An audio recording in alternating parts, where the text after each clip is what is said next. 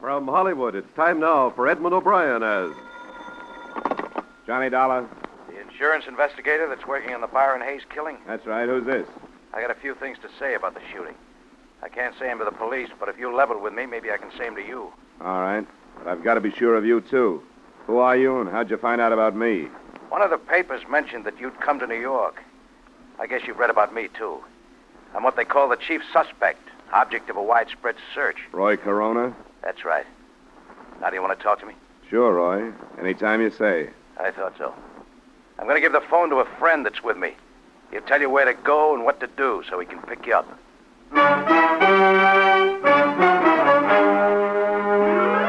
Edmond O'Brien in another adventure of the man with the action-packed expense account, America's fabulous freelance insurance investigator... Yours truly, Johnny Dollar.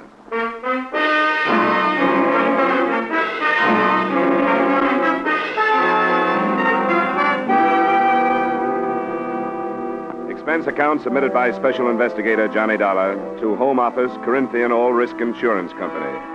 The following is an accounting of expenditures during my investigation of the Byron Hayes Matter. Expense account item 1, $12, transportation from Hartford to New York. There wasn't much to be done that first day. The police had their theory on who had killed Hayes, and I hadn't had time to form mine. And then that evening, I received a phone call from a man who called himself Roy Corona, the basis of the police theory. 20 minutes later, according to instructions, I was standing on a 7th Avenue street corner holding a copy of Life magazine in front of my face so I'd be recognized.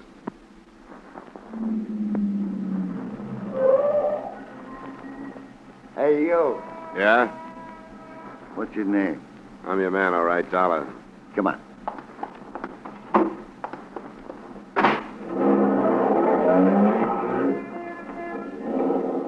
How are you, Dollar? All right. You didn't do anything I told you not to on the phone, did you? I told you I wouldn't do anything, didn't I? A lot of people make a lot of promises they don't keep. Maybe so. Well, I guess all I can do is either trust you or drive fast enough and far enough to shake a tail if I don't trust you. Or you can drop me if you don't want to go through with this. I didn't ask to come, you know. That's right. And I don't think you should have been asked. But it's Roy's neck, not mine. I'll just pretend there's a tail on me so I won't get out of practice.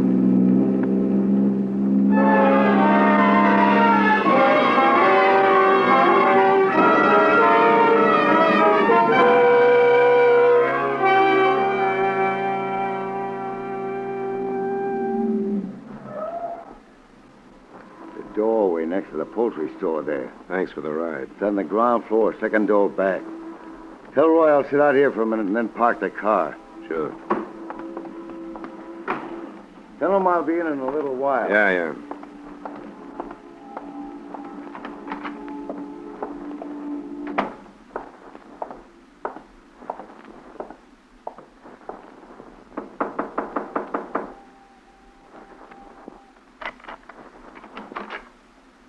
Roy? Yeah. My friend stay outside? Yeah, he said he was going to park the car. I'm not so sure I did the right thing calling you, but I guess they couldn't make things worse by doing it. I guess not, Roy. They want you real bad. Sure they do, because I'm a natural. Once you've been in prison, you're a natural for anything. There's more to it than that, isn't there? According to the papers, yeah, but not really. I didn't kill this Hayes guy. I didn't even know him. The police don't seem to think that's important. They figure that a guy who spends 2 years in a prison comes out to find his girl mixed up with a lot of men. It's going to get knocked off balance. Yeah, I guess that part of it's true. It did hit me pretty hard, but not hard enough to make me kill anybody. They think it did. Hayes was one of the men you lost your girl to, so they figure you wouldn't have to know him to kill him. That you were waiting outside her apartment when Hayes came out, you blasted him. Sure, they got it all worked out. The only thing wrong with it is that it ain't true. They don't care about that, but I do. If you can prove they're wrong, you got nothing to worry about, have you? My proof that I was someplace else is a couple of ex-convicts like myself. Statements from guys like that are broken down before they even make them. Isn't that right? I guess there could be better alibis. Why did you bring me here, Roy? Try out your alibi on me or to tell me who killed Byron Hayes? I don't know who killed him. But it would help if you believed that the proof I was someplace else would stand up. If you have something else to back it up, let's assume that I do believe it. It's something the police won't find out. Rita was blackmailing Hayes. How do you know that? I heard him. Right after I came out, when I was having a bad time over Rita. I was in the hallway one night, and I saw him go into her apartment. I listened at the door, and I heard him talking about it. That would make it pretty careless, wouldn't it? Oh, it was him that was talking so I could hear. He told her he couldn't afford to pay her anymore, but it had to stop. It wouldn't do you any good to make this up, Roy. I know that. And if she was taking him, she must be taking the others. A cop wouldn't get the truth out of anybody, but you might be able to check it if they'll trust you. All right. I'll look into it. What about the police? You gonna tell them? That I got it from you? Yeah. They'd either toss me into a cell or laugh me out of town if I did. Unless you'd like to stick around and back me up. No, I don't think I will. I gave it to you, and by the time my friend gets you back to your hotel, I'll be out of here and hold up someplace else. Sure, Roy. I thought you would.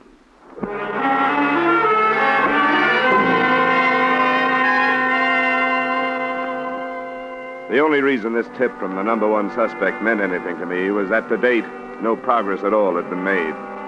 Rita Cobb, outside whose door Hayes had been killed, said she'd known him only casually, that he'd just dropped in. Nobody else could be found who knew about the association, and even the widow, Agnes Hayes, said she had never heard of Rita Cobb. After I was dropped at the hotel, I decided to try out the new lead on the widow first. I've told the police everything I know, Mr. Dollar. I'm afraid it wasn't very much, Mrs. Hayes, and I wondered if there might not be something you didn't tell them because you didn't want to. What do you mean? I'm not a policeman. There are no reporters around. Everything you say to me will be kept in confidence. Mrs. Hayes, didn't you really know that your husband was seeing Rita Cobb? If I'd thought he was, do you think I wouldn't have done something about it? You didn't suspect anything? No. Even now, I don't think he was seeing her, as you put it. Do you know why he would have dropped in to see her, as she said he did? No. I knew nothing about it. Oh, please, Mr. Dollar, you must understand that this has been very difficult for me. Yes, of course it has. As far as I'm concerned, my husband always was a man above question. His friends, his business associates, everybody looked up to him. I looked up to him.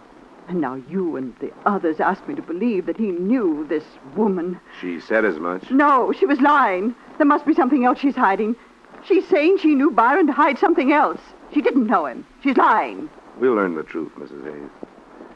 Someone told me that Rita Cobb was blackmailing your husband. That's not true.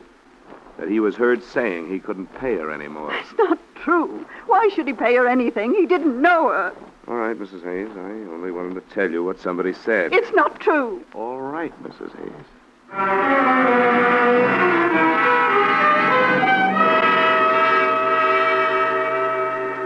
I thought a little more of Roy Corona's lead after I got the widow's reaction. Nobody can deny so vehemently and not be doubted. I wondered how the beautiful blonde in the case would take the bait.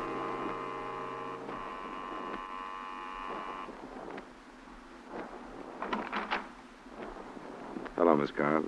Hello. I'd like to talk to you. Why? I told you and the police everything I know. That's what Mrs. Hayes told me just a little while ago. I think I'd better come in. No. You have no right to do I this. suppose not, but you have no right to hold back information from the police either. I haven't held anything back. I want to be sure of that. So far, the police and I have been working completely blind. Nobody has known anything. Hayes is shot to death right outside your apartment, and nobody has the faintest idea why. Do you think I'm enjoying it? Do you think I like seeing my face plastered all over the papers, labeled the mystery woman? Don't you think I'd like to see this cleared up? Would you like to see it come out that Hayes was more than a casual acquaintance of yours? I met him once or twice, that's all. Why did you say that? How many other casual acquaintances do you have? I don't understand. What about a man named Donald Smith? How did you find out about him? That's not the point. I refuse to have the names of my friends dragged into this. It wouldn't do any good. Wouldn't do anything but hurt them. Arnold Smith is about the same kind of man Hayes was. Married, past middle age, good-sized bank account. Don't drag him into this. Please. How about your friend Earl Fisher? Married, past middle age, good-sized bank account. What did you learn about him? I've learned about 2 or 3 more of your men. The police know? Not yet. You going to tell them? I may have to. I wish you wouldn't. I didn't mention them because I didn't think there was any reason to. None of them had anything to do with Byron. How did you know that? Why, because none of them knew about him. Because he was such a casual friend? No. I lied about that. But not to hide anything from the police. And why? I don't know. I was afraid to tell about him. I can see why. There are a lot of things that aren't being told about this. But it'll come out if everybody in town has to be dragged into it. Now think that over, Rita, in case you feel like coming clean.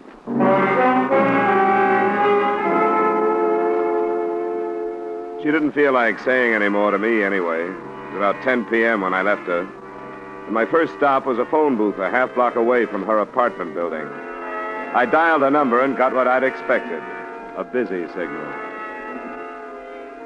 It was nothing definite, but I would have staked my expense account total on the hunch that she was warning somebody. To bear me out, the phone was ringing in my hotel room when I got there. Johnny Dollar. This is Earl Fisher, Mr. Dollar. Earl Fisher? Yes. You mentioned my name to Rita Cobb a short time ago. Yeah? I had a feeling I should have talked to someone before this. That's right, you should have. I hope you can understand, however, my feelings. I naturally didn't want my name to enter this public. Naturally. I have a great deal to consider. A family, reputation. Yes, I understand, Mr. Fisher. But I feel that I have to talk to you. Did you tell Rita Cobb that you were going to? Hardly, since she threatened me with dire consequences if I did. All right, Mr. Fisher. Where can we get together? I'd have to know that I could count on your confidence, at least temporarily. I think you can count on that. Could you meet me this evening? Where? Do you know Ricky's Club on Lexington near 80th? I can find it. Then shall I see you there in 30 minutes? The bartender will point me out to you. I'll be there, Mr. Fisher. Thanks for calling.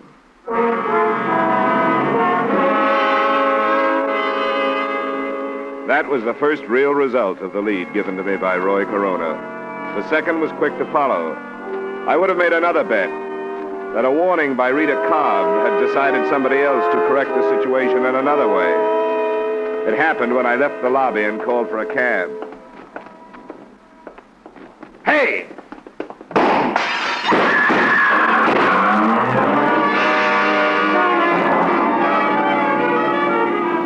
The shots came from a car, double parked. First, I saw the pistol come out of the window.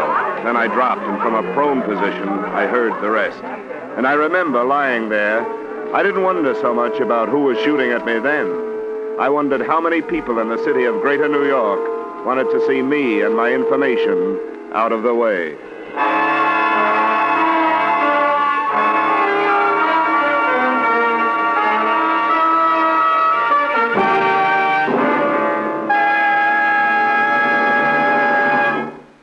We will return you to the second act of yours truly, Johnny Dollar, in just a moment. For another great crime-hunting drama, spend a half hour with CBS's Gangbusters every Saturday evening. On Gangbusters, sheriffs, police chiefs, and district attorneys from American cities and towns tell the story of their manhunts. Fine cast of top actors join them to reenact these real dramas of crime-busting in action. Gangbusters is heard every Saturday evening on most of these same CBS stations. Be listening this Saturday, won't you? And now with our star Edmond O'Brien, we return you to the second act of yours truly, Johnny Dollar.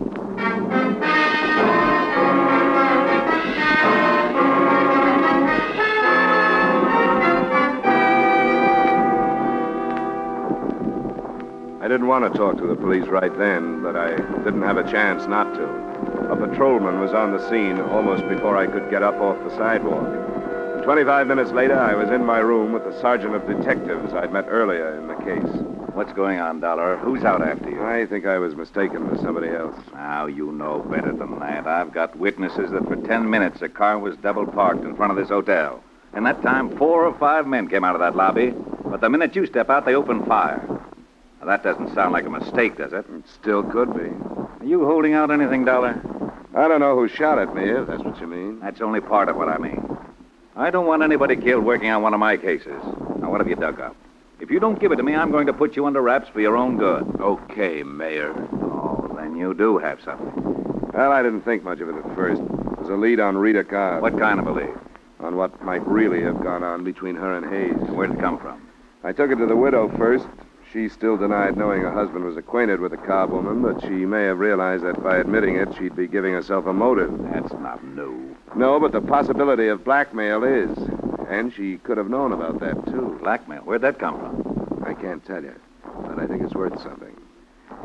I have a list of names. Men who might be on the same spot that Hayes was. Got it written down? Yeah, right here. Where'd you get this, Dollar?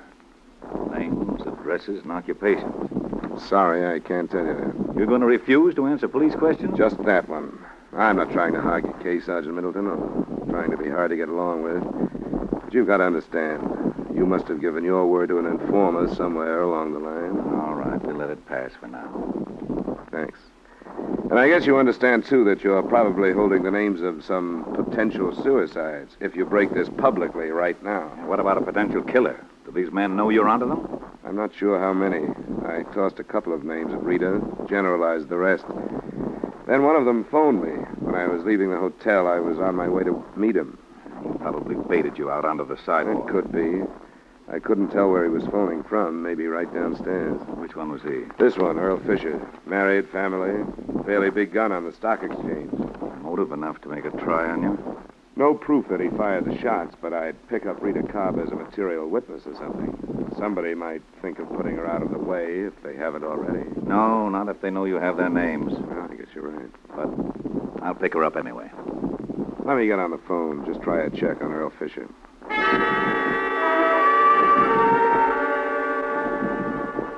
I called the bar where Fisher said he'd meet me. The answer I got didn't do much to alibi him for the attempt on my life. The bartender told me that Fisher not only hadn't been there that night, but that he, the bartender, had never heard of him.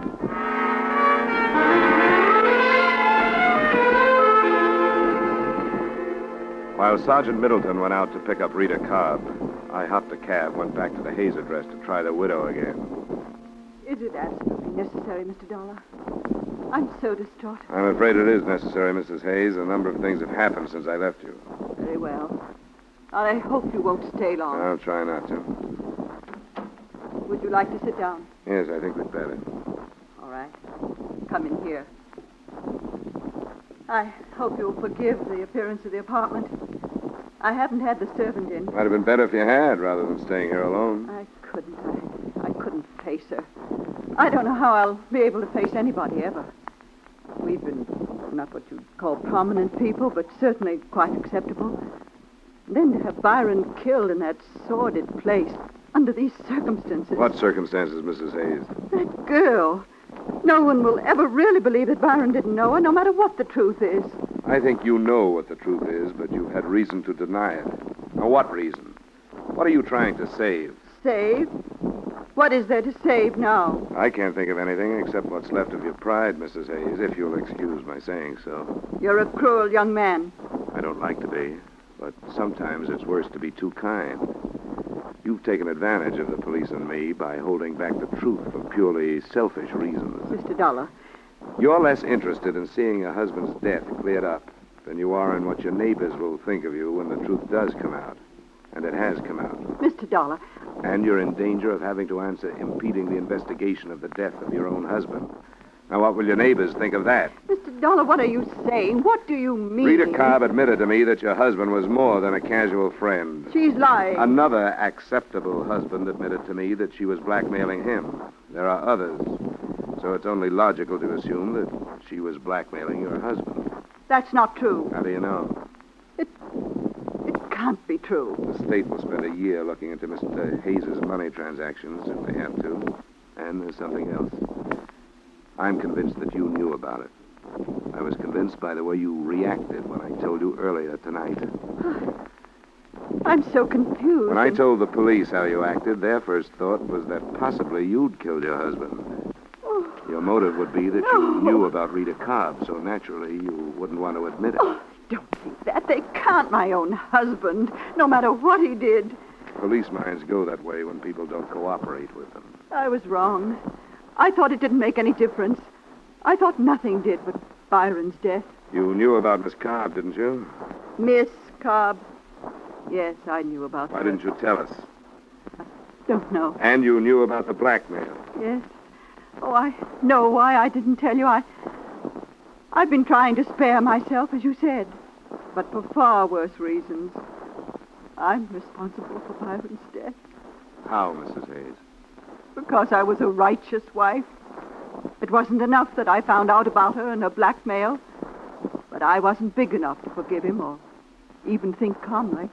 If I had been, it would have ended. Then there would have been no reason to consent to blackmail. You learned just recently, then. Yes. I made him go to this woman. I made him go and tell her that he was through and that he was going to report her to the police. That's why he was killed. I sent him. And I was afraid to admit my responsibility. He was killed night before last.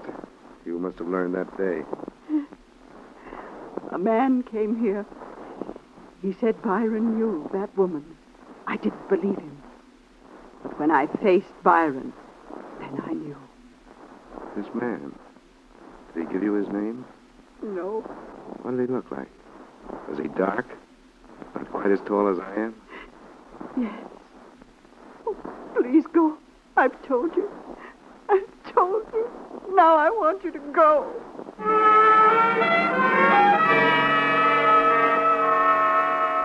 I left and took with me one more piece of the puzzle that looked like it was ready to fall into place.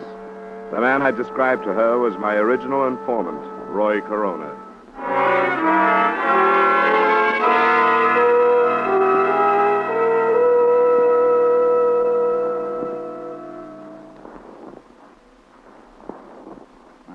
This is serious, Dollar. You shouldn't have met with Roy Corona without telling us about it. I don't think your best squad car could have tailed the guy that drove me, Sergeant.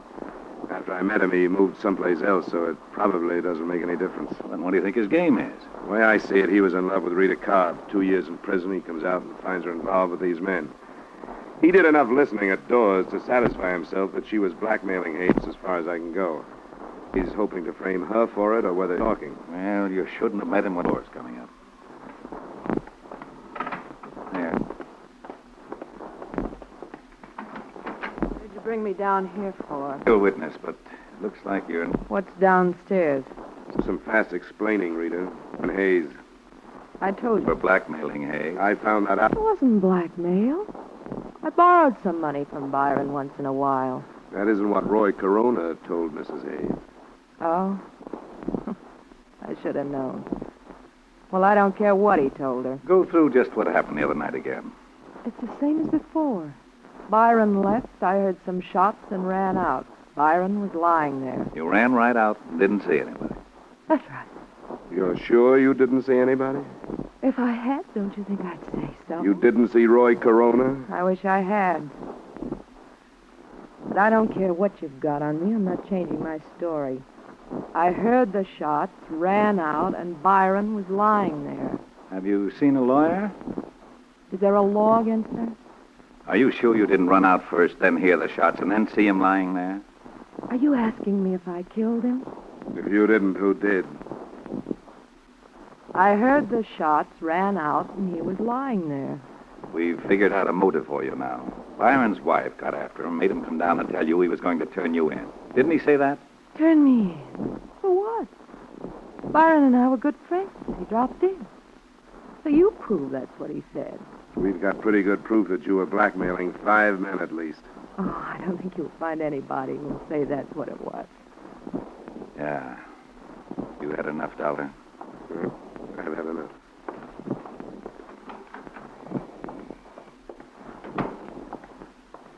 I'm going to see her charged with murder tomorrow. You've certainly got enough.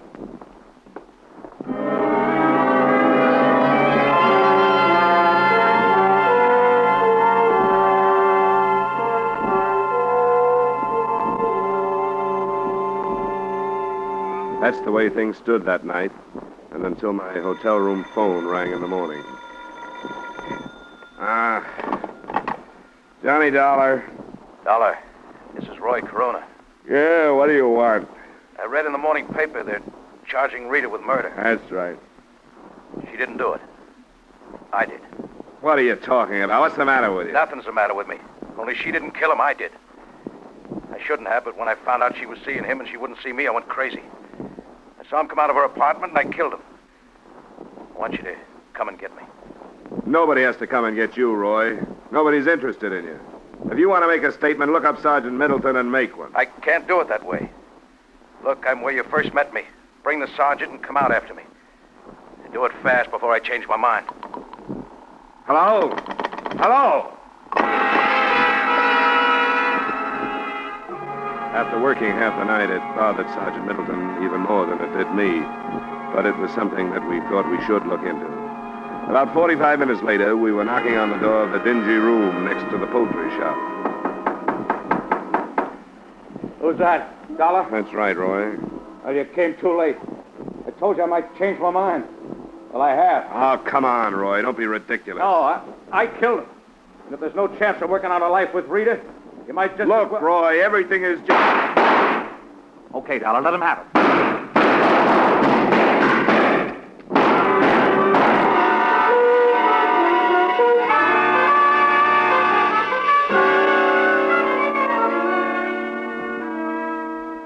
Roy Corona made a good try. As well he might have, since he went to Mrs. Hayes and started the whole thing. But his shots went wild, and the sergeant's mind did too. When we dragged him out, he was still telling the same story. He didn't stop trying to save her until he heard about the confession made by Rita Cobb after I'd left her, about her motive and about the murder gun that turned up in her apartment. Find enclosed his reaction to that. I'm sorry. I started it. I wanted to get her away from these men. I thought I could scare her away from the things she was doing. That's why I went to Hayes' wife. I never thought it'd lead to this. And I'd take the rap for Rita if I could. I wanted to get her to come back to me. Now look.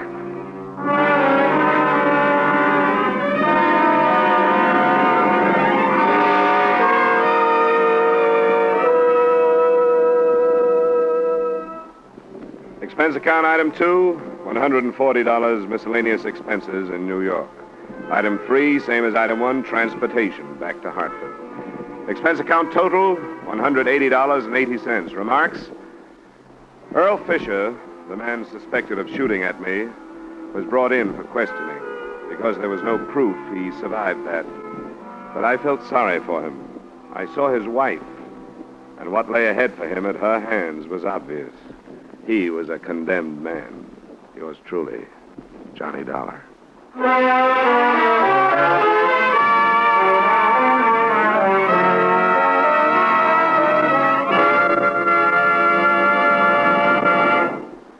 Yours truly, Johnny Dollar, stars Edmond O'Brien in the title role and is written by Gil Dowd with music by Wilbur Hatch. Edmond O'Brien's latest picture is the Paramount Pictures production, The Redhead and the Cowboy. Featured in tonight's cast were Jim Nusser, Lee Patrick, Gene Bates, Ed Begley, and Jack Moyles. Yours truly, Johnny Dollar, is produced and directed by Jaime Del Valle. This is Dick Cutting inviting you to join us next week at this time when Edmond O'Brien returns as... Yours truly, Johnny Dollar.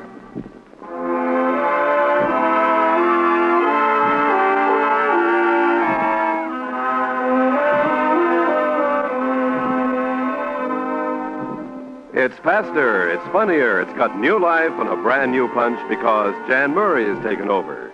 It's CBS's Saturday night musical quiz, Sing It Again, an hour of mirth, melody, and money that's heard on most of these same CBS stations. Yes, Jan Murray is your new host. Alan Dale, Judy Lynn, the Riddlers, and Ray Block are your music makers. And there are still loads and loads of cash for identifying the new Phantom voice. Be sure to hear the new Sing It Again, starring Jan Murray, tonight on CBS. Stay tuned now for Von Monroe's Caravan, which follows immediately on most of these same stations.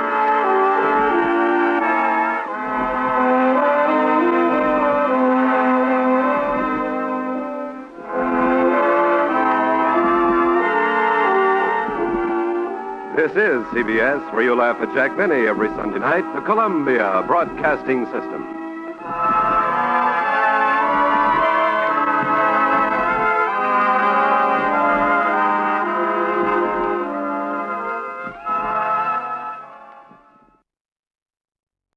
Suppose you tell me how much you know. Miss Ann Collins was dead before the act double indemnity clause in his policy. We'll find out. You could have saved yourself a trip for we. Now, I'll tell you when off a canyon road a little after 10 o'clock. That. Coroner's report 2 hours when the accident occurred. There's a blunt instrument. Someone... 2 hours later, that car drops off at his wife. Apparently wasn't home. He brought her home about 11. That checks. Cab picked her, drove them home. She's been into her, doctor says. We drive over there and see her any time now. Drive over there? Oh, a minute. That's about 5 miles nearer them. Only some people live there up the top of Little Canyon. Narrow. There's a lot of quick turns first turn. Uh-huh. Crash. Is he the only one who heard of this? That's not too surprising, though. Up the top of the canyon. His neighbors at the first turn of the road below Collins. No one lives in between them. After Pinkert, there isn't much the rest of the way into Manitou. Pretty isolated. The road is, but it comes out right on Manitou's main drag. If you know how to handle that road, you could get right from the center of things in 3 minutes. Suppose we go out there, see Mrs. Collins. You can see the layout yourself. Fine. Oh, does she know yet that her husband was murdered? Yeah. Doc told her a little while ago.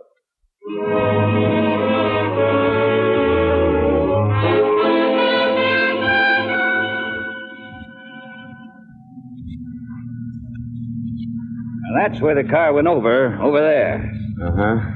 How much of a drop is it? Oh, 40, 50 feet, I guess. They got the car out, though, an hour or so ago.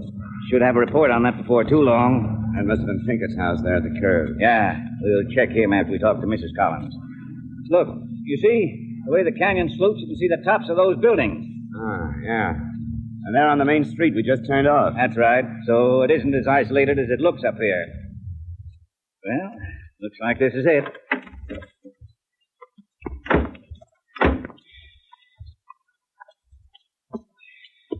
This altitude will cut your wind. Oh, I got to live 5 or 10 minutes up here. Never noticed it. Takes a while to get used to it, all right. Yes? Lieutenant Anders, to see Mrs. Collins. Oh, sure. Come in. This is Mr. Dollar. Hello. How you doing? Ralph Turner, Aunt Delia's nephew.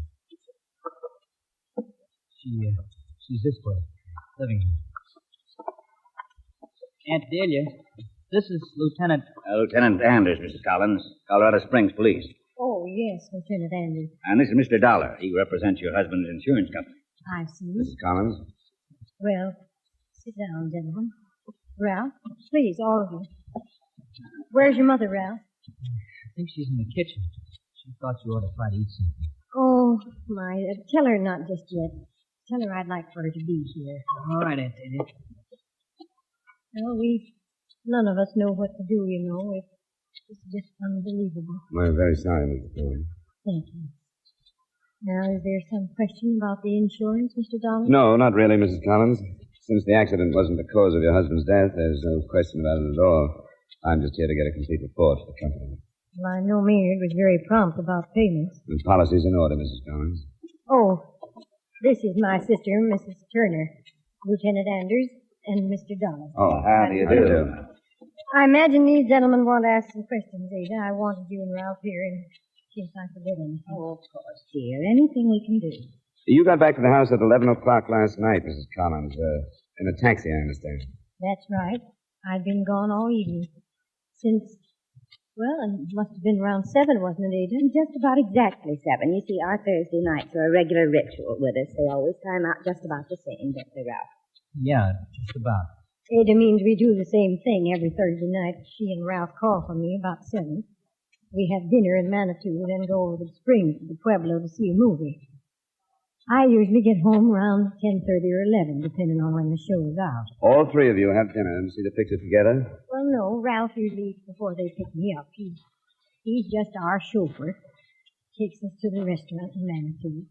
We take a taxi to the Springs and taxi back. They drop me on the way. It's cheaper that way. Was your husband home when you left last evening? Yes, he was. He was just finishing his dinner when Ralph came to the door for me. So far as you know, did he have any plans for the evening? No. He usually plans something for Thursdays. Last night he'd spoken of Mr. Pinkert coming up and then playing cards, but well, for some reason that was called off. Is your neighbor down the road? Yes. You don't know why their plans were called off? No, I really don't. Maynard was talking to you, Ralph. Did he mention anything? No, he just said Mr. Pinkert said he couldn't make it. He asked me if I could come back. Told him I was going bowling, if he could come with me. He said no. I sure wish I'd come back now. Ralph and his uncle were devoted to one another.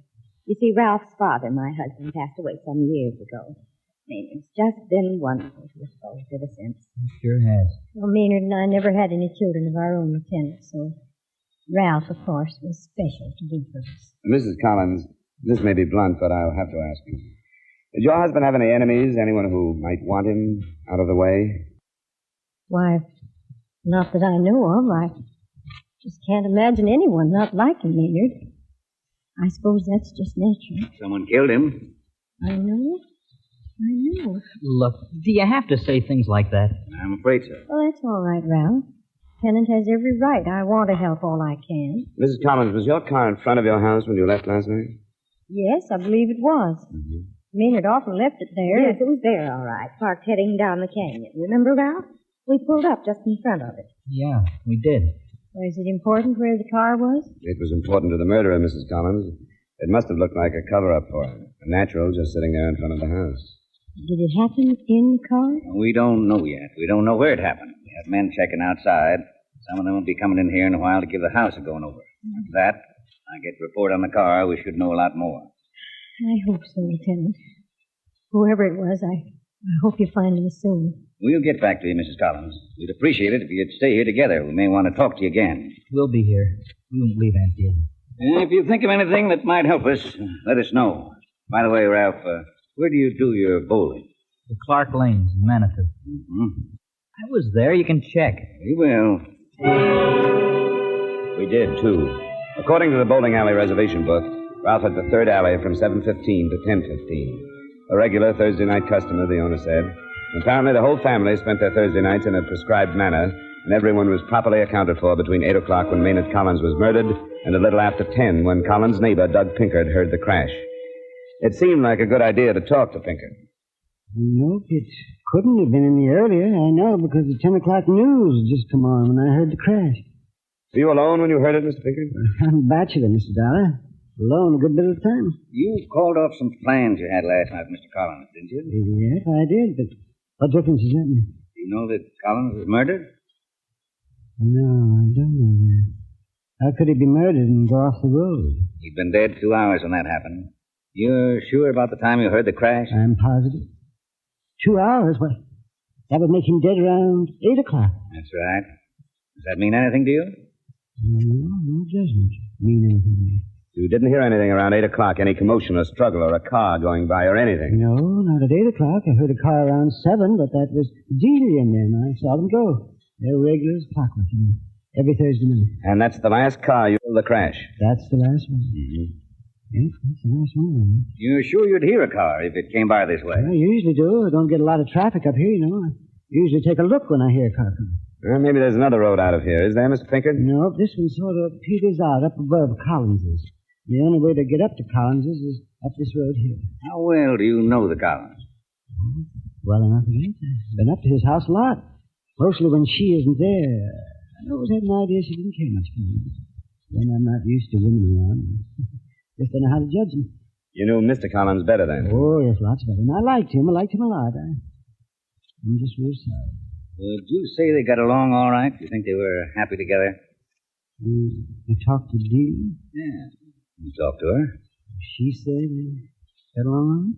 She implied that, but I'm asking you, not her. Well, maybe they did. Like I said, I'm not used to women. I just don't know how to judge them. You don't think they were happy together, Mr. Pinkard? Well, maybe they were. I don't think it was serious, though. Sometimes they fought about things. How do you know that? Well, Maynard told me mostly. And then a couple of times I wandered in up there, and they'd be going at it a little, you know. About anything in particular? No, I wouldn't say so. I don't remember anything in particular. I try to stay out of things like that. Just get along. Did you ever hear them going at it about money? Oh, I guess, yes. Yes, money.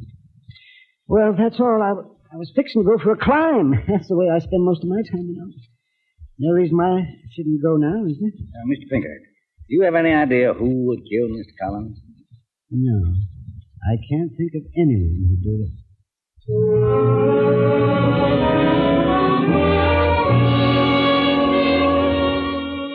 Somehow I had the idea that Pinkett was ordinarily a man of very few words, that he'd said more in the last 10 minutes than he had for the last 10 years, but you never know. Anders was pretty stumped. I didn't blame him. No scene of the crime, no murder weapon.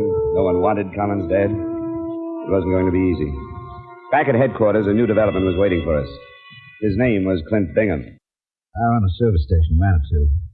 Maynard, Mr. Collins, called me about 7:30 last night. Told me he had a flat tire he wanted me to come change. I was low and had a couple of customers, and they might come up when it goes up for the night. And I did. What time was that? It was right at 8 o'clock. Well, Well, I get up there, knock on the door, lights around the house, and then come to the door. Figure he's gone somewhere, but the back. Keys were in the car, so I changed the tire, flattened my left and moved, and so. Except, maybe I'm imagining. What? Well, it seemed to me I heard something. Something brush. It could have been an animal or something. And, I don't know. A bit later, it sounded like something sort of running. I wouldn't want to say for sure. Did you tell what direction the sounds came from? It seemed like it was down the Pinkett. Uh-huh. I don't think much about it. Pinkett's always finding the one that around. How about that? Yeah, I checked in with you earlier, only I went hunting with you this morning. Just got back in. Heard about it.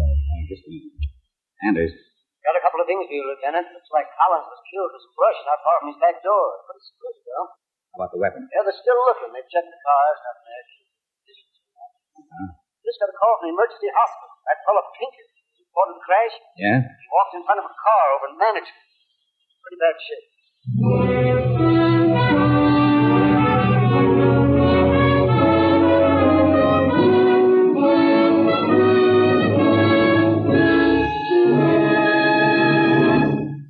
We will return to yours truly, Johnny Dollar, in just a moment. If you're in the market for a Sunday night date, here are a few suggestions. Matter of fact, you needn't take your pick. You can date them all. Marie Wilson and Kathy Lewis on My Friend Irma. Eve Arden as our Miss Brooks. Mary Livingston on The Jack Benny Show. Briny-tempered Sapphire on Amos and Andy. And Janet Waldo as Corliss Archer. Stay home tomorrow night and date the whole gang over most of these same CBS radio stations. Now with our star Edmond O'Brien, we bring you the second act of yours truly, Johnny Dollar.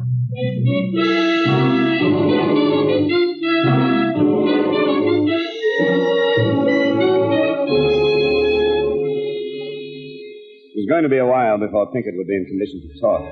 According to the driver of the car and witnesses, Pinkett never even looked, just walked out into the path of the car.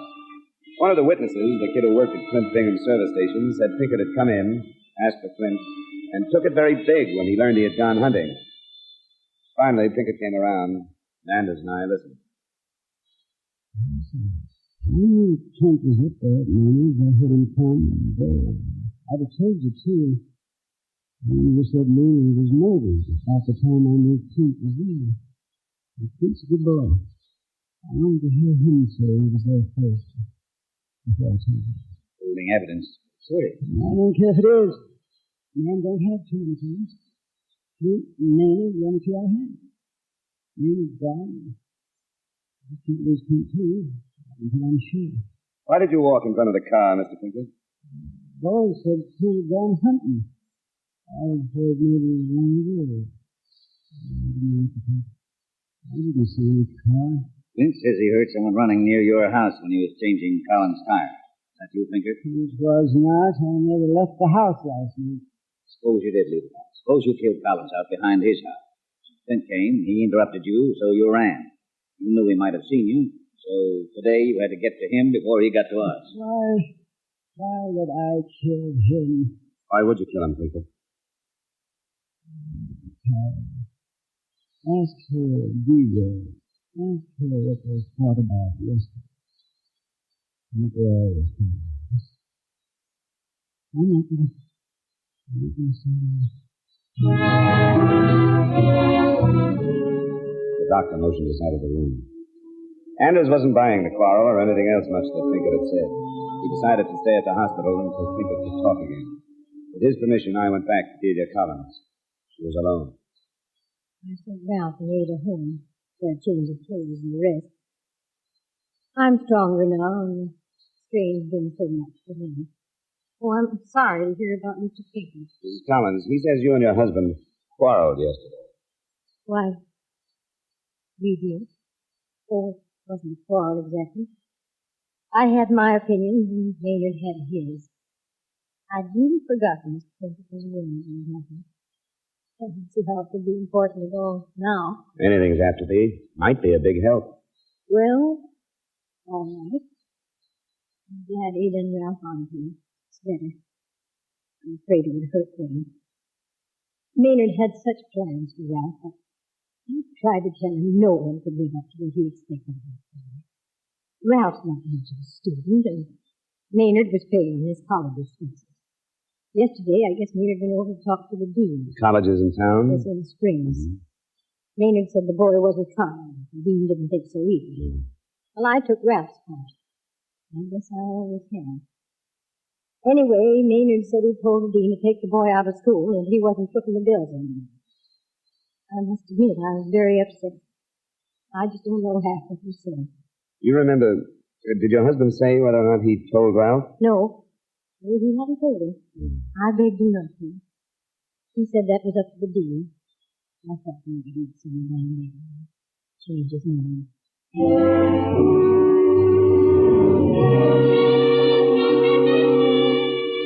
It didn't seem like much to bother Anders with, not until I knew more. And when I knew more, it wasn't worth it. Dean Mitchener at the college hadn't told Ralph anything about his uncle's visit the day before. He'd planned to tell him the next morning. But after he heard about the tragedy, he decided the news would keep. I told him where he could reach me, and I rejoined Lieutenant Anders at the hospital. They came up with the murder weapon, found it half buried under some brush. The canyon slopes down toward the main street. It's a tire iron. Bingham's? He says it isn't his. Tire irons are pretty much alike.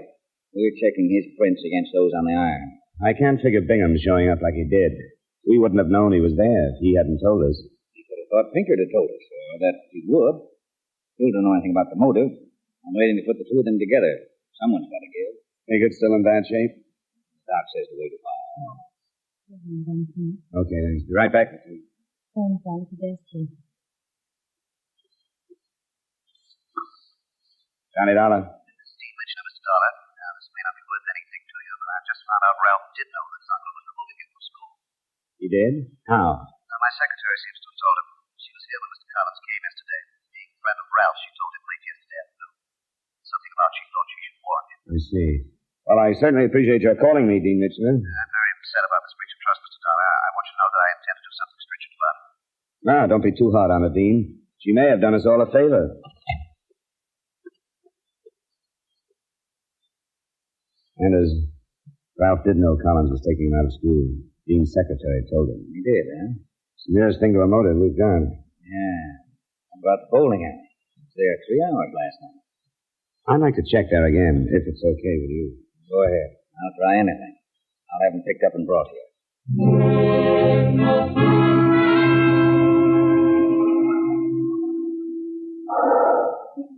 Sure.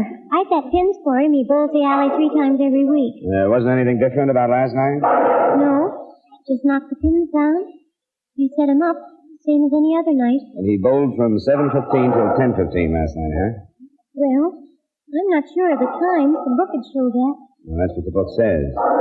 Well, then, did you say 7:15 till 10:15? That's right. Well, I quit before 10 last night. You're sure about that? Sure, I'm sure. I was home by 10, a couple miles from here. And I'll tell you something else. No one bowls on my alley from about 7:45 to 8:15. That's when I eat my dinner. My alley's closed then. The time's fit. Ralph could have made it up to his uncle's and back while the pin girl was eating the dinner. But if he'd driven up the canyon, Pinkard would have heard him. Maybe he hadn't driven up. There's that to consider. Lieutenant Anders was considering a lot of things when I got back. Oh, come in, Dollar. Ralph here was beginning to open up a little. He doesn't deny he knew Collins was taking him out of school. Why should I deny it? It mean anything to me going to school. Uncle Maynard's idea in the first place. I'd have to have a better reason than that to kill him. Did you have a better reason, Ralph? Suppose I was bowling last night. You weren't bowling from 7:45 till 8:15 when your uncle was killed. Sure of that, Dollar? The pin girl was having a dinner then, always does, she said. How about that, Ralph? So maybe I wasn't bowling so long. What'd you do in that half hour? I don't know. Nothing important. Did you leave the bowling alley, Ralph? I don't know. Here, Lieutenant, the last set of prints checked. Thanks, Sergeant. Thanks very much. These are your prints, Ralph. Murder weapon. It didn't have anything to do with school. I left the bowling alley, all right. I couldn't stand just walking around knowing what I knew. Then he got a hold of me. Ran out to the car, grabbed for something heavy and went up there. Walked up. Did you walk past Mr. Pinkett's? No, not the road. I climbed the canyon. Pinkett always knows who comes and goes. I got up to the back door of the house. The maid was there on the back porch. She was firing. Never made a sound. I come down the way, so I heard a car out front. I ran back to the canyon, maybe, road maybe. I soon on the back door. But you went back again, didn't you? Yeah. I thought about him. How they find him. Maybe even Aunt Delia or Mom. I went back. I remember the car out front. Just a minute. Why'd you do it, Ron? It was just him. He was being such a generous guy, always paying the bills. Everybody ramming down my throat all the time. I knew he wasn't so great. I knew about him and women for a long time. Sorry for Aunt Delia, that was wrong. So I found out he was bothering Mom. I had to kill him.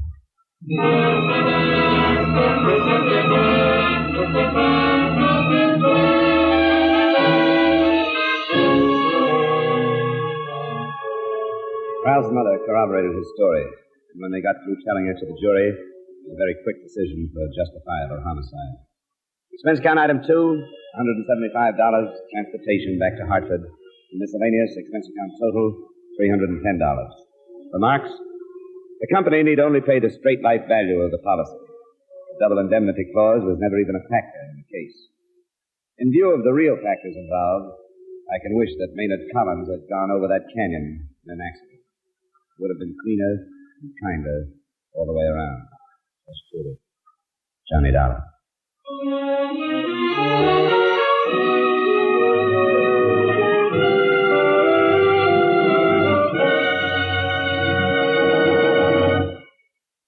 Yours truly, Johnny Dollar, stars Edmond O'Brien in the title role and is written by Kathleen Height with music by Wilbur Hatch. Edmond O'Brien can now be seen starring in the Paramount Pictures Technicolor production, Silver City. Featured in tonight's cast were Ed Begley, Gil Stratton Jr., Jeanette Nolan, Virginia Gregg, Howard McNear, and Hy Everbeck. Yours truly, Johnny Dollar, is transcribed in Hollywood by Jaime Del Valle.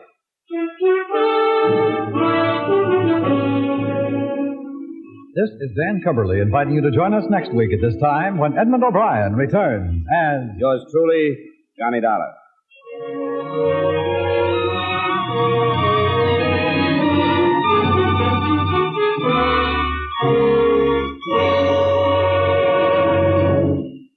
This is Edmond O'Brien again. I'd like to speak to you for a moment about one of the most important duties of American citizens. Today, every American has an opportunity to share in our common defense effort. And right now, this opportunity has become a duty for all of us. The armed forces of the United States need blood, our blood. The Korean campaign has gravely depleted the supply on hand, and this must be replenished if we are to afford our servicemen the protection they are giving us. No matter what your age, sex, or station in life, you can contribute to American defense by donating a pint of your blood to the men of your Army, Navy, Air Force, or Marines. Call your local blood donor center or Red Cross chapter today for an appointment. Remember, your donation of blood may save the life of a wounded serviceman. Give your blood today to save a life tomorrow.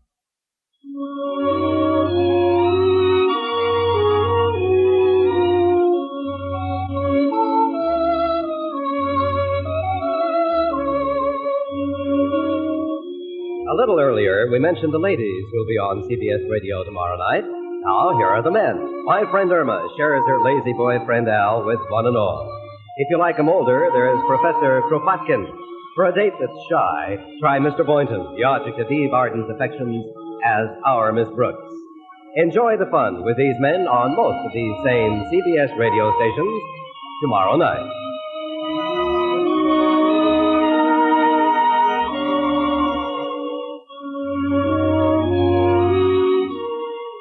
This is the CBS Radio Network.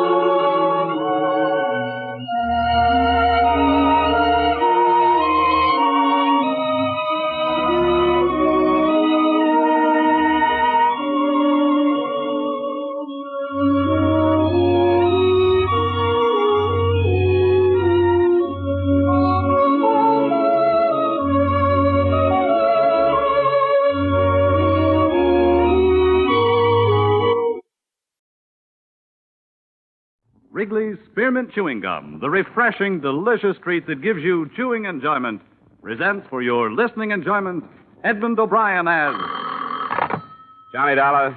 George Donnelly, Swanson Industrial, Johnny. Afraid we're having engine trouble. Come again? We got a substantial policy on the Belo-horizonte Railroad in Brazil, both equipment and personnel. It's only a small road, but our losses the past few months have been extensive. What happened? 4 locomotives piled up in 2 months, 20 dead. We got a pair of conflicting reports. Looks like either insurance fraud or murder. With my luck, George, it's probably both.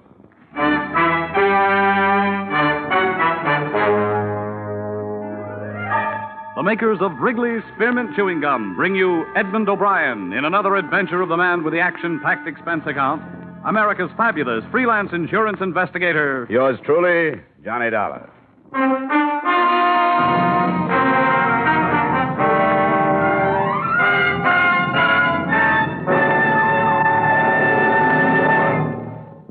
To make every day more enjoyable, treat yourself often to refreshing, delicious Wrigley's Spearmint Chewing Gum.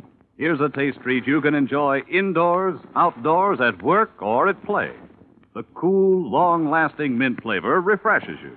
The smooth, steady chewing helps keep you fresh and alert. Adds enjoyment to whatever you're doing. Wrigley's Spearmint Chewing Gum. Healthful, refreshing, delicious.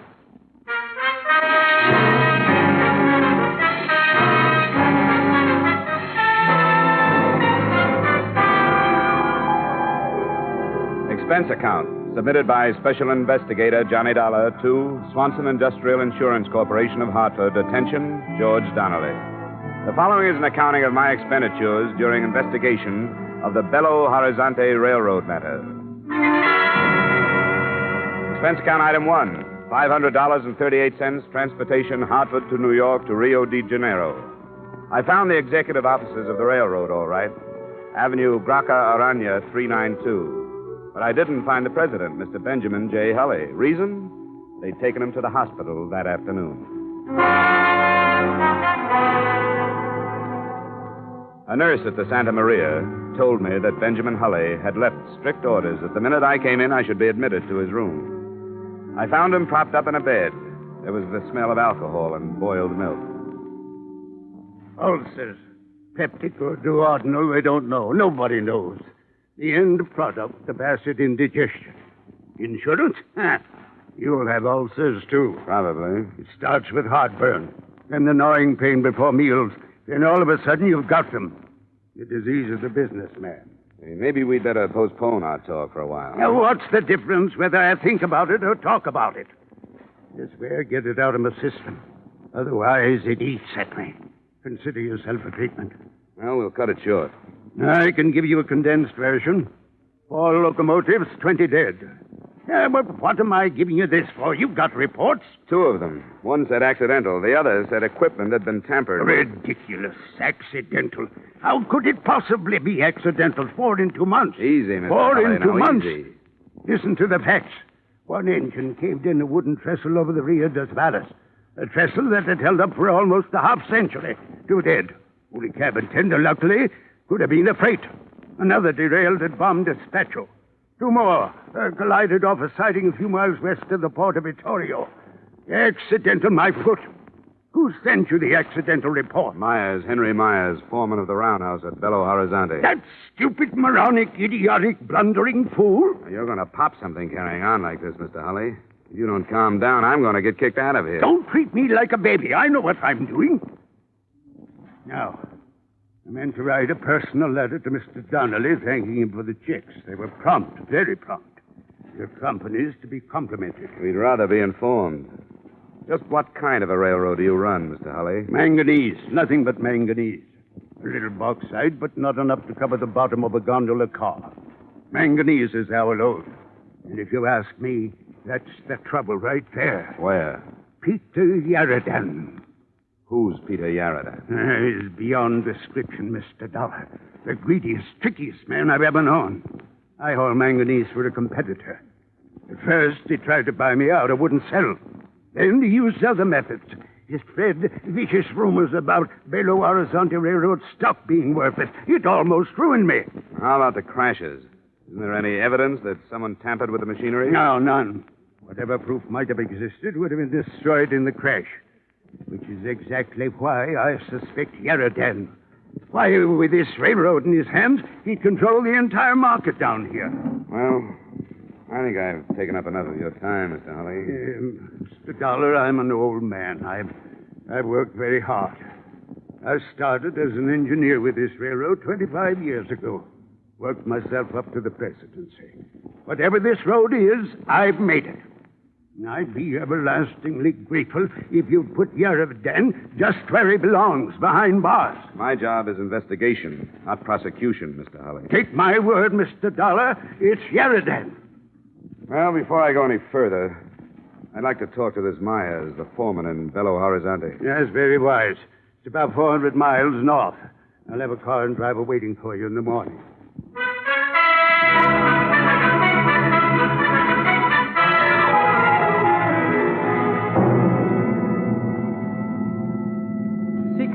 That is what my mother has named me. I do not know why. Perhaps after a pig or a cow. My mother named all her children after animals. It is what you might call nickname. Of course, nicknames are terrible things. They stick to you like paste. You like the way I drive? Ah, you drive swell. Swell? Good, fine, great. Oh, no, not that. The compliments are too much. Maybe fine, perhaps good, but not great. Why you go to Belo-horizonte, Mr. Dollar? Business? You're silly. You're silly. You think you can keep your business from me? You think you are hiding something in the state of Minas Gerais? You're foolish to try. Then why am I going to Belo-horizonte? Your name is Johnny Dollar. You investigate people for an insurance company. You are here by the engine crashes. You are going up to see Mr. Myers, who worked for me to Holly. You will find nothing. Is that enough? Why did you find out these bits of information? Around the town. How do you know I won't find anything? A brilliant mind. A gift of my father, who also had a brilliant mind. Tell me, do I really look like a driver? Why? What are you supposed to be? This is merely a costume. I am in reality a poet, philosopher, a seventh son. Say, can't you make this thing go faster, seventh son? Americans. Through the mountains faster. You're crazy. That is why you make so much money, and that is why Americans have ulcers.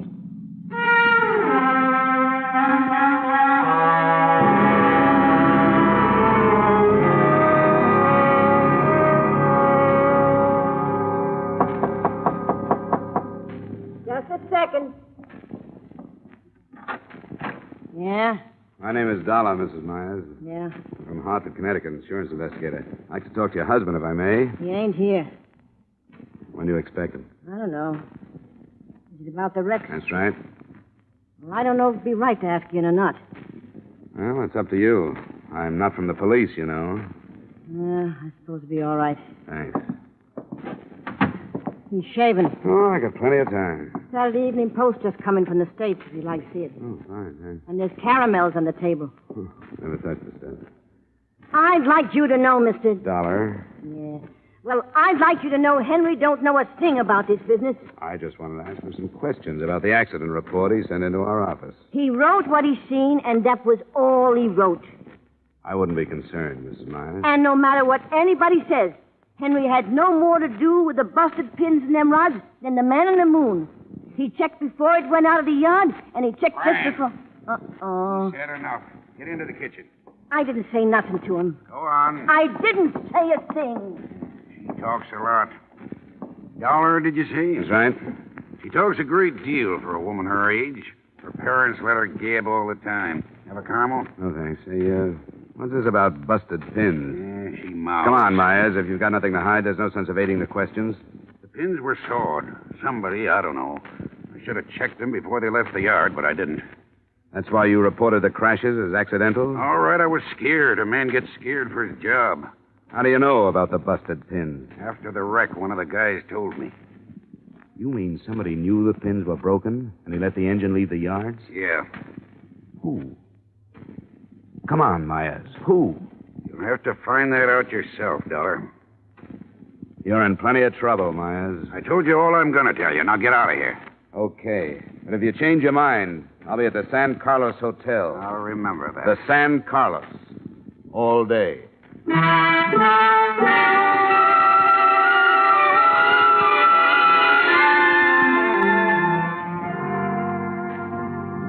If you sit here in your room all day, Mr. Dollar, you do not have the benefit of the sunshine which plays so gently upon the soil. I'm waiting for a call, Seeker. Are you certain you would not like another game of Monopoly? No, you won. Yes, company, you are dull. Sorry. If it were not orders, I would go back home. Yeah? If I insulted you, would you fight with me? Oh, too tired. Even if I call you a coward and a thief? Names will never hurt me. Well, if I... Johnny Dollar. This is Henry Myers, Dollar. Be over here in 5 minutes. I'll give you the stuff you want. Don't move, I'll be there. You want Myers? He feels talkative. Come on, let's go.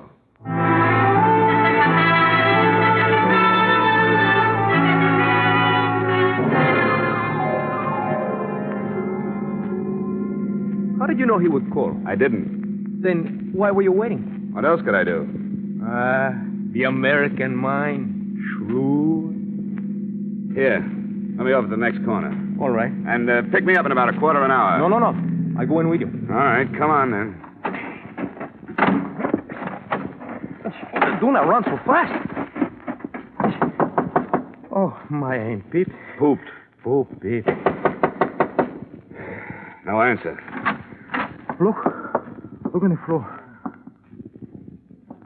Myers. Looks like somebody had an earlier appointment. He's still breathing. Myers.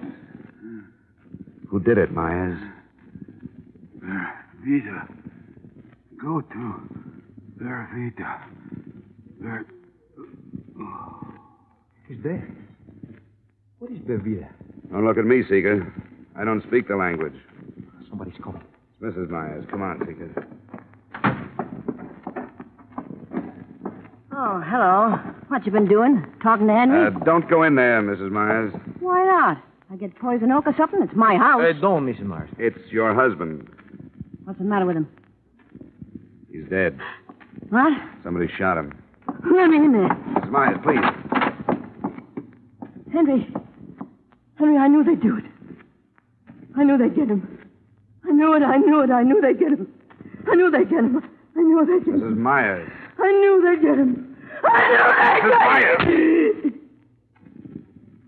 Who, Mrs. Myers? Who would get him? Yaradan. Wish I'd never heard the name. Yaradan.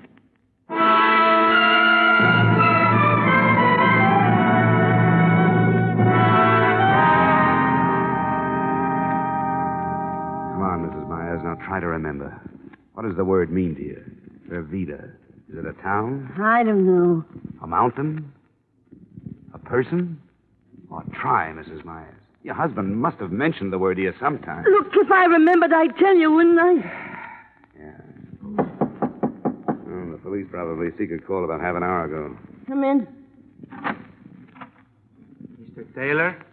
Wrong house, Bud. Oh, permit me to refer to my pad. Oh, Dollar?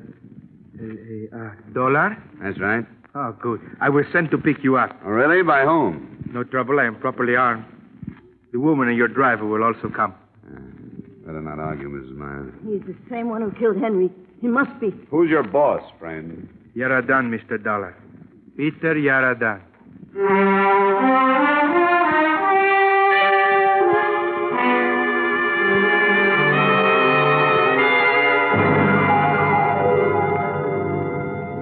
You may go in now, Mr. Dollar. How do you do, Mr. Dollar? Mr. Yaradan? Correct. Be seated, please. I will send my man for something cool. No, thanks, but I'm not going to be here long. You have faith in my tolerance, Mr. Dollar? In your intelligence, Mr. Yaradan. A man of your reputation should know better than to play with guns. At times, a man of my reputation has no choice. Careful, Mr. Dollar. Let's get to the point. Very well. I hear that your investigation is not progressing very satisfactorily. I thought perhaps arrest might gain you a new perspective. I doubt it. Tell me, how is dear Mr. Hutt? He's not so good. Oh, shame. He tells so many tales that are untrue. He is lucky to be dying of natural causes. Something I hope I should be spared. Just keep piling up that manganese, Mr. Yaradan, and you won't have to worry. Is Mr. Hulley telling that silly story again? If you mean the one about your wrecking locomotives and spreading false financial rumors, yes. Oh, you don't really believe that nonsense, do you? I'm not paid to believe anything, Mr. Yarradin. I'm like an old hound. I just follow my nose. That is not very complimentary. You can take it for what it's worth. I like you, Dollar. Business-minded, dogged, courage to the point of bravado. You would not consider taking a position with me at, let us say, 3 times your present annual income, would you? Funny way to offer a man a job, Yarradin. With one finger on the trigger. Well, I would prefer to keep our relationship on this plane until I find out your position. I'm afraid we wouldn't get along, Yarradin. You are probably right. And it is such a shame, Mr. Dollar. You could have gotten so much more per hour while you were still alive.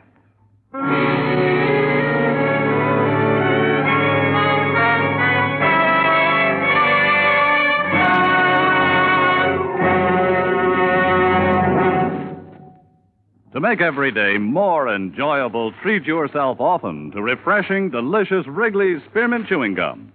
A lively, full-bodied, real mint flavor cools your mouth, moistens your throat, freshens your taste.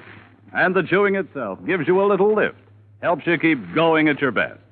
So for real chewing enjoyment that's refreshing and long-lasting, always keep Wrigley's Spearmint Chewing Gum handy. Healthful, delicious Wrigley's Spearmint Gum will make every day more enjoyable. And now, with our star, Edmond O'Brien, we return you to the second act of Yours Truly, Johnny Dollar.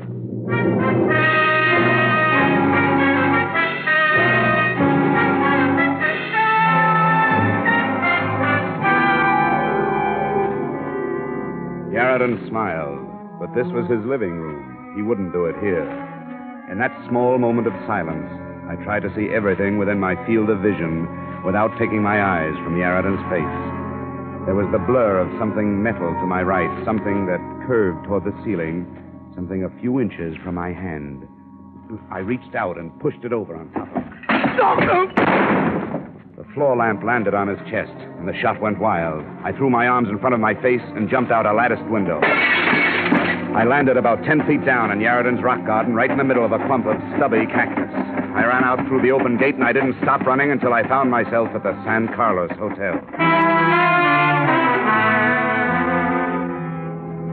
Expense account item 2, 3, 4, 5, and 6, $30.59 miscellany to tie up the loose ends. For example, telegrams, one to Hully, wishing him better health and asking him for a definition of the word Vervida.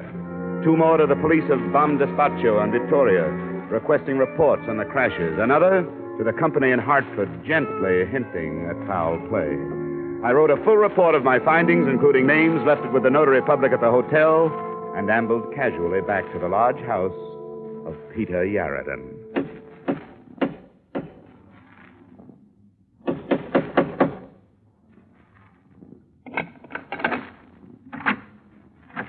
Hello, Bud. Well, don't just stand there with your teeth showing. Invite me in. Thank you. Now run to the study like a good little boy and tell your boss he has a caller. Hurry up now. Put up your hands, Mr. Dollar. Don't be silly. You don't think I'd come back here without adequate protection? Put that thing away. Come with me.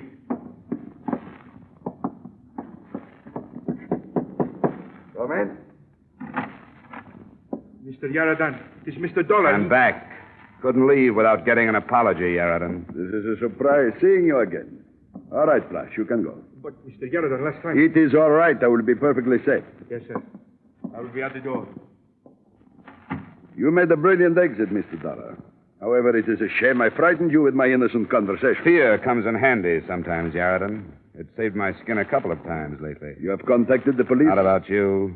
You have come alone? Alone. You have a remarkable mind, Dollar. You think I can allow you to leave this house? Not only leave this house, mister, but leave with some information. I filed a full report, complete with names, places, and time of day. If I'm not back to get that report in 2 hours, it goes to the police department. And just where did you file this report, Mr. Dollar? That's the little secret right there. I am holding 2 friends of yours, you know. I know.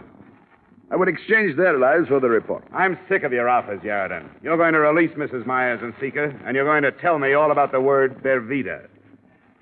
How I wish I had a man like you working for me. Pervita, Yaradan. Of course, Pervita. But what you are really asking is, did I have any part in the railroad matter? You can answer that one, too. The answer is no. You don't believe me. Go on. The Belo-horizonte Railroad has been on the verge of bankruptcy for 2 years. But Mr. Benjamin Hulley is a very stubborn man. I have offered to buy him out 1,000 times. And he'd rather sell to the devil. I think he would. You see, the manganese fields in the Minas Gerais are owned by a competitor of mine. A small competitor, but a competitor. These fields are very valuable. At the rate of their present exploitation, however, they make little profit.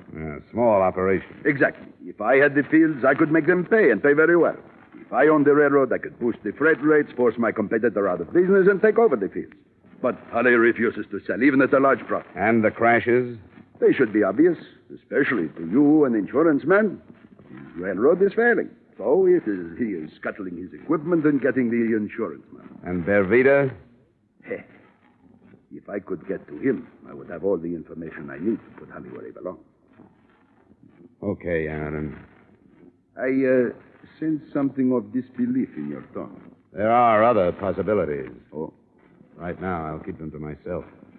Dollar, I will give you $10,000 not to deliver your report. I'm glad you made that offer, Yaradan. That tells me a lot. Tells you what? That you've been giving me a nice mixture of fact and fancy. Now bring Sika and Mrs. Myers down here. We're going back to the hotel.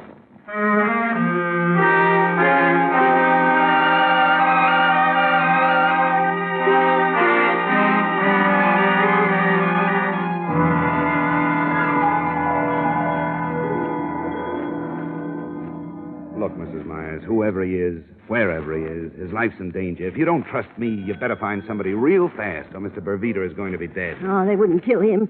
He's in somebody's way, or Yaradan wouldn't be that interested. All right, all right. There was 20 killed in the 4 crashes, Mr. Dollar. 20 dead, that's right. Yeah. And 1 injured. Ah? A survivor. The only witness. Bervita. Yeah, Bervita. Where is he? Small cabin in the mountains. I'm the only one that knows besides Henry, and Henry's dead. Bervita was fireman on one of the engines that crashed near Victoria. He saw somebody pull the hand switch, so the 2 locomotives was on the same track. The engineer put on the brakes, but not quick enough. Bervita jumped. Thanks, Mrs. Myers. I think I'll have the notary mail that report on Yaradan to Hartford for safekeeping. And, Sika, my boy, we're going to pay our respects to Mr. Bervita. You stay here in the hotel, Mrs. Myers. I want to know who killed my husband. I'll give you that information when I get back. I'll contact Rio and have Mr. Hulley's secretary put through an authorization for a locomotive and engineer to take me up. There's a dirt road, Mr. Dollar. Why don't you take a car? No. I think the locomotive is much faster. Sika's right, Mrs. Myers. We'll go by rail. Mr. Dollar. Yeah? Would you mind very much if I stayed here in Belo-horizonte? Wife and children, you know. Well, I never would have put you down as having a family, Sika. Well, to tell the truth, I don't, but someday I hope to have.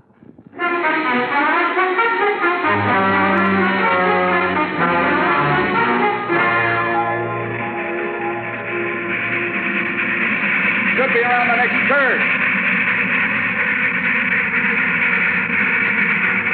That must be the place. Up ahead.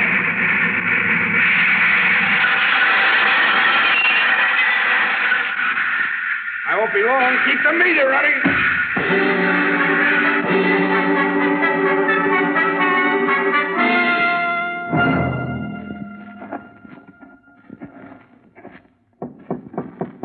Who is it? My name is Dollar.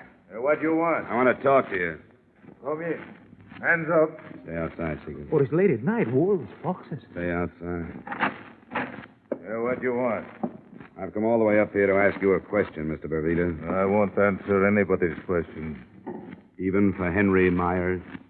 What about Henry Meyer? They killed him. Good.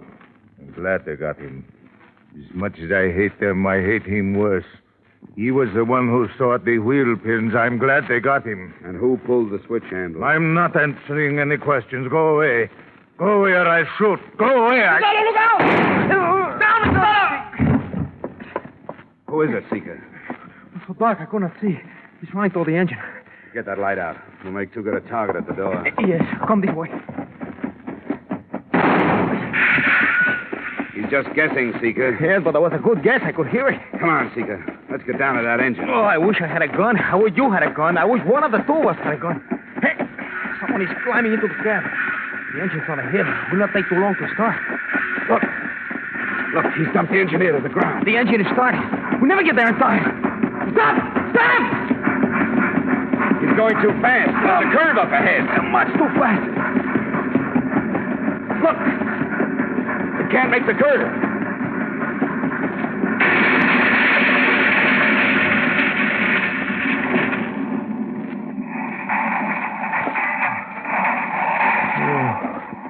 There he is. What? Who could it be, Mr. Dollar? Who could it be?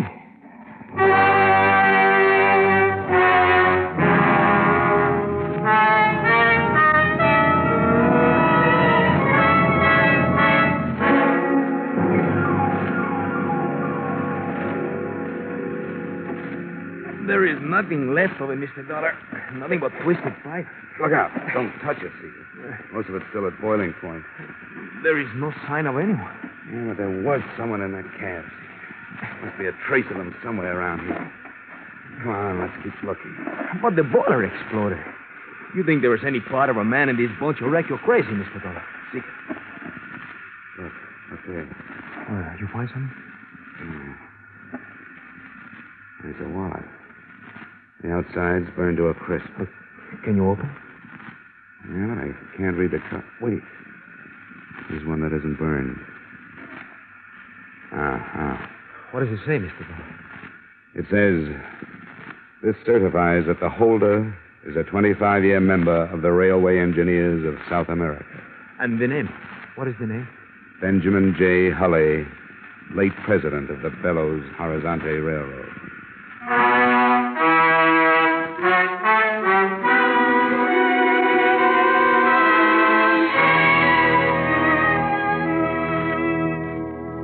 Here's the way it added up. Hulley had come by car. We found it just off the dirt road a mile down from Vervita's shack. The murder of Henry Myers remains an unsolved case. Police assume someone in the employ of Benjamin Hulley pulled the trigger, but I guess they'll never know for sure. Due to my report and public resentment against him, Yarraton was forced to leave the country. The Belo-horizonte Railroad is now in receivership, but it's still hauling manganese from the interior. I might say this was one case that had me stumped right up to train time. Expense account item 7, same as item 1, $500.38. Transportation to New York and Hartford. Expense account total, $1,492.54. Yours truly, Johnny Dollar.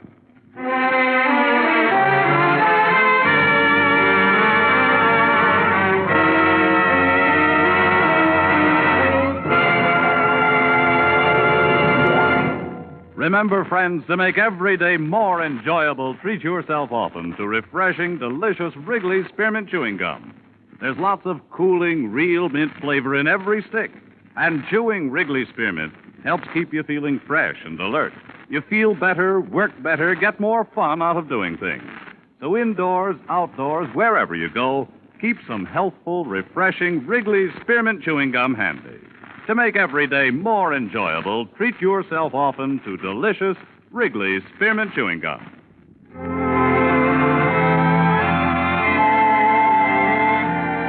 Yours truly, Johnny Dollar, brought to you by Wrigley's Spearmint Gum, stars Edmond O'Brien in the title role and is written by Gil Dowd and David Ellis with music composed and conducted by Leap Stevens. Edmond O'Brien can soon be seen starring in the Columbia Pictures production 711 Ocean Drive.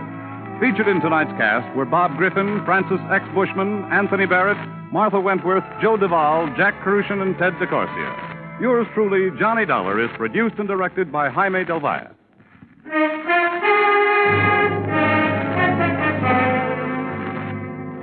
The makers of Wrigley's Spearmint Chewing Gum hope you've enjoyed tonight's story of Johnny Dollar and that you're enjoying delicious Wrigley's Spearmint Chewing Gum every day.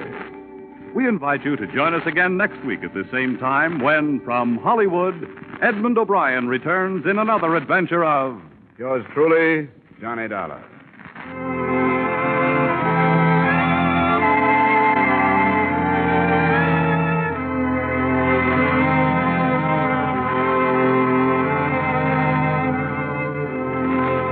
Bob Stevenson speaking. This is CBS, the Columbia Broadcasting System.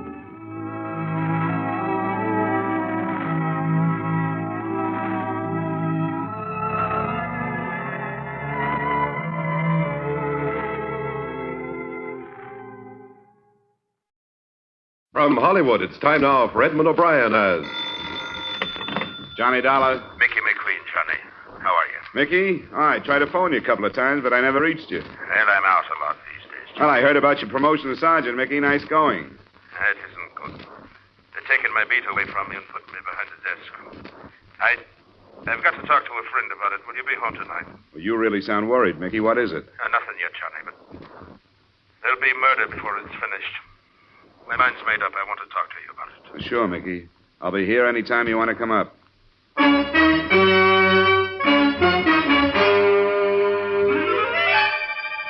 Edmond O'Brien in a transcribed adventure of the man with the action-packed expense account, America's fabulous freelance insurance investigator. Yours truly, Johnny Dollar.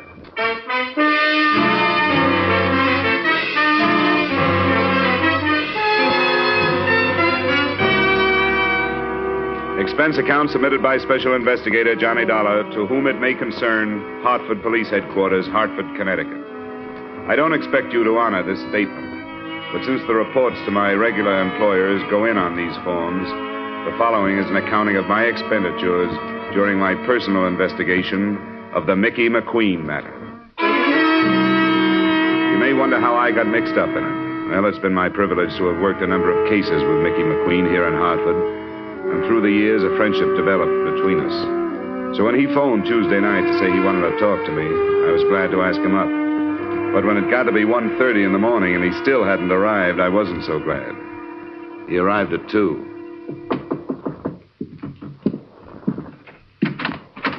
I'm sorry I'm late, Johnny. Yeah, what held you up? I was about to drop off. I had to think, Johnny. Ah. You're in uniform, Mickey. What about your beat? Yeah, my beat won't miss me. After 20 years of walking it from dark till dawn, checking its stores and passing the time of night with its people, drunk and sober. Is it too late for a drink, Mickey? I got your brand, some Irish. Yes, that was good of you. I've been a good policeman, Johnny. I can say that without sounding like I'm stuck on myself, can't I now? Oh, I've never heard anybody else say anything else, Mickey. And I've got more friends to my credit than I have arrests. I'll say that. But I've got a quiet beat. I think there are quieter beats in town. Maybe you're lucky. Here's to it. All right. But be careful what it is. There's murder being done and planned right this minute, Johnny, and them that could stop it don't have the heart, right or wrong. What are you talking about? I know what I'm talking about. Are you feeling all right? Feeling all right? I'm as healthy as I was yesterday, ain't I now? I didn't see you yesterday. Yet they're taking my job, putting me behind the desk. A degrading end for a man that's been active for 20 years. After 20 years on your feet, you should take a rest. You've earned one. The very words of the commission, Johnny. But, Johnny, Yeah, Mickey? Never mind. The devil take them all. I've used up enough of your time. Now, wait a minute. You came over to talk about something more than your new job. What's this stuff about murder being planned and being done? I shouldn't have said it. I wish you'd forget it.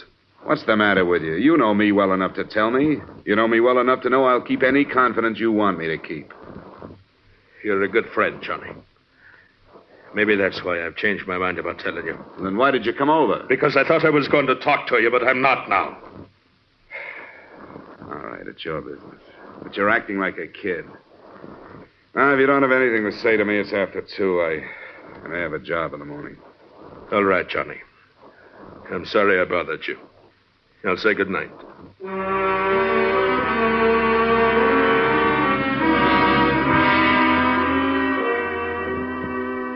I didn't sleep very well for the rest of the night. In sort of a half doze, parts of Mickey's conversation kept coming back to me. And the more sleep I lost over it, the more I wished I had been less grumpy and more sympathetic. There wasn't a job for me the next day, and right after noon I decided to drop by his apartment and find out his mood when he was off duty.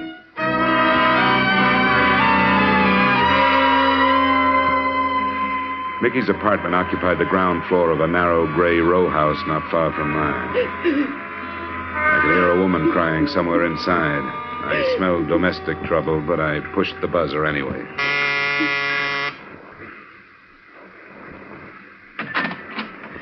Are you the... I'm Johnny Dollar, a friend of Mr. McQueen's. Oh, yeah, Johnny Dollar. He said to phone you if I ever needed... Is he home? In there. She pointed in the direction of a door smaller than the outside door, the door to either a bathroom or a closet.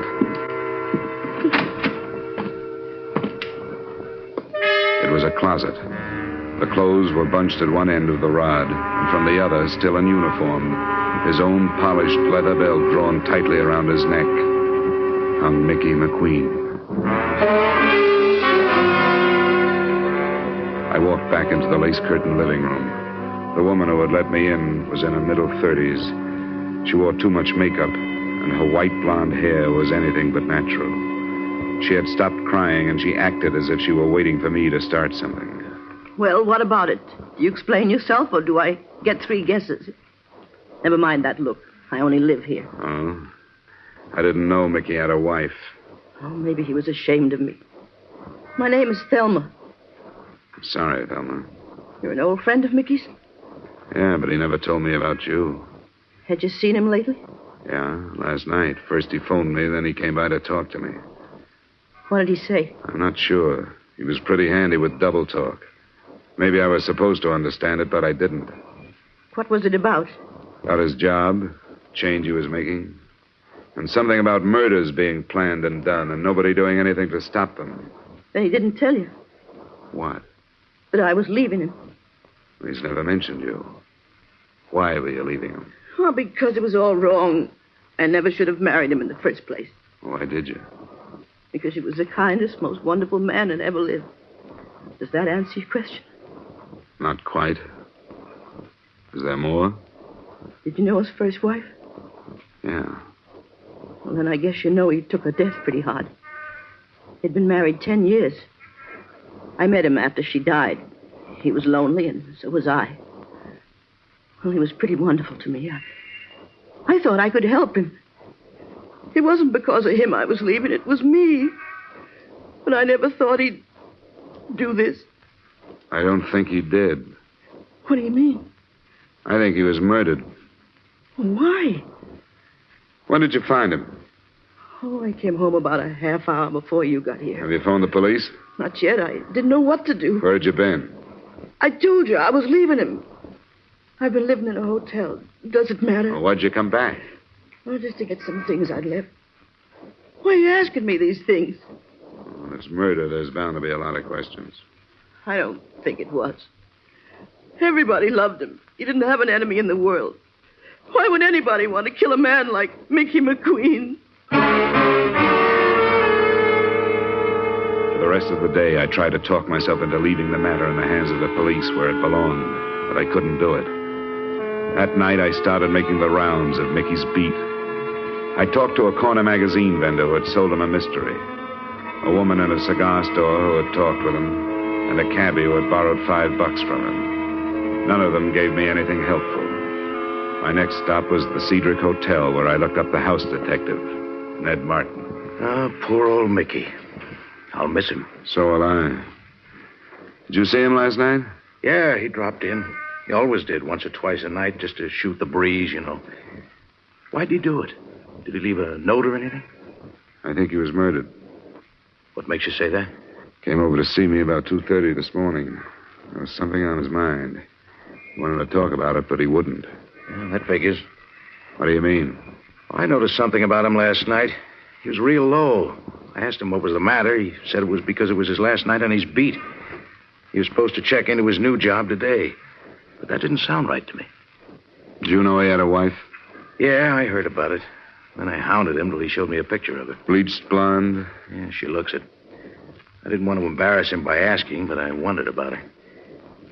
What makes you think it was murder, Dollar? Now, do you think Mickey was the type to kill himself? Well, no, but how can you tell? I guess you can't. All you can do is try to find out. Well, if you don't have anything more, I'll be on my way. Wait a minute. Huh? I guess it was a dirty trick, and I wish I hadn't done it, but I snooped that marriage. I found out who she was. Her name was Thelma Weaver. She did a couple of years at Joliet. Where'd you get that? Things like that don't stay hidden. I'd drop it if I were you. I really would. What are you holding out on me? It's for your own good, Johnny. I'll shake it out of you if I have to. Okay, hero. You know Fred Koo, the Calcutta Club over in Bartlett? I know of him. He's a police informer, isn't he? Part-time. Uh-huh. If you won't take my advice and forget it, go talk to him. And don't tell him who sent you.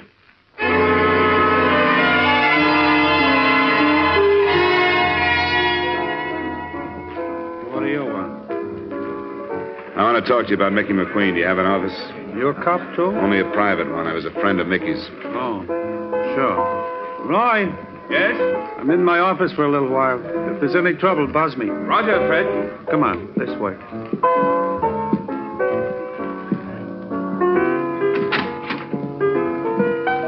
Got quite a crowd tonight, Fred. Sure, sometimes I get a lot of out-of-town trade.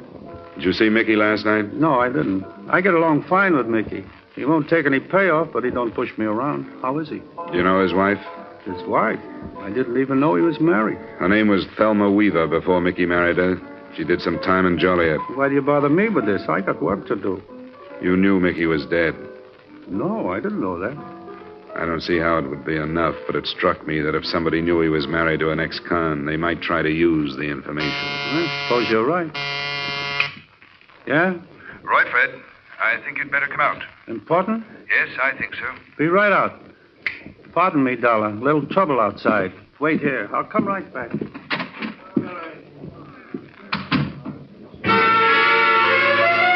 I waited, and while I did, I took a quick look around the office for another way out in case I might need it. There wasn't any unless the steel door in one of the walls was it.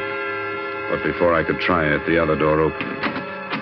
I wasn't expecting Fred Koo to return so quickly, and neither was I expecting who did come in. I didn't expect to find you here, Mr. Dollar. Likewise, Mrs. McQueen.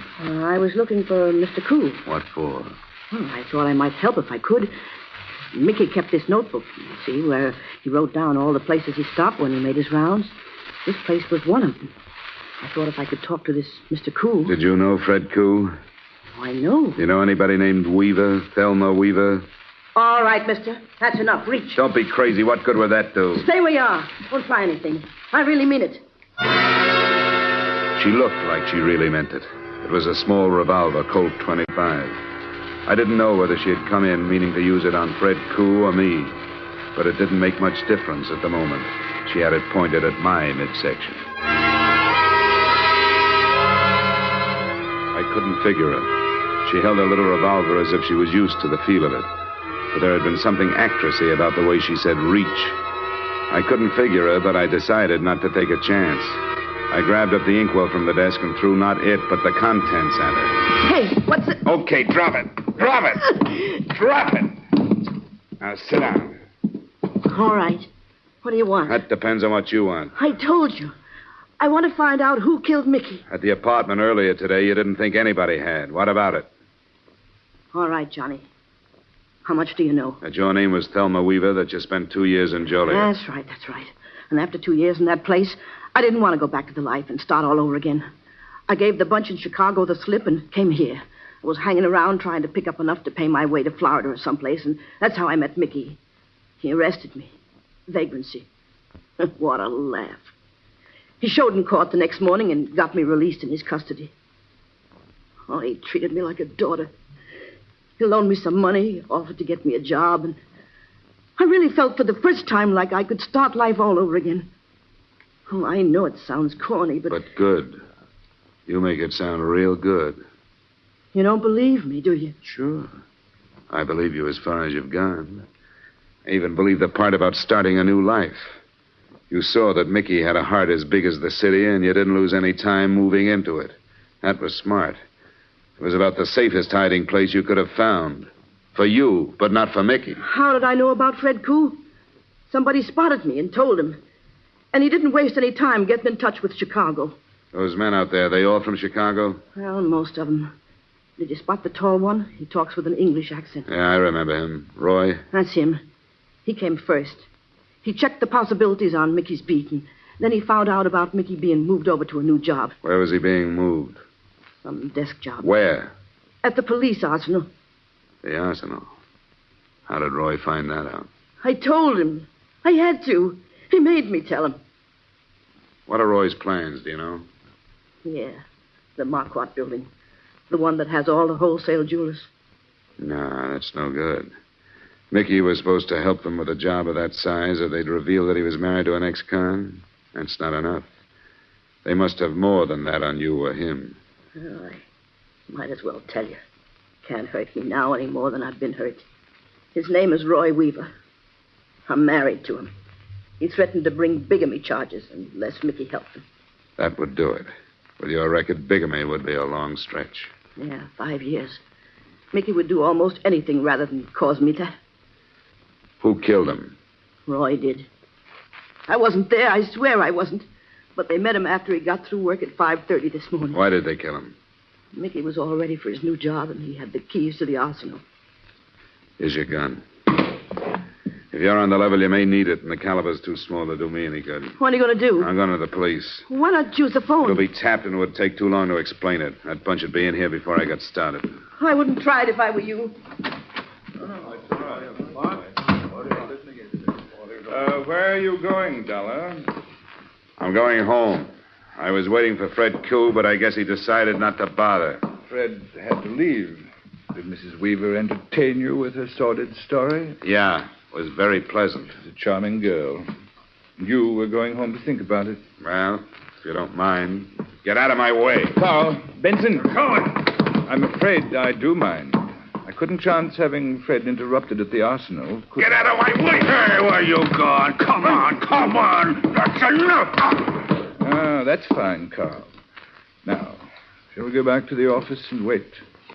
Bring him along, Carl. It's a pity you became involved in this, Dollar. I'd hoped there wouldn't have to be any more violence. You did stop him. Yes. Thanks for the buzz, darling. Oh, it was a pleasure. Look what the skunk did to my dress. Did Fred get started all right? He's well on his way. Should be back within the hour. Hey, Mr. Weaver, what do we do with this guy? Oh, keep him out of the way. Put him in there. And see that he stays quiet. Sure. Hey, you. Turn around.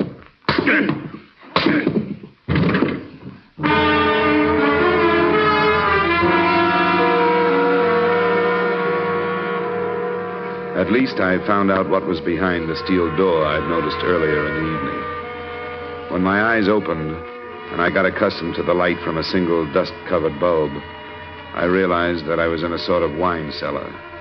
There were some bottles, but most of the storage space was taken up by a large and varied assortment of burglar's tools.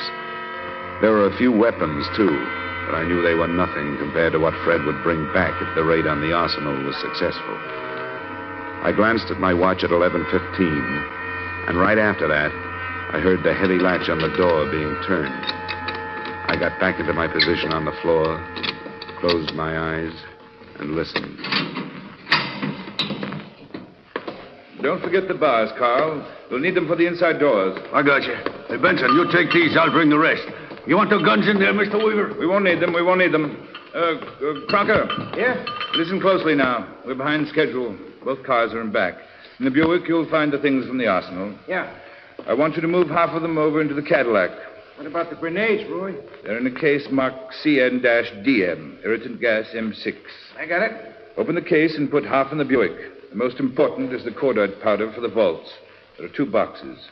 Put one in the trunk of each car. Right. Be careful. It's very touchy stuff. Yeah, I know. I've handled it before. All right, get along then, and hurry. It won't take long. Now, Fred will be in charge of one car. I'll be in the other. It's all right. We're agreed that we'll meet at the north entrance at midnight, both to approach the building from the east on Lincoln. You will have dropped 2 men to guard the south entrance. 2 of my men will subdue the guard at the north. Yeah, they better. They'll spring the alarm in a big hurry. You can trust me. They'll use Thompson's. Thelma! Yes, Roy? Where are you going? Well, don't be so snoopy. I'm going to powder my nose. You're coming with us. Sure, Roy, if you want me to. I don't need you, but I don't think I should feel safe without you with me. Don't be long. I'll be right back. Think everything is ready from in here, Mr. Weaver. Good. Go to the cars then, Carl. What about the Seamus there? Oh, lock him up again. We'll decide what to do when we come back. I guess he can't cause no harm in there.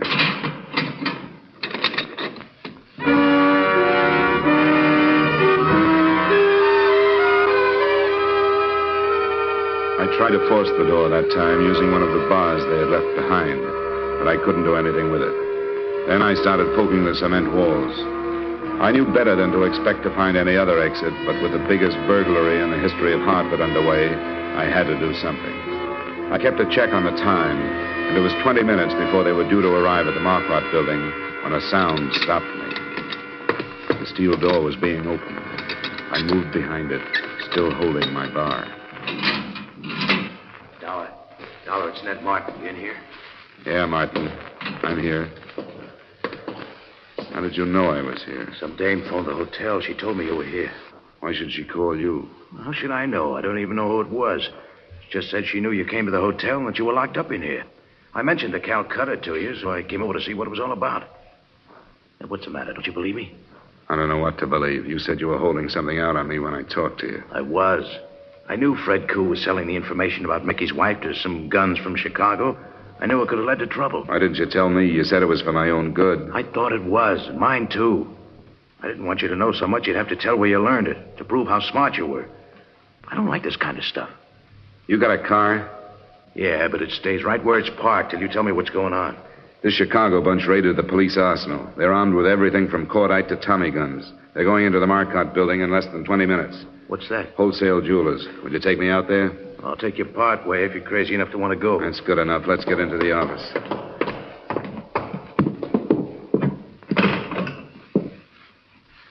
It's dead. Who'd you want, police? Yeah. We could stop on the way. It'll take us 15 minutes to get to the Marquardt building. If we run into a patrol car on the way, we'll stop it. If we don't, you can drop me and then phone in.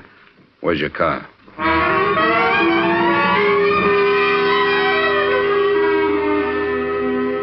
At the speed we traveled, we should have at least picked up a traffic cop, but we didn't.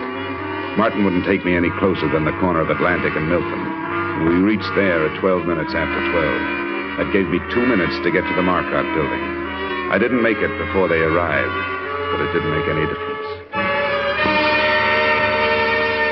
Both cars had pulled up and were unloading men.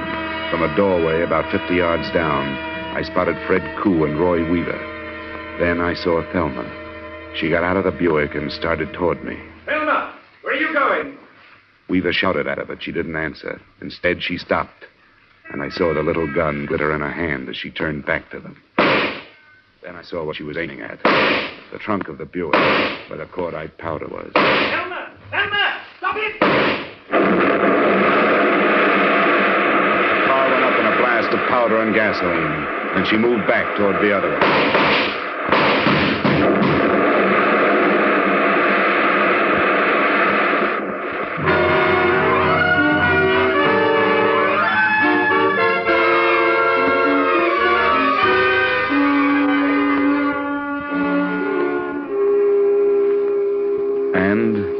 That was it.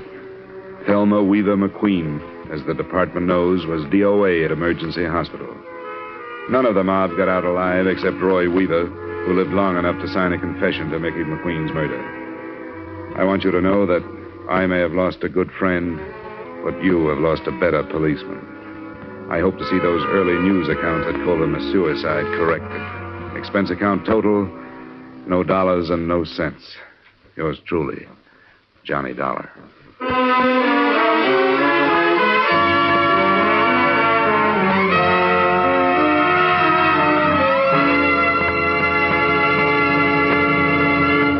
Yours truly, Johnny Dollar, stars Edmond O'Brien in the title role and is written by Gil Dowd with music by Wilbur Hatch. Edmond O'Brien's latest picture is the Paramount Pictures production, The Redhead and the Cowboy.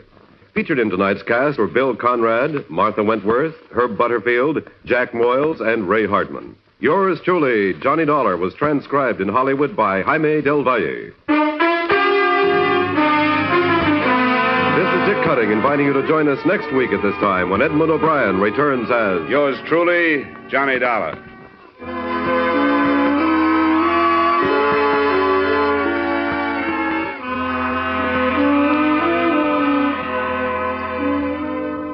There'll be fast-moving, true police adventure on CBS tonight when Gangbusters comes your way again on most of these same stations. This evening, Gangbusters presents The Case of the Stranger in the Hall.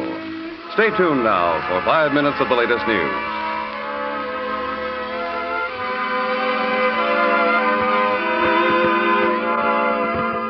This is CBS, where you laugh at Jack Benny every Sunday night, the Columbia Broadcasting System.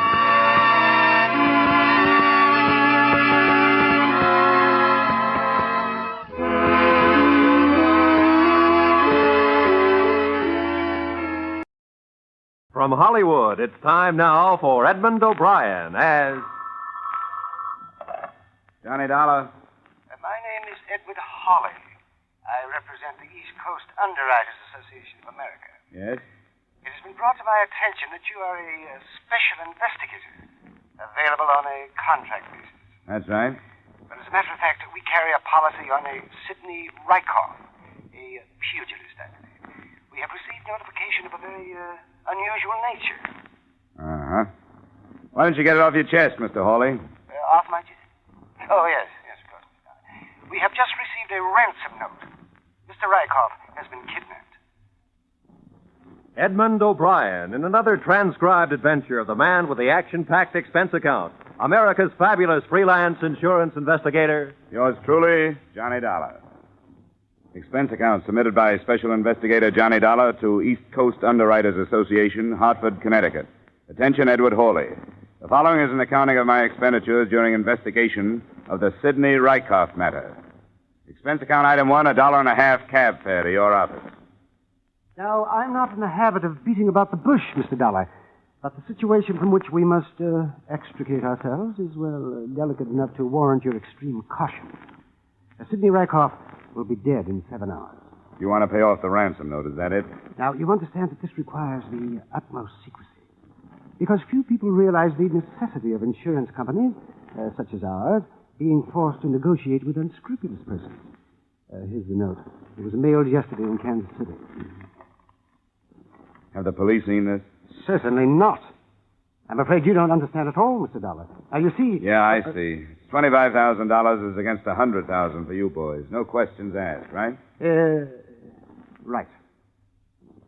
It was what anyone would expect a ransom note to look like, made up of print taken from newspapers and magazines and pasted on a plain sheet of yellow paper. It read, "We have Sidney Rykoff. If you want him alive, bring $25,000 to the Anthony Millstone Mausoleum, Johnson Park Cemetery, Kansas City, Missouri, at exactly midnight, May 13. If you call the police, forget the money. Rykoff will be dead." Now, naturally, $25,000 is a lot of money. If there's a possibility of saving it, we wish you do a little investigating first. Now, look, Mr. Hawley, it's 5 o'clock in Kansas City now. As you said yourself, he'll be dead in 7 hours. It'll take me at least 5 hours to get there.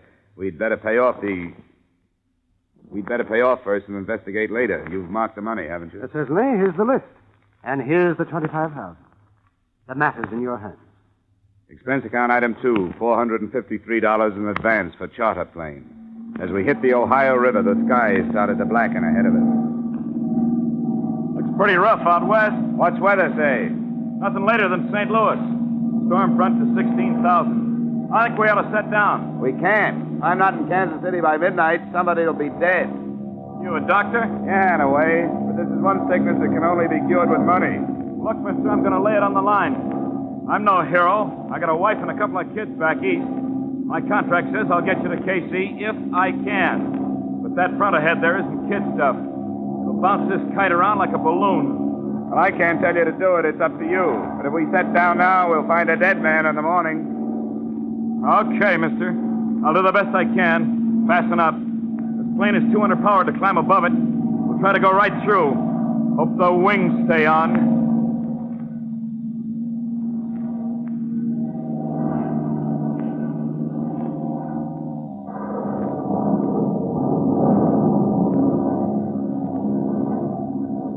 What was left of us coasted into Kansas City at 11:40.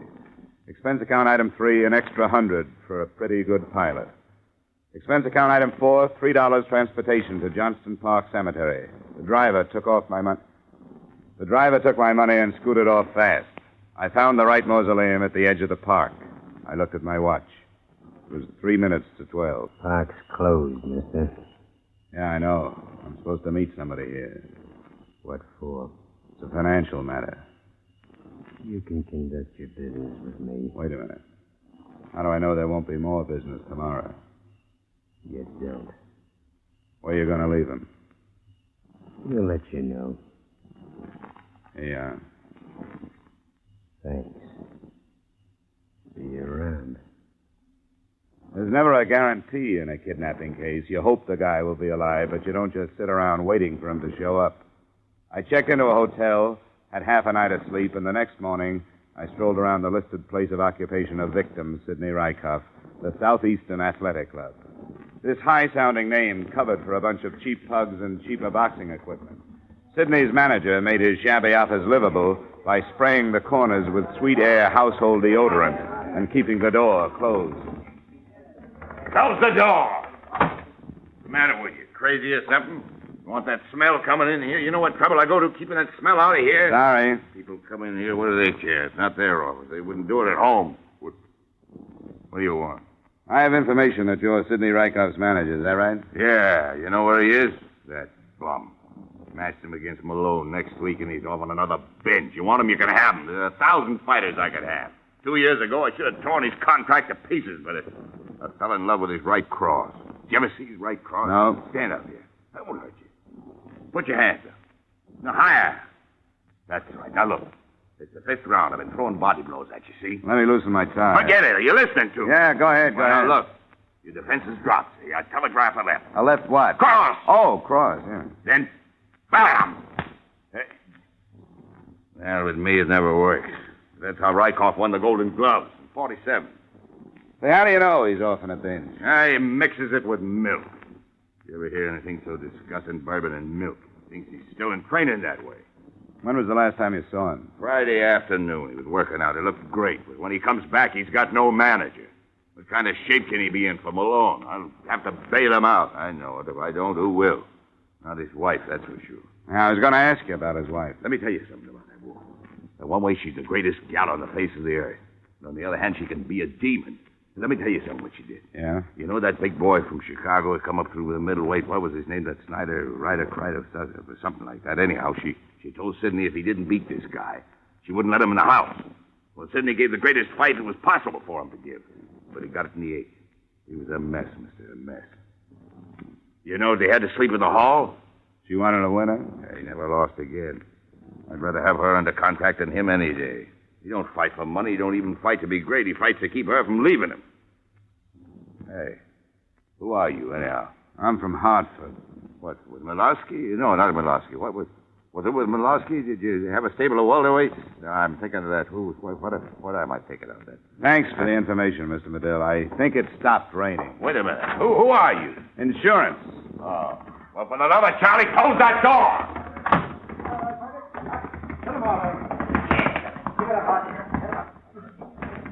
Say, I hear you're nosing around about Sidney Rykoff. I've been losing a lot of money on him.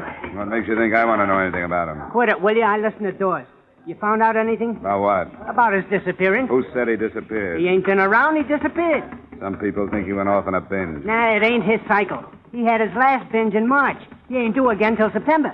You a friend of his? Allow me. My name is Al Barsumian. I handle wagers. Where do you think Rykoff is? I don't know, but the longer he stays there, the better I like it. The betting ain't good when he's around. Why's that? He's erratic. Sometimes he wins in the 8th and sometimes in the 10th. Well, that's the way it goes. His wife still live in the same place? Yeah, just follow the broken glass. I didn't get on the trail of the busted gin bottles until about 11 that night. I knocked at her door and she yelled, "Come in," from the kitchen. She was sitting at the table in a soup-stained kimono, peeling the polish off her fingernails. Sit down. Or just throw them stockings on the floor.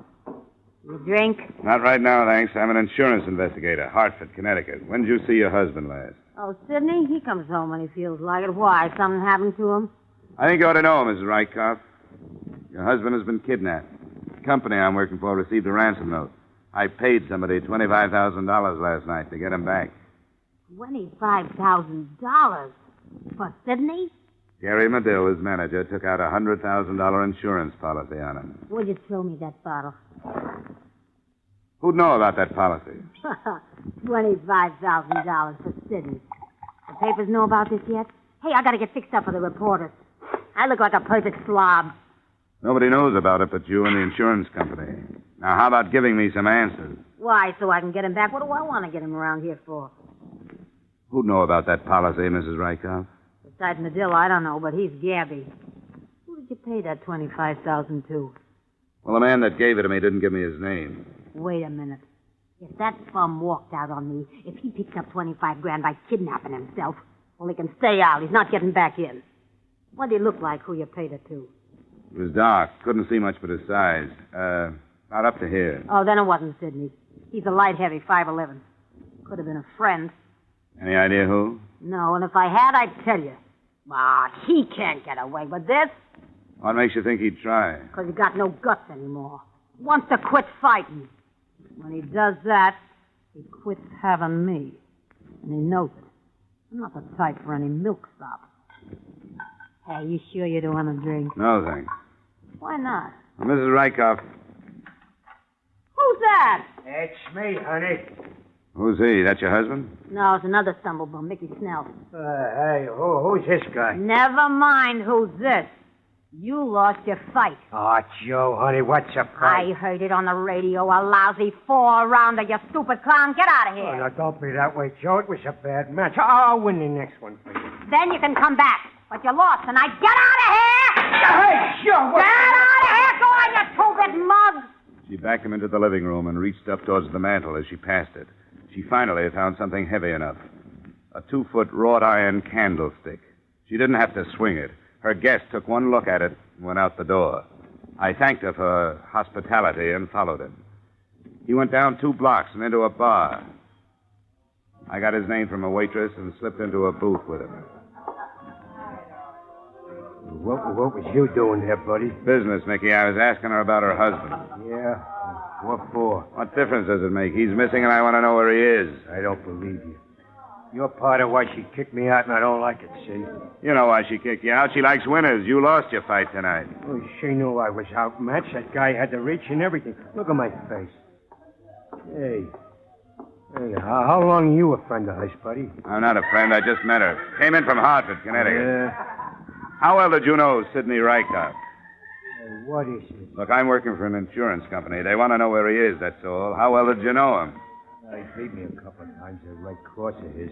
You know where he is? No. Did he take a run out on his own, or was it somebody else's idea? Who could have that idea, buddy? I hear he was winning a lot of fights. He was. He beat me a couple of times. Well, who was losing money? Albasumian? This is too public. Where you staying? Commodore Hotel. It's not far from here. You know it? Yeah, I know it. But I can't go with you. I'll meet you in the lobby. We'll go to my room. It's got to look like I ain't meeting you. Sure, it's easy. We'll order another drink here. I'll leave, and then you saunter over in about 20 minutes. Okay? Okay.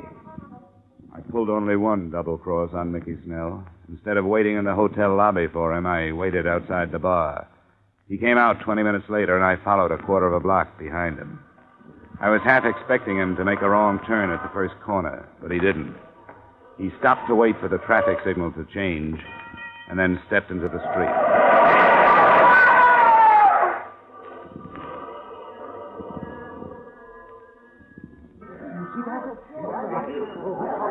And you say you saw it happen, Mr. Dollar? That's right, Lieutenant. I saw it happen. It was deliberate hit and run. You get the license number? Oh, only the first 3 numbers. M176. Uh-huh. Now, any other witnesses? Well, I don't know. There were a lot of people around. Well, that doesn't necessarily mean witnesses.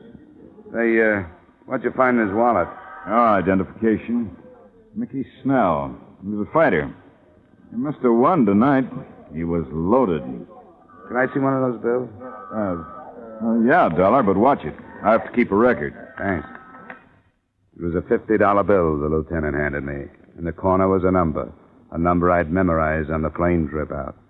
The bill on Mickey Snell's body was part of the ransom money I'd paid for the victim I hadn't gotten back. We will return to the second act of yours truly, Johnny Dollar, in just a moment. Circle Wednesday night. That's the night George Burns and Gracie Allen drop by to visit with you over most of your CBS stations. Each Wednesday, Burns and Allen bring you 30 minutes of rich laughs and hilarious characters. Remember, Burns and Allen this Wednesday night. Now, with our star, Edmond O'Brien, we return to the second act of yours truly, Johnny Dollar. I knew Mickey Snell had died for something, and his inglorious death pointed to one of 3 possibilities. First, Al Basumian's gambling ventures. Second, Gary Medill's insurance on Sidney Rykoff. And number 3, the old kidnap yourself and collect the ransom type crime, with Mr. Rykoff himself as the suspect. To me, the latter loomed as the most probable. I told the police as little as I could, still operating on the assumption that Sidney would be dead if I spilled what I knew. At 2:00 a.m., I went back to my hotel for another half-night's sleep. The next morning, I made up my mind to visit Mrs. Rykoff again. It was such a nice day, I walked. As long as Sidney was missing, there was nothing to do but ask questions until something seemed to make sense. Because everybody had an angle. Basumian might have been paid off, Gary Medill might have been paid off, and Mrs. Rykoff might have been paid off. I took the whole thing up with Mrs. Rykoff as she stood in front of a cracked full-length mirror, trying half-heartedly to comb the knots out of her hair. You come in here with your ouch, lousy accusation. I'm not accusing anybody, Mrs. Rykoff. I'm trying to get at the truth. Now, somebody has your husband, right? Hand me that brush. And somebody has the $25,000, right? How should I know? Look, I don't have any interest in Sidney Rykoff. I don't care if he's alive or dead. I don't care about your $25,000. All I know is I'm sick of hearing about Sidney Rykoff, Sidney Rykoff, Sidney Rykoff. I had a good mind to go out and change my name. You two must have had a fine romance. Oh, he was okay for a while. Was winning steady. I can't stand to go with a guy that can't win. And when he lost... He slept in the hall. Exactly. A man has to fight for me. I ain't just sitting here waiting for losers. And Sidney was winning, wasn't he? Winning? Winning what? With that Medill as his manager, what could he win? What kind of a contract did Sidney have with Medill? Medill got everything, including Sidney's third molars. So what was I supposed to do? Look at this place. Sofa needs covers. Boy, could I use some clothes. Tatters. Look here. Seams busting out all over. I like Sidney to win, but I like him to win something big. Maybe you can if you bet on him. Take Basumian, for instance. Never gamble. It's against my whole way of life. And then there's the possibility that you got in debt and, knowing about Medill's $100,000 policy on Sidney, talked Sidney into kidnapping himself and writing to the insurance company for ransom. That's a dirty crack. But a pretty fast way to get out of debt. I've been scouting around. You owe a lot of people. I'd put the figure up to around $10,000. For a girl who lives like you do, that's a big sum. You make me mad. Get out of here. Bet you didn't think it would be like this when you first met Sidney, huh? Golden Gloves winner, handsome boy, trips around the country. I'll bet Get out! I'll put down that candlestick. I'll get it. You finish your hair. I'll get it. You stay where you are. Oh, copper, huh? Yeah, what is it, Sergeant? Mrs. Rykoff live here? Hi, Mrs. Rykoff. What is it? Well, I'm afraid I've got bad news for you, Mrs. Rykoff. Your husband, Sidney. What happened? They found him on the highway just outside of town. He's dead. I studied Mrs. Rykoff. Her face showed only what could have been contempt and maybe a little relief. The officer made an embarrassed exit, and I closed the door. Mrs. Rykoff walked to the window. I followed her. We didn't say anything for a long while, and then she turned to me. What do you expect me to do? Cry? Not if you don't feel like it. I feel like I felt when they paroled me. I didn't know you did time.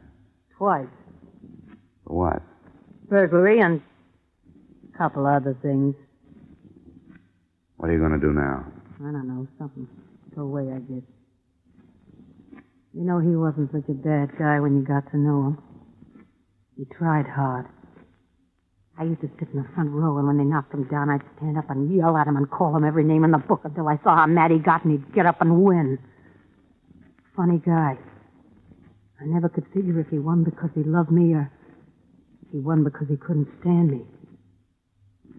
Hey, have a drink with me, will you? I'd appreciate it. Sure. Expense account item 5, $250, transportation.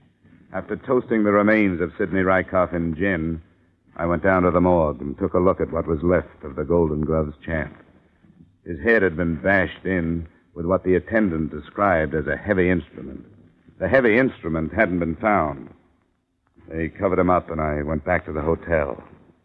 It was still possible that Sidney had abducted himself, collected the money, then been killed for it by whoever he hired for the job. But then everything was possible. The more things happened, the more things were left in the dark. My head was spinning with Rykoffs and Medills and Basumians, and the taste of that raw gin wouldn't go away. I slept through the day, got up and ate dinner, and went to sleep again. It was a good thing I did, because the next morning, the phone rang early. Hello. Mr. Dollar, Yeah? this is Al. Al, give me a sec. Oh, yeah, Al. Yeah, Basumian. You better get down here to my place. Yeah, why? Don't be ridiculous. I can't tell you over the phone. 1050 Clay Street in 10 minutes, huh? Yeah, as soon as possible. Well, hurry. Yeah. Expense account item 6, 185 taxi fare to the brick bungalow of Mr. Al Basumian. I was surprised to find a man of such uncertain profession housed so well. He met me at the door in his bathrobe and without a word led me down the cellar stairs. He flicked on the light near the furnace and pointed mutely at something gold in a box of ashes. I lifted it out carefully. It was a golden statue of a boxer. The engraving read, Sidney Rykoff, 1947. The base was caked with dried blood. This is liable to be a little difficult to explain to the police, Al. I came down this morning to give the furnace a good cleaning. It ain't been used since winter. My wife has been after me to clean out the furnace because it ain't been used in so long, so I came down here. Look, Dollar, I didn't have nothing to do with this. This is probably the object that killed Sidney Rykoff. Could very well be that you thought up this kidnapping, killed Sidney, and took the dough. Would I kill Sidney, plant a murder weapon in my own furnace, and then call you? Now, would I? To throw suspicion away from yourself, it's been done before. All I can say is I didn't do it. Look, Dollar, I'd call you because I thought maybe you could get me out of this. You being a man of influence... As far as influence goes, mine stops at getting funeral passes. I'd stick around if I were you, Al. Any traveling you might do between now and when the police get here is liable to be considered a confession. You gonna turn me in? What would you suggest? Drop the trophy back in the box, Dollar. Every so often I run into something like this. Come on, stand away. Just shows you I'll never trust a friend. He might be more honest than you. Get upstairs. Get those hands up. You bet. He walked me in front of him for a few paces. As we passed the light switch, I let my elbow brush it down. As the lights went out, I fell to the floor. He shot over me, and I felt the hot sprinkle of powder. I grabbed his legs and pulled him to the ground. Okay, Al. Come on, let it go. Let it go, I said. You dirty double-crosser. Come on. I grabbed the gun and felt my way along the floor on the wall to the light switch. When I snapped it on, I found I'd left a very cold Mr. Basumian on the cellar floor. I took the Golden Gloves trophy out of the box of ashes, wrapped it in a piece of newspaper, and headed up the stairs. Expense account item 7, $2. Taxi fare again. To the police station? No. I was a fool, but no. I had a big hunch that the man I'd left in his own basement was not the killer or kidnapper of Sidney Rykoff. What I should have done is told the police my theories and hopped a plane for home. But there was $25,000 the company had paid in ransom money, plus $100,000 for the death of Sidney Rykoff, which they were going to have to pay. And if things stacked up the way I had it figured, maybe I could save him on both accounts. No, I didn't go to the police. I went to the drab apartment of Mrs. Sidney Rykoff. I was about to knock when I heard a pair of familiar voices inside. You shouldn't have come here, Gary. Well, I had to. Now that they found him, we can get out of here. You think so? I don't think right today. A week, maybe. Then we'll get out. Kiss me, baby. I let it scram. Careful. As he opened the door, I ducked around a corner of the hallway and flattened myself against the wall. Once he looked back. I saw him squinting into the shadows, and I wasn't sure whether he saw me or not. I waited till he was a good way down the street before I went to the drugstore and phoned for the law. I told the lieutenant in charge to give me 5 minutes alone with Mrs. Rykoff and then to take her away. He agreed, not knowing what was up. I went back up to Mrs. Rykoff's apartment. In the hallway, I quietly unwrapped the Golden Gloves trophy and stuffed the newspaper into my pocket. The door was open, just a crack. I opened it wider. There was no one in the living room. I squeezed inside and shut the door with care. I heard her pulling up window shades in the bedroom. I went over to the mantel. There was a round, clean spot in the center, and the trophy fitted right into it. Then I went over to the couch and sat down. I felt the comforting bulge of Basumian's gun in my pocket, and I lit a cigarette. She must have smelled the smoke. How did you get in here? You left the door open. You got a lot of nerve. You know, something's different about this room. You know that? You know, I can't put my finger on it, but there's something added. Maybe it's you. No, I mean in the way of furnishings. Hey, are those the same drapes you had in here before? Look, let's skip the interior decorator routine. No, please, it bothers me. Let's see, the sofa was over here, remember that? Chair was over there. Maybe it's something on a mantelpiece. What? Yeah, it's that thing. Hey! Where did that come from? I don't know, but it sure is pretty. Oh, I guess that's what Sidney won in the Golden Gloves, eh? Let's see that. No, stay away from there. Well, what's the fuss? It's just a trophy. You're pretty smart, aren't you? Well, it isn't going to do you any good. You better put that trophy back where it belongs, Mrs. Rykoff. You don't want to cave in my skull like you did your husband. Nobody's stopping us. Nobody. You must swing a pretty mean trophy, Mrs. Rykoff, but not today. Let go of me! Come on, give me that. No! That's better. You better stand over there near the door. Go on. This thing's loaded. Get him, Jerry! Jerry! Jerry! Thanks, Lieutenant. Hi, Dollar. Well, better late than never, huh? It all tied up nice. Al Basumian's gambling racket was looked into and cracked wide open. Mrs. Rykoff's confession read something like this. I killed him a week ago. I got mad at him. I picked up the trophy off the mantelpiece and killed him. I didn't mean to kill him. I called Gary, and he put the trophy in Al Basumian's furnace and got his boys to lug the body out to a place he had. They kept the body for a week and then put it on the highway after the insurance company paid the ransom. End of confession, end of affair, end of story.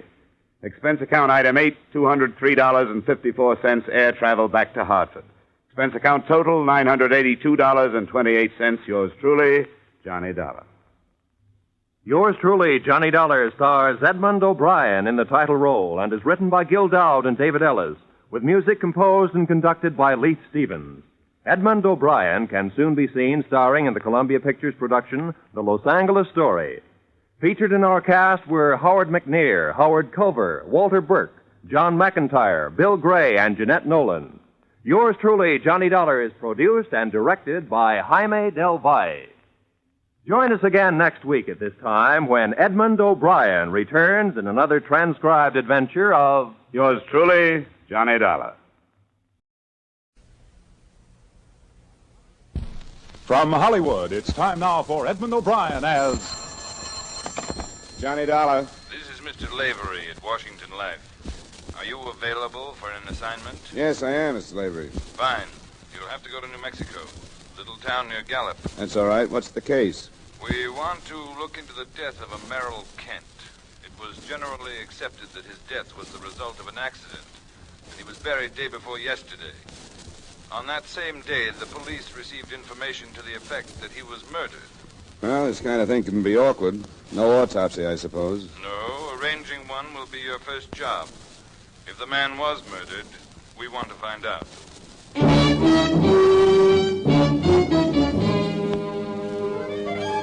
Edmond O'Brien in a transcribed adventure of the man with the action-packed expense account, America's fabulous freelance insurance investigator. Yours truly, Johnny Dollar.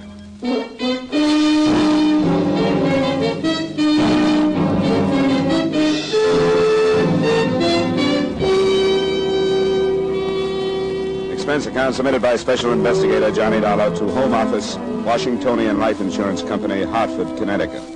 The following is an accounting of expenditures during my investigation of the Merrill Kent Matter.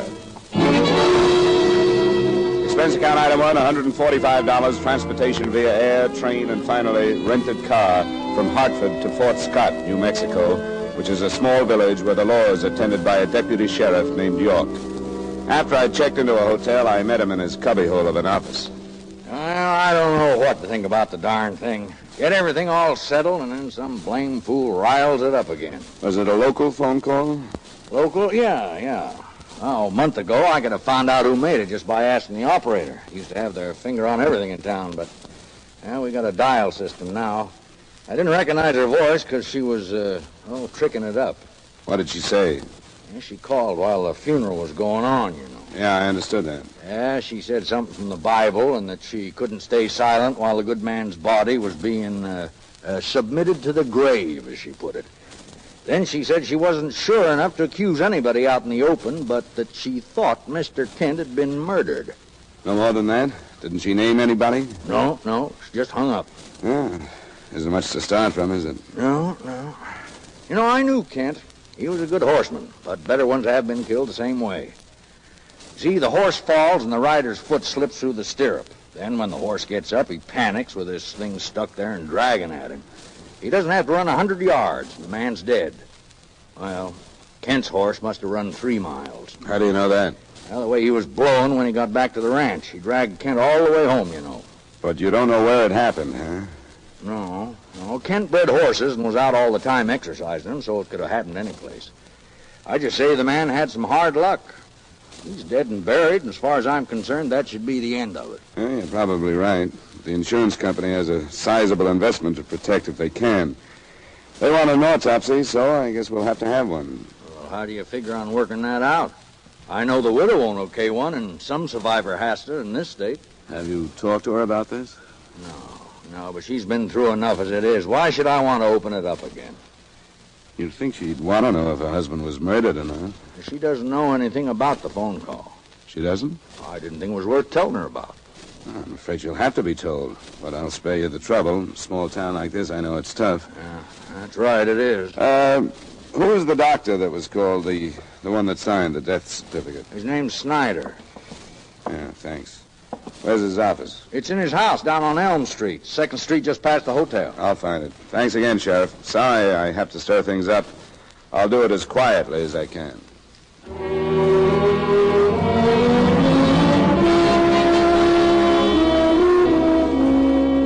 Right then, I didn't know how to figure the sheriff. It was fairly obvious that he didn't approve of what I was doing. For the time being, I charged it off to the fact that no law officer enjoys the possibility that a crime might have gone unpunished right under his nose. Dr. Hugo Snyder's shingle on a white fence identified the address on Elm Street. A side door led to his office waiting room. I was met there by a woman in a nurse's uniform.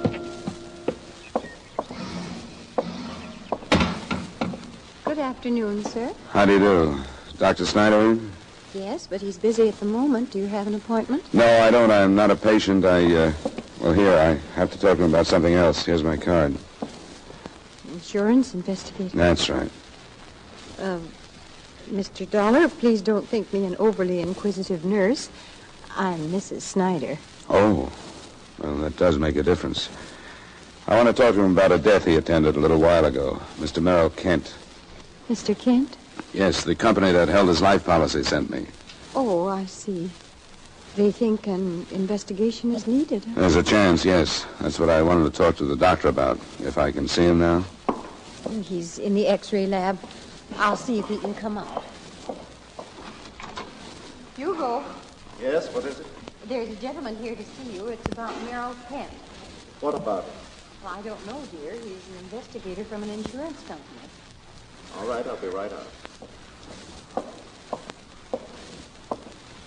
I hope you'll excuse me for being curious. Surely.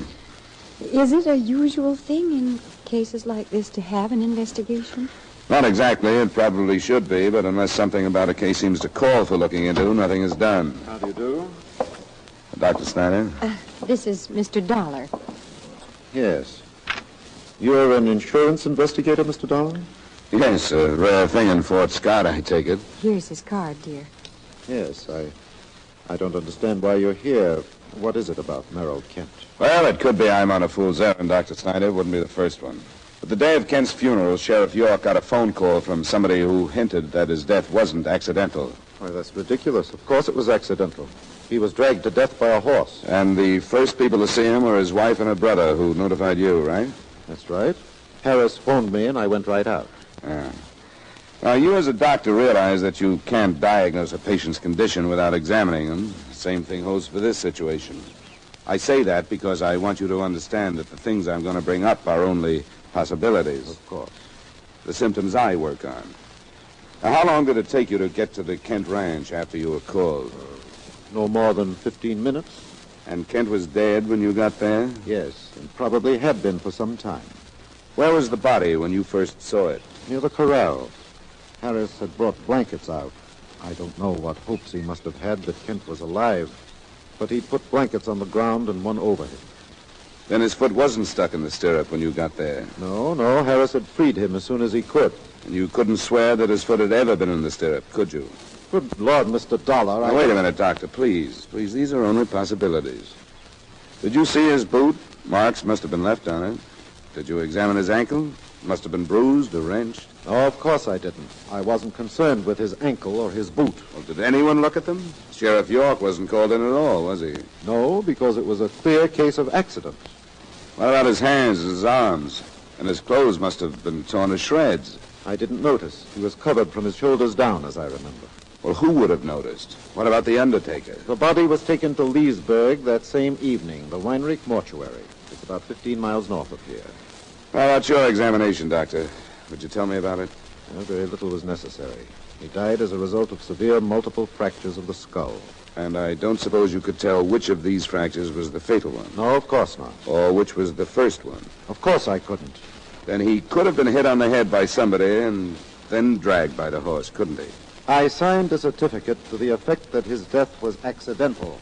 I firmly believe that it was. Now, nobody doubts your sincerity, Doctor, but you'll have to admit that since somebody has mentioned murder, there are some angles that could stand looking into. I tell you there aren't. But what do you propose to do? We're going to order an autopsy. Kent had a sister living in Seattle. She's on her way here in case we need her authority to get one.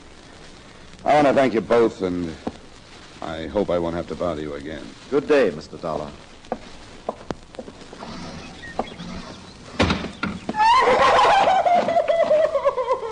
Hilda, what's the matter? Stop it. What's the matter?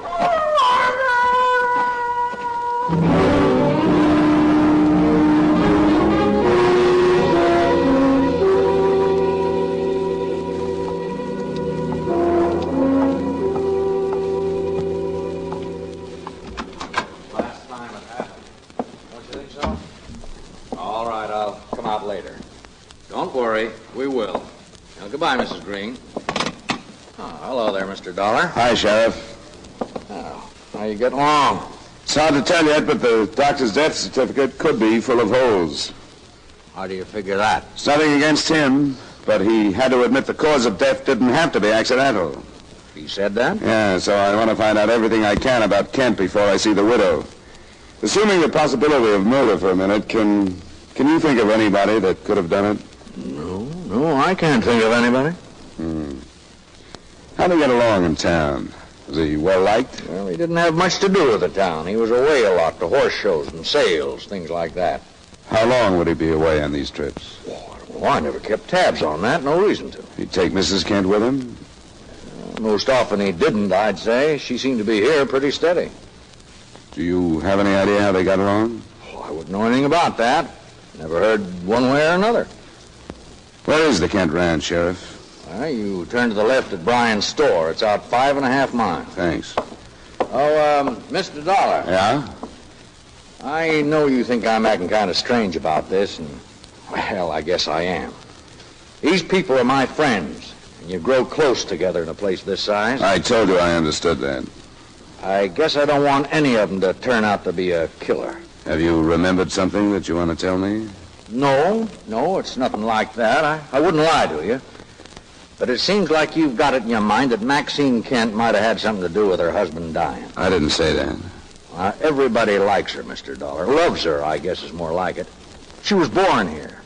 Now, if you're going to make it rough on her, I'd watch my step if I was you.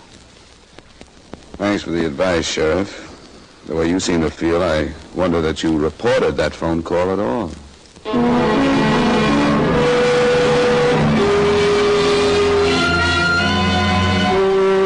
Was quite a surprise. I'd halfway expected the layout to be like the village and the other ranches I'd passed, old and badly cared for. But the residence was chalk white with a tiled roof and long shaded verandas. Around it, the grounds were well-groomed, and behind it were a few low white outbuildings. A woman I assumed to be the widow was standing at the edge of the drive as I pulled up. She was strikingly beautiful, in her mid-20s with coal black hair and eyes, a kind of slim, almost boyish figure they write about, and the complexion and color put there by the sun. I could see why the town felt the way they did about her.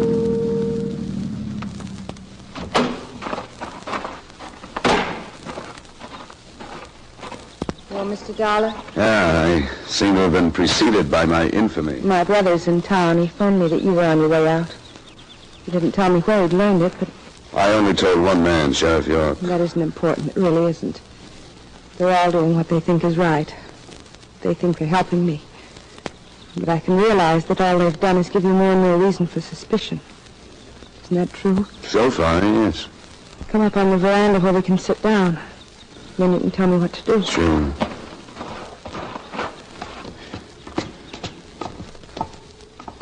Have a chair. This is fine. I'd made up my mind that I wouldn't go to pieces, but if I do, you'll have to forgive me. How do I order an autopsy when the funeral... All that's needed is your signature, Mrs. Kent, on a form that says you'll authorize one. I will. If it's the right thing to do, I'll do it. Is that all? As far as I'm concerned, yes. The rest of it will be up to the county. They'll ask if you suspect anyone. I don't. I don't suspect anyone. They'll ask who you suspect of calling the police. But I don't suspect anyone. Then it'll be up to the coroner's jury. Sorry, Miss Kent, I don't know if you can understand that because of the phone call, I couldn't do anything but press this. Don't understand. I don't understand any of it, but I'll do what's right. Unless there's something else, I wish you'd go now.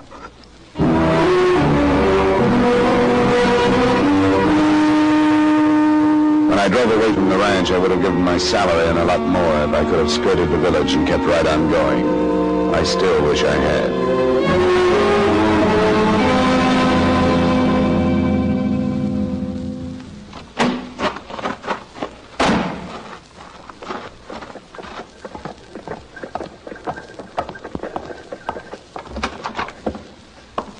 You the guy from the insurance company? That's right. Where's Sheriff York? He's over at Doc Snyder's. Just phoned and said if you showed up to get right over there. Why? Mrs. Snyder killed herself. She left a letter. She said she was the one who made the phone call that started this whole thing.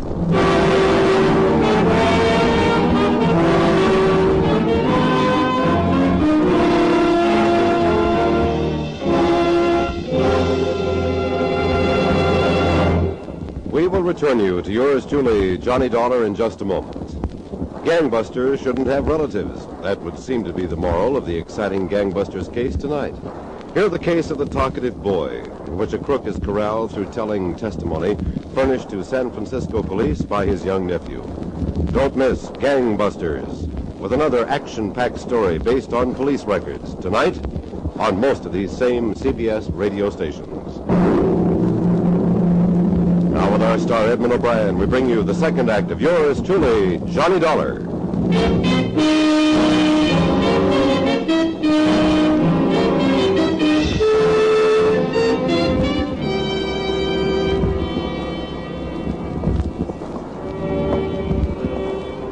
Sheriff York? Yeah, who is it? Oh. Well, I guess you got the news. Briefly, yeah. What's the story? Well, the doctor was in the office, and he called for Mrs. Snyder. She didn't answer, and when he came out to look for her, he found her in there, in the parlor. She was dead on the couch. The note. What else did it say except that she was the one that phoned you? It's there on the table. Something about there was nothing behind it but false suspicion and wrecking her life beyond repair. I don't know, it's kind of wandering. What kind of false suspicion? Her husband and Mrs. Kent?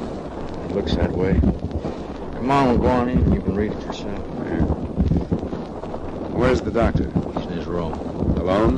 You're through here. Yeah, that's the way he wanted it. He's mighty busted up over it. Have you reported the county yet? I called him as soon as I got here. Some men are on the way. Well, there she is. I covered her up. You know, she never seemed like a person that'd kill herself. The note was addressed to whom it may concern. I won't attempt to quote it. The main idea was that she had been driven to phone Sheriff York by a blind suspicion of her husband's feelings towards Maxine Kent. Then, when she learned these suspicions were groundless, she realized that there was no longer any chance for happiness. The closing words begged her husband's forgiveness and swore to his innocence. Sheriff York would rather not go with me, but he guessed it would be all right if I talked to the doctor.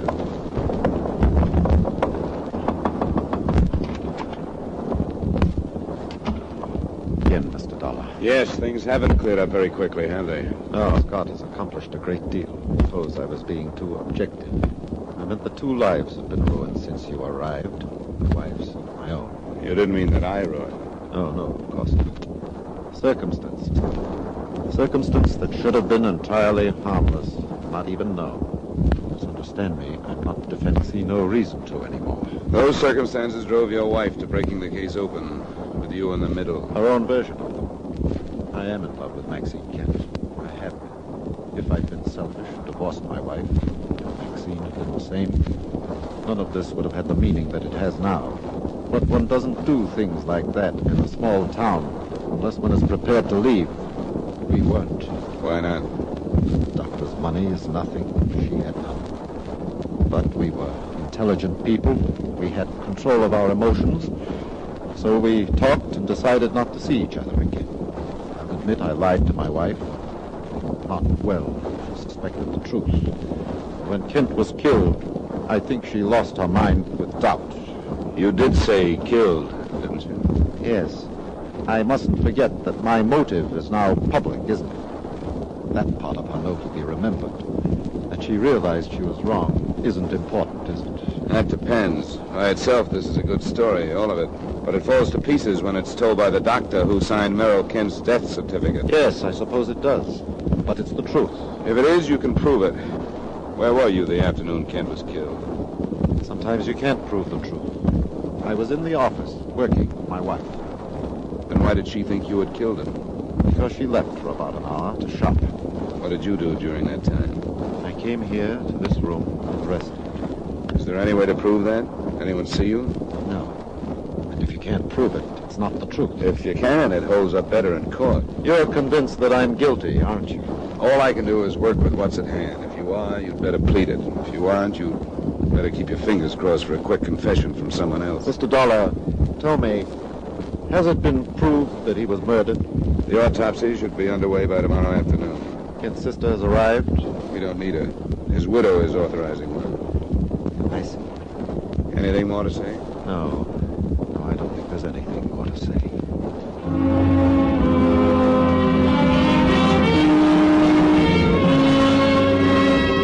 Deputies from county headquarters arrived at 6:30 p.m. On their orders, Dr. Snyder was removed to the single cell of the Fort Scott jail. He wasn't questioned that evening, but the headquarters men quite pointedly had their doubts that his wife's death was due to suicide. When I'd given them everything I had, I drove back to the Kent ranch. This time, I wasn't met by the beautiful widow. A man stood waiting for me at the edge of the driveway. Hello. I saw your lights coming up the road. I came to see Mrs. Kent. I'm sorry, she's not here. Where is she? She had to go to Santa Fe. I'm her brother. Can I do anything for you? I don't need any help, thanks. We'll have the Santa Fe police pick her up. Wait a minute. Wait a minute. It's a pretty sudden trip to Santa Fe, wasn't it? No, she does this a couple of times a month.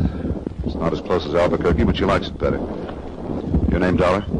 How soon did she leave after Mrs. Snyder killed herself? I think it was before. Couldn't have been. I was here. Here with Maxine? You people ought to get your signal straight. She said you phoned her that I was on my way out from town. How come you didn't know it? Or didn't you really call? Well, you're right. Things got confusing. Oh, I sure did. Where's your sister? It's true. She's in Santa Fe. I told her not to go because everything she did like that was making it look worse. That's right.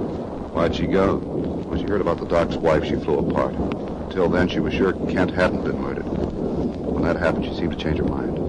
I guess we can charge it off to the old beat-up prerogative women are supposed to have. I'll run back to my hotel. Get some sleep. Wait just a second. I want to tell you this. Whatever happened, Maxine didn't have anything to do with it. What did happen? I don't know. I'm no expert. I was here when the horse dragged Kent in. I took his foot out of the stirrup and laid him down. Maybe I should have waited until the governor came. I don't know. Anyway, you took him down. To me, he was dragged to death. But you say he might have been hit on the head by somebody. I don't know. Doc Snyder? I don't know. Did you see him out here that afternoon? No. As far as I'm concerned, he quit coming out a couple of weeks ago. Before that, he kept after Maxine. She told me that. Then she made him stop. How'd she stop him? She told him she couldn't divorce Kent. You're trying to clear her, and that's natural. I'd like to see the truth come out. Well, let's work on that then. When was the last time your sister and Snyder were together? A couple of weeks ago. I didn't hear it, but I was here when she told him it had to stop. That was the last time he came out. Did she meet him any place? No, and I'm sure of that. I made it my business to find out where she went and who she saw. She never met him. Did they phone her? Yes, but it finally got to the point where I'd answer the phone and she wouldn't talk to him. Do you know if she ever phoned him? I don't think she did. I don't know why she should. What are you driving at? I want to find out if Snyder could have discovered that Kent was out riding that afternoon. If he could have found out where he was going and could have met him. My sister couldn't have told him because she didn't know. You sure of that? She was in her room resting. I'm the only one who knew where he was going. Are you still protecting her? It's the truth. I talked to him just before he left. He was breaking this horse to shoot off of, and he went out toward McNeil Canyon to find some jackrabbits. They'd make better witnesses if they could talk. Have to have your sister picked up. How soon will that order go out? Why? I just thought she might get hold of herself and come back tonight. It'd be a break if you could wait till morning. She didn't ask for a break by leaving. I'll think it over and check back with you.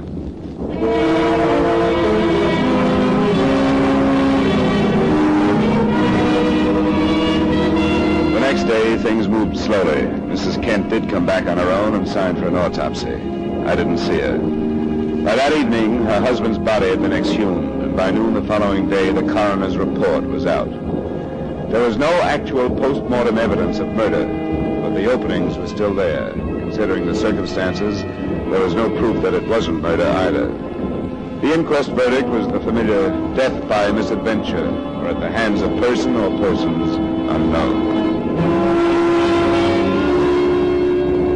Dr. Snyder and the body of his wife were carted off to the county seat for more questioning and examination. And I spent the rest of the day with Sheriff York and a flock of volunteer citizens going over everything we had from the beginning again. It was a long, hot afternoon. After a shower and some food that evening, I started back to the Kent Ranch.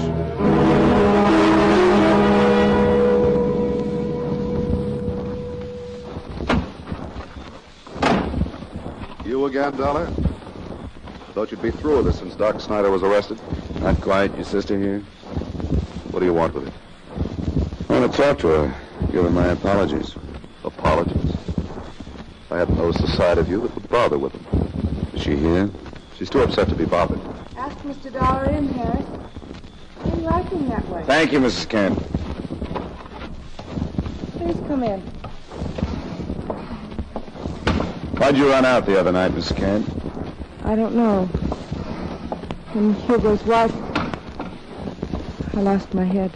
She came back, didn't she? I'm glad she did. She had nothing to run away from. What do you mean? Well, they're satisfied now that your husband's death was accidental. You know this, Dollar? I was with Sheriff York. We went out toward McNeil Canyon. Found the spot where it happened. Your husband fired a rifle. We found it. His horse reared and fell. The marks in the ground show that. It was dragged from there. There are traces of that, too. It's over. It's over. Merrill. Merrill, they believe me now.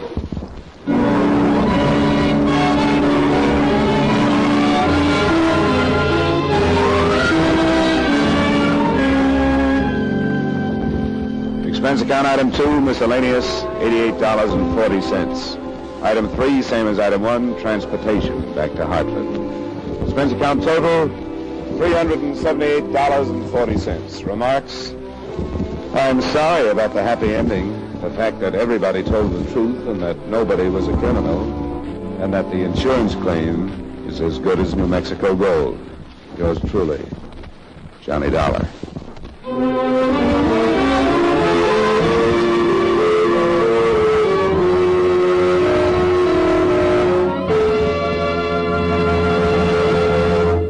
Yours truly, Johnny Dollar, stars Edmond O'Brien in the title role and is written by Gil Dowd with music by Wilbur Hatch.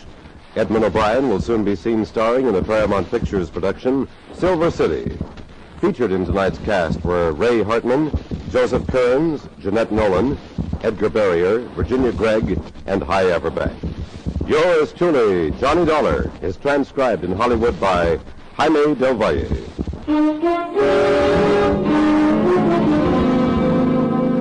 This is Clarence Cassell inviting you to join us next week at this time when Edmond O'Brien returns as Yours truly, Johnny Dollar.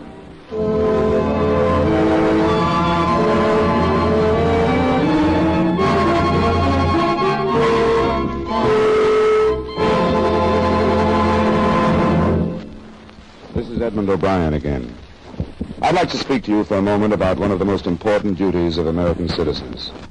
Today, every American has an opportunity to share in our common defense effort. And right now, this opportunity has become a duty for all of us. The armed forces of the United States need blood, our blood. The Korean campaign has gravely depleted the supply on hand, and this must be replenished if we are to afford our servicemen the protection they are giving us. No matter what your age, sex, or station in life, you can contribute to American defense by donating a pint of your blood to the men of your Army, Navy, Air Force, or Marines. Call your local blood donor center or Red Cross chapter today for an appointment. Remember, your donation of blood may save the life of a wounded serviceman. Give your blood today to save a life tomorrow.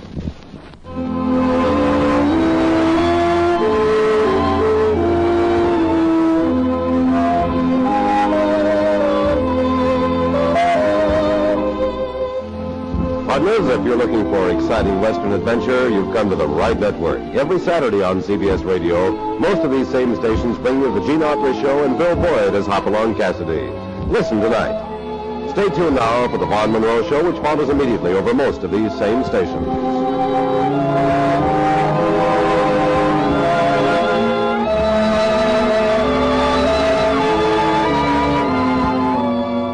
And remember, Gene Autry every Saturday evening on the CBS Radio Network.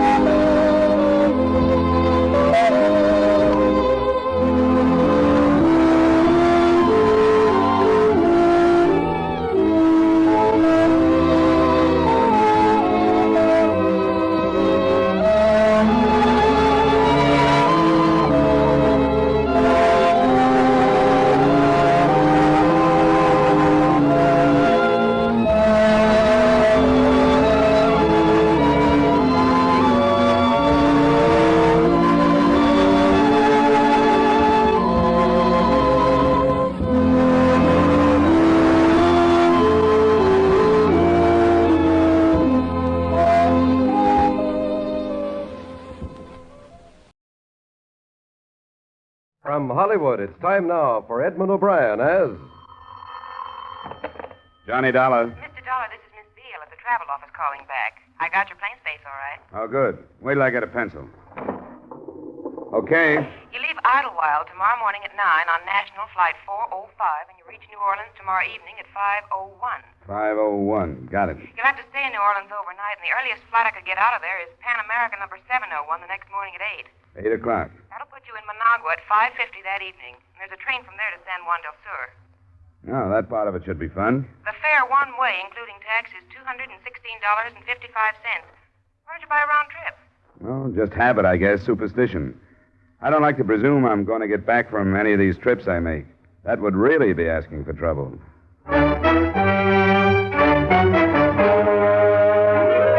Edmond O'Brien in another adventure of the man with the action-packed expense account, America's fabulous freelance insurance investigator. Yours truly, Johnny Dollar.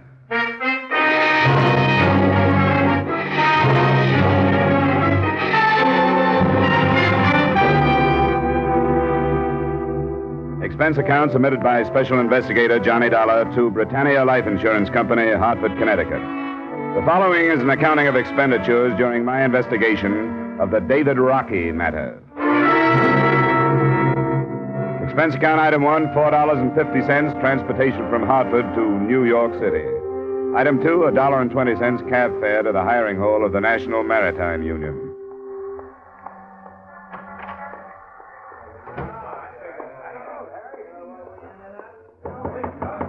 Tom?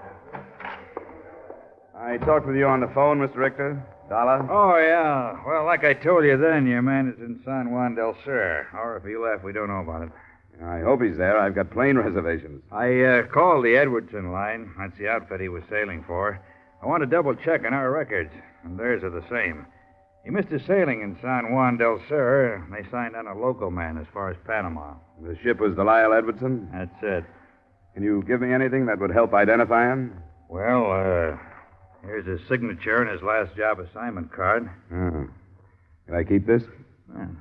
I guess so, sure. Thanks. Let's see, here's his membership book number, 146544. Uh-huh. All right.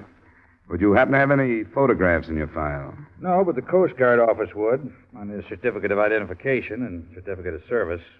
They'll both be in a file on him over there. Good, that's what I need. I wouldn't know him if I did find him. I'll fix you up. Naturally, I'm curious, you flying all the way down to that port. What do you want with this David Rockey? Mind telling me? He just became a millionaire. What?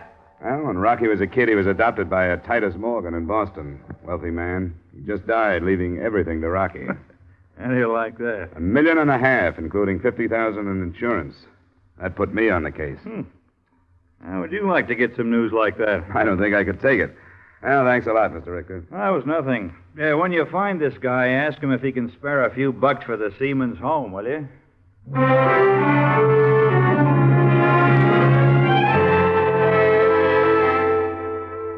From the Coast Guard documents on David Rockey, I memorized his picture, and the next morning, I left New York. Expense account item 3, $297, fare and incidentals to Managua. Item 4, $35, a charter plane I finally arranged for the next day that put me in San Juan del Sur at 3 o'clock the next afternoon.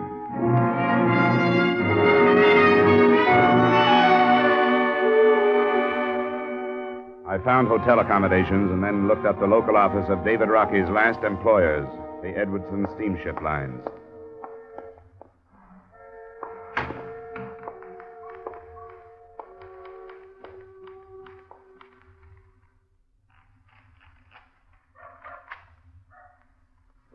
Oh, good afternoon. Hello. My name is Dahl. I just arrived from Hartford, Connecticut. Well. My name is Wall, Clayton Wall. How do you do? Mr. Wall? Why on earth would anyone leave Hartford to come to a place like this? I'm an insurance investigator. I was sent down here to find a seaman who sailed on one of your ships, David Rockey. Remember him? Oh, yes.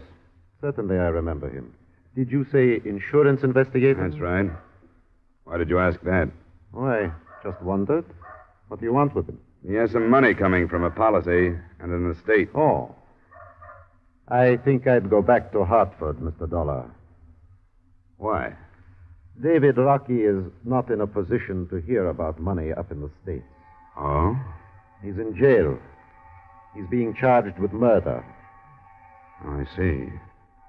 When did this happen? Well, I'm afraid I don't have all the particulars. The papers, they aren't famous here for accurate reporting. But he missed his ship, you know. That was not quite 2 weeks ago. Yes, I've been told that. I believe the reason was a drinking bout. And as a result of it, this employee of ours, a Nicaraguan, was killed. Stabbed to death, I believe. Why didn't anybody know about this in New York, his union or your company? Things move very slowly down here. Well, you must be in contact with your New York office. My communications are of a purely business nature, Mr. Dollar. I suppose that sounds rather inhumane. Yes, matter of fact, it does. This office handles many thousands of dollars each year for the company, and I have to protect its position. You mean that's why you didn't report this trouble of Rocky's? And if I had, it would have meant interference with the officials. And that wouldn't have been good for you? It would not. One who wants to continue in business here doesn't interfere with the Guardia Nacional. It is both military and police. And like in all countries, they have legal procedures. I take it you haven't seen Rocky since he was arrested? No, I haven't. Well, I hope you don't mind if I do. I'll be blunt with you. As long as the interference doesn't stem from this office, I think it's highly in order. I wish you luck, Mr. Dollar. And I'd like to have you tell me how you come out. I'm not as heartless as I sound. No, sure. Just a good businessman.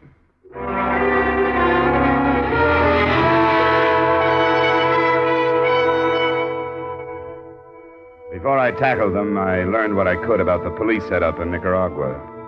The Guardia had been organized originally by American Army and Marine officers. A lot of what I dug up would have been good news to criminals, a couple of thousand men enforcing laws in the country about the size of New York State. But at least it looked like I'd find somebody who could speak English. I did, but that was all there was in my favor. You cannot talk to him. He's a prisoner, and I will not have people talk to him. Why not, Sergeant? Why don't you want me to see him? It's for me to say. That is my order. You're an important man, I understand that, but there are some who are more important. What do you say? You're evidently used to dealing with people who are afraid of you. I don't have any reason to be afraid of you. Importance? I do not understand. And fear? I'm here under the proper papers. They give me certain rights. David Rockey was under papers, too. He has rights. Does he have a lawyer? He does not want one. That's difficult to believe. You think I lie? I think you'd better let me go see him. No. He's a prisoner. Prisoner or not, he has a right to see me. I'll go to the American consul in Managua if I have to. You must know where he'll go, to your superior officers. You can't do this because of personal feelings, Sergeant. You stay 10 minutes, no more. Thanks. Maybe that'll be enough.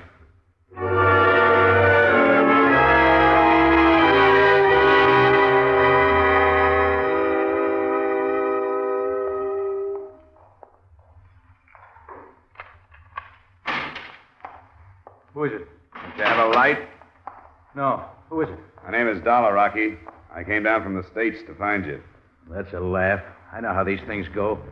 They haven't even heard about it up there, so why should anybody come looking for me? Titus Morgan died. Oh, I'm sorry to hear that. What does that have to do with it? He, left you a little money. Some insurance. Company wanted to find you so they could clear their books. This a fact? Yeah. What about this murder charge? If you've been outside, you know more about it than I do. This is where I woke up, and this is where I've been. I don't know what's going on. What do you mean, this is where you woke up? I got drunk. I don't remember getting here. You know about the murder charge? Oh, yeah, they told me about that. What happened? I don't know. I drank too much. It almost seems like I got a Mickey. Did you kill this guy? Are you on the level? Certainly I am. Here, hold my wallet while I get a match. That's my operating license. My cards are inside. Connecticut. It's close to home. I'm sorry I was so suspicious, but you could have been working for the police, coming in here to give me some false hope and make me blab. What about the killing? I don't remember. I don't know what happened. His name was Sagasa. He was foreman of the longshoreman crew that loaded us. I know that. Well, I didn't have to stand watch that night, so I went with him. I've done it before. I knew him. There were all these drinks at his place finally with his wife. I remember midnight, but not much after that, except half remembering going to bed because I was so stiff. You went to bed there? I'm not even sure of that. I think so. I don't remember going anyplace else. And believe me, I've been trying to. What then? I don't know. Almost like a nightmare. I can remember the police being there. In the morning, I was here. And that Sergeant Ortega won't tell me what's going on or let me see anybody. I don't even know how he was killed. He'd been stabbed. He was lying on the floor in the middle of the front room. I wouldn't have any reason to kill Emiliano. You remember who was with you? Yeah, there was his wife, as I said. What's her name? Misha. Tell me about her. Well, there's nothing about her. She's Sagasa's wife. After I met him, I met her. I've made this port quite a few times and got to know them both. Mm-hmm. Who else was with you? 2 other men. One was Dave Light. He was a crew member of the ship, so he's gone. The other is Chris Binstead. He's in charge of the warehouses here for the Edwards and Company. Then there was another girl, Alicia. I don't know where she came from. I'll find out. You're really going to look into it? Yeah. I don't see an American sitting here in a black cell without somebody helping him. I won't say I've been praying, but if I had been, you'd sure be the answer to them. I'll let you know what I find out. And Mr. Morgan died. That's right. He was a great man. I wish I'd stayed home. I'll try to see you tomorrow night. Hey! Hey, let me out!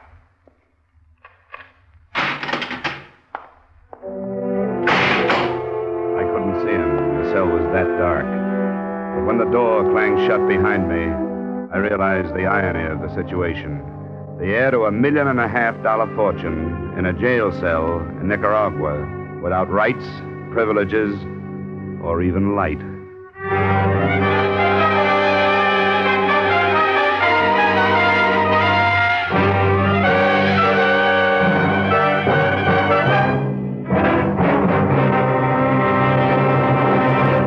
We will return you to the second act of yours truly, Johnny Dollar, in just a moment.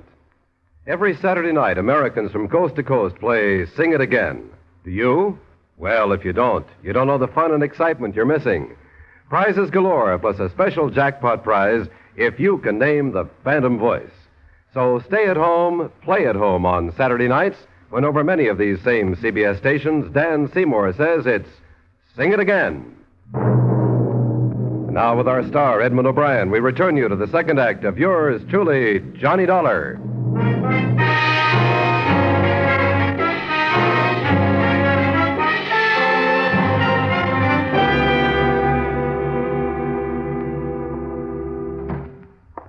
Now you saw the prisoner don't trouble me no more. He told me he wouldn't have any reason to kill the man, Sergeant. That's what he said. And that he doesn't remember killing him. That's what he said, too. And why? He says he was drunk, yes. But he remembers other things, like the police being there. Seems to me he'd remember killing somebody. Why you think he tell the truth if he do remember? It just seems to me that he was telling the truth.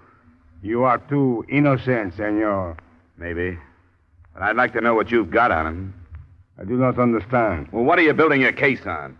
Just the fact that he says he doesn't remember? He says he'd have no reason to kill Emiliano. What motive are you using? Motive? The wife. You mean there was something between Rocky and the wife? To herself, she is a cat, and all men, they are mice for her. All right, that's something. It wouldn't be enough in my country. No? That's nothing but the vaguest kind of circumstantial evidence. Don't you have anything real? The murder weapon, for example? It was not found. What about the fatal wounds, then? What kind of a knife made them, do you think? It was a wide knife. Uh-huh. As a seaman, Rocky could have been carrying a knife, but it would have been a small one.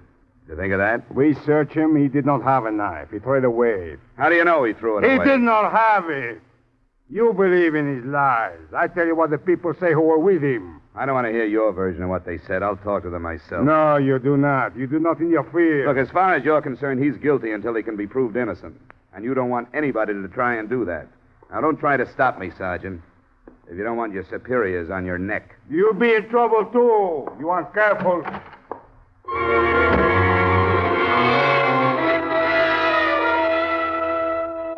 My first move was to get a cable off to Hartford advising the company of the situation and suggesting that the Titus Morgan estate send a lawyer to San Juan del Sur as quickly as possible. By then, it was 5 p.m. Through Clayton Wall in the Edwardson office, I found the address of the Sagasa widow, one in a section of houses that the company had improved for their employees. Mrs. Sagasa was an attractive, unusually fair-skinned woman of maybe 23 or 4, who was outside enjoying the moist wind of evening when I arrived. She, too, spoke English. The company taught me. I work there. Oh, it seems to be a good company. Does a lot for its San Juan people. Sometimes I think it is good. But then sometimes I think it would be better never to know any Americans. But they bring me many presents from America. David Rockey and who else? The other sailor from the ship, the one named David. Light? Yes, that one, too. And one called Robert. What did your husband say about all these presents? Didn't he mind? Only sometimes he was angry. He would say, "You are my wife. You don't take these things." And I say, "Yes, Emiliano. I'm your wife. And these things don't change that." And he would smile and was not angry anymore. Was he angry about David Rockey? Sometimes. You know he's in jail, don't you? Yes, I know. Did you see him kill your husband? No. I understand you were here. Yes, I was here with Alicia. We came out here. It was hot inside. Oh. And the men were still inside, huh? Dave Light and Rocky and your husband? Yes. And there was one other, wasn't there? What was his name, Binstead? Yes, Chris Binstead. Did you hear anything from out here? Well, only talking. All of them talking? I think so. David Rockey thinks he remembers lying down while he was here. I think he stood up. He was up when you came out of your house? Yes, I think so. It was... Well, there was a lot of rum. Yes, I know. Had there been any trouble? Any arguments? No, I don't think so. Don't you remember? There was only trouble when Chris ran out. Then Emiliano stayed.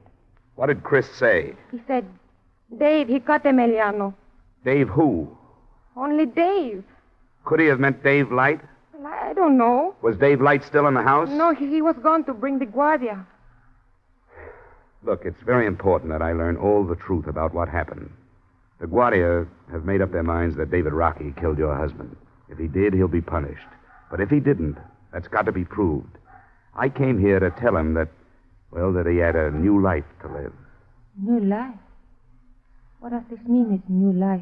David Rockey is a rich man in America now. Rich man? Do you know how much $1 million is? No.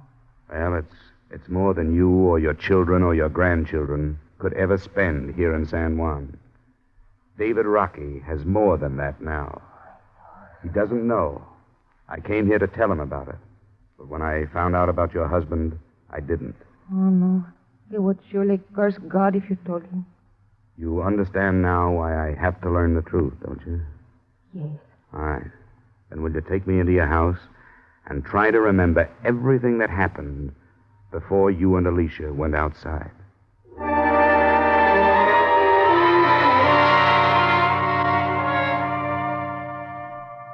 Another Edwardson ship had docked that evening, and I found Chris Binstead on the wharf supervising the placement of the cargo that was streaming into the warehouse. He didn't want to, but he turned his job over to a helper and led me up some stairs to his office in the loft of the building. I don't quite get you being down here. You say Dave Rockey came into some money, huh? Yeah, a little. From an insurance policy. Somebody in his family? He didn't have any family. That's what I thought. He never talked about having a home or anything. Did you get in to see him? Yeah, I saw him. It's a whale of a spot he's in. Yeah. I feel sorry for him, but what else can you expect? Did you see him kill Sagasa, Chris? Yeah. And I don't want to see anything like that again. What happened exactly? Well, the whole thing was that everybody had been drinking too much. He passed out and laid down on a cot. If he'd stayed there, everything would have been all right. But Misha, she's nothing but a package of trouble anyway. She had to go over and try to wake him up. She said something that got her husband started. What do you mean, started? Yeah, riled up, something personal. So he goes over and dumps Rocky on the floor and tells him to get out and not come back. Rocky hit him once and then went out in the kitchen, got the knife, came back. Misha told me she was outside. Yeah, she was. I sent both the women out when the trouble started. She said there hadn't been any trouble. She knows better than that. Yeah, I guess so. Well, I can't see why she'd lie. I never figured them out, any of them. Anyway, Rocky came back with a knife, and they called each other some names, and then all of a sudden there was Emiliano on the floor. Then what? Yeah, that was the end of it. Went and told Misha what had happened. Dave Light went after the Guardia. What did you say to Misha? Oh, I just told her that Rocky had killed her husband. She says you told her Dave did, that you didn't say Rocky. Well, maybe I did say Dave, but I meant Dave Rocky. What are you pressing me for? Just trying to find out what happened. I told you what happened. How about this Dave Light? How come he was able to climb aboard his ship and leave? He reported the thing. Mr. Wall at the main office talked to the Guardia, and they let him go. What is all this, Dollar? You got the facts. Well, it's funny that David Rockey doesn't remember killing him. Is that what he says? He doesn't remember? A man who does a thing like that when he's blind drunk is usually following his subconscious mind. That would mean that when he's sober, he probably would have thought about killing Emiliano. So? That would mean that the motive might be the elimination of the husband. Now, I can't figure a seaman who's here in San Juan only a few days at a time even thinking of going to these lengths to get rid of Misha's husband. What are you driving at, Dollar? I'm thinking out loud, I guess. Why? That'd better be all. I guess you have to get back to work, huh? Yeah. Okay. Thanks a lot for seeing me.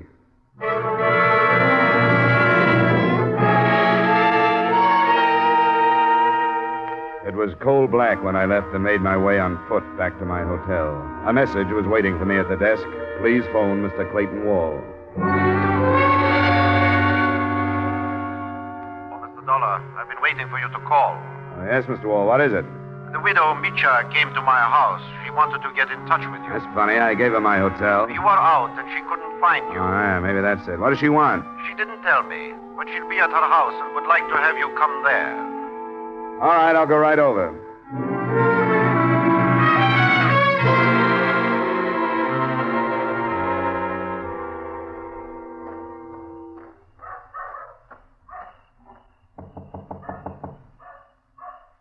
Mr. Dollar.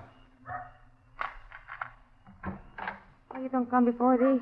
Well, I was busy asking questions. I saw Chris Binstead. What did he say? Hard to tell the lies from the alcoholic confusion. I don't understand you. I don't understand it either, Misha. Well, why'd you want to see me? I found a knife Oh? Where? behind that... That chest? Yes. It's there. I didn't touch it. Why wasn't it found before? This warrior, they didn't look. How did you happen to find it? I don't know. After you leave, I started to think, and something told me, look there. Now tell me the truth, Misha. I tell the truth. You want to help David Rockey? If I can help. All right. Then don't say anything about finding the knife. Not to anybody. I don't tell. You didn't tell Mr. Wall? He asked me, but I don't tell. All right, leave it that way. Don't say anything to anybody.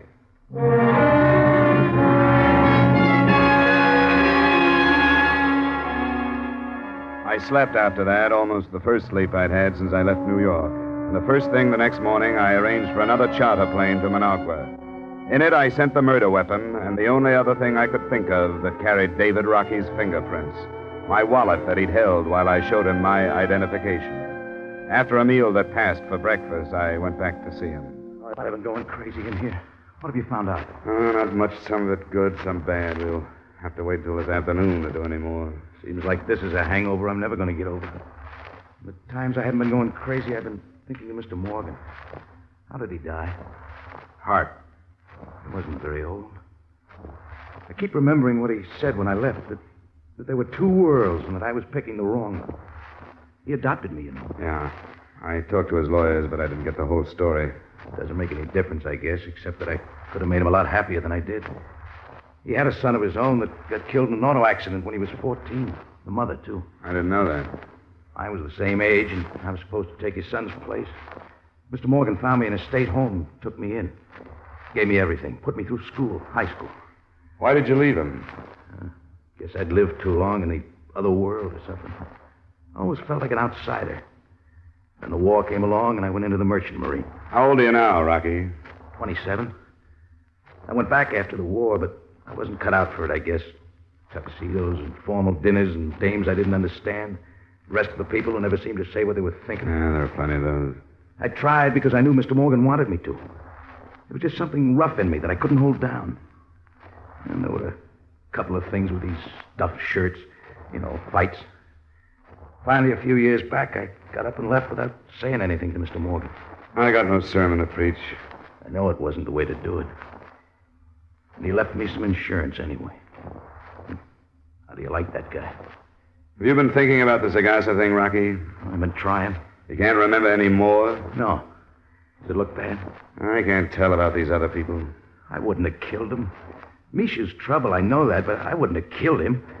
I didn't have any reason to. It's been my approach, but I haven't proved anything with it. You sit tight until I come back. Oh, here. I brought you some cigarettes.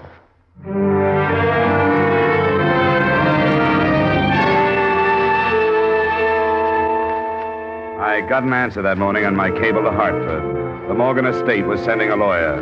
Then I waited until the middle of the afternoon when the charter plane came back from Managua with the results of the fingerprint tests. There was only one place to go.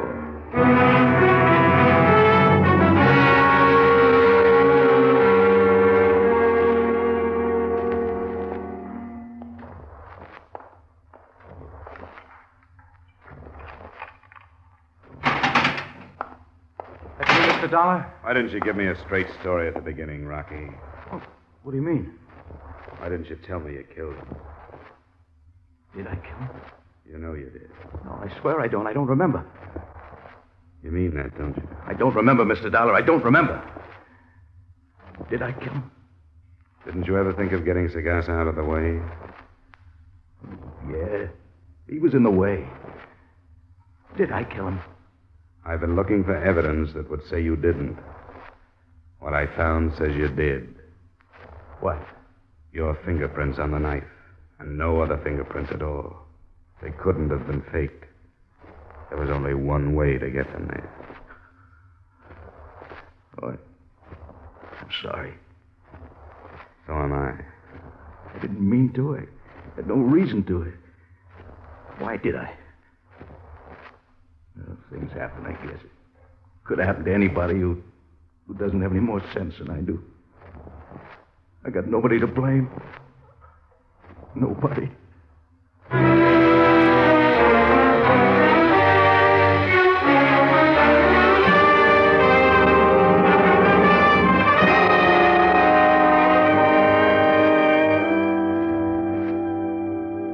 Expense account, item 5, same as items 3 and 4, transportation back to Hartford. Item 6, miscellaneous, $235. Expense account total, $840.75. Remarks?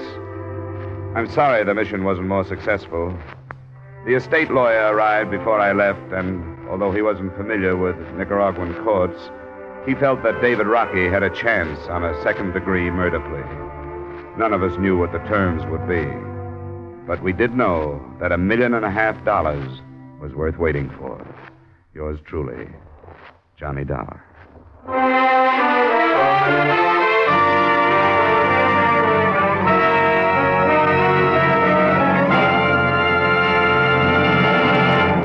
Yours truly, Johnny Dollar, stars Edmond O'Brien in the title role and is written by Gil Dowd with music by Wilbur Hatch.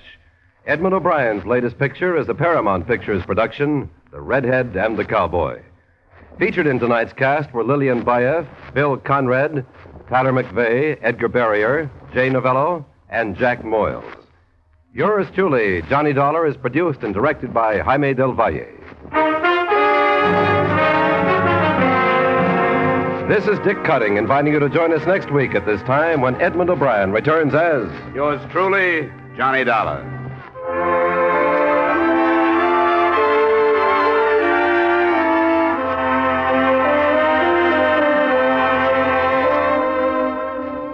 There's Saturday night fun with the young married set when Lucille Ball and her favorite husband come along later this evening on most of these same CBS stations. You'll enjoy the laughs with Lucille Ball as she tries to help, but more often hinders the man she calls my favorite husband. And now, stay tuned for Von Monroe's Caravan, which follows immediately over most of these same CBS stations. This is CBS, where Hopalong Cassidy rides every Saturday night, the Columbia Broadcasting System.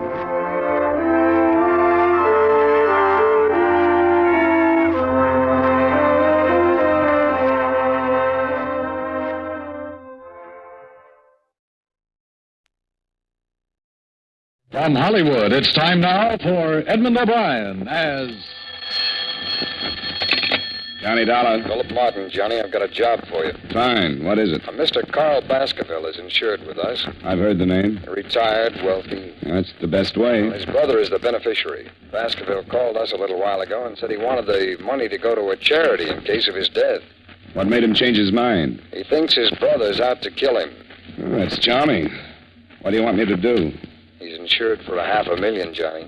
You just made me a bodyguard. At least until we found out how true Baskerville's story is. We did some checking. 6 years ago, he sent his brother William to prison for absconding with company funds. William was released from state prison a week ago. Oh, yeah. That's where I've heard the name. I remember the case. Oh, it's a strange setup. Sends his brother to jail, names him as beneficiary, wants it changed because he says his brother's going to kill him. Cain and Abel really started something, didn't they?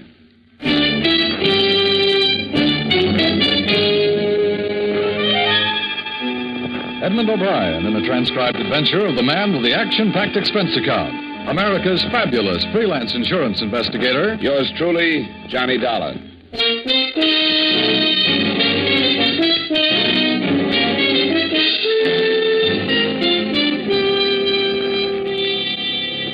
Expense account submitted by Special Investigator Johnny Dollar to Home Office, Columbia All Risk Insurance Company, Hartford, Connecticut. The following is an accounting of expenditures during my investigation of the Baskerville matter.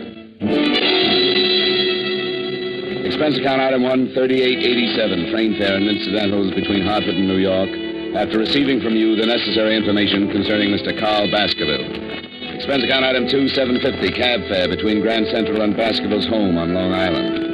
The house was set back from the road, hidden by tall trees, and surrounded by several acres of well-kept lawns and gardens. I walked up the long gravel path to the front door and knocked. I lit a cigarette and waited. The afternoon sun was warm on the back of my neck. The air smelled of wet grass and bright flowers. Yes? I turned around to see the biggest man since Goliath. He was close to 7 feet and must have weighed in at about 280. He was nice-looking and wearing a well-cut blue suit, probably made from the best part of a tent. Can I do something for you? Bend over. I'm getting a stiff neck. I'm Johnny Dollar. I'm here representing... Oh, yes, Columbia All Risk. They called and said you were on your way. Come in. I'm Mr. Baskerville's personal secretary. Mr. Baskerville is expecting you. The big man led the way through the big house, through the big French doors that opened on the big garden. Carl Baskerville was sitting in a chair feeding the birds. He was reaching his late 50s with the sour look of a man that didn't want to. As he tossed the breadcrumbs out on the gravel walk, a big diamond on his little finger flashed in the sun. Mr. Baskerville. Oh, Collins. Who's that with you? The man from the insurance company. Pull up a chair and sit down, young man. Thanks. What's your name? Dollar, Johnny Dollar, Mr. Baskerville. It's your company called me, eh? I'm just feeding the little birds. Yeah, Birdy. Birdy! I've been doing it for some time now. Swell. What are you standing around for, Collins? I want to talk to Mr. Dollar in private. Oh, yes, sir. If you need me, I'll be in the study. I won't need you. Yes. How tall is he? 6 feet 9 inches. He's been with me for some time. I've been retired for 5 years, Mr. Dollar. I always wanted to spend my afternoons in the garden feeding the birds. I used to get up at 6 and go to work and have breakfast and look out of that window right over there. See? I used to see the little birds. I always said that someday I'd spend my afternoons out here feeding the little fella. I'm glad you made it. Right. Mr. Baskerville, I was sent here. I know why you were sent here. Sit down. Mr. Dollar, I'm 57. I spent most of my life making money, making a success of myself. Success in terms of what you consider success. That's an interesting statement. How is it? Why do you say that? How do you know what I consider the norm of success? Isn't money important to you? Sure, it has to be. How important? Very, but not all important. Oh, yes. Well, what else is important to you, Mr. Dollar? A lot of things. Don't be evasive. Tell me something. A philosophy. Oh, philosophy. I see. What kind of a philosophy? Not taking people for granted. Oh, I see. Here, you feed the birds for a while. Go on. Makes you feel real good. Good. Here, Birdy. Birdy. Oh, that's fine. Get a load of that one. He thinks he's a pheasant. Yes, he's a greedy one. He always does that. They're a lot like people, aren't they? I suppose you know about my brother, Mr. Dollar? William Baskerville worked for you 6 years ago. Supposedly took some company funds. Definitely took some. $100,000. Sent to state prison for 10 years. Was paroled last week after serving 6. You're insured with Columbia All Risk for $500,000, and your brother is the beneficiary. That is correct. Now you want to change. That is again correct. Want to tell me some more about your brother? No, your company's worried. Is that it? $500,000 worth. I suppose you consider it strange I'd send my brother to prison, then make him my beneficiary. I guess strange is a good word. I don't particularly care if you believe this or not, but I hated to prosecute my brother. But he was guilty, and it became more than just a family matter. There were stockholders to be considered, and his guilt was discovered before I could do anything. You're not feeding those birds.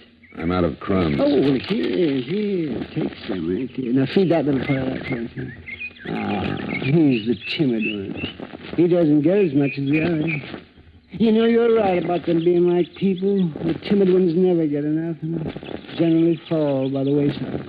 You made your brother your beneficiary, and now you want to change it. Yeah, well, only as a precaution.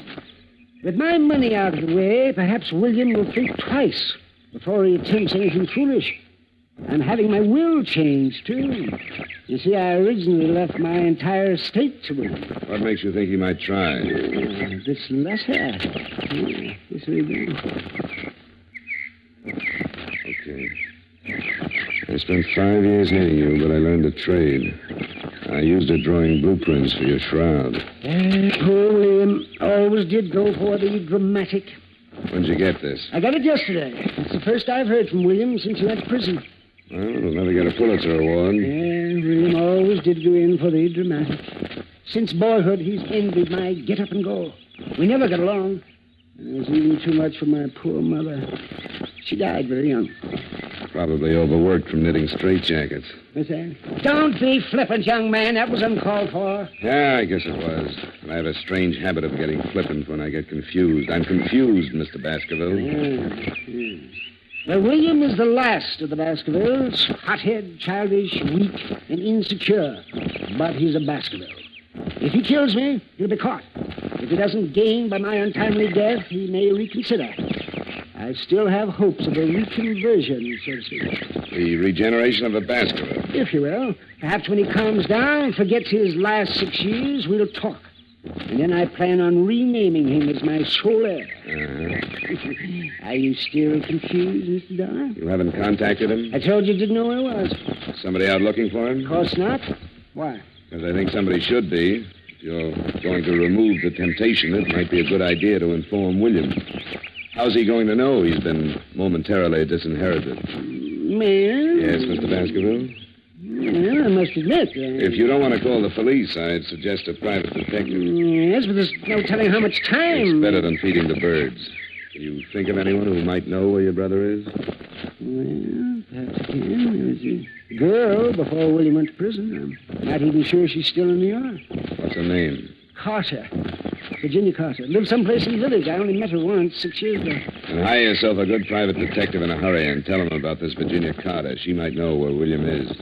Yeah, all right. In the meantime, I'd recommend that the change of beneficiary be hurried up. Oh, I'm getting tired. I'm going to finish feeding my birds. Yeah, sure. Good day, Mr. Garrett. Oh, here. I had a few crumbs left over. Oh, well, thanks. Hey, Birdy. Birdy!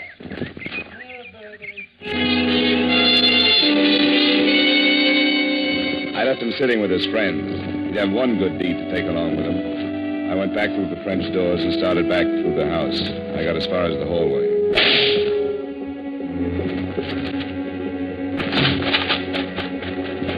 It's Baskerville.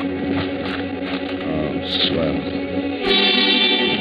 He was sitting in the chair with a bullet hole just over his heart. His head was resting on his chest, and he still held the breadcrumbs in his hand. He seemed to be smiling like he knew he was going to be able to feed the birds for a long time. Mr. Baskerville!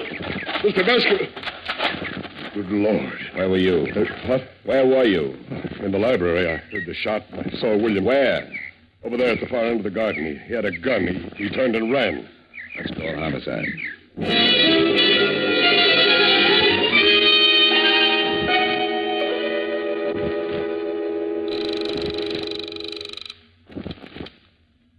Homicide. Lieutenant, this is Johnny Dollar. Well, hello. Haven't heard from you in a month. I've got a killing for you. Who? I'm out at the Baskerville estate.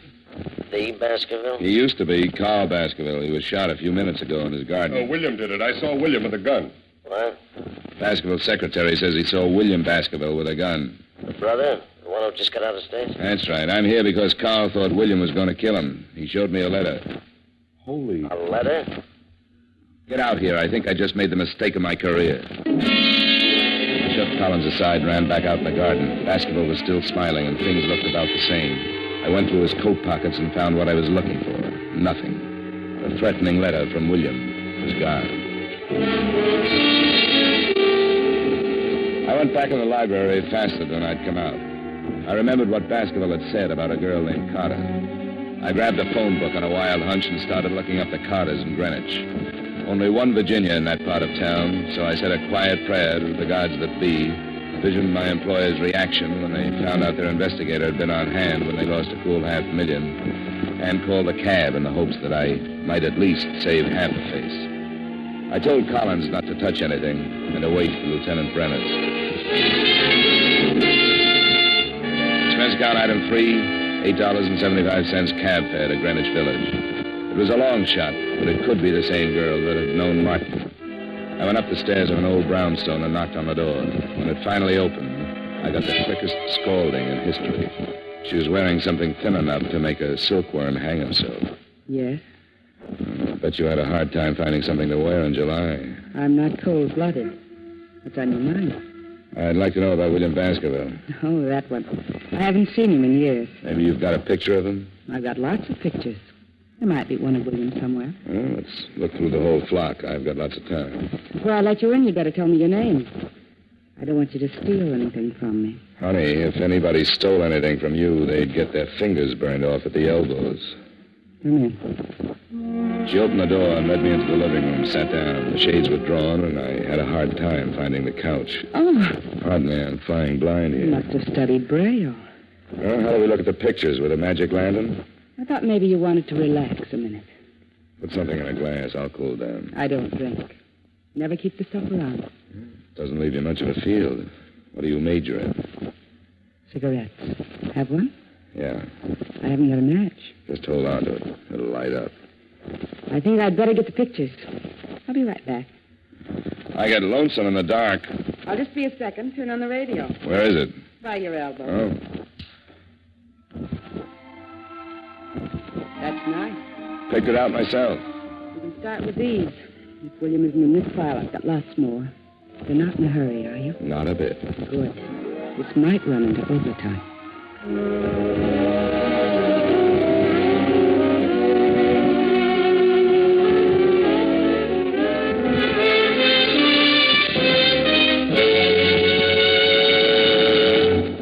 We will return you to yours truly, Johnny Dollar, in just a moment. Saddle up the sofa and ride off to adventure with CBS Radio every Saturday night.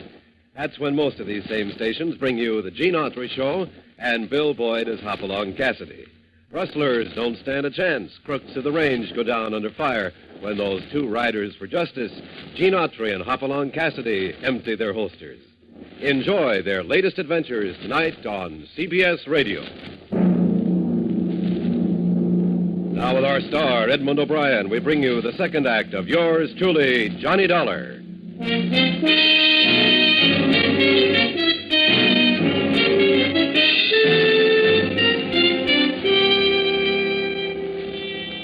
Virginia Carter wasn't worried about working late. There was only one trouble with the job. It was tough keeping my mind on two things at once. It was like trying to read a mail order catalog in front of a blast furnace. She sat close to me and handed me one picture at a time, describing each guy in the photographs. I've seen draft boards with smaller clientele. Several times she stopped and looked at one of the pictures, smiled, and passed the guy to me.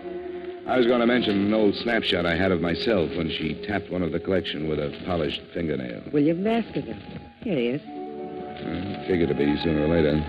How long ago was this taken? Well, I couldn't say exactly, but I'd guess about 6 years. You should keep a file. William was a nice guy, had money. Showed me a good time. What else do you know about him? He has a brother with a checking account at Fort Knox. William have any unusual habits? A few. They wouldn't help you find him. Well... Oh, I remember something. He used to play the saxophone. Hobby? No, not exactly. He played around town with several small bands. He used to pick me up after work, and we'd go to a dive someplace, and he'd sit in. He loved it. He was a nut on jazz. You make money at it? I guess so. Before he went to work for his brother. I don't think his brother liked him playing sax. Okay, honey, thanks. I'll stop around again sometime. Take a look at your parlor. I'll spin a nice, soft web. You all right if I take William with me? Not if you bring a picture back to yourself. Maybe I'll just bring a camera. You can take it yourself. Good. That's why I keep the room so dark. I hated to leave, but my hair was already curly enough. She had given me one lead. William was a musician of sorts, and sometimes he made money at it. I started across the street to catch another cab, and I was halfway there when I heard the car. It was an old trick. You drive by fast, open your door, and if anyone is in the way, he winds up with a face full of automobile. I ducked in a hurry.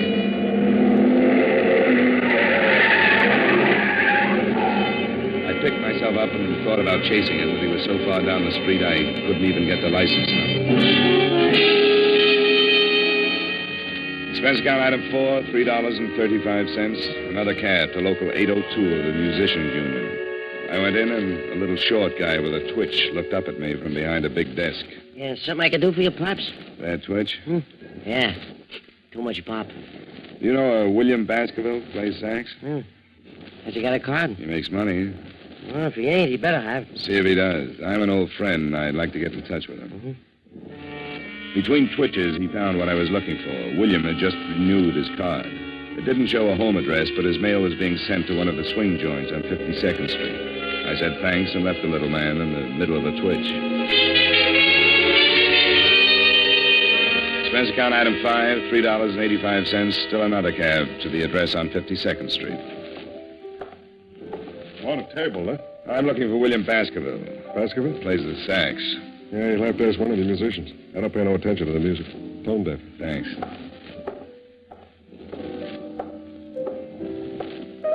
Can I bother you for a minute? No, but you can talk to me. Move and lean on the piano. Know William Baskerville? Sure. He blows here. Where is he? He's off tonight. He got a phone call and took off.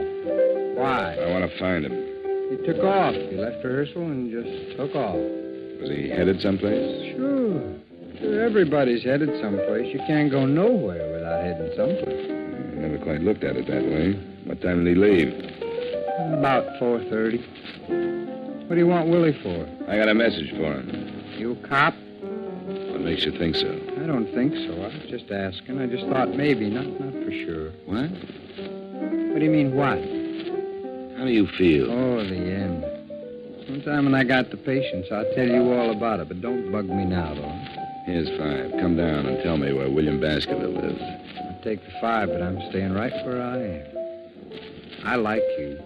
I may cry. You're putting me on now. And you've got my 5. 5? Oh, yeah. What did it buy you? An address. Crazy. I want William Baskerville. Okay, I can't make this much longer anyway. 69 East 12th Street. Thanks. Solid.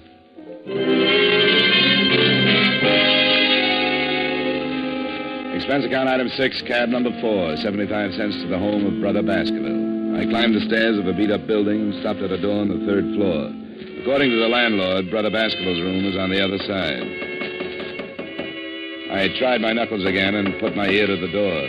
I couldn't figure it out at first. It was a strange sound, the light scraping like a rope over wood.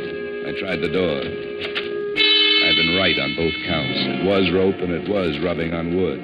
Because Brother Baskerville was making the sound effects, but he was doing it the hard way. He was on one end of the rope, hanging by his neck. He was turning slowly like a weather vane in a soft breeze. A chair was tipped over at his feet, and there was a phone on a table. I crossed to it and was about to call Lieutenant Brenner's when I looked at the dead man again, and my stomach jumped up and kicked my mind into high gear. I walked back to him and picked up the chair. What I saw threw the suicide theory right out of the window. If he had used the chair to stand on, he would have still needed a ladder just to tie the rope to the rafters. I've seen a couple of guys that hang themselves, but never one that jumped 4 feet in the air to do it. I shoved the chair under him just to make sure. He cleared it by a good foot.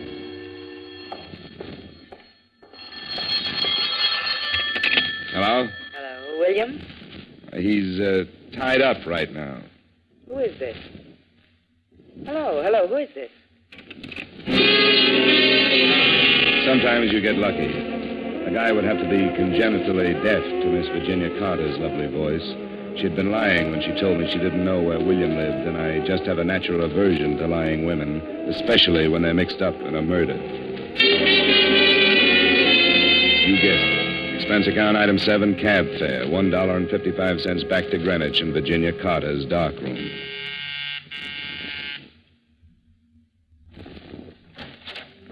Well, Mr. Dollar, did you bring your camera? We'll play spin the bottle some other time. How'd you know my name? Why, you gave it to me this afternoon. You're a bad liar. I'm coming in. Oh, now, wait a minute. I'm expecting someone. If it's who I think it is, you better hide all the rope in the house. Now move it. Oh, You heard from Collins yet? I don't know what you're talking about. Only 2 people have lied to me today, you and Collins. You told me you didn't know where William lived, and you called him 10 minutes ago. Collins said he saw William standing in the garden with a gun, and a musician told me William didn't leave rehearsal until 4:30. I didn't leave the Baskerville home until 4. Get out of here. I don't know anybody named Collins. Okay, but Collins just killed William Baskerville.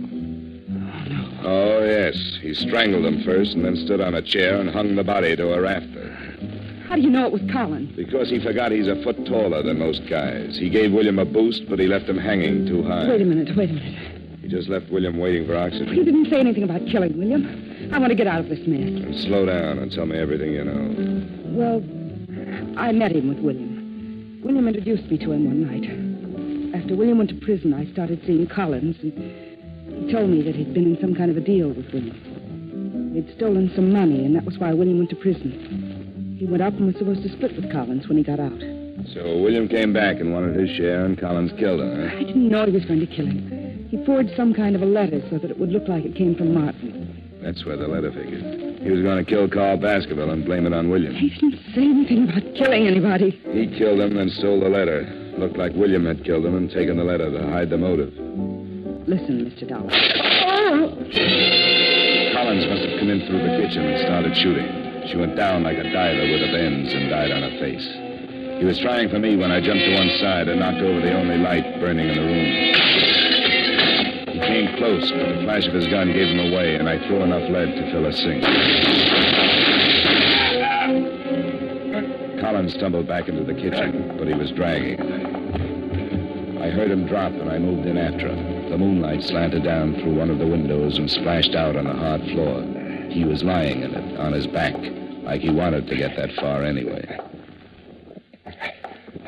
You'd better give it up, Collins. Forget it. No reason to kill you now. Before you close your eyes, tell me something. All right. It won't take too long. Why didn't you go out and get William yourself? Why wait until I found him? Couldn't take the chance. I knew the old man would have somebody. Start looking sooner or later. I killed him in the garden because I knew you'd make a good witness. Probably go looking for Virginia after he told you about her. You called her and told her to tell me everything she knew. That's right. Wanted you to find him so it looked like a suicide. You nearly got away with it. You just forgot how tall you were when you hanged William. You tried to run me down? No. Just wanted to scare you. Make you think it was William. I'll call an ambulance. No. No, I got three of them. Should be right enough. Nice night to die. Yeah, not a cloud in the sky. It's a beautiful night. Yeah. Well, I can't use it. But I'll give it to you.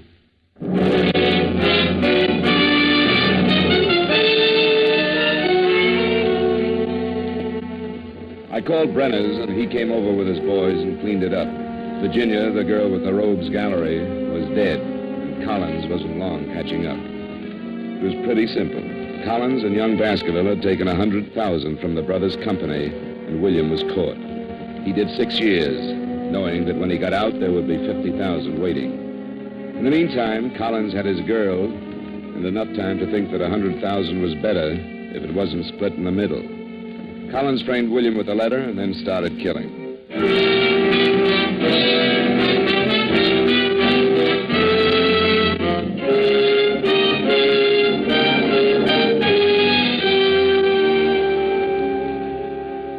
Expense account item 8, $23.45 dinner and incidentals covering the rest of the night up till the bars close. Expense account item 9, $10, a massage and steam bath. Item 10, another cab to Grand Central, 65 cents. Item 11, $38.55 train fare and incidentals back to Hartford. Expense account total, $137.27. Comments? Murder isn't so bad. A ride in any New York cab makes a killing look like a Sunday school taffy pull. Yours truly, Johnny Dollar.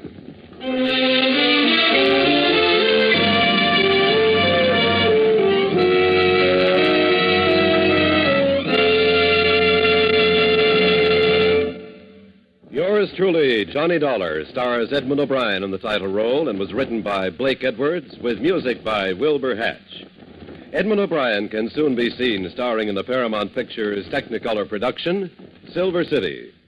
Featured in tonight's cast were Stacey Harris, Bill Boucher, Howard McNear, Sidney Miller, and Virginia Gregg. Yours truly, Johnny Dollar, is transcribed in Hollywood by Jaime Del Valle.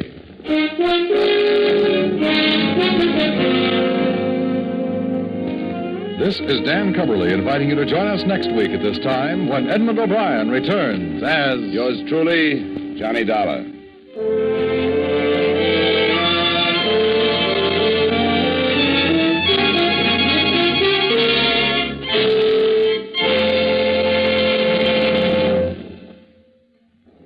Edmond O'Brien again.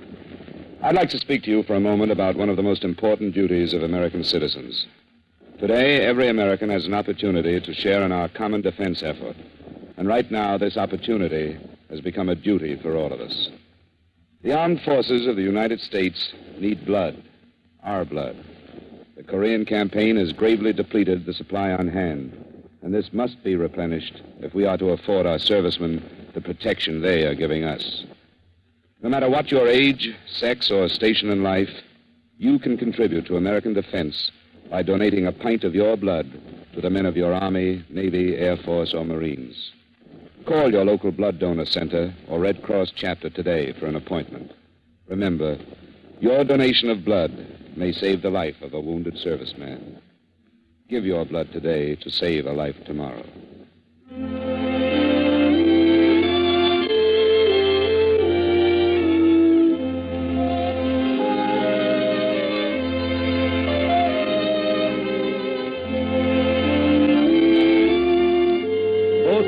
Archer's grandmothers are due to arrive in force to add complications to the already busy existence of America's favorite teenager. This invasion of grandmothers is scheduled for tomorrow evening when you meet Corliss Archer on most of these same CBS radio stations. Listen for the family fun with Corliss and all her friends tomorrow night. Stay tuned now for the Vaughn Monroe Show, which follows immediately over most of these same stations.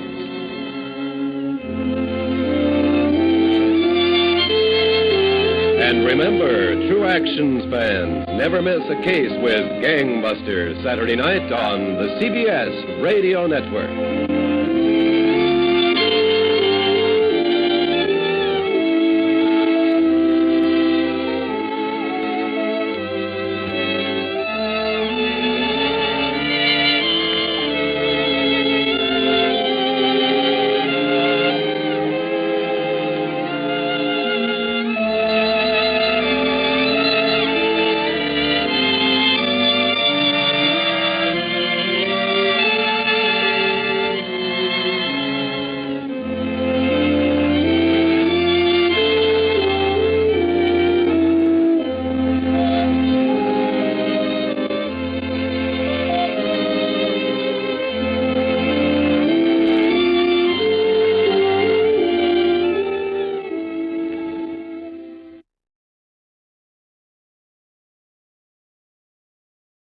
From Hollywood, it's time now for Edmond O'Brien as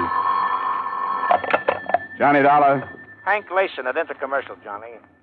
Say, did you ever hear the Caligio Diamond? Doesn't strike a chord. Worth about $200,000 on the open market. It's insured and it's been stolen, right? Well, can't say definitely that it's been stolen, but it's gone. The owner's name was Benson, lived here in Hartford. Why the past tense? They found him last night in his study, murdered.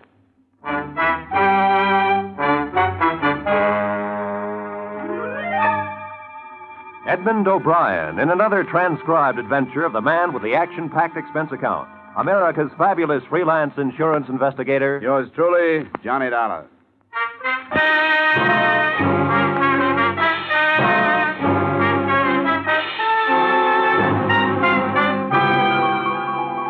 Expense account submitted by Special Investigator Johnny Dollar to the Intercommercial Insurance Companies of America, Home Offices, Hartford, Connecticut. Attention, Henry Layson. The following is an accounting of my expenditures during investigation of the Caligio Diamond Matter. Expense account item 1, $1.20 taxi fare to the western part of town where the better homes are situated. Mr. Charles Benson's home was back from the street and encircled with a high, well-trimmed hedge. The black wreath was already on the door. A young lady, very pretty in a black dress, received me in the study. You're Mr. Dollar?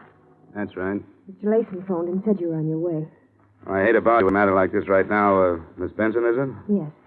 It's quite all right. Maybe if I go over it all again, it'll help me realize that it's happened. That Dad's gone. It's still like a bad dream. The beginning was when Dad bought the Caligio Diamond. When was that? About 3 years ago in Italy. He bought it from a diamond trader who'd just come into Florence from South Africa. Your father had interest there? No, he was just a tourist. He'd heard about this diamond from a friend of his, a collector. Seems the diamond had belonged to a minor official to the Medicis, a man named Caligio.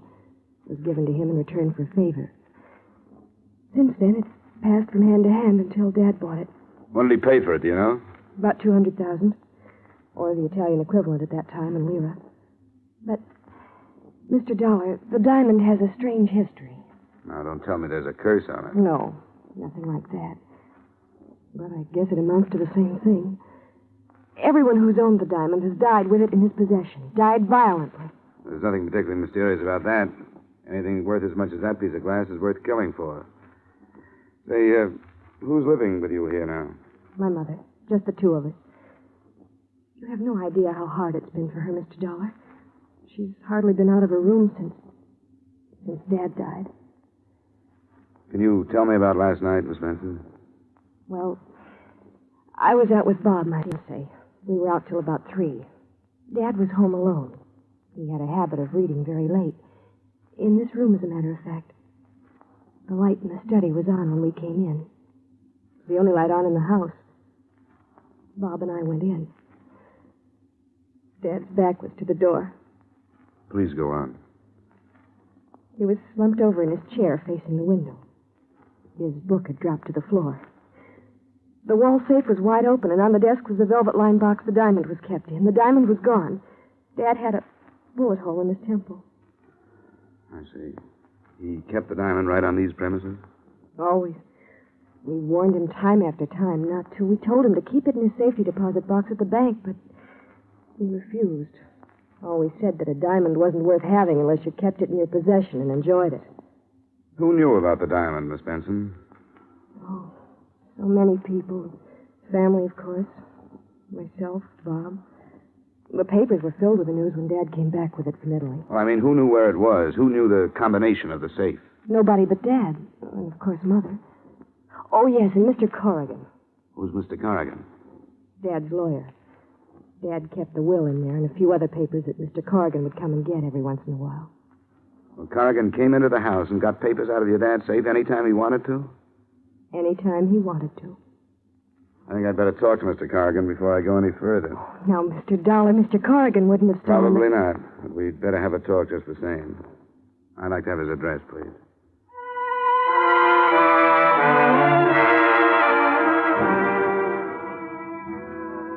Expense account item 2, 80 cents taxi fare to Main Street, where Mr. Corrigan's office was located. An elevator ride and a walk down a marble hall took me to the frosted glass door on which was printed Corrigan and Bishop, attorneys at law. I talked myself past a receptionist and the secretary and wound up refusing a cigar from Corrigan himself. You're in the insurance business? The investigation end. I understand you were Mr. Benson's lawyer. That's right. Mr. Benson had the utmost... Oh, excuse me. Yes. No, Vermont maple. Well, $45,000 is way too much. Yes, in board feet. Have them ship it from Montpelier, if that's the case. Well, have them try to get it down then. Yeah. Yes, Mr. Dollar, Mr. Benson and I were associated for about 15 years in one way or another. We went to school together. It was a terrible shock to learn of it. Oh, excuse me. Who? Oh, put him on. Harry, what's with Chicago? No, same thing. No, she's in Arizona. Arthritis. Well, a little better. You know how it is. Yeah, we'll do that. And my love to Annie. Okay, you bet, Harry. Yeah, you bet. Sure. Bye. Now, you're here about the diamond or about the life insurance policy? The diamond. Well, the diamond is a very rare item. Whoever got into the safe knew the combination. I understand there weren't many who knew the combination. Well, that's true. Mr. and Mrs. Benson and myself are the only ones. I suppose I'm the prime suspect. But, of course, these safe crackers, they use a stethoscope these days. You probably know more about that than I do. Oh, excuse me. Who? Oh, yes, put him on. Yes, Jays. Oh, it is? Oh, swell. Yeah, it's a shame, isn't it? Yeah, very young man. 45. Oh, yes. Terribly upset.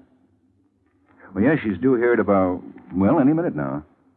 We're going to make the arrangements. Oh, I wouldn't let her go near the place, no. Well, I certainly tell her.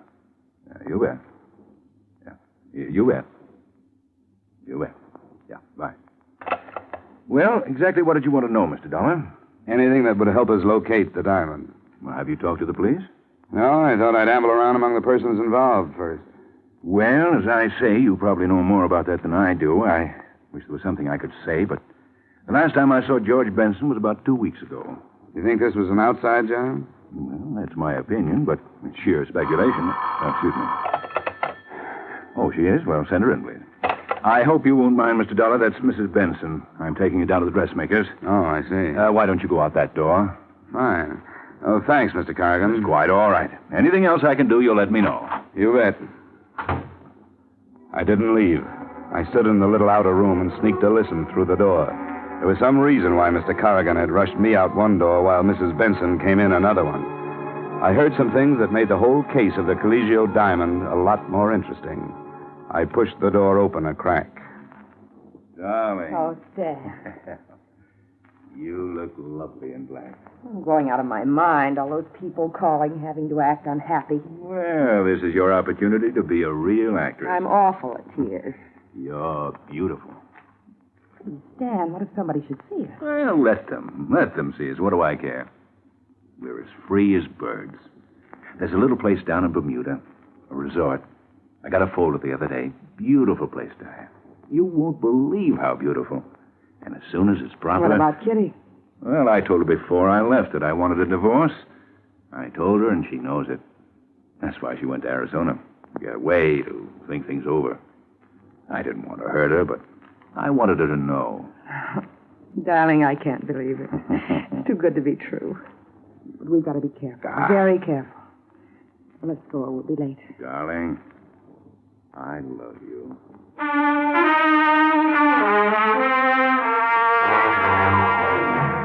On that somewhat touching note, I quietly closed the office door, turned toward the door that would lead me out into the corridor, put my foot to a rough edge of carpet, and promptly fell flat on my face.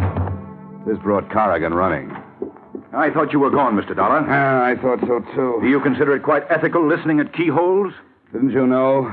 Investigation is just a very polite word for snooping, Mr. Corrigan. Who is it, Stan? He's an insurance investigator. You heard everything? Not everything, Mrs. Benson. Just enough to tell me that black is not your color.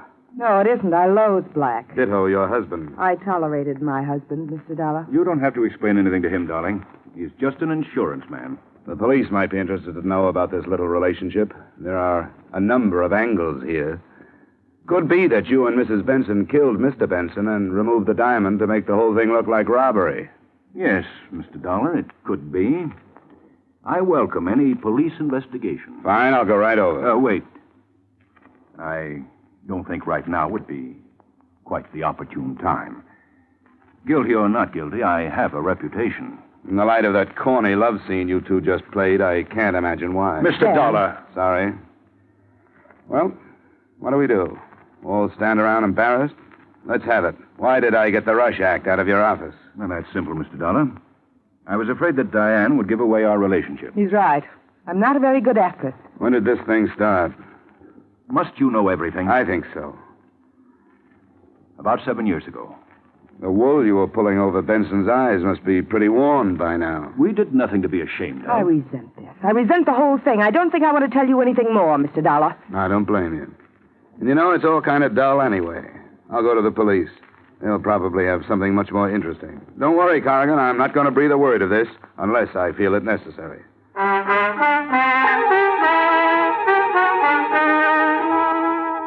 But I never made it to police headquarters. I got out in the street when a very large, very quiet man in a brown and white sport shirt stopped me. Mr. Dollar? Yes?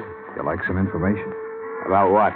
The fifth, the tropical. I never play the ponies. These ponies you play. Hop in. Thanks. No. Oh, come on. Hop in. Is that dangerous, that steel thing in your pocket? How very discerning of you to recognize the outline. Inside. Right. Okay, Bunny.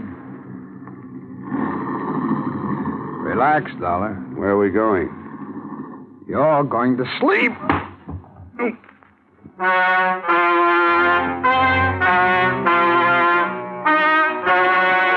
I awoke with a groan in my own apartment. Nobody was there, but nobody.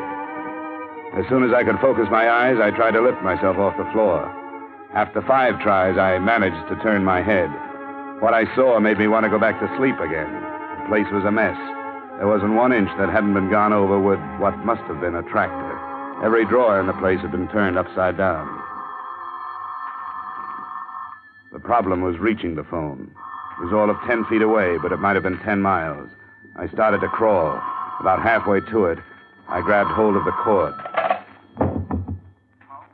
I pulled the phone toward me until I got my hands on the receiver. Hello? Hello, Johnny? Hello? Hello? Johnny? Yeah, Johnny. Johnny, you sound awful. Yeah, I can understand it. Well, what'd you find out about the Caligio Diamond? You were right. About what? It's gone. Well, that's brilliant. Who took it? I don't know. Well, what are you doing to find out? Right now, I'm just lying around. Somebody gave me a tumble. Say, are you drunk? You better send a doctor. I think I'm going to pass out again. Johnny? Johnny? Hello? Johnny?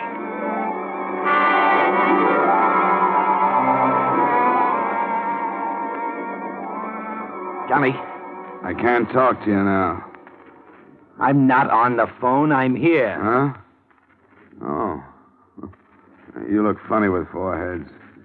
Well, I might as well put this phone up. Oh, come on. Stop that nonsense. Now, look, I hate to bother you with business, but what happened to you? I'll tell it all to the police. You think I want the police in on this? Well, why keep them out? Publicity for the company. I want the public to think Intercommercial is able to take care of itself. Now, come on, what happened? Somebody asked me for a ride. Asked me if I wanted a ride. Then they gave it to me. Oh, it looks like they were looking for something. Did you have something they might have been looking for? If I had something they were looking for, I wouldn't know it. But they must have thought I had something they were... Look, I'm going round and round already. Ask me no questions. Have you got any idea what it might be they were looking for? Maybe the diamond. Yeah, say, maybe the diamond. Say, that's right, that could be. Now go away. Well, we'll take you off the case and put someone else on, so you can have a nice rest. Oh, no, you don't. Well, I thought that would pep you up. Yeah, money always does. Now get out of here and let me fasten my head back on. You want something? Yeah. Get me an aspirin. Hello? Mr. Dollar? Yeah? This is Betty. Betty Benson. Oh, yeah, sure. How are you? Mr. Dollar, the police have just been here. What happened? They found the gun that killed Dad. Oh, good. Where was it? In my purse.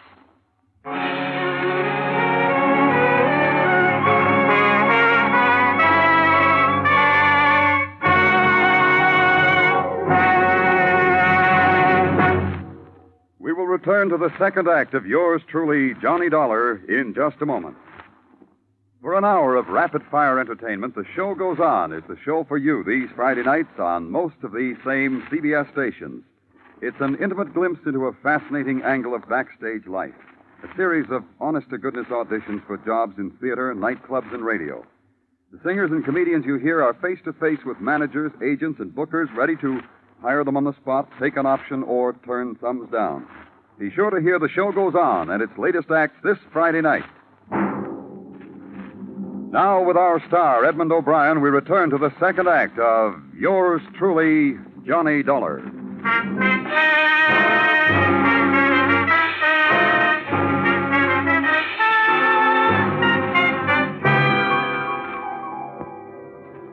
Expense account item 3, taxi fare again. $1.30 to the Hartford City Jail, where an old buddy of mine by the name of Lieutenant Parnell was quizzing Miss Benson with the nastiest bunch of leading questions I've ever heard. Now, why did you kill your father, Miss Benson? Oh, come on. We'll make it much easier for you if you'll only... Hey, Parnell. Come on, give her a break. Oh, the insurance man. I wondered when you'd be over. Hey, what happened to your head? When I find out, I'll let you know. Don't let him talk you into a thing, Betty. Get a good lawyer. Well, for one thing, Corrigan is on his way over. For another, the best lawyer in the world couldn't do it any good. The gun had her prints all over it. Would I put a murder weapon in my purse with my fingerprints on it, Lieutenant? Now, would I? If you didn't have time to get rid of the gun, why not? You're getting woozy, Lieutenant. Why don't you take a break? They've got the Giants game on the radio out there. Why not go out and see how they're doing? No. I might miss something, Dolly. Maybe you can do better with it than I can.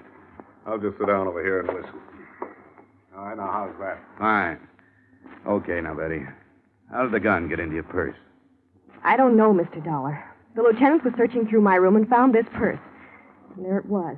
But I didn't carry that purse the night Dad was killed. I haven't used that purse in a long time. Somebody put the gun in there.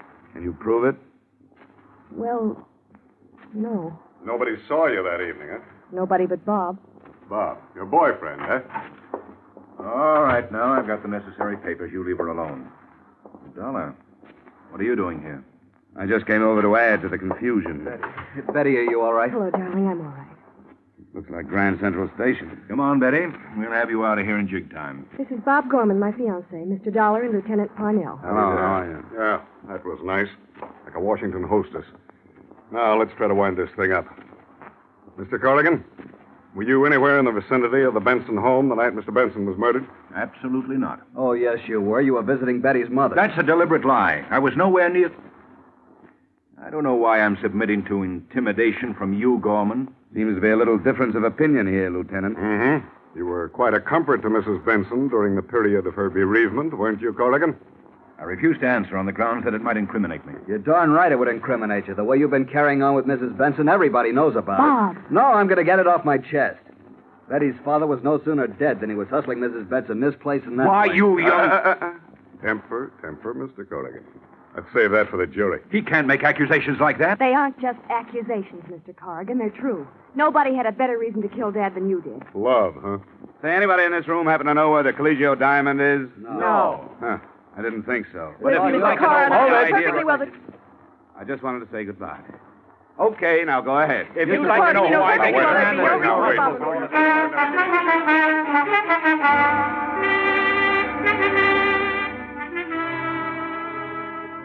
Expense account item 4, $12.20 miscellaneous taxi fares all over the place. I went on a little visit to Corrigan's apartment and found something of interest. A little slip of paper on which was written in the highest form of legal language, of course, I owe you $2,000, George Benson. I worked my way into Bob Gorman's apartment. There I found a bill from the Garant Detective Agency. Then to police headquarters again, where I found a picture of a man who was tall and thin and had a little well-trimmed mustache. Then I went home, where I found a man who was tall, thin, and had a little well-trimmed mustache. He was drinking my bourbon. You're drinking my bourbon. It's lousy bourbon. Look what you did to my head. It's an improvement. All right, what do you want? The diamond. What else? I don't have it. I don't believe it. Well, search the place. I already did. Well, I guess that does it. I'll see you later. Don't go. Out of the way. I said don't go. You crazy... Okay. Drop the gun. Let go. Now, sit down and finish your drink. I didn't come here alone. If I'm not downstairs in 3 minutes, you'll come up. The more the merrier. Who do you work for? Myself. That's right, friend. I want all the excuse I can get to beat the pulp out of you. Go on. Now cut it. Who do you work for?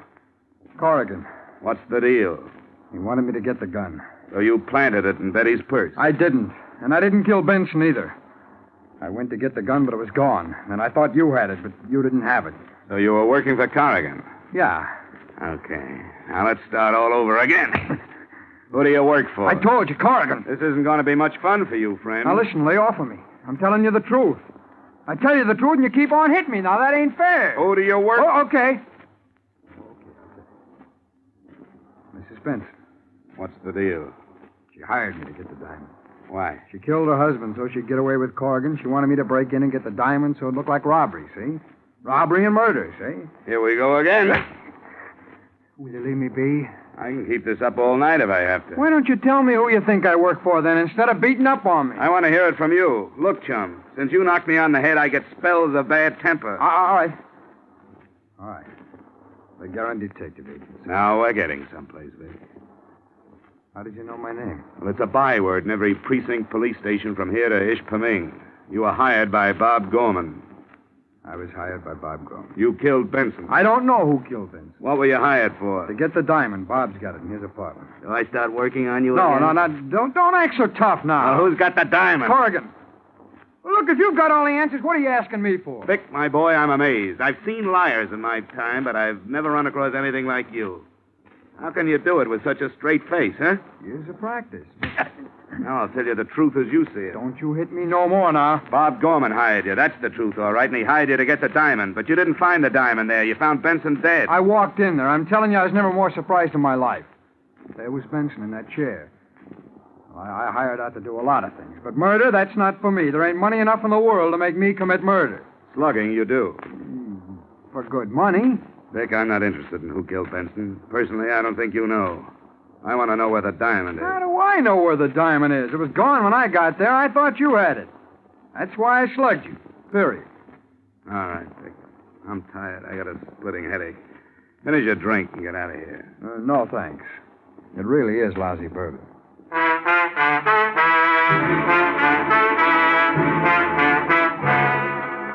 Things were as dark as ever. Vic was no help. I knew Bob hired him, but that was all I knew. The next stop seemed to me to be Bob himself. I called him and told him to come over. He was very accommodating. A half hour later, he was tapping gently at my door. Hello, Mr. Dollar. Come on in.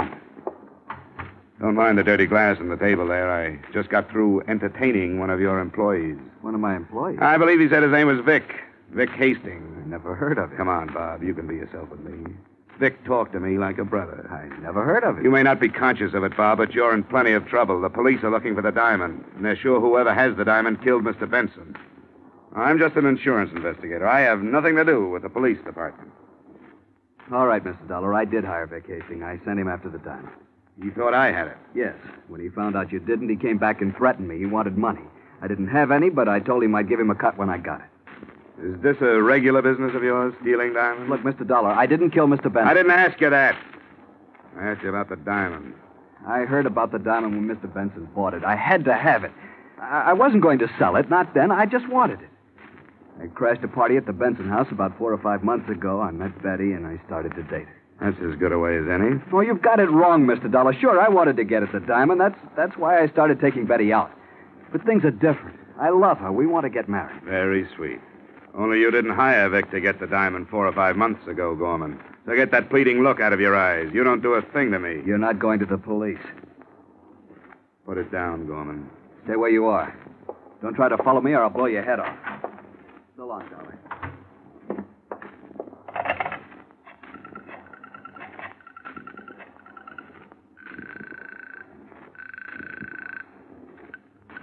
Parnell speaking.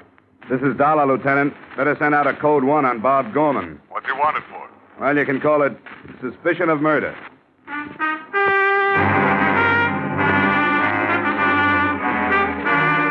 Expense account item 5, 120 taxi fare to the Benson home. I found Mrs. Benson in a sad state upstairs due to her husband's death and her daughter's incarceration.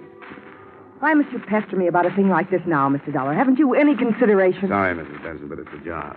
The sooner we get over this hurdle, the better off we are. Now, I know all about your relationship with Target. All of that has nothing to do with the case. Well, perhaps not. I know who killed my husband, and I know why, and I know who has the diamond. Who? I can't prove it. I couldn't take it into a court of law. Well, let me worry about that. What's your idea, Mrs. Benson? Bob Gorman. Why do you think he did it? He has a violent temper. He hated George, hated him like poison. George never wanted him to marry Betty. Sorry, that motive doesn't click with me. Now, let me tell you who killed your husband. You and Corrigan. How dare you? wanted to get rid of him. You two were the only ones who knew the combination of the safe. You took the diamond and killed Benson. Why, you... And you planted the gun in Betty's purse. Do you mean to suggest that I would try to make my own daughter out to be a murderess? That's just what you hoped the police would think. That if anybody were framing your daughter, it wouldn't be you. You knew the police would clear Betty because she was nowhere near the house when the murder occurred. And you thought they'd assume that Bob Gorman planted the gun in Betty's purse. That's a lie. Come on, Mrs. Benson. It's all out in the open now. Stay where you are, Dollar. Corrigan. I was expecting you. You're pretty good at this business of investigation, aren't you? It's a shame to have to end such a brilliant career. Well, that's the way it goes. Here today, gone tomorrow. You aren't going to mess up Mrs. Benson's pretty bedroom, are you? Not at all. We'll just go out the back way. Open the door, Dollar. Glad to. After you. He's all right, Mrs. Benson. Come on, get up, Corrigan. The lieutenant is waiting.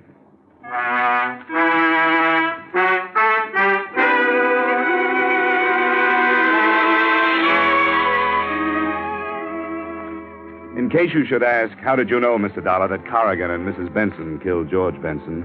The answer? I took a big guess. I told them my guess, and with the authority of an Illinois judge, they swallowed it and they confessed. To wind it all up, I might add the following. They got Bob Gorman. He's being sent up along with Vic Hastings. His police record makes Vic's look like a bad report card, which means Betty is going to have to look for a new boyfriend. The insurance company has saved a good deal of money. Everybody bad goes to the penitentiary. Everybody good stays free, which proves that bluff is better than logic. This time, anyway. Expense account item 6, doctor bill and miscellany for my sore head amounting to $25. Expense account total, $65.34. And that's pretty cheap. Yours truly, Johnny Dollar.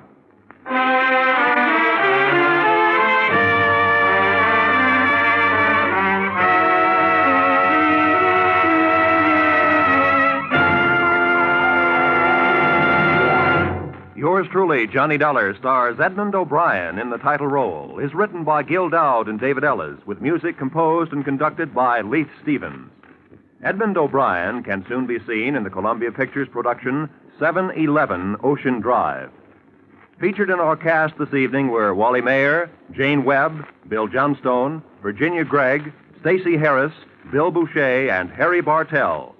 Yours truly, Johnny Dollar, is produced and directed by Jaime Del Valle.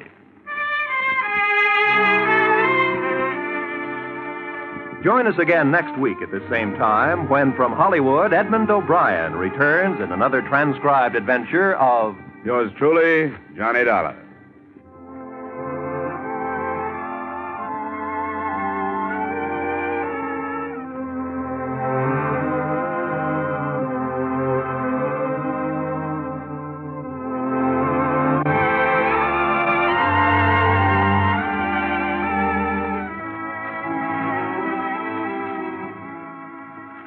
Crime goes down for the count on Friday night with two of CBS's top thrillers. Broadway is My Beat and Up for Parole, heard over most of these same CBS stations. The Gay White Way is the scene for many an exciting criminal chase with Danny Clover on Broadway is My Beat. From the actual files of parole boards across America come the stories of men and women who are up for parole. For a thrill and a chill, Broadway is My Beat and Up for Parole, fill the bill.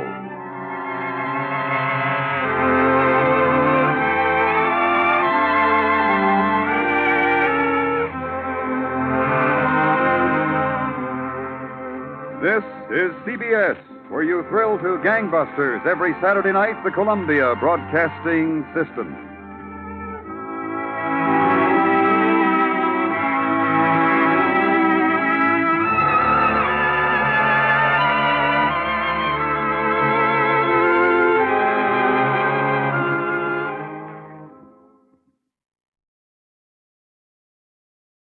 Time now for Edmond O'Brien as Johnny Dollar. Get out of bed and get your gumshoes on, Johnny. You're going to be busy. Who's this? Ed Bonner, and I'm calling you from Hartford. Heard you were in Boston this week. Get over to the Elwood Faber department store right away. Oh, call me later, Ed, would you? It's still 8 o'clock in Look, the morning. we got $300,000 worth of liability insurance on their fur department. Sure, later. Now they haven't got a fur department anymore. Just had 85 minks stolen. What?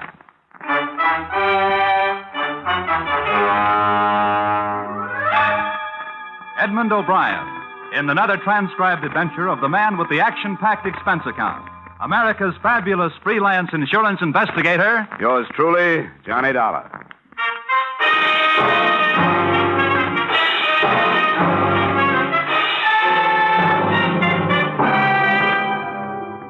Expense account submitted by Special Investigator Johnny Dollar to Mr. Ed Bonner, Mutual Liability Company, Hartford, Connecticut. The following is an accounting of expenditures incurred during investigation of burglary affecting policy issued to Elwood Faber Department Store, Boston, Massachusetts, or the 85 Little Minks. Expense account, item, $1.90, taxi fare to Stewart Street entrance of Elwood Faber Department Store, where a police emergency ambulance was standing open. 2 police officers were helping a man in a white coat load a blanket-wrapped figure onto the ambulance litter. I got my first information from the intern. Ah, what's up? Oh, I didn't work the wagon. I pick up where everything else left off. This guy's name's Cronin. He's a night watchman here. Dead? Oh, about an inch away. We already gave him a transfusion upstairs. If the bullets don't kill him, the exposure will. What does that mean? Besides holes in his chest, he's also got frostbite. Somebody plugged him, let him lay in the cold storage vault where they keep the furs. How long ago? Oh, who knows? All right, Percy, wind it up. Let's get out of here. Come on.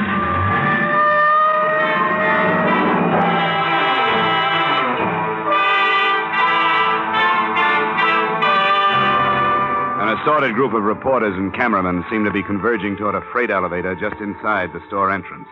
I converged with them, and we all rode up to the 5th floor where 2 plainclothesmen from burglary detail stopped us. I showed my ID card, argued for 5 minutes, and finally got a frown and a thumb jerk. I walked across 35 yards of expensive carpeting through a cubbyhole office door into a large room. Standing in front of a huge refrigerated vault was a tall man in a black Stetson. His name was Delaney. We shook hands. Quite a thing, Dollar. Some guys walked out of here last night with 85 mink coats. It's a mess. You got a cigarette? Yeah, sure. Here you are. Thanks. Store's going to be closed all day while the burglary squad goes over it with everything they got. You can do what you have to do, too. Thanks, Lieutenant. I appreciate that.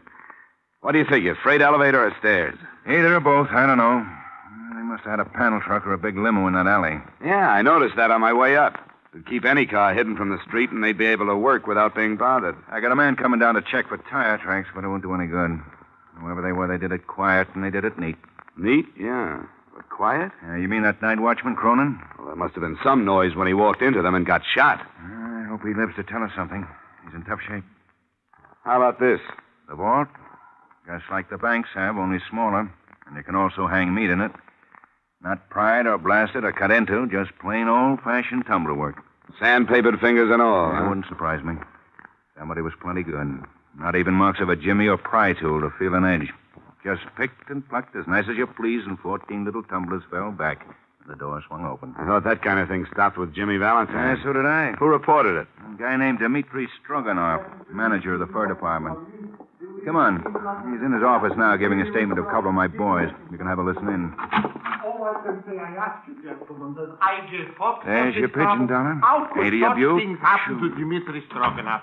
Aha! Lieutenant Delahanty. Mr. Stroganoff, this is Mr. Dollar. He represents your insurance company. Oh, your acquaintanceship, Mr. Dollar, above all else, I am glad to make. Aha! 85 mink coats, valued at $300,000, coin of the realm. You have, of course, brought check for same, yes?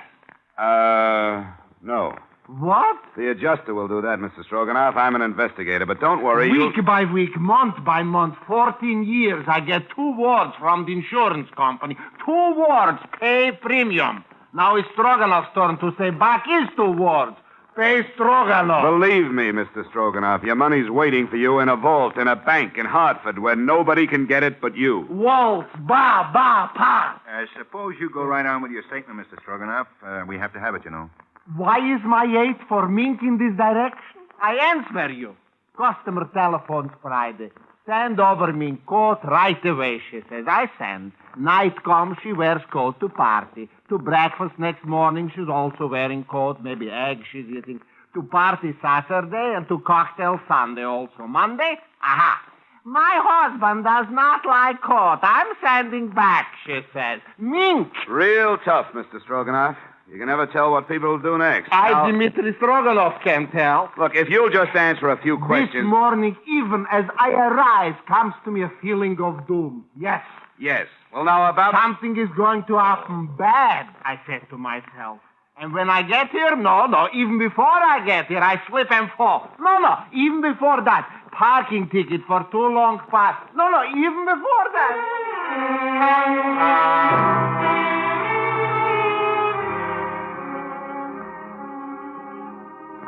He went on like that for quite a while, and the police stenographer took down every word.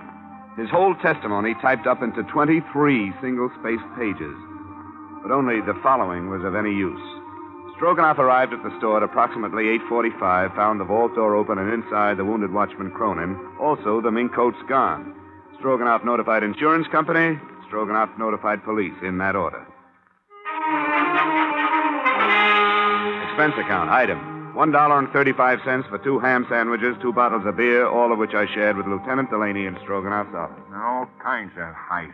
Jewels, trucks, cars, banks. But this is the best so far. A real 14-carat double-breasted A-number-1 dilly. That's what it is, Dollar. How'd they get in that safe? They just opened it up and walked in the same way you walk in your own front door, Lieutenant. Yeah, but how? Who's that good? Who? Well, there's the creepy kid, They always say he's that good. You and me both know Creepy died 12 years ago at Dunamore. And there was Dancing Dan Marathon. Dancing Dan. He couldn't open a 2-bit padlock if he had the key. Who is good, Johnny? Who could do it? I wish I knew. Stroganough's the only one in the stall who knows the combo. The only one. But I don't know. But you aren't taking any chances. Didn't I see 2 of your men tail him out of here? You bet your life you did. And by the way, didn't you put in a call to your office and have him checked on? You bet your life I did. Cop work. All the time we got... Delaney. Yeah. Hi, Richie. Well, give it to me. Yeah. Mm-hmm. All right, thanks. Hospital, Dollar. The night watchman? Cronin died 10 minutes ago without saying a word. I was hoping he'd be able to fill in some gaps. Well, he does. At least one. Which one? The other watchman's story about playing the radio. Yeah. What other watchman? Al Reedy. Oh, I'm sorry, Dollar. Maybe you passed him on. Well, tell me about him. Was he shot, too? No. We questioned him first thing this morning. You see, Cronin made the rounds, and Reedy held down the office. Reedy didn't know nothing about anything last night. He was listening to his radio in his office downstairs. What gap does that fill? And Doc says Cronin got it with a .32. That'd fit. They don't make much noise, and a man leaning into a radio close. Reedy, huh? Well, where can I find him? Right here. He's waiting in the locker room. Why, do you want to talk to him? Yeah. Mind? Oh, help yourself, Dollar. Thanks. Oh, Dollar. Yeah? You're looking for $300,000 worth of mink coats. I'm looking for a killer. Don't be a wise guy when you do your poking around, huh? I'll try to keep my nose clean, Lieutenant.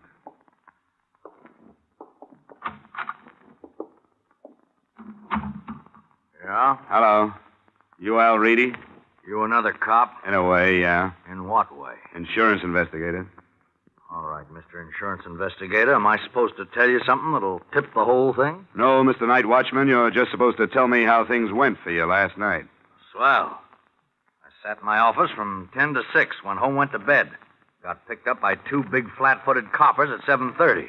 And here I am. How'd things go with you last night? You sound a little put out, Reedy. Or are you used to places being heisted where you work? What kind of a nasty crack is that? What'd you see in here last night while you were doing all your night watching? Nothing. No freight elevator moving? No. No sounds on the stairs? No. And you didn't hear the shots that plugged Cronin? No, I didn't. Why? Because I sit in my office and listen to disc jockeys. The radio's liable to smother a lot of noise. Wrong answer. Well, the cops like it. I don't. Give me a better one. I'll have to look for it. But I'll find it, mister. Sure you will. Sure you will. But you'll never find those guys who tromped off with those coats last night. You sound awful sure of that. I am. Because you'll spend all your time on someone like me trying to make something out of nothing just to show everybody how good you are. Reedy, if you're clean, you haven't got anything to worry about. Well, maybe, but answer me this. Who's going to say when a guy's clean? When he's right or wrong? A lot of filing cabinets in a building somewhere? Answer me, investigator. Who knows? Who's going to say? Let me alone. Just let me alone.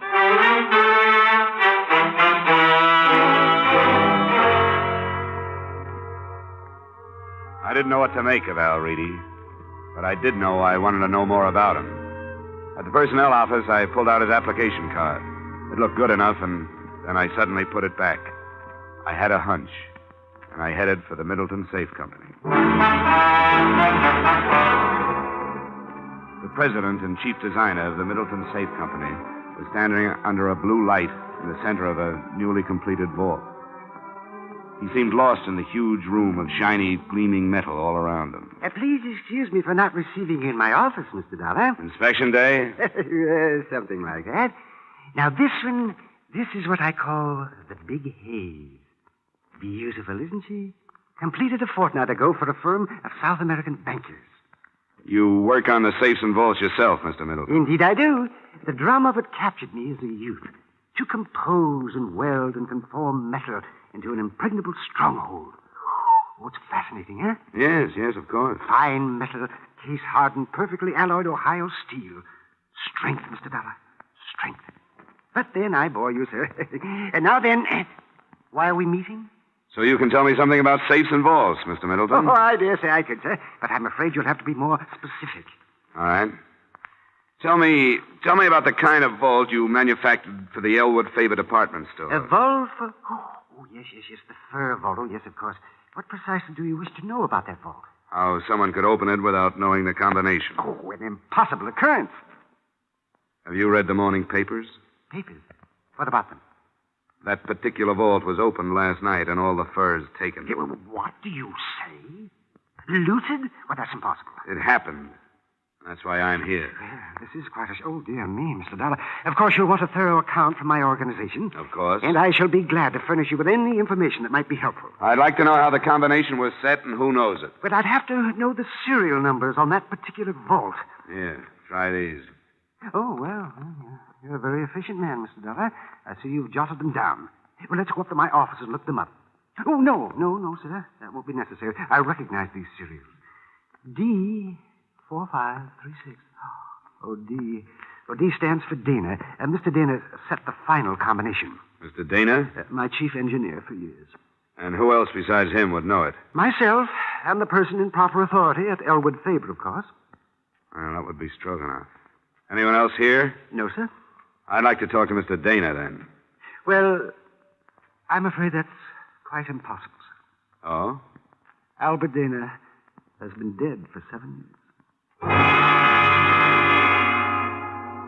Up to and including that point, I had a whole lot of nothing to go on. But by the time I got back to Boylston Street, heading for my hotel, things began to happen. A police car pulled up at the curb, and a familiar Stetson on top of a familiar head leaned out of the window. Hey, Dollar, yo. Yeah, hello, Delaney. Hop in. Just come by to get you. I thought you might be interested in a guy. What guy? The one we found floating down the Charles River an hour ago. Who is he? I don't know. But it looked like he's got the same enemies as a night watchman named Cronin. Huh? Yeah. There were 232 slugs in him. We wouldn't have picked it so fast, only that's the second pair been through ballistics in one day. And they match? Like your two front teeth. The same gun killed the night watchman and the guy in the river.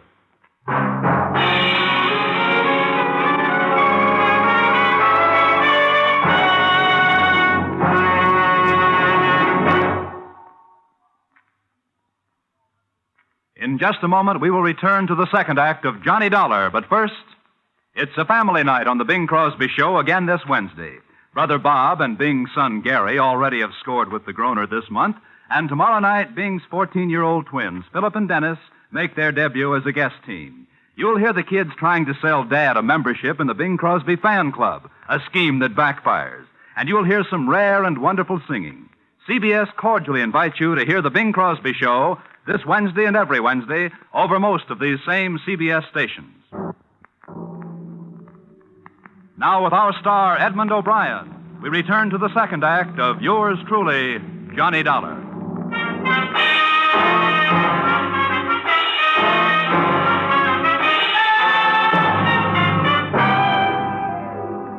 I spent half the night at the city morgue and police headquarters with Lieutenant Delaney, examining the body they found in the Charles River and trying to identify him. All the labels were ripped out of his clothes and the laundry marks were cut off. We were left with just his physical characteristics and fingerprints. The mug file didn't duplicate him, and the prints didn't check with anything in town, so they sent them to the FBI in Washington. I got to my hotel at 4 a.m. to get some sleep, and I got it. 3 of the shortest hours' worth I ever had. Dollar? I'll tell her when he comes in. This is Ed Bonner, Johnny. How would you like to be fired? Huh? Oh, yeah, Mr. Bonner, sir. What can I do for you? Turn up with 85 mink coats. What have you been doing since yesterday? Sleeping? Bonner, I've run my legs down to my knees, honest. I've been trying to find out something, anything. I've peeked into so many corners, I've got television eyes. And I've got a weak heart. Unless we find those furs in 24 hours, we have to pay off Elwood Faber $300,000. Well, what are you going to do? Take it out of my pay? We have to. We'll start by selling your body to a medical school. Please, Johnny, do something. Bonner, what's Elwood Faber's financial position? AAA. Couldn't be better. They wouldn't steal him. How about the fur man, Stroganoff? He's always had money. Family. All right, Bonner, I'll keep after it. I'll call you when I get something. Johnny, don't take my shouting personally, but this is a big one. Give it everything you got.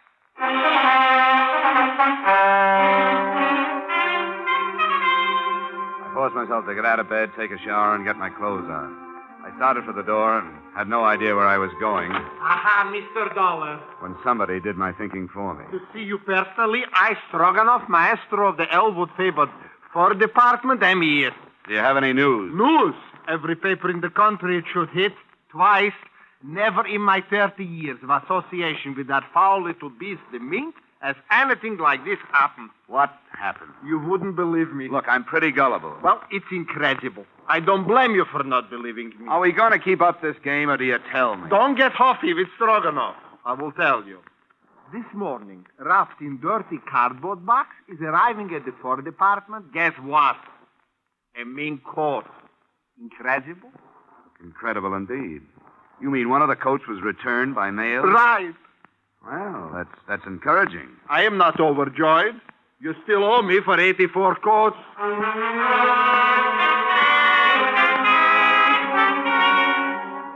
Item, $1.90 for cab fare to Elwood Faber.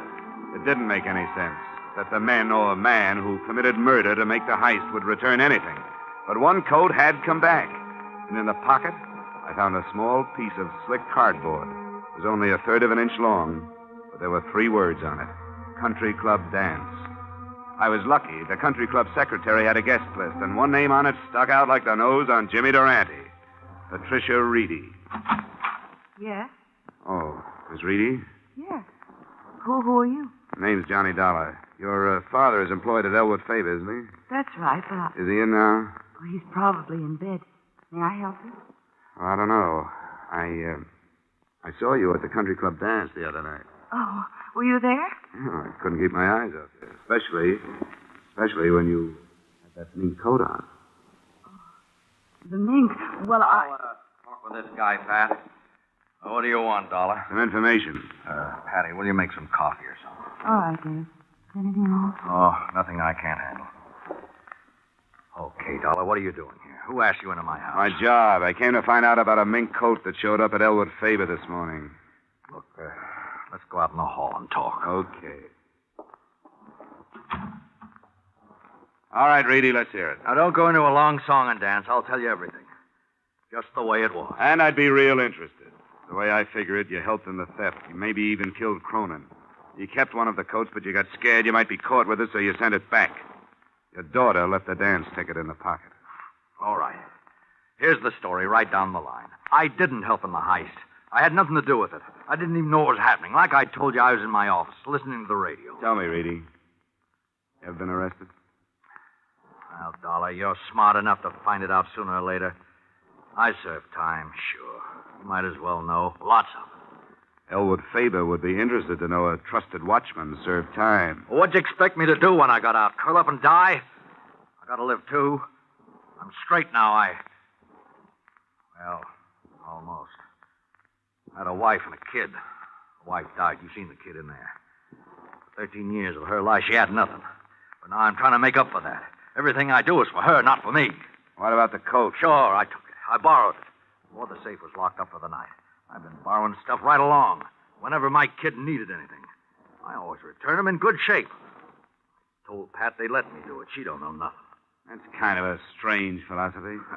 I don't even know how to spell philosophy. But I do know this. That girl in there has a life ahead of her. Mine's behind me. I got to give her every chance I can to look good, to act good, to use her brains, to meet the right people and go to the right places. Not just for dough, you understand, a millionaire husband, but just for a right guy and a fair crack at happiness. Uh-huh. You guys are all the same. You work from a little book, printed directions. Everything's black and white in life. Nobody's human. Oh, well, that's that. I don't know what you're going to do, but I hope it don't blast that kid's life to pieces. Reedy, you should have thought of this a long time ago. I don't want any lectures. You'll shut up and you'll listen to me. I think I believe you. You're right. Maybe we do work from printed directions a little too much. Well, I can use a little judgment on my job. I think, for now, I'll forget everything you told me and forget where that coat came from. Go on back to bed. Go on, Reedy. Well, I didn't expect that from you, Dollar. Reedy, I know what bad breaks are like, too. Oh, come on. Look, you'll have me doing that in a minute. Hey, Dollar. I don't go in for this stool pigeon stuff. I never have. Well, now, I see it another way. It doesn't matter what you tell as long as you tell it to the right guy. What does that mean? I'm going to give you something. It'll take them at least 24 hours to identify the guy they found in the Charles River. Picture in the paper this morning. Well, I can tell you right now who he is. Who is he? Ted Gray. Worked in Elwood Faber about 6 weeks. Was fired 2 weeks ago. How do you know? Oh, I just know.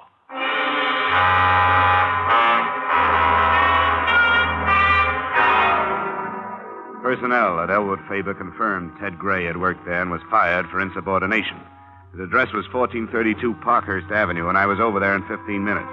It was an ordinary, undistinguished apartment house. No one answered when I knocked at apartment 12A. But the door was unlocked. Except for the furniture, the room had almost nothing to offer. I poked around for half an hour before I saw the phone numbers written on the wallpaper next to the phone. There were 14 numbers, and I started calling them right down the line. The first 7 produced such things as Ling Chi Chinese Hand Laundry, the Happy Hour Liquor Store, and several other things that didn't have the particular information I needed. On the 8th call, I got results. Hello? Hello. Is Harry there? Harry? Harry who? Harry Gordon. Well, I'm sorry. You must have the wrong number. Oh. Sorry. That's quite all right. Maybe he didn't know Harry, but I knew him. At least his voice. I called Lieutenant Delaney and told him where I was going. It was dark by the time I got to the Middleton Safe Factory. There was a single work light spreading a sickly yellow glow over the main floor of the loading platform. There wasn't a sound when I entered. That was too good to last. It went off somewhere in the darkness, and I dropped behind a medium-sized safe and waited for a gun flash. Dollar! Johnny Dollar! What are you doing here? Looking for 84 mink coats, Middleton. I thought that was you on the phone, Dollar. How much money do you make? Not much, but save your breath. You're going to need it to run. A man of your talents could do a lot in South America. With 100,000 and a business. I could never remember all those Spanish verbs. Thanks. Have you got anybody coming? Lots of people, Middleton. Lots. If I hit you, how'd I know you weren't a burglar? You know, I'll never give up. And you'll have to shoot better than that. You missed me 10 feet. Oh, my windage screw is off. Is that the 32 you used on Ted Gray? No. This time I have a Luger. For special work. That's a frisker. Oh! Come on.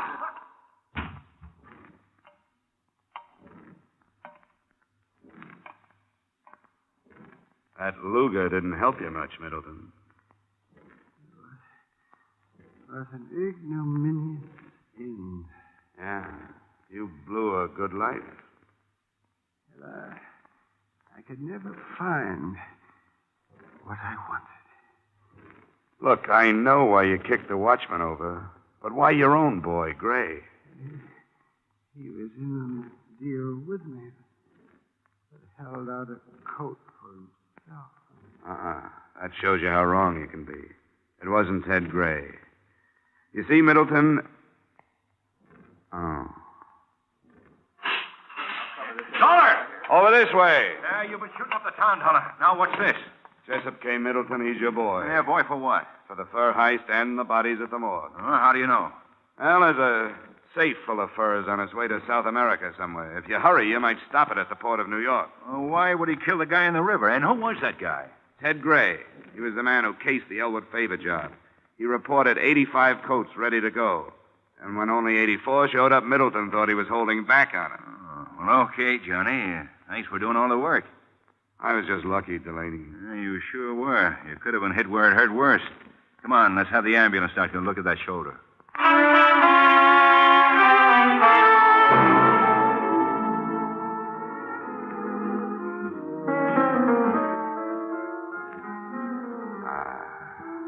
This is the only way to live. Miss Reedy, you... Make it Pat. You know, you're great on your feet.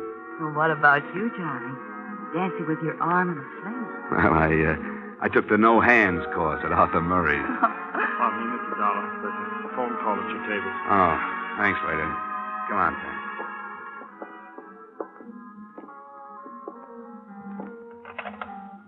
Johnny Dollar. Ed Bonner, Dollar. Bonner? I won't take another job for at least a week. No, it's not that. What is it? Are you afraid I'll put a night out on the swindle sheet? You aren't finished. Not finished. Hey, you got the coats, didn't you? Yeah, we found the safe down at the dock. Caught it just before it was loaded for South America. There were 84 coats in it, all right. But you know the one that was sent back in the mail? It's been stolen again. One's still missing. Oh, really? Oh, that. Oh, yeah. Well, you know, Bonner, somehow I have a feeling that last coat will be in the mail tomorrow. Are you sure? Positive. So long, Mr. Bonner. So long, Johnny. Who was it? Oh, nobody important. You know something, Pat? You look just grand in mink.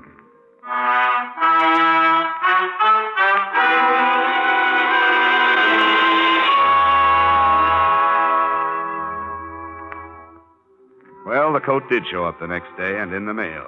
Maybe she'll have one of her own someday. Me? I stuck around Beantown for a few days to get a better look at the Bunker Hill Monument, Paul Revere's home, and her deep blue eyes, which began hinting at wedding bells. So, expense account item $11.75 back home, but fast.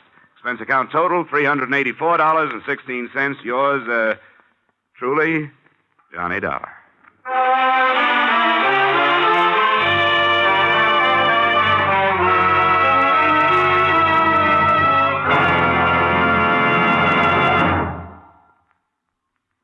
Yours truly, Johnny Dollar, stars Edmond O'Brien in the title role and was written tonight by E. Jack Newman and John Michael Hayes, with music by Leith Stevens.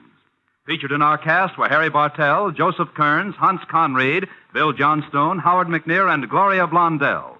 Yours truly, Johnny Dollar, is produced and directed by Jaime Del Valle.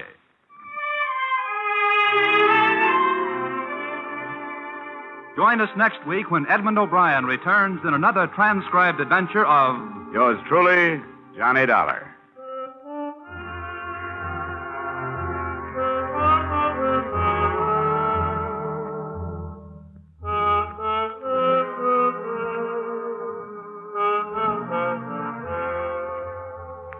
If you've got a piece of string handy, you better tie it around your finger so you won't forget to file your income tax return. The deadline is March 15th, you know, and March 15th is right at hand. So to avoid penalties, file your returns promptly, but don't be in such a hurry that you forget to sign your name or attach your withholding statement. Now stay tuned for the adventures of Philip Marlowe, which follows immediately over most of these same CBS stations. This is CBS, where you meet Gene Autry every Saturday night, the Columbia Broadcasting System.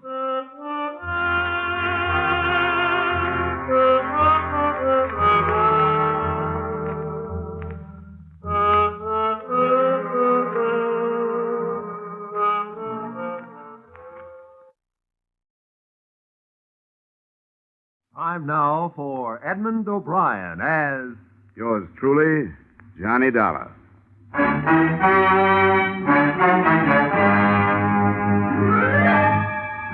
Edmond O'Brien, starring in another adventure of America's fabulous freelance insurance investigator, Johnny Dollar.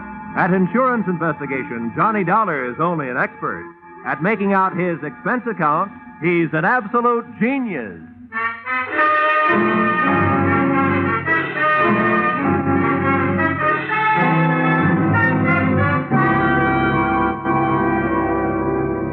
Expense account, submitted by Special Investigator Johnny Dollar to the Great Columbian Life Insurance Company. The following is an accounting of my expenditures during the investigation of the circumstances surrounding the murder of your policyholder, Loyal B. Martin, or how to take a vacation in Fairfield County. Expense account item 1. $3.20 mileage from Hartford, Connecticut to the country estate of the deceased. I drove up a long cement driveway towards a mausoleum-type manor house. There were rolling green lawns liberally sprinkled with statuary. And the thought occurred to me that if he had spent much of his life here, the late Mr. Martin was most fortunate. He'd feel right at home in a cemetery.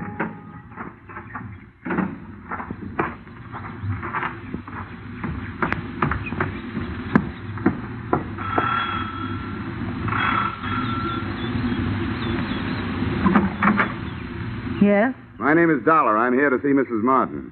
Oh, yes. Mrs. Martin. Uh-huh. I'm afraid I'll have to disappoint you. The widow has gone shopping the day after the death of her husband. Something attractive in mourning clothes, I'm sure. Well, what time is she expected back? I have no idea. But it shouldn't be long. Do you mind if I come in and wait? You'll forgive my asking, young man, but just what is your business here at Loyal Haven? I was sent here by the insurance company. Oh, why, yes. Well, then do come in. Here, right in here. I'm Mrs. Tompkins, the housekeeper, Mr. Dollar. I was with Mr. Martin for over 30 years. He was a wonderful man. This furniture also looks like it might have been with Mr. Martin for over 30 years. Victorian, isn't it? Yes, pure. Loyal, Mr. Martin, that is, was an expert on the Victorian period. Please sit down. Thank you. Mr. Dollar, I suppose you'll think it's indelicate of me at this time, but about Loyal's insurance, his policies, did they... Yes, Mrs. Tompkins, they did. One of his policies leaves you a nice, sizable amount. But before you start counting it, maybe you and I had better have a little understanding. Yes? Well, I'm not here to represent the payoff department. I'm here to investigate the murder. Oh, I see. Yes, before the company pays off, they want to make sure that among the beneficiaries, they don't pay off the murderer, because they really don't have to do that. Oh, I didn't realize... No, neither do a lot of people. You know, that's the way quite a few good murders are wasted. Yes, I suppose you're right. Well, if that's what you're here for, I suppose you'll want to talk to the police. Lieutenant Markwood is in the library. That's where it happened. Oh, library, huh? Well, that might help. If I can't find any other answers, I can always try looking some up in a book. Which way do I go? The door, just across the hall. Thank you. And what a hall. The only thing missing was old Queen Victoria herself. Even the musty odor clinging to the green velvet seemed to have been passed down through the centuries. There was a brace of moth-eaten pheasants on the wall and a bouquet of moth-eaten flowers under glass on a marble-top side table. The library was the same, but there were three things that looked out of place. A, an old suit of armor. B, a glass case filled with new, well-polished sporting rifles and shotguns. And C, a very gruff-looking lieutenant of the police who eyed me as I came in. And who are you? Oh, here's my little breath saver. Oh, yeah, Johnny Dollar. They told me you'd be here. Well, I've told everybody else I better tell you, don't touch anything. They want to re-fingerprint the whole room. Okay. What'd you find, Lieutenant? Nothing but the cadaver with 2 bullet holes in his back. Haven't got a caliber report from ballistics yet. Have you an estimated time of departure? Yeah, the coroner says Martin died after dinner last night. Uh-huh. Anything to go on? Just the usual. Faith, hope, and suspicion. His wife, too young and too pretty for an ugly old buck like Martin, must have married him for his money. Then there's that housekeeper, Sarah Tompkins. Yeah, I met her on the way in. Well, she used to be the old man's intended, from what I can find out. Probably jealous of the young wife. Then there's the brother, Marty. He showed up a few weeks ago, broke and brooding. Probably in love with the young wife. And then there's Nick Bellotti, a private detective who hired himself out as Martin's bodyguard. Bodyguard, huh? No doubt also in love with the young wife. Could be. Who's your choice? Except for the fact that there are only 2 bullets, I think they all did it.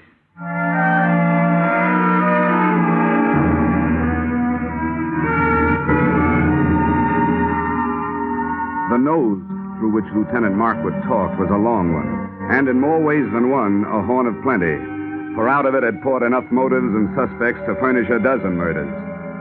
I started through this cast of characters and found that all of them had very little to say and didn't want to say it. The first I dug up was the bodyguard, my brother investigator, Nick Bellotti, as he returned from a horseback ride. Glad to have you on the case, Dollar. The police have tied my hands. They told me to stay out of it, but to stick around. Have you got any ideas? Everybody seems to think it was an inside job, that somebody in the household did it. I'm not so sure. The reason I was around was because old man Martin made too many dollars and too many enemies doing it. But that's only my opinion. Why don't you talk to the old boy's younger brother, Marty?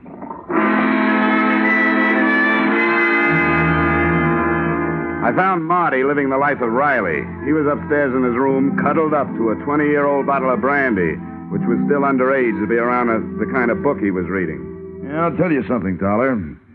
My brother and I never did get along. You'd find that out anyway. Why'd you come back here, Marty? Because Loyal's little bride, Joyanne, sent for me. She was afraid of him, and she didn't know if he was on to her. Was he? About that, you'll have to talk to Joyanne.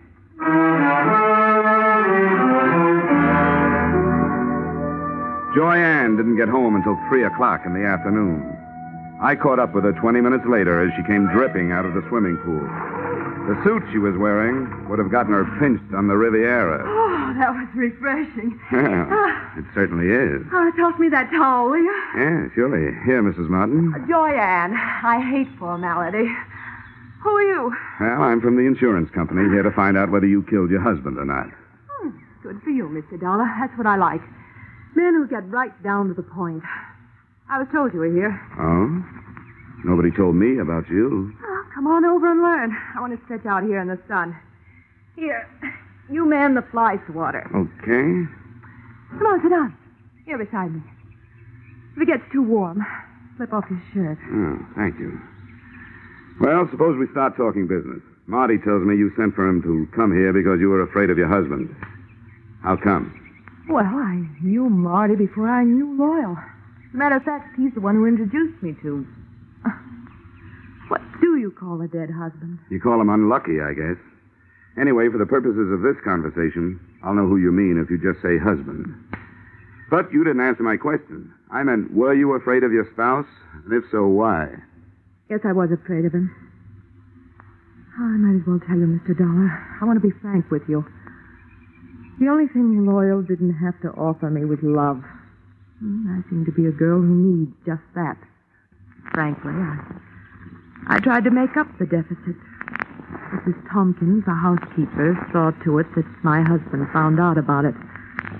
From then on, it was like living with a madman. So endeth my confession. So beginneth my suspicions. What about this housekeeper? Until I came along, she always thought that Loyal would wind up marrying her. No, don't get me wrong. I realize that I'm still the best jury bait around. If you killed him, you might make some headway with a self-defense plea. Thanks. I'll remember that. In the meantime, just in case this thing gets messy for me, and it shows signs, I'm going to spend what's left of my free time enjoying myself. Well, that won't sound good to a jury, but it sounds good to me. If I spend too much time around here, I might wind up having to plead self-defense myself. Oh? From me? No, from that bathing suit.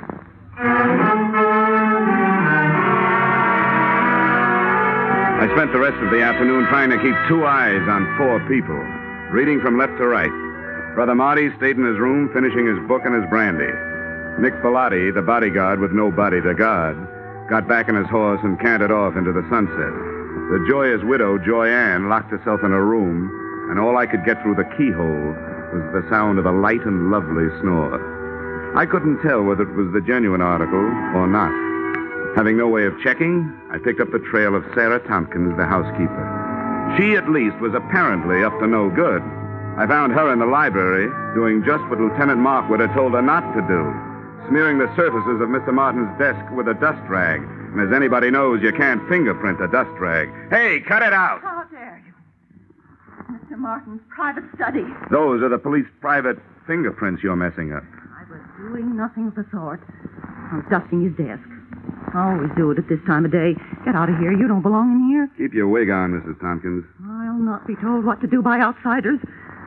Everything was all right until outsiders started coming in. If it wasn't for outsiders, Loyal would still be alive. First that girl, then his brother and that detective. Now it's the police and you. Why did any of you have to come here? Why couldn't you leave us alone? Now, calm down, Mrs. Tompkins. Try to calm down. Yeah, now, what's going on in here? What? Oh, and what are you 2 lovebirds up to? It's all right, Lieutenant. I'll tell you about it later. All right, but get her out of here. I've got some looking to do privately. Take her down to her room and then come back. You mean you got something hot? It ain't cold. Okay, Mrs. Tompkins, come on. But I haven't finished in there. Come on, you can get it later. There's just time for you to take a little rest before dinner. But I never rest this time of day. He didn't like me to. Mrs. Tompkins, come on, tell me. Really. Why were you wiping off that desk? Those police this morning scattered white powder all over his desk. He would have been furious with me. He hated any kind of...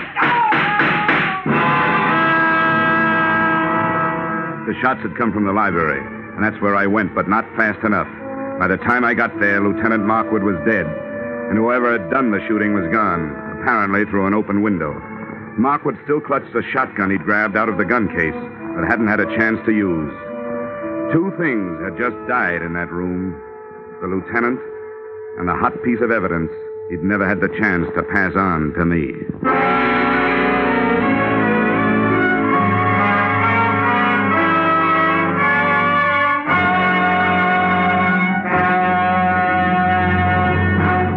In just a moment, we return to the second act of Johnny Dollar. But first, the cream of the wit and the best of the music, which Arthur Godfrey brings you in the daytime on CBS, can now be heard on Godfrey's Digest, a new Saturday evening show heard on most of these same CBS stations. Listen tomorrow night and hear the week's fastest flashes of the Godfrey humor, the top songs sung by Jeanette Davis and Bill Lawrence, the finest singing of the Mariners. Arthur Godfrey's Digest and the Goldbergs are the latest addition to CBS's Great Saturday Nights. Now, with our star, Edmond O'Brien, we return to the second act of yours truly, Johnny Dollar.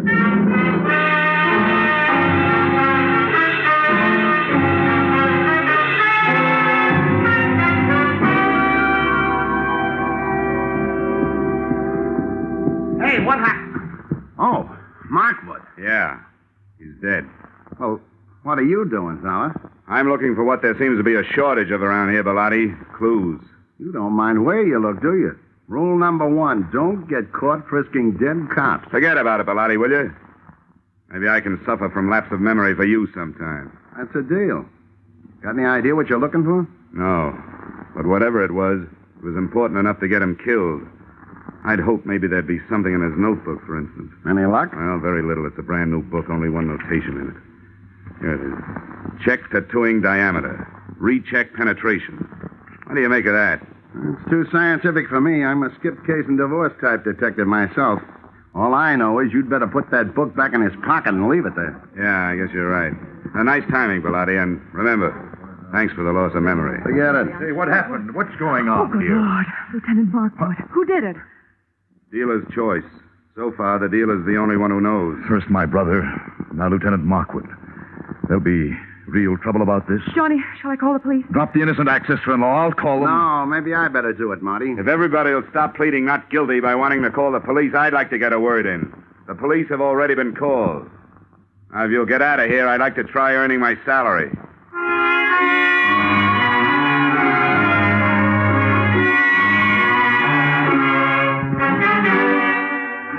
If I had had longer ears and more soulful eyes, I would have been all bloodhound, because I could sniff out the first of the trail. The smell of cordite told me that Lieutenant Markwood's killer had either been inside the room when he fired or just outside with the weapon pointed through the still open window. Outside, the grass formed a deep, wet rug right up to the house and smothered any immediate hopes I'd had of finding footsteps. But 10 feet away, I had better luck. A ray of light from inside spotlighted something that looked like it might be a star witness. It was a .32 caliber revolver. I scooped it up with my handkerchief and went back through the open window to look it over. Under the light, I checked 6 empty chambers and a crimson smear on the walnut grip. If somebody was feeding me a herring, it sure was red. But it wasn't blood. It was lipstick.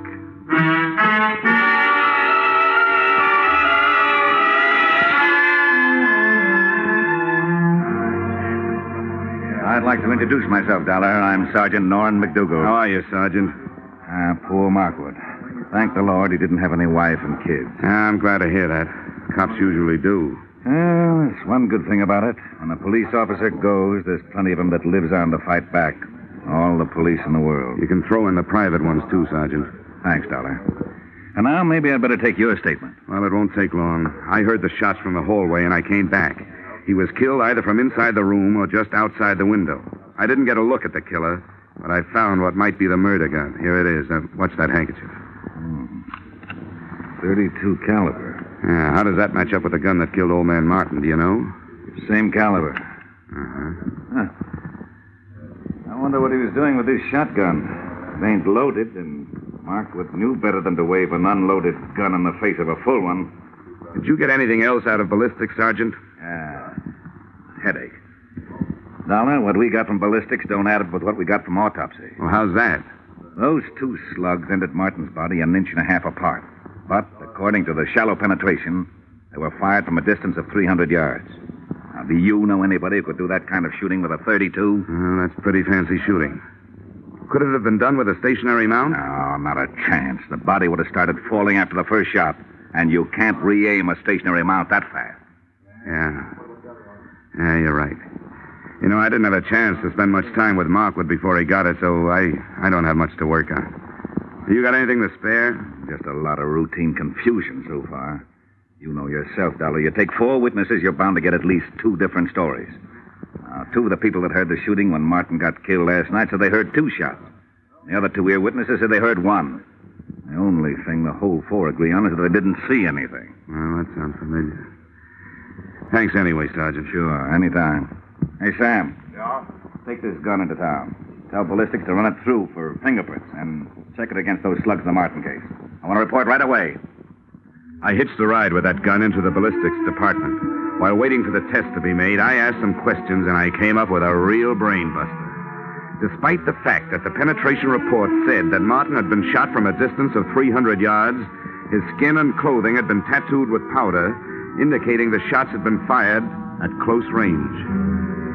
The tree that little puzzler put me up would have made the giant redwood forest look like a hedge. Then they gave me the ballistic report. The lands and grooves scored into the slugs by the revolver barrel proved that both Loyal Martin and Lieutenant Markwood had been killed by the .32 caliber gun I'd picked up in the yard. No prints on it. Registered owner, the young lady who looked much better in a bathing suit than she'd ever look in the electric chair. The widow, Joyanne Martin.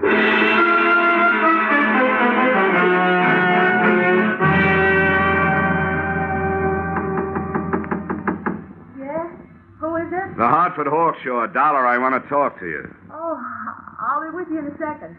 I'm just out of the shower. Okay. First she was in the pool, now it's the shower. She's also in plenty of hot water. Hi. Don't pay any attention to my hair. Don't worry, I won't. I suppose you think it's a silly time of night for me to be taking a shower, but I thought it might help me to get to sleep. Well, I'm afraid I won't. Why, Johnny. You were pretty careless with that gun, weren't you? What gun? Oh, that handy little .32 caliber gun with the handy little registration number engraved on it that told the nasty old police that you bought it 6 weeks ago. Well, my gun's right here in the drawer. I bought it to protect myself from my husband. Here it is. Oh, Johnny. Johnny, it's gone. It's real gone. It's done gone and killed 2 men so far. And if you can't do some fast talking and some fast proving, it stands a good chance of shortening your pretty little life expectancy. Somebody must have stolen it. Oh, no. That's not even a down payment on a story. Oh, but Johnny, there's a whole house full of people who could have done it. Not only that, they'd be glad to get me out of the way if they could. Why? Well, Mrs. Thompson, because she hates me. Loyal's brother, Marty, because I stand to inherit everything. What about Nick Bellotti? Doesn't he have an axe to grind? I don't know what it could be. Okay, skip it. Tell me, do you remember hearing 2 shots being fired around here any time before your husband was killed? Probably away from the house? Why do you ask that? Because I want to know, did you? You amaze me. Yes, I did hear 2 shots. The day before Loyal was killed. I was horseback riding down by the walnut grove. I remember because my horse shied. Well, this is coming a bit too readily to be readily believed. But how big is that walnut grove? Not very big. Yeah? Can you spot those shots a little closer? They sounded as if they came from about the middle. I didn't stay to find out. I guess I frighten easily. Yeah. Yeah, you frighten me easily. Why, Johnny? Why? I'll tell you why. Because whether you shot anybody or not, you're a murder, baby. Oh, Johnny, I didn't kill them. Got to believe me, Johnny. I don't have to. But just for a minute, I will. What is there about police drivers? Even out in the country, they got to lay on those sirens. Johnny, please. Come on, you better get dressed, sweetheart. I told them I'd keep you occupied till they got here. Why, you... The police took Joyanne and her hurt feelings off to the pokey. I took myself and my hurt cheek off to bed. The next thing I had to do had to be done by daylight. So I took over Joyanne's painfully empty and prettily perfumed sack, set the alarm for dawn, and snort up a storm.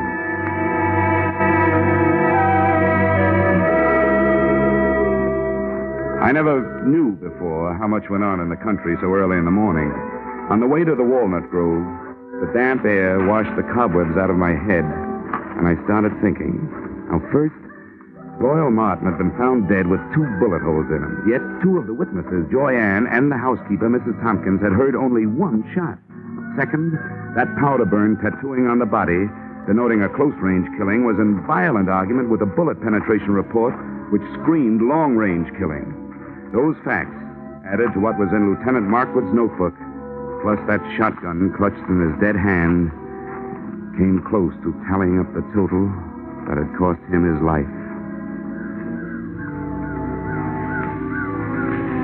Inside the grove, I found 4 walnut trees with hollows in their trunks.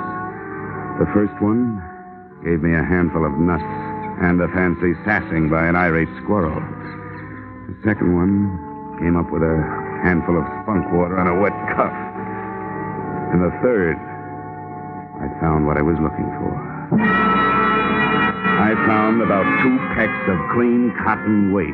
That is, clean, except for some powder burns. Everything was falling into place, including a blunt instrument which hit me on the head from behind. But before I hit the ground, I saw Brother Marty Martin legging it back towards the house.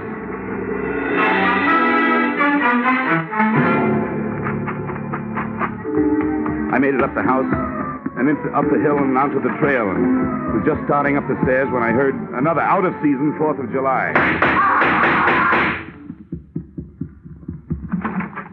Okay, Dollar. I got him. Yeah. So I see. It was self-defense. I had to do it. I hated to butt in on your case, but all of a sudden everything stacked up, and I knew he was your man. When I threw it in his teeth, he made a try for his gun, so I dropped him. You sure did, Bellotti. Well, I owe you a lot of thanks. But if you don't mind, I'll take over from here. Sure, help yourself. Good. And, I think the first thing you'd better do is hightail it into town, get your story filed with the police. Yeah, I guess you're right. You're all straight now, so you can back me up. 100%, Nick, all the way. Now get going. Come on. Okay, Dollar. See you later.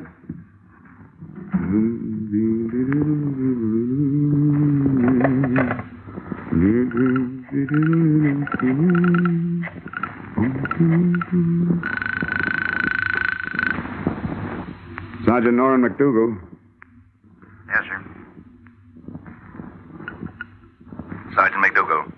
Johnny Dollar, Sergeant. Oh, yeah, Dollar. What's new? Well, just another corpse. And in just about 15 minutes, the guy who made it one and conspired on the other 2 killings is going to walk right into your arms through the station house door. What? Who is it? Nick Bellotti, New York private license. He just shot his partner in this thing, Marty Martin. You're crazy. What about this girl? It was her gun. That was their fondest hope, Sergeant, to pin it on her. They borrowed her gun, fired 2 slugs from it into some cotton waste, then took the slugs and stuck them in a shotgun shell. 1 shot, just like both ladies said they heard. The shotgun Lieutenant Markwood was looking at when he died was really the Martin murder weapon. Oh, that takes care of the powder burns and the shallow penetration, yeah. Well, thanks a lot, Dollar. I'll be waiting for him. Hey, wait a minute. What's he walking in here for under his own power? To tell you an early morning bedtime story, just before you go off duty. He'll give you a pitch about a self-defense killing. It's a lie. The victim wasn't carrying a gun. If he had been, he would have used it on me, but he didn't. He used a sap, The sap.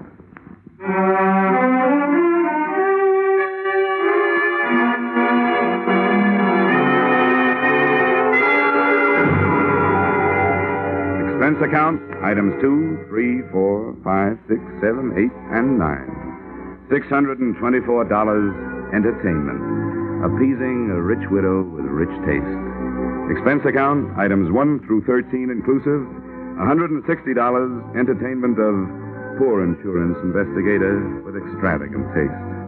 Expense account, item 14, $7.80 mileage New York to Hartford. You may disagree with that item, claiming that I finished the case in Fairfield County. But I didn't finish the case until I left her. And New York City is where I left her. Expense account total, $823. Signed, yours, truly, Johnny Dollar.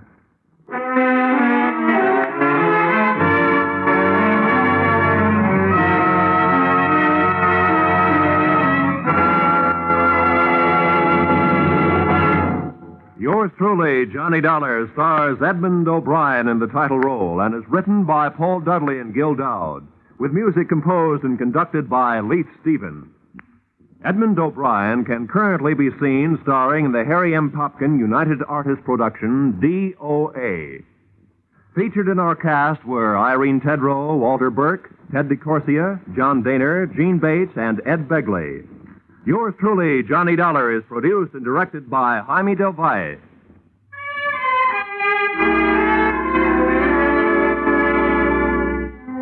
Join us again next week when Edmond O'Brien returns in another adventure of...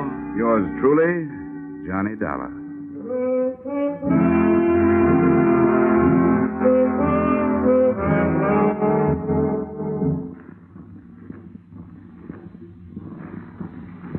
Ladies and gentlemen, CBS invites you to hear Senator Brian McMahon on the Capitol Cloakroom over most of these same Columbia stations tomorrow night. Senator McMahon is chairman of the Joint Congressional Committee on Atomic Energy. And when he's interviewed by CBS newsmen Eric Severide, Bill Shadell, and Griffin Bancroft, this will be the first detailed discussion of the hydrogen bomb and its implications. Remember, the first discussion by a high government official since President Truman's historic announcement earlier this week. Remember, that's CBS's Capitol Cloakroom, tomorrow night at 10:30 p.m. over most of these same CBS stations. Be sure and be listening. This is CBS, where, incidentally, Arthur Godfrey's Digest of Wit and Humor is also heard every Saturday night. The Columbia Broadcasting System. The Hallmark Playhouse, which is heard during most of the year at this time on Thursdays, has finished its summer vacation. So be with us when Hallmark Playhouse returns to CBS a week from tonight on September the 7th. Now, from Hollywood, it's time for Edmond O'Brien as... Johnny Dollar. Carl Brewster down at East Coast. Yes, Carl. I wonder if you'll do a little job for us. Sure, what is it? A policyholder of ours needs some protection. Well, I hope this doesn't indicate a trend. This is the second time an insurance company has hired me as a bodyguard. Isn't that rather unusual? Well, it's rather an unusual case. This girl, her fiancé, has spent the past 5 years in prison. He's being released tomorrow, and he swears that the first thing he's going to do is kill her. Well, that's cozy. Mm-hmm. I think she deserves some help. Come on down this afternoon and we'll talk it over.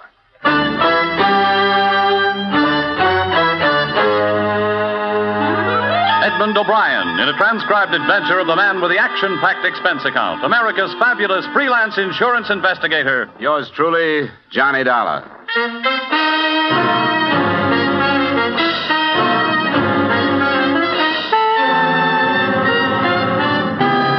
Expense account submitted by Special Investigator Johnny Dollar to Home Office, East Coast Underwriters, Hartford, Connecticut. Attention, Carl Brewster. The following is an accounting of my expenditures during assignment on the Virginia Beach matter. Expense account item 1, $1.50 cab fare from my apartment to your office. Well, you're prompt, Dollar. How are you, Mr. Brewster? Or did we set any particular time? No, I guess we didn't. Mm-hmm. Well, I'm glad to see you anyway. Sit down. Thank you. Now, let's see. Oh, yes, the Browning girl. Janice Browning. How much did I tell you over the phone? That her boyfriend was getting out of stir and was going to kill her. What you left unsaid was that she probably deserves it. What's that? I don't hold much sympathy for these dames that get themselves involved with some hoodlum and then decide to get disinvolved the minute the going gets rough. But it's your money. I wouldn't jump to conclusions, Dollar. This is a pathetic case. Of course, the girl made a mistake in taking up with this fellow, but 5 years is a long time to think. And she'd realized her mistake. What did he go up for? I believe it was robbery. Do you know if she spent all the loot before she realized her mistake? Now, Dollar. Why doesn't she hire a bodyguard herself? Because she can't afford it. She has nothing. She turned to us because there was no place to go. Poor thing is in desperate fear of her life, Dollar. Surely you can appreciate that. Okay, give me the rest. And there's a little more. She's living in Virginia, outside of Norfolk, Virginia Beach. Janice Browning, was it? Uh-huh. I have her address for you. Her fiancé's name is Robeson, Mark Robeson. And he's due out tomorrow. From the state penitentiary at Richmond.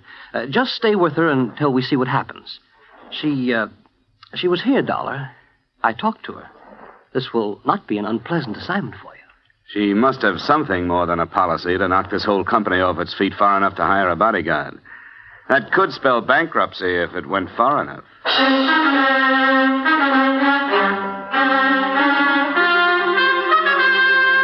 Expense account item 2, $110, transportation and incidentals between Hartford and Virginia Beach, Virginia.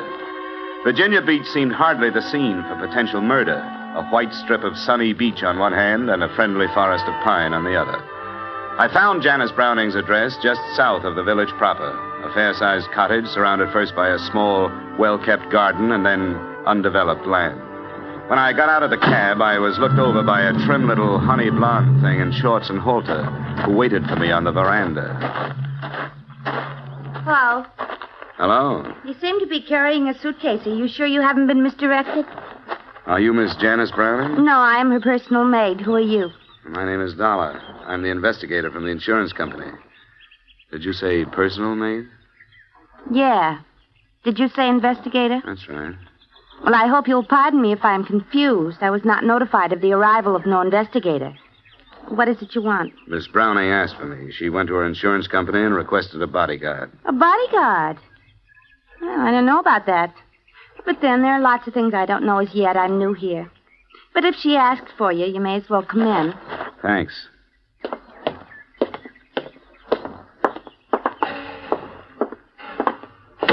I suppose you were surprised when I said I was Miss Browning's personal maid because of the way I'm dressed, if you'll pardon the expression. As a matter of fact, I was surprised that she had one. Why'd you say that? I'd been led to believe that she couldn't afford things like that. Well, between you and I haven't been paid yet.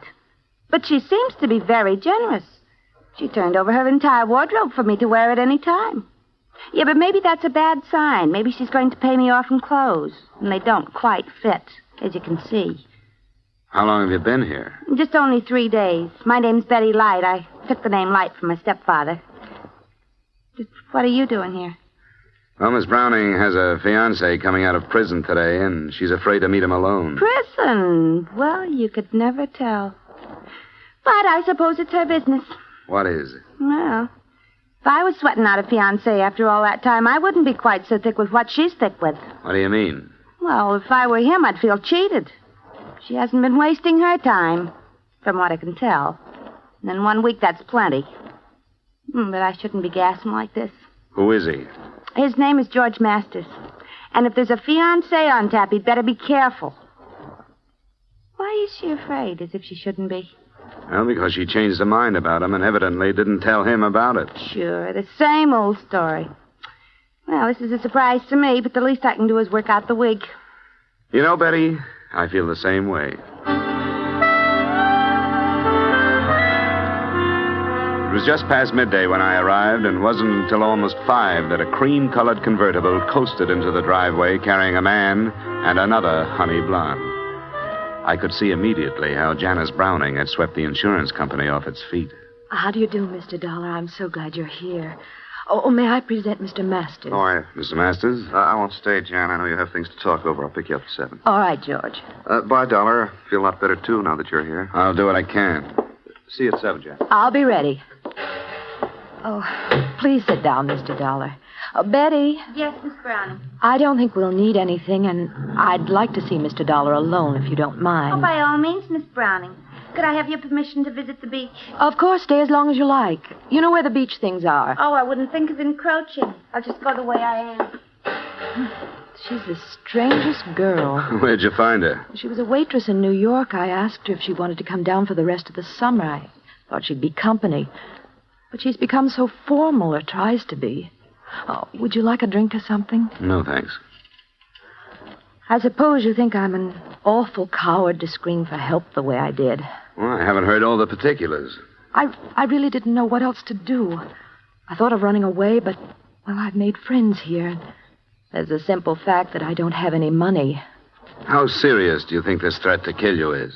I'm afraid it's quite serious. But I don't know what will happen, and I wanted somebody to be with me. When did you see him last? 6 months ago. I thought about it for a long time, about our breaking our engagement and which would be the best way to do it, and I decided to face him while he was still in prison and simply tell him I couldn't go on. Well, that wasn't the easiest way to hand it to him. I know, but it was the fairest, I thought. He didn't create a scene or anything, but I'll never forget his expression. He just looked at me and said, "Have your fun. You've only got 6 months, because when I get out of here, I'm going to kill you." Well, now the 6 months are up. He's been let out. He knows you're here? Yes, he'll come here. Your friend Master said he was going to call for you at 7. Where were you going? Just to dinner and maybe a club afterward. I think you'd better cancel it. Why? I'll go crazy if I have to sit in this house and just wait. I don't want you to come back here after dark, for one reason. If you can't go a long distance and stay, I don't want you to leave at all. The village is too small. If he knows it, he'll find you. I'll be with George. Look, you managed to put the responsibility of this thing into the lap of your insurance company, and they handed it to me. Now, I want you to stay here where I can keep my eye on you. All right, Mr. Dollar. I'll do anything you want me to. Good. Oh, you might mix that drink you offered. Scotch, if you have it, and plain water.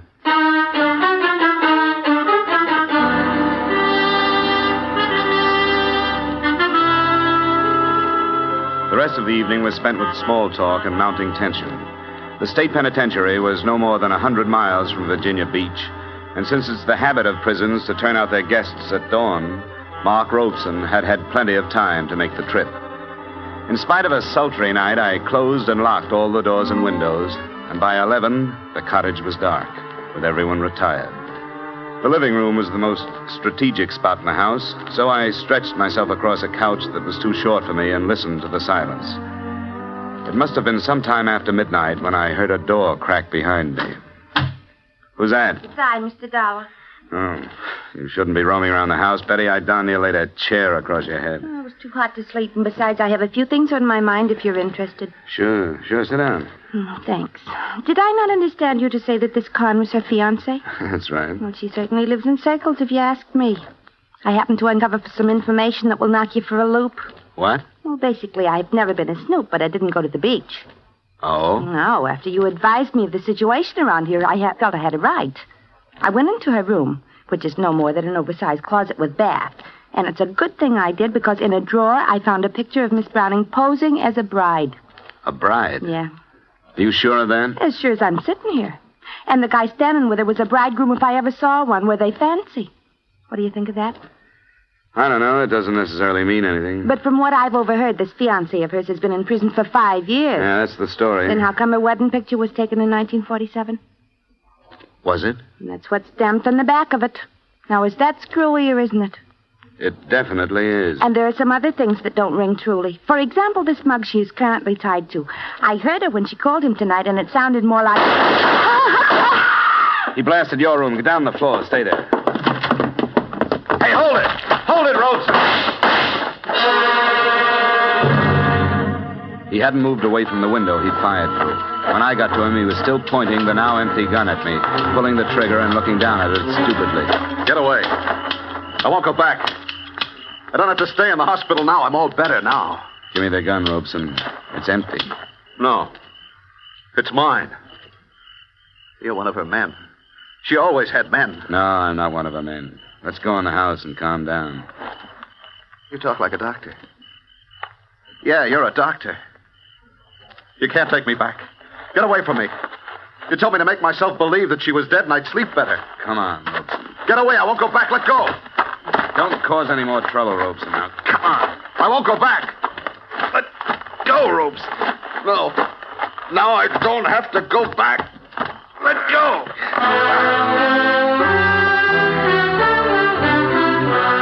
I'd heard stories of the unbelievable physical strength of those whose mental strength is gone. I got his hands away from my throat by sinking my knee into his stomach. But there was nothing I could do to hold him. He lumbered off into the darkness and disappeared. I didn't need a medical opinion to know that I wasn't protecting Janice Browning from a released convict. I was protecting her from a homicidal maniac.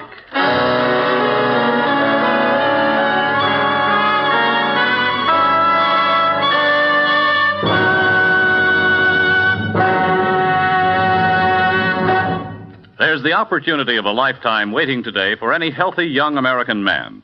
An opportunity to begin a profitable and stable career for himself and at the same time to offer assistance to his nation, to the United Nations in their present conflict against armed aggression. The United States Armed Forces need volunteers today in every branch of the service. You have the chance to choose not only the branch, but the type of work which you feel will be of the most benefit to you in the years ahead. May we suggest that you go to your nearest recruiting office now to see if you are eligible to volunteer and inquire about the many opportunities open to you. And now, back to our star, Edmond O'Brien, and the second act of yours truly, Johnny Dollar.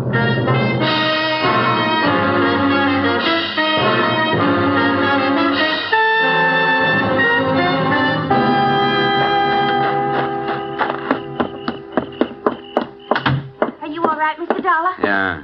Turn on some lamps in here, but stay away from the windows. I doubt if he'll come back, but he might. That brute is still on the loose? Yeah. Where's Miss Browning? She's still in her room. I heard her bawling, but she stopped now. Miss Browning? Yes?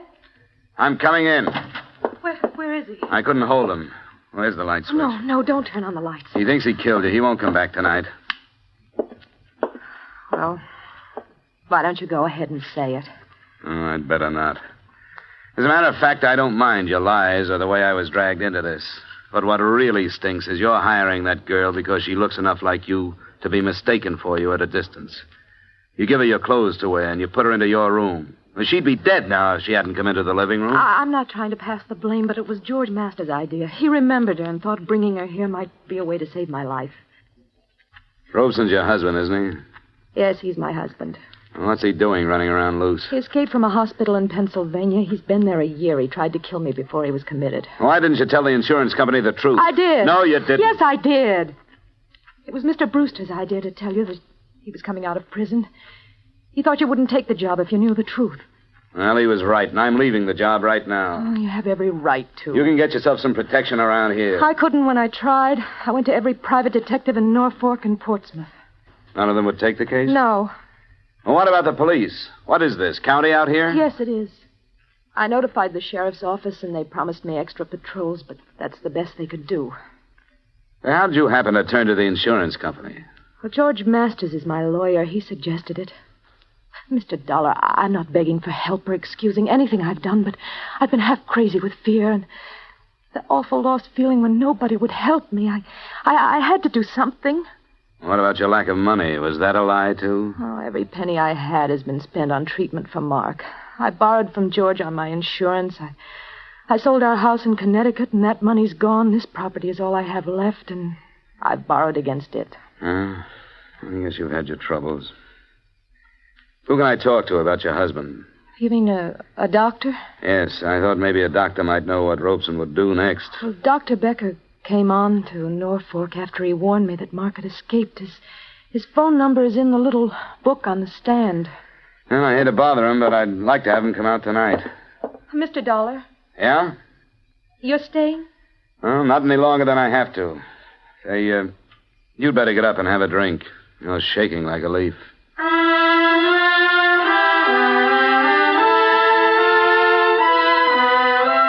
I changed my mind about dropping the case, Mr. Brewster, not only because she was a beautiful woman in a tough situation, but also for another reason. I awoke Dr. Becker at his hotel in Norfolk, and after I outlined the night's events to him, he agreed to come out.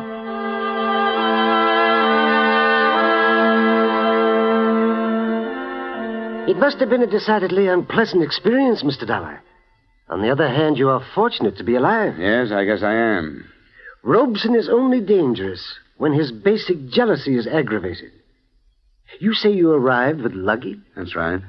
Perhaps he was watching then and misunderstood your visit. Oh, I get it. Well, what do we do now, Doctor? He probably thinks he killed her. Can we expect him to come back? Well, that is hard to say. He'll suffer a deep sense of remorse. Then he may feel that what took place was only a figment, a dream. The remorse would cause introspection and keep him away. The fantasy thought might bring him back to investigate. When? Oh, who knows? Tonight even, or tomorrow. Would he try to kill her again? Oh, yes. An extremely strong fixation. Do you want him to come back? Well, I want to see the end of this. That's the best way I can think of. I'll keep his wife here tomorrow outside so he can see her if he does come. She's the one who really has suffered, the poor girl. I wish there were a way to ensure her safety. We could alert the police. Well, with the police on the scene, then he would not return. Shh. Here she comes. Hello, Dr. Becker. Oh, good evening, my dear. Or morning, rather. Oh, I'm so sorry about the trouble. I'm afraid it can't be helped. I was so sure at one point that he was responding to treatment. I know you've done your best, Doctor. Mr. Dollar, I may be imagining things, but I'm awfully worried. It'll be all right. No, I mean, I tried to phone George, and there's no answer. It's after 2, and he should be at home. Mark knew that George and I have always been friendly. Would there be any danger to this man, Doctor? Oh, I hardly think so. All of your husband's aggressive urge was directed toward you, Janice. Well, could we go and see if everything is all right? I can't help it. I'm worried. Where does he live? In the village. It's not far from here. Could we borrow your car, Doctor? Oh, by all means, my dear. Here are the keys. You'll come with me, Mr. Dollar? Oh, I'm not letting you go alone. We'll be back as soon as we can, Doctor.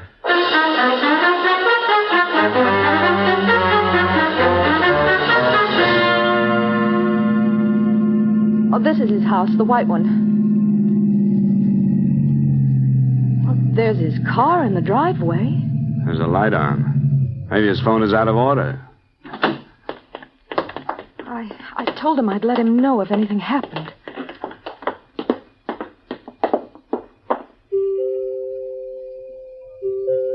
George? George, it's Jan. He doesn't answer. I want to go in. Let's see. It's unlocked. George? Light's coming from a room back there. Oh, that's his study, where the phone is. Oh, we can check that then.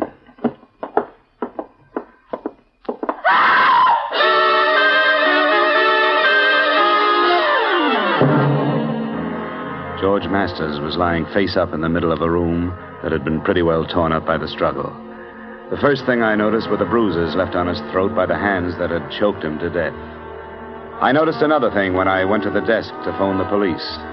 There was a gun lying on it, and I would have sworn that it was the same police special Mark Robeson was carrying earlier in the evening.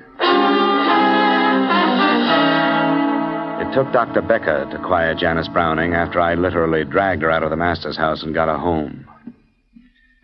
And I hope she can rest now, but she's dangerously near to mental collapse herself. Yes, I can understand that. Is there anything further that I can do, Mr. Dollar? Nothing now, Betty.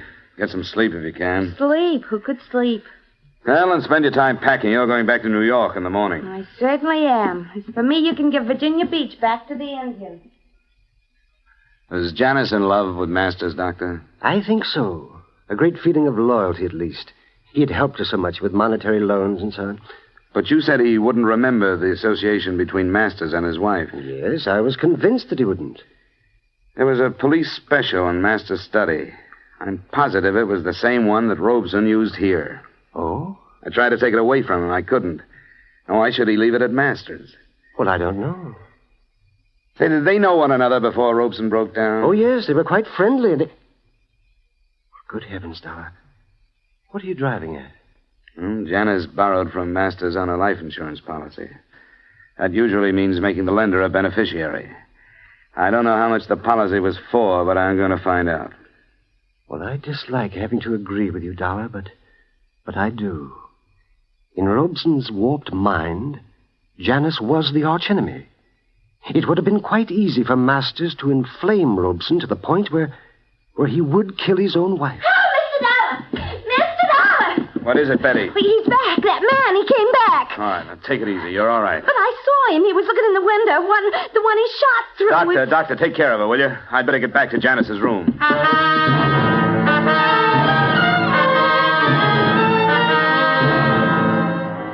There was no more trouble that night, nor was there any rest. We knew that since Robeson had come back, he realized his mistake, and we knew that he would try to come back again. We agreed that instead of calling for police protection, we would let him return and try to handle him when he did. An hour after daybreak, we felt it safe to relax, and it wasn't until noon that I drove Betty Light into Virginia Beach and put her aboard a bus bound for the comparative safety of New York. Before I started the return trip, I made a swing past George Masters' house, convinced the deputy sheriff in charge that I had a right to poke my nose in, and got myself back into the study. I suppose it'd be all right if you go in. They took up all the evidence they wanted, I guess. What was that, Sheriff? All the things that'd pick up prints.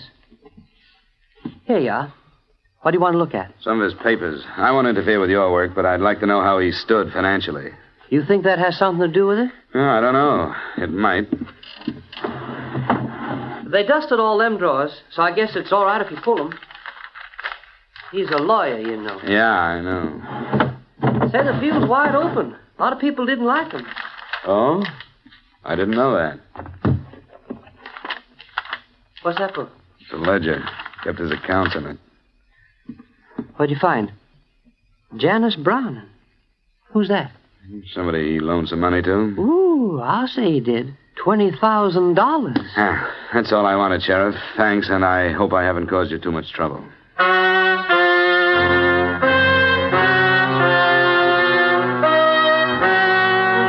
What I'd found was another link in a chain of circumstantial evidence that would never be used since George Masters was dead. He had loaned Janice Browning the thousands she had spent on treatments for her husband, and it was obvious that there was no chance of her ever being able to pay him back. The last notation revealed the fact that a $5,000 loan had been made on her insurance policy in April. A long-distance call to the company told me that the policy was for $50,000 and that George Masters had become the sole beneficiary the same month, April.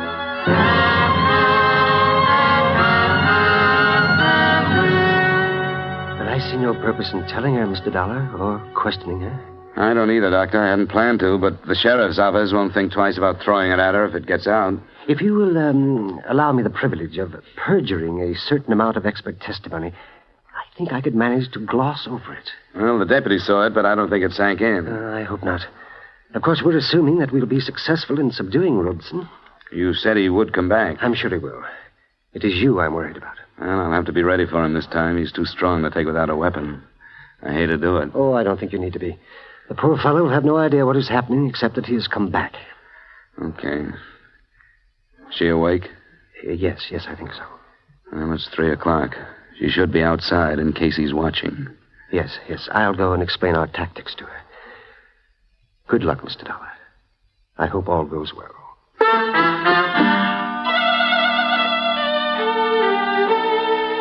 It seemed almost cruel baiting the trap, but it had to be done.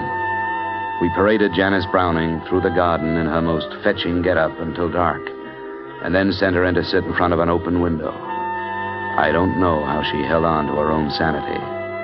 I do know that I had a little trouble myself. I sneaked into a position outside the house from which there was a good view of all the approaches but the one from the north.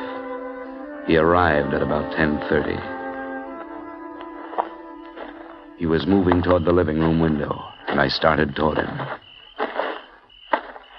Hi, Mark. What? I can't see it.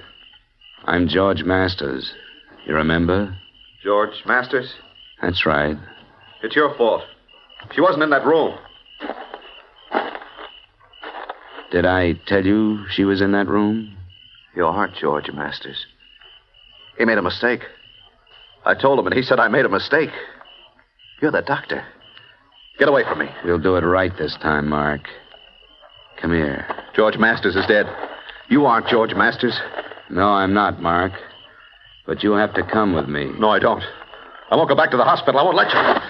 Mark, Robeson, don't. Get away. No, I don't. I'm sorry, Robeson.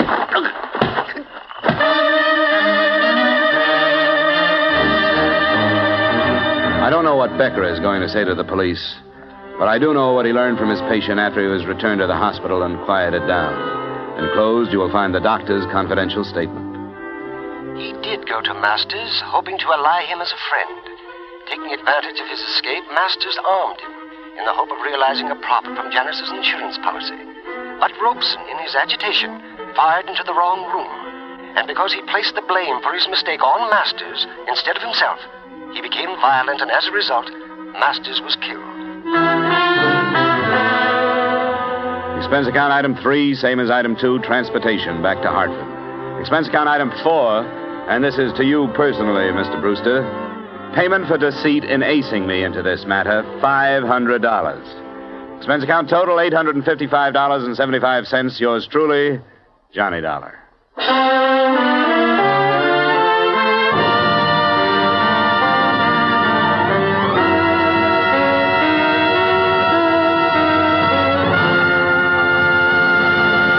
Yours truly, Johnny Dollar, stars Edmond O'Brien in the title role and is written by Gil Dowd with music composed and conducted by Leith Stevens.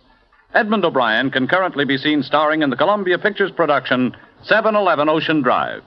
Featured in tonight's cast were Bob Sweeney, Virginia Gregg, Gene Bates, Hy Averback, and Howard McNear. Yours truly, Johnny Dollar, was transcribed in Hollywood by Jaime Del Valle.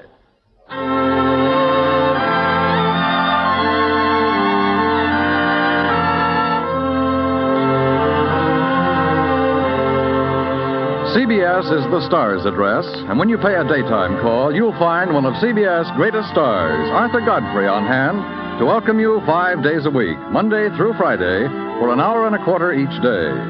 Arthur and all the little Godfreys make life more musical and fun for you.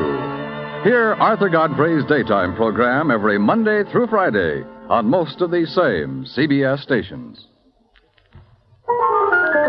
To hear each and every star, leave your dials where they are, 'cause this is CBS, the star's address. Yes, CBS, the star's address. Yes, this is CBS, where Philip Marlowe takes the case every Friday night on the Columbia Broadcasting System.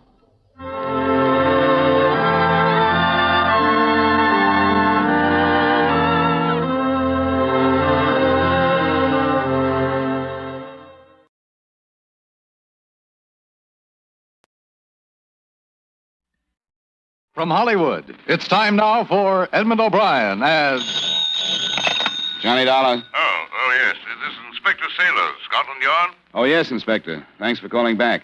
I understand you've been assigned the Scott jewel theft investigation? Yes. Inspector Finlay has been taken ill. I was given the case this morning. As a matter of fact, I just received the file with your request to telephone. Well, that puts us about abreast then, Inspector. I got in from the States last night. I'd like to get together with you so we could compare notes. Yes, splendid. Could you come to my office? At your convenience. Well, then, why don't you come right over? But first, Mr. Dollar, tell me, did the insurance company send you to London in the belief that the yard is no longer competent? What? We've been reminded, you know, that our reputation has fallen off badly since the Stone of Scorn is stolen. But perhaps you and I shall have better luck, huh?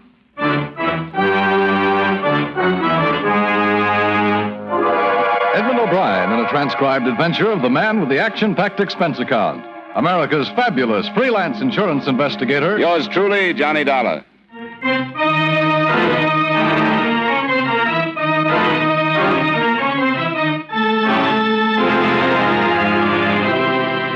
Expense account submitted by Special Investigator Johnny Dollar to Home Office Financial Surety Company, Hartford, Connecticut.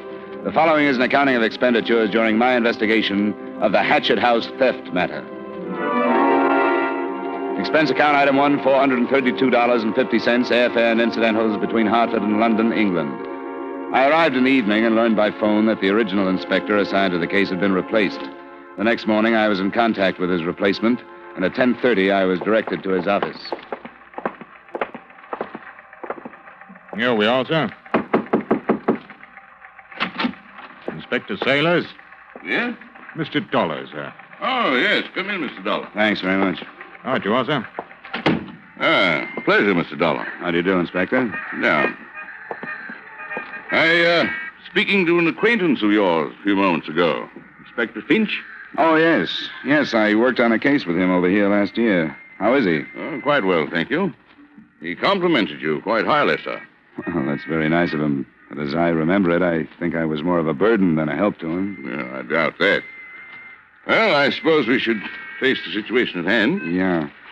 I brought an accurate description of all the jewelry insured by Mrs. Scott. Ah, splendid. But the cable that reported the theft wasn't quite clear as to which pieces were missing. Well, Inspector Finley's information on that score is quite accurate, I think. Yeah, here we are. Oh, thank you. And he's covered the methods used in the commission of the crime quite thoroughly, I think. I'm going to spend the afternoon crime index. I should probably be able to link the method with a few of our known criminals. Gentleman's investigation, huh? I suppose so. Rather tedious, but quite often successful. I'd like to see Mrs. Scott myself, if it's all right with you. Oh, of course. I shall arrange a car and a driver for you. Will early afternoon be suitable? Well, thanks, but there's no reason to go to that bother, is there? Isn't she staying here in London? No, she let a place near Seven Oaks in Surrey, about 20 miles south of here. Quite an historic establishment, I'm told. It's called Hatchet House.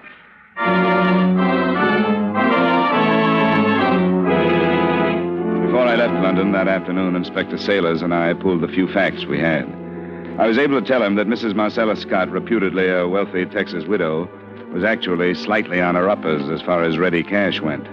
She had sold some jewelry the previous year for considerably less than its insured value. He gave me the news that Mrs. Scott frequently had been seen in the company of another American tourist named Norman King. And together, we figured the loss at slightly over $100,000.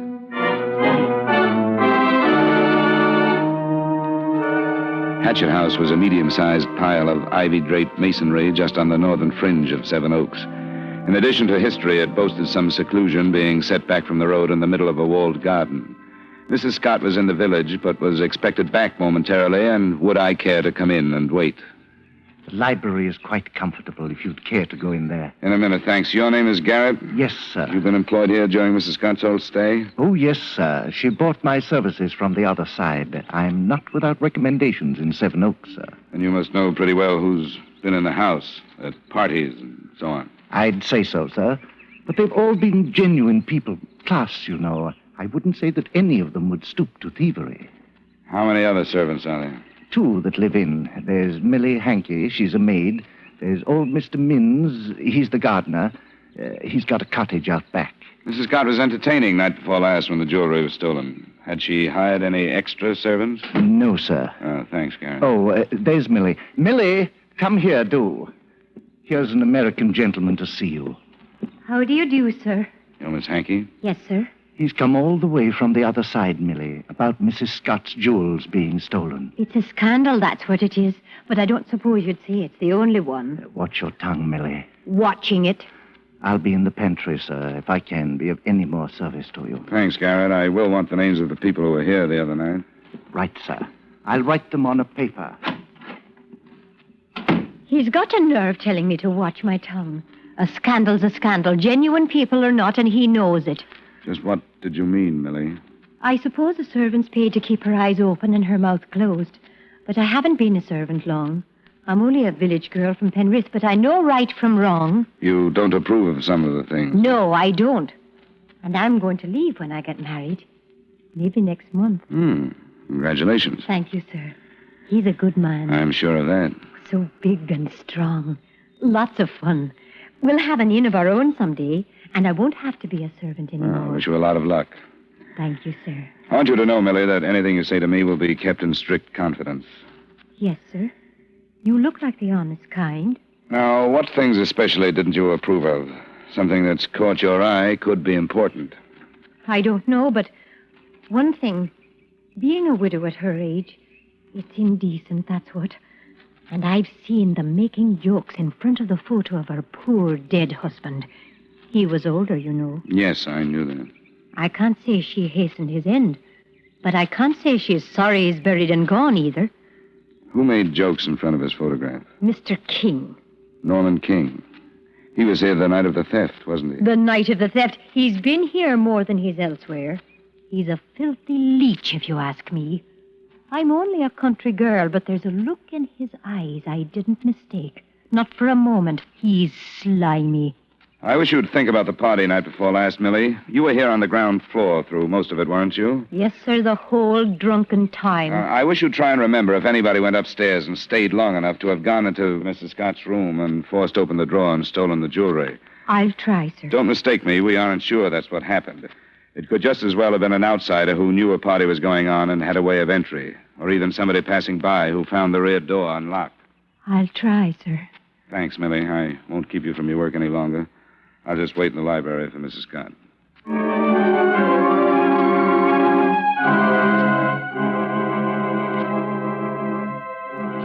I waited an hour until the butler, Garrett, notified me that Marcella Scott had phoned. She had met some friends in the village, had driven to London with them, and wouldn't return until the next morning. I could find her any time after 9 that night at Claridge's Hotel. I spent another 20 minutes with the servants and left for London and Inspector Saylor's office.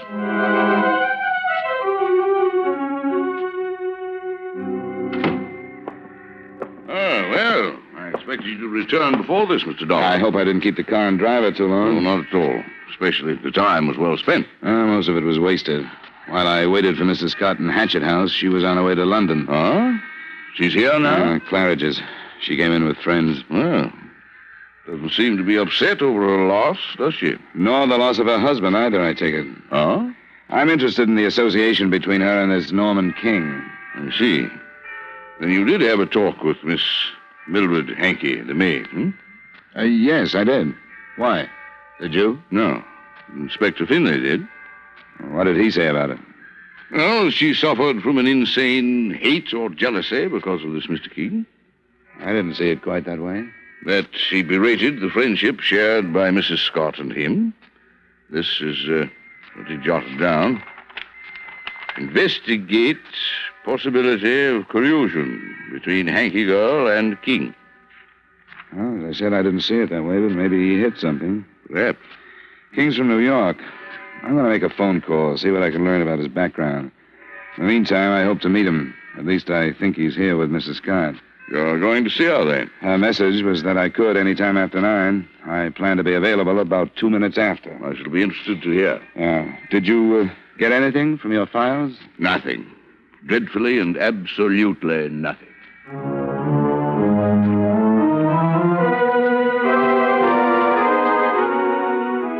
At 5 minutes before 9, I arrived at Mrs. Scott's hotel. On the stroke of 9, I phoned her suite, and at 3 minutes after, I met her. A striking honey blonde with tanned skin and an athletic figure that dressed her clothes nicely. I'm sorry I missed you in the country, Mr. Dollar. It's all right. I should have phoned. I suppose you're here to save what money you can for the insurance company in case my things aren't recovered. Insurance companies don't operate that way, Mrs. Scott. They can afford not to. Please sit down. Thank you. It's the expected thing, I guess. But I suspect one of the servants had something to do with it. Do you have any special reason for that suspicion? Oh, they're strange people. I don't know anything about them. I've had them 2 months, and I've never been comfortable with them around me. Anything else? Well, the more I've thought of it, the more it seems to make sense. The house was full of people to be suspected. One of them could have taken advantage of that. The men at Scotland Yard say that it took between 15 and 20 minutes to force that drawer open the way it was done. Did you miss either of your servants for that length of time? Not that I remember. It got a little confused by 11 or so. Do you suspect anybody else? Any of your guests? Oh, good Lord, no. Most of them have a lot more than I do. Did you know Norman King in the States, or did you meet him here? Are you telling me suspect Norman? I asked when you met him. Why? I wondered if you knew him well enough to know he has a record as a forger. I don't believe it. Checks. He signed the name of another widow. A copy of the record is being mailed to me. I don't care. Doesn't make any difference. Norman didn't steal my jewelry. He wouldn't do that to me. I wonder how many times the other widow said that. You don't understand me. Norman and I are the same kind of people. You don't think I married a 70-year-old Texan for love, do you? Well, Norman's made up his mind what he wants out of life, too. He's talked about it. He doesn't care how he gets it, but he wouldn't take it from me. Sure. Well, I wanted to meet you, Mrs. Scott, and I have. Norman King checked into the Dorchester yesterday. He checked out today, and now Scotland Yard can't find him. If you hear from him, maybe you'd better let us know.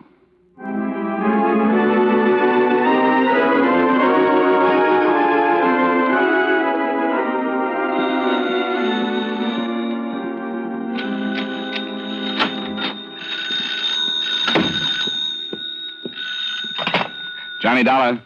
Inspector Sailor. Oh, hello. I'm sorry I took so long to answer. I just got up to my room. Yes, well, I spoke to the clerk at the desk. He thought you might be going up and asked him to ring you. Saw Mrs. Scott? Yes, I didn't learn much, but I don't think she's mixed up in it. No. Well, perhaps I have some news for you. What's that? I just received a report of a killing in Limehouse. The constable described a piece of jewelry found at the scene, and it corresponds quite closely to the description of Mrs. Scott's emerald brooch. Oh? Who was killed? No identification yet. A man. I'm driving over. I wondered if you'd like me to pick you up. Yes, I would. I'll be waiting in front of my hotel.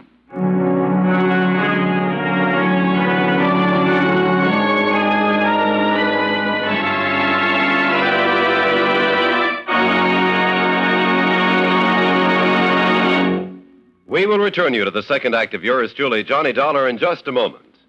What is the secret of Dr. Walter? Sorry, we don't have the answer, but we know where it can be found.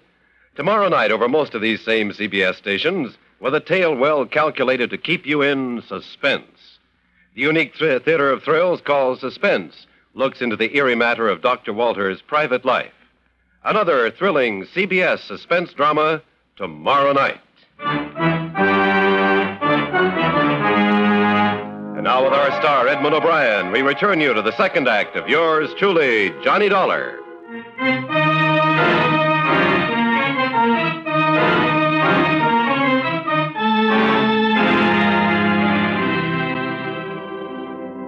By the time we got to the dismal Coldwater flat near the Thames, the inevitable crowd had gathered in the street. The body was one flight up in a grubby room that showed plenty of signs that a struggle had taken place. The man obviously had been killed by a blow on the back of the head. He'd been identified by the landlady as George Kenzie, the renter of the room. It was a bootblack who discovered the body. Said this George Kenzie owed him some money and wouldn't pay. He came up here tonight and found him dead. I found the brooch myself just under the chair there, sir. Oh, yes. Thank you, Constable. Right, sir. I'll be outside. You know, you people that don't belong here, don't crowd the corridor. Move along now. Come along, move along. Is there any doubt in your mind, Mr. Dollar, that this is Mrs. Scott's brooch? None at all. Look, the jeweler's mark on the back. Well, then, we've made some progress. I hardly think we'll be so fortunate as to find the 4 remaining pieces here. No. Offhand, it looks like there was trouble over dividing the loot, and the winner took the rest, don't you think?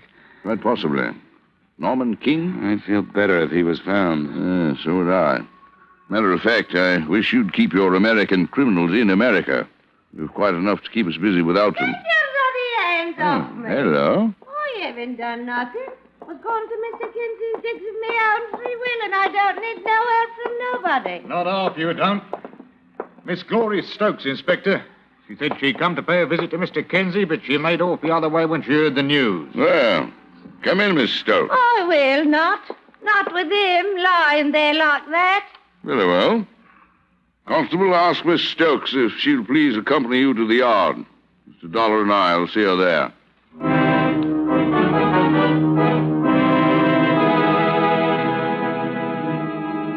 I suppose it's understood that when you're with Scotland Yard, you do as Scotland Yard does. We didn't search the place, but we learned it was empty of any more jewelry after a crew of technical men collected every possible bit of physical evidence in the room and started it towards the yard's various laboratories. The results of their meticulous tests, comparisons, and examination fell into place later. We asked a few questions there without getting anything, and then went back to the inspector's office, where Glory Stokes waited for us. It's time, I must say. I trust we haven't kept you waiting too long. This is Mr. Dollar, American investigator. How do you do? What would he be investigating that would concern me? We'll explain the whole thing to you, Miss Stokes. It ain't Miss Stokes. But something tells me I'm going to wish it was. You're married? I am. That's why I was going to George Kinsey's. I haven't seen me hubby for 3 days. And I was going to ask George if he knew where the rotter was. What's your husband's name? Leonard Stokes. You haven't seen him in 3 days. That's right. Couldn't he give you any idea where he was going? No, why should he? I don't care where he goes, and he knows it. But you said you were looking for him. I was. If he's going to desert his poor wife, she's got a right to know, hasn't she? Yeah, I suppose she has. I take it he spent quite a lot of time with this George Kinsey. Yeah, too much if you ask me. George was no good. He was a thief. I knew he'd end up dead like this. And if I told Leonard once, I told him 100 that he'd get into trouble if he chummed with him. He is in trouble. Ain't he in trouble? We aren't sure yet, Mrs. Stokes. What kind of trouble? Some jewelry was stolen from a woman in Seven Oaks. Jewels, oh, One of the pieces was found in George Kinsey's room. There's still almost $100,000 worth missing. More than 30,000 pounds, Mrs. Stokes. 30,000. George did that. It looks like it. There's a possibility that your husband was involved also. Leonard? Ah, don't make me laugh. He wouldn't have the brains.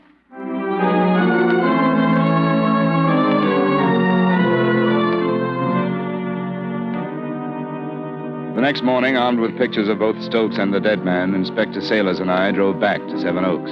He dropped me at Hatchet House and went on to cover the village himself. Mrs. Scott received me in the library. Good morning, Mr. Dollar. Mrs. Scott, you must have left London early this morning. Yes, I did. Have you made any progress? Some, yes. Have you heard anything? I was very unhappy after you left last night. Why? Did you suddenly get lonesome for your jewels? I think you know why. I made a confession to you. I let you see what I really am. I never do that. It's all in confidence. Forget it. I've been trying to.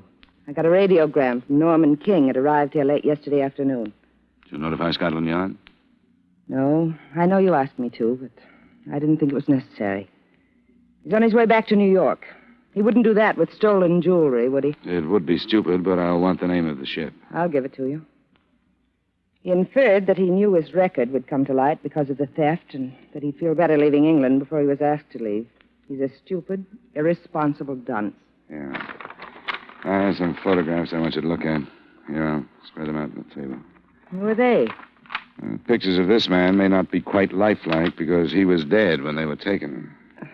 Who is he? His name is George Kinsey. He was found beaten to death last night. Your emerald brooch was on the floor near him, so we're assuming he was killed because of your jewelry. You ever seen this man around here? No, not that I remember. I want you to remember one way or the other. It's possible that this man just received the stolen property from someone else, but if we can find somebody in the house or in the village who recognizes him, then we'll feel sure that he actually was the thief, or one of them anyway. I'm trying to be sure. What about the other one? I don't think I've seen either of them. And if you'll leave the room, I'd like to talk to your servants. You're going out of your way to be nasty. You thoroughly despise me, don't you? No. What I dislike is the fact that the physical part of you wasn't matched up with some mental apparatus that deserved it. You asked me a personal question, Mrs. Scott.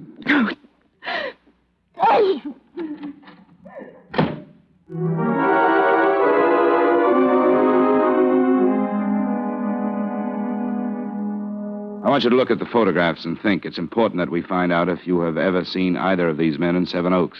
Which one is deceased, sir? This one. How large was he? A little under 6 feet. Miss Hankey? I don't like looking at them, sir. I don't think I've seen either one of them, though. There's something about this one, sir. George Kinsey? Was he plump? No, I don't think you'd say plump. He was heavy, stocky. There's something about him, sir. Can't put my finger quite on it, but there's something. Could he have made deliveries here? Who brought the luggage, Millie, the day after Mrs. Scott arrived? Oh, I don't think it was him.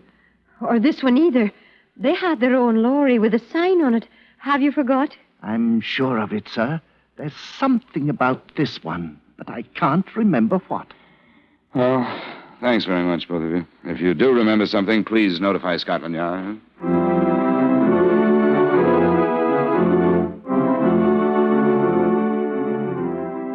In the village, Inspector Sailors had found a few people who thought they recognized George Kinsey and 2 who were positive.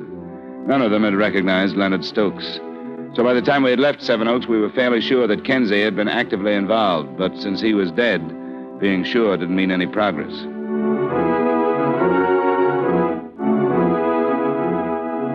Nothing further developed that day, although in London a stream of suspects was questioned. The next morning, the situation hadn't changed, but I began to feel that in the face of the movement of Scotland Yard, a criminal would have to have more than brains and more than luck to escape. At 2 that afternoon, a report was phoned in that a man answering the description of Leonard Stokes had been seen boarding a train in Waterloo Station and followed to his compartment. Another call delayed the train so that Inspector Sailors and I were able to get aboard.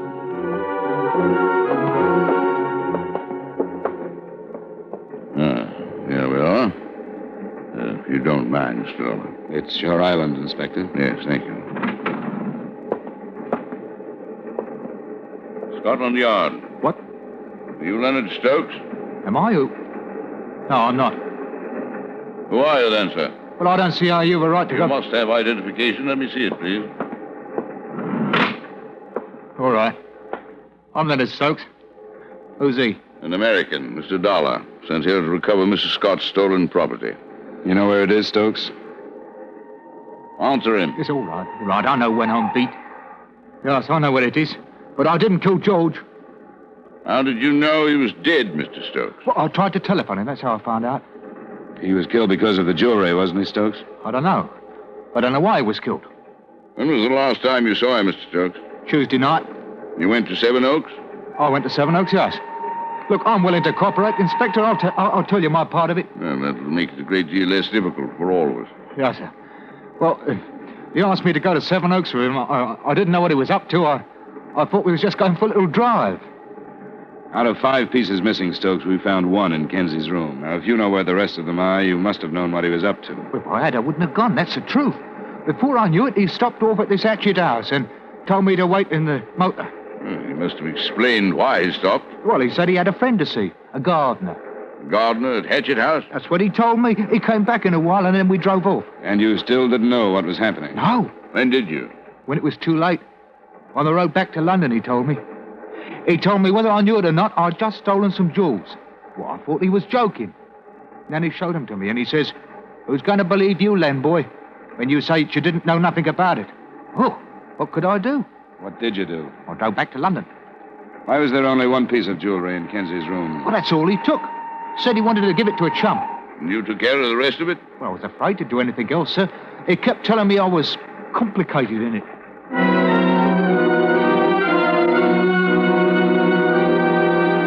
Stokes' innocence, as far as the robbery was concerned, became a little embarrassing even to him by the time we got him off the train and back to Scotland Yard.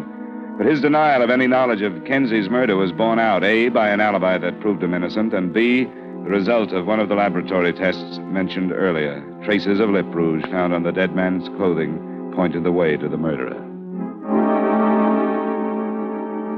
Mrs. Scott is resting in her room and left orders not to be disturbed. We won't disturb her, Garrett. Is Miss Hankey here? She's in the pantry, sir. Would you show us? This way, please. Thank you, Garrett. Oh, Mr. Dollar. This is Inspector Sailors from Scotland Yard, Miss Hankey. Miss Hankey? How do you do? You've come after me, haven't you? Yes, I think we have. I don't mind. I don't care about anything now. You did recognize the photographs of George Kenzie, didn't you? Recognize them? Yes, I suppose so. I remembered. I remembered the man I fell in love with.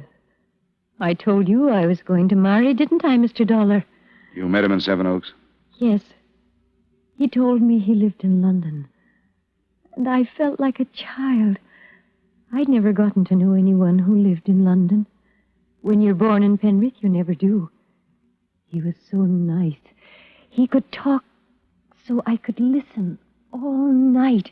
Did he question you concerning Mrs. Scott? He took me to London. And he told me he wanted to marry me. And I believed him. Millie, we're sorry. I wanted a husband the same as every girl. But he was lying. He knew I was a servant. And he found out about things. Then, inadvertently, you told him about the entertainment Tuesday night. The party? He said he was going to come. I left the rear door unlocked because I was going to give him some refreshments. I thought he hadn't come, but he had. He lied to me. That's why I killed him. You went to London last night? Yes. He told me to leave London. He told me to go back to Penrith. Then I knew that he'd lied to me and that he'd stolen the jewelry. He called me a stupid country girl. And that's when I hit him. I hit him and hit him. Because it was true. That's all I am. A servant. And I'll never be anything else.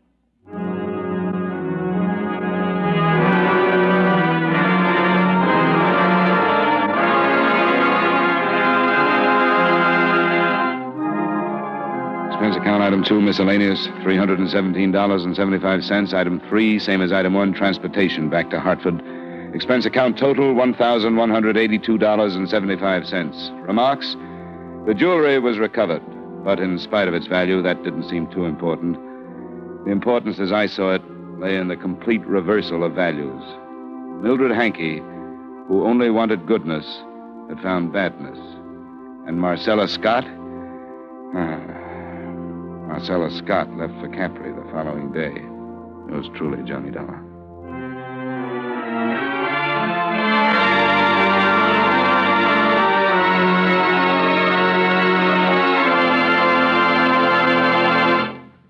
Yours truly, Johnny Dollar, stars Edmond O'Brien in the title role and is written by Gil Doud with music by Eddie Dunstetter. Edmond O'Brien can soon be seen in the Paramount Pictures production Warpath. Featured in tonight's cast were John McIntyre, Ben Wright, Tudor Owen, Jeanette Nolan, and Virginia Gregg. Yours truly, Johnny Dollar, is transcribed in Hollywood by Jaime Del Valle. This is Dan Cubberly inviting you to join us next week at this time when Edmond O'Brien returns as... Yours truly, Johnny Dollar.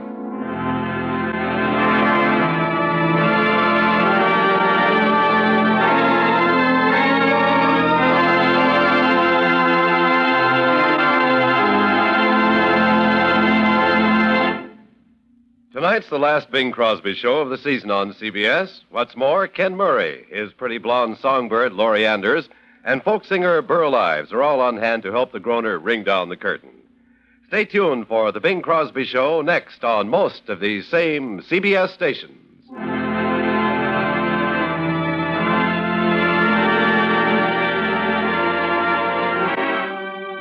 This is CBS, the Columbia Broadcasting System.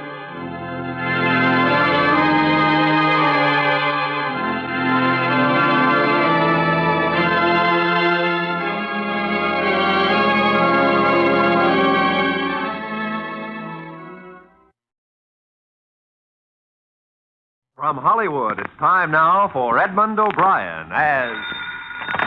Johnny Dollar. Jack Barton, Johnny. Take this down. Policy number 245-7809. Got that? Yeah, got it. Los Angeles, California. Amount, $1,150,000 straight life. Beneficiary, Mrs. Mabel Trandem. Insurer, her husband, Mr. Harold Trandem. Right, sold down. Now, what's the problem? Officially, there's none. As you know, the company can't take any preventive action.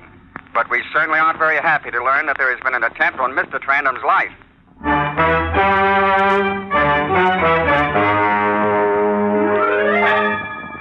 Edmond O'Brien in another transcribed adventure of the man with the action-packed expense account, America's fabulous freelance insurance investigator, yours truly, Johnny Dollar.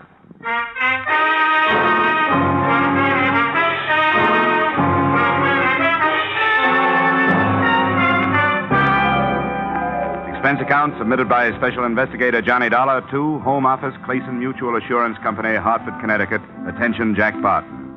The following is an accounting, unofficial but very payable, of my expenditures during investigation, also unofficial, of the Harold Trandem Matter. Expense account item 1, $250.67, transportation incidentals, Hartford to Los Angeles, into the 2-acre Bel Air estate of the prominent coupon clipper, Mr. Harold Trandem. I presented my identification to the pert little maid who answered the door, was ushered through a portrait gallery and 2 living rooms to the terrace. Mr. Trandem was bent over his morning paper, sipping grapefruit juice. He looked up at me with the same scowl I'd seen on the front pages of newspapers. Very early. Why did the servants let you in here? May I sit down? Certainly not. I don't even know you. Yeah, here's my card. Insurance investigation. I suppose you think I can't pay my next premium. Mr. Trandem, we have no doubt as to your credit rating. This is a much more important matter to you. Financial? In a way. Now, what is this important matter? Your life. I understand there's been an attempt on it. That's my own affair. Strictly my own affair. I made adequate provisions. If your company is worried about my life, I'm very touched. But I assure you... Don't misunderstand, Mr. Trandem. I'm only interested in your welfare unofficially. The company takes no preventive action of any sort. However, as a friend of Jack Barton, who's head of the Hartford office of Place and Mutual, I'm here to try to see that no further attempts occur. Unofficially or officially, I'm well taken care of. Thank you. Oh, that's that then. Sorry. Must have been a long trip from Hartford. Yes, it was. I should offer you a drink, I suppose. Well, it's a little early for anything hotter than orange juice for me. My doctor makes me drink this lot. Grapefruit juice. Go there. Lila! He slumped over the table and slid to the floor, still holding his chest. An army of servants rushed out and tried to look like they knew something. I was obviously the major suspect, and they vied with each other in their attempts to blame me. But nobody bothered to call one a hospital and two a policeman. Finally, one big guy, obviously a bodyguard, scooted everybody but me off the terrace and sat me down. Besides, you didn't do it, did you? No. I didn't think so. But if I go back to the boss and tell him Trandem was knocked off right in front of my eyes, I'll get the axe, you know what I mean? Yeah, I know what you mean. No, I'm prepared to exchange information with you. Well, that's mighty generous. I'll see you later. No. Please, wait, don't go. Lord. Didn't you see nothing at all? Nothing I can go back and say, Mr. Halmer, I had my eyes open? Well, if it means your job. Yeah, it does. Believe me, it does. I saw a wisp of blue smoke over there, that clump of bushes across the lawn. And a man, he run away. No man, just smoke. The shadow of a man. Just smoke. The gleam of the gun. A thin wisp of blue smoke. This is all? Look, you can make up the rest as you go along. Now, if you'll excuse me, I got a phone call to make. I think the police ought to know about this.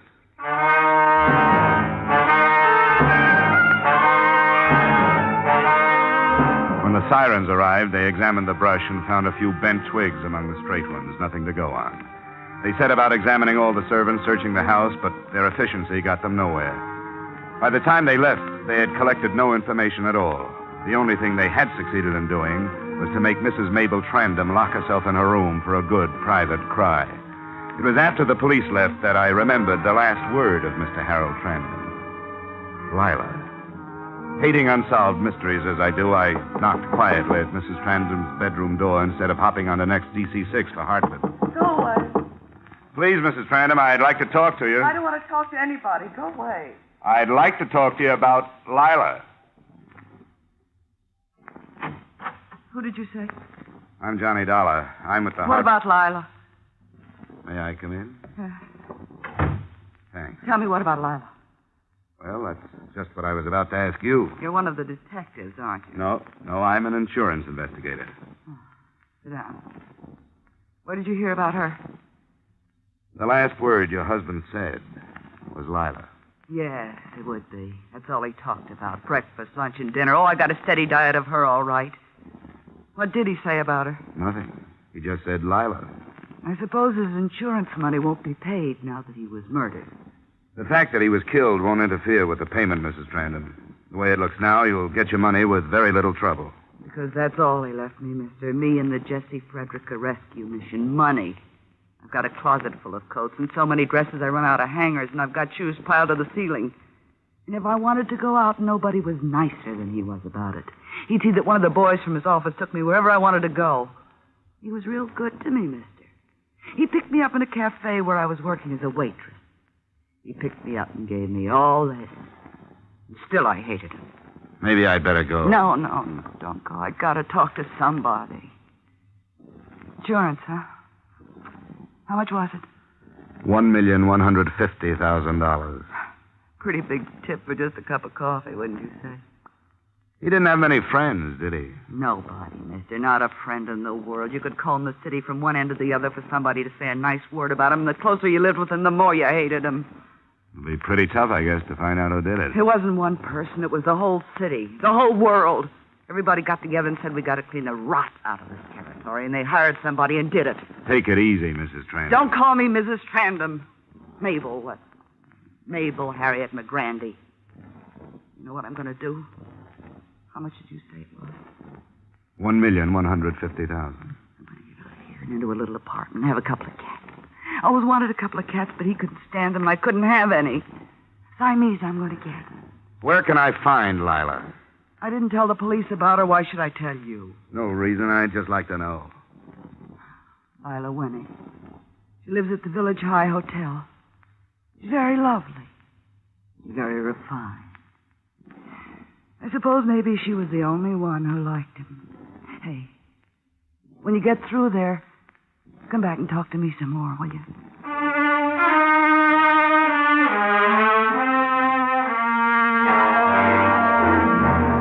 Expense account item 2, taxi fare to the Village High Hotel in North Hollywood. 4 tanned kids dashed in and out of a sprinkler's path. I walked to the last apartment to the right and knocked. I knocked again. I knocked a third time and tried the door. It was locked. I looked in the window. Through the lace curtains, I could see the body of a girl. Her head lolled crazily to one side, and there was a small red dot on her temple. The police investigated. The bullet hole was the quick work of a .38. There were letters in the bureau drawer, letters to Harold Trandem. The sergeant who found them grabbed the nearest chair, propped his feet up on a stool, and settled down for a long day's reading. Hey, listen to this. How I die to have you put your arms around me again. Darling, you must know how much I miss you. You must know how much I love you. And then she takes it from there. All right, Sergeant. You've had your kicks for today. Dolly, you seem to be just about everywhere these days. Mabel Trandem gave me her address. Did she tell you anything? I gathered that Lila was the other woman in this mess. Only one left out of the 3. I think maybe we'd better pick Mabel up. She didn't have time to do it, Lieutenant. I was with her right up to 20 minutes ago. Would you swear to that in the courtroom? Yeah, I'd have to. In that case, let's look around. Thorough search, Sergeant. Room by room. Somebody hasn't heard. I'll get it. Hello? No, she isn't right now. Who's calling, please? I see. No, I don't think she will. I'll tell her. Yeah, goodbye. Jessie Frederica Mission calling. We wondered if Miss Wenig was going to be down today. She hasn't been down since last week. The boys miss her. I bet they do all right. I understand she was quite a charitable girl, devoted a lot of her time to the down and outers. The Jessie Frederica Mission. Huh. See you later, Lieutenant. Where are you going? Well, I think I've heard that name somewhere before. I'm going up another blind alley. If I pick up anything, I'll give you a ring.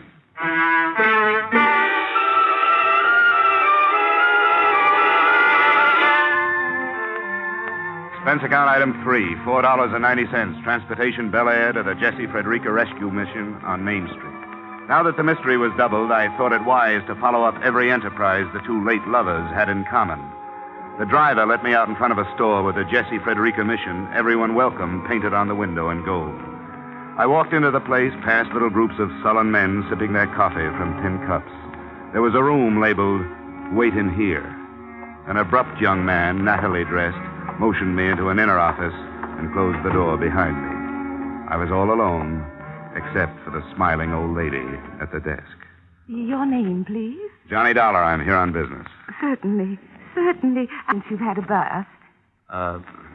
Well, this morning You do look pretty clean. I think our young men have a tendency to stay clean much more than, say, 30 years ago. Don't you? Oh, definitely. But I'm not here for a bath. Oh, sorry, but it's required. Any dependents? Not as yet. Good. Have you tried to get a job of any kind? The United States Employment Service? A private agency? I've got a job. Oh. Well, then, I'm sorry. I'm an insurance investigator. Oh, you're a graduate. Well, we've had so many come back and thank us. How long since you've been here? A long time. Are you Mrs. Frederica? Miss Frederica. Oh, yes. Well, Miss Frederica. Do you know Miss Lila Wenig? Why, certainly. She's on our board of directors. A wonderful girl. Uh-huh. Did Mr. Harold Trandem also serve on your board of directors? Why, yes, he does. They're very good friends. Yes, I know. I've got bad news, Miss Frederica. They're dead. They were killed. Oh, that's terrible. An automobile? No. How did it happen? Murder. I'm an insurance investigator. If I could stay here for a while, I might be able to learn something of importance.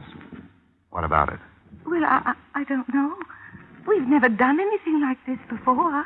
I promise I'll take that bath.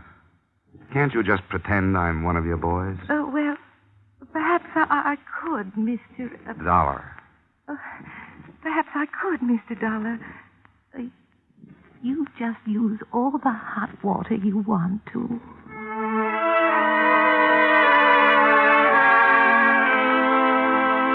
I found myself in the midst of a lot of confused men. Men made even more helpless by belief in their own failure. I hung around the rest of the day listening to their stories.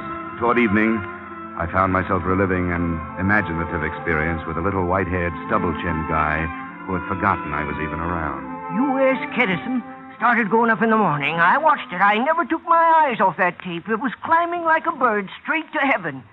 Well, I'm telling you, I couldn't breathe. I was so excited, and I turned to Thomas Lamont.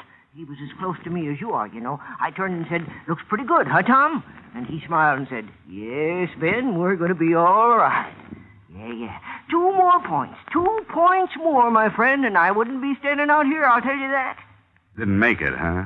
Oh, I'm not worried. I'll do it again someday. Man who's made it once can make it again. Yeah. Well, you say, I know a man, he was much worse off than I. He had less than nothing. He owed the world. And he came back and made the biggest fortune on the whole exchange. Maybe you heard of him. Director of this charity. Killed recently. Harold Trandem. You knew him? Knew him? Well, we were as close as twins. Yeah. He gave me lots of tips on the market. Nice guy, huh? He was very nice. He was a very nice man. Oh, he was gruff sometimes, but kind. A really good heart. And when he took up with that woman, she was a director here, too. They killed her, too, you know. You knew that, didn't you? Yeah. Yeah. Well, when they took up together, I knew she'd kill him. She didn't kill him. Well, the other way around, then. No, it wasn't that way either. Well, you know. No. I always heard he wasn't very well liked. Oh, he had lots of enemies. You see that fellow over there? No, the one leaning against the wall. The one with the brown sweater? Yeah. He hated him. Oh, that was a real big thing, that hate was. What's his name? Sanderson. Bill Sanderson. What happened was, years ago, they was partners, the two of them. Bill Sanderson and Trandem. Yep. Trandem did Sanderson out of his brokerage business and sent him down to Skid Row. I guess Sanderson was only one of many. Oh, sure, he had his enemies, Trandem did. But Sanderson, he was the one who introduced me to Trandem, you know. Sanderson hated him worse than anybody. Hated that woman of his, too. Lila, whatever her name was. Well, that's interesting, Ben. Oh, it's nothing. Why, I got stories that would make your hair curl. I'll tell them to you over a drink sometime, huh?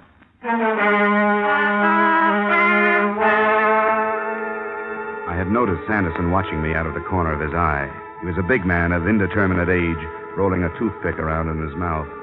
I walked to the cafe down the street, had a bite to eat, and came back to the mission.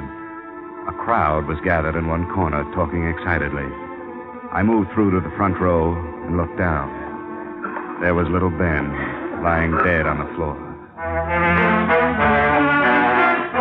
I moved back through the crowd and right into Bill Sanderson. Dollar, maybe you better come along with me. The sliver of shining metal in his hand convinced me to come along with him. There didn't seem to be a great deal of choice. He stopped me in front of a door 3 buildings down, opened it, shoved me in, and closed it again. Inside, it was not quite pitch black. I'm glad to meet you, Dollar. Any friend of Trandem's is a friend of mine.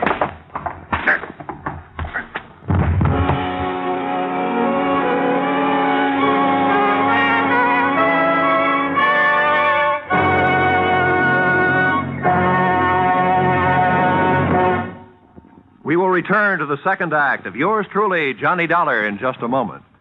The radio audience has the chance to be a part of a quiz show. They can enjoy laughing along with the nation's top comedians, too. But Dr. Christian is the only dramatic show on the air which is actually written by the radio audience. Each Wednesday evening, over many of these same CBS stations, you hear Gene Hersholt as kindly, gentle Dr. Christian tell a story which has been sent in by a CBS listener. Here's your chance not only to enjoy a radio show, but be an actual part of that program by writing it yourself. Be listening each Wednesday evening when CBS presents Dr. Christian.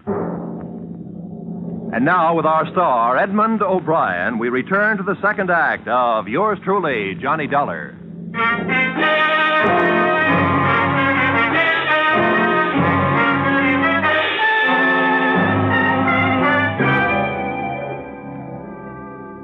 I don't know how many times Sanderson tried to use his knife. Perhaps he was getting too big a kick out of wearing me down to use it at all.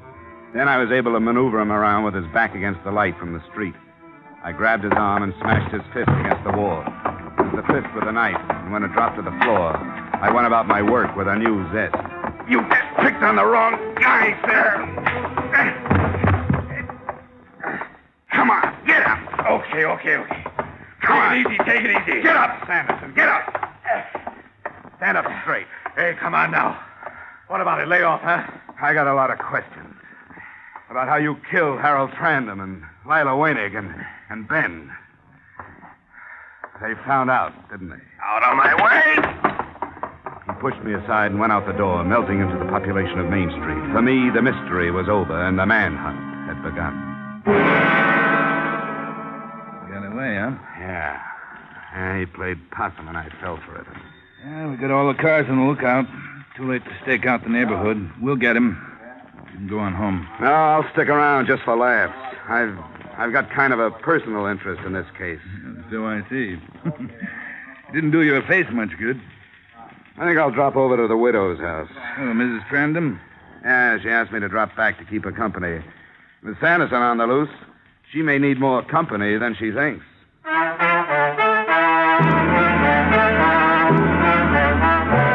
Expense account item 6, $4.50, police headquarters to the Bel Air mansion of the late Mr. Trandem. As the cab pulled away, I noticed a familiar hulk standing on the stoop. It was the big bodyguard, and he ran toward me as if he'd just seen an old friend. Oh, mister, I'm so glad to see you again. You just don't know. Hadn't you better report back to the office? There are liable to be plenty more bodies to guard. I was fired. Oh, no kidding. He wouldn't even give me a chance to explain. Mr. Halmer, I said, mistakes happen. What happened to me could have happened to anybody. I really had my eyes open. I seen a big guy with a .38 revolver over 100 yards away, and he run for cover. I chased him all over the plantation and finally caught him. Look here. I even brought him a piece of the suit the guy wore. Recognizing a .38 from over 100 yards away didn't do your story much good. Yeah, you know, I thought about that later. Uh-huh. And that guy whose suit I tore is threatening to sue me. You made a good try. Yeah. Say, you don't know where I could maybe get another bodyguarding job, huh? Have you tried plumbing? Bodyguarding is the only job I know. I'm skilled. I'll tell you what. Hang around with me for a while. What's the fee? Oh, no fee. You can use the experience. I'm sorry. I have my price. A man with your pride doesn't need a job. So long. Oh, no, wait. You caught me desperate. 10 a day. I'll put it on the swindle sheet. What was your name? Max. Okay, Max. Get your foot out of that flower bed and come on.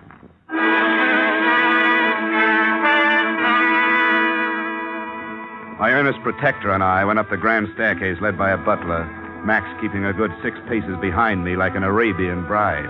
The butler went through a door, leaving us to wait in the hall. When he came out, he whispered to me to wait. He went downstairs, I opened the door, leaving Max on the outside, and walked in. Mrs. Harold Trandem, who preferred to be called Mabel, was fingering the ears of a white cat on her lap. Isn't he beautiful? He's lovely. I want to ask you about a guy I ran into a few hours ago. Do you happen to know Bill Sanderson? Bill Sanderson? No, I don't. Blonde or dark? You know, you aren't the lonely little girl I remember talking to this morning. What makes you so happy? I'm going away. Where? Somewhere. How much did you say that policy was for? A lot of money. You can mail it to me. You going alone? All alone. Pretty girl like you alone all this time? Hard to believe. Oh, it'll be different now. You'll see. I've got my next guy all picked out. In my mind, I mean. He'll marry me for my looks and my money, but mostly for my money. Then I can be boss for a change. You wouldn't mind if I took a small look around the room, would you? Keep your hands off things that don't concern you. I know all about search warrants. I'll bet you do. But keeping letters like this on your dressing table isn't playing it too smart. You keep your hands off my personal mail. Signed by Bill Sanderson. You shouldn't leave things like this around. I don't know what you're talking about. Mabel, I should have known that a girl with your looks wouldn't just sit around with her crocheting while her husband gallivants about town. You better get packed. Those tickets on the table are for the 6 o'clock plane. It's 4:30 right now. Don't worry, Mr. Dollar. I'll make the plane. You keep everything handy, Mabel. Point that the other way, would you mind? We'll make that plane. Bill has wonderful plans. There's Rio and Argentina and all those South American countries. Nobody's going to stop us now. So you paid Bill the... I paid Bill nothing. He killed Harold because he loved me.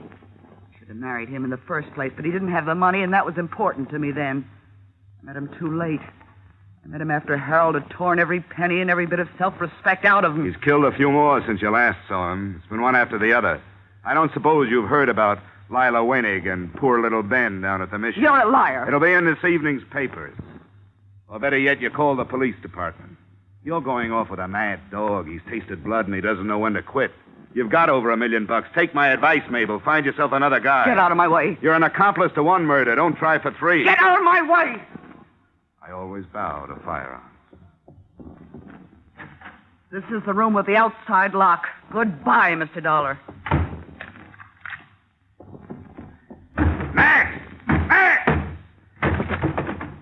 Hey, boss, what happened? Where were you? Oh, I was catching a few winks. Tired, I thought I'd die. That's being on the job, Max. You're fired. Why? What'd I do? A young lady and a killer are about to embark for South America, and you asked what you did. Here's your 10 spot. Try the want ads. I ran down the stairs, brushed aside the butler, and opened the front door just in time to see Mabel's car pull out of the garage and grind over the gravel to the gate. Through the rear window, I saw her suitcases piled high in the back seat. I rushed back into the house and grabbed the phone.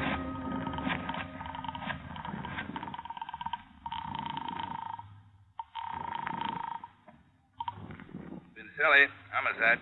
Johnny Dollar, Lieutenant. Listen, Mabel Trandem just left here in a big hurry. She had airplane tickets for Rio. The plane leaves at 6. She's picking up Bill Sanderson first, somewhere. Don't tell me she's in on her husband's death. Very much so. She knows I saw the tickets, so she may try another means of transportation. Better cover all the exits. Good work, Dollar. I'll get right on it. Say, Lieutenant, there are too many cab fares listed on my expense account. You haven't got a car you can spare. Sure thing. I'll send 109 right over.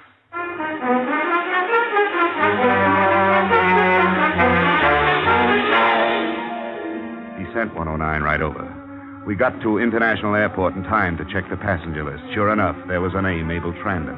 We waited till departure time, and I felt a little like Drew Pearson must when his predictions come true. She didn't show, Dollar. I better check with headquarters to see if she's been reported at the railway stations or the bus depots. Smartest thing she could do now would be to pick up Sanderson and head for the border by auto. I've already sent out a roadblock notice. Well, your job is done, Dollar. Why risk your neck? This is one I don't want to just read about. And then there's the matter of $1 million policy. Before we're through, we might have to dig up the second beneficiary.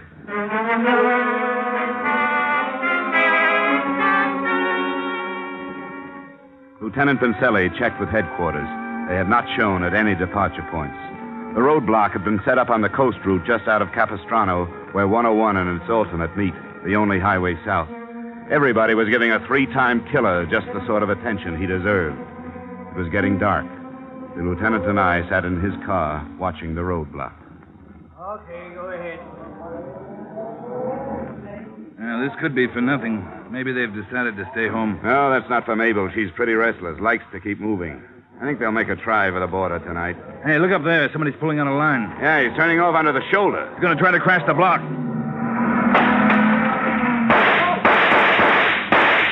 Okay, let's go.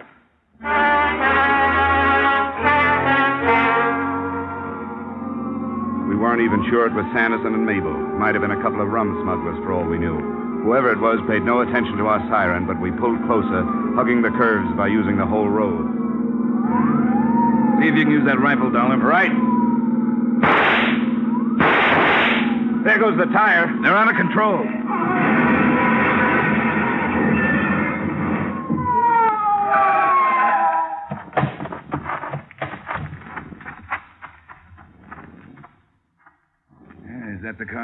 that's it. Let's try to get this door open. No use, Lieutenant. Look inside. Yeah. Yeah, I better get on the radio.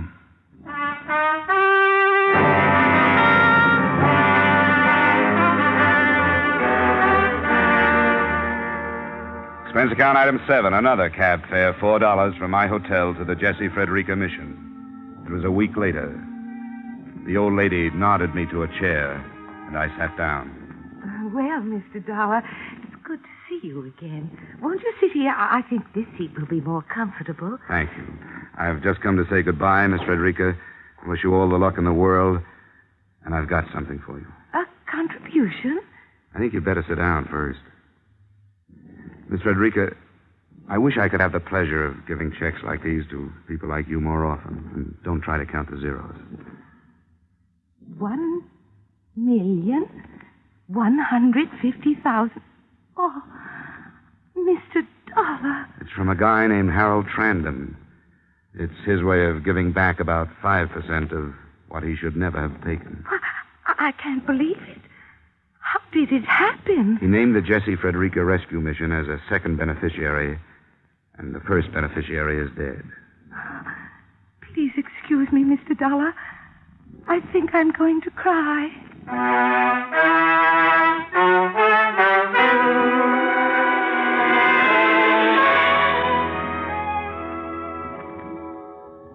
She did.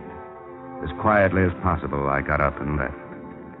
I walked out onto Main Street, down past the little shops, the surplus stores, the shoe-shine parlors, and the all-night movies.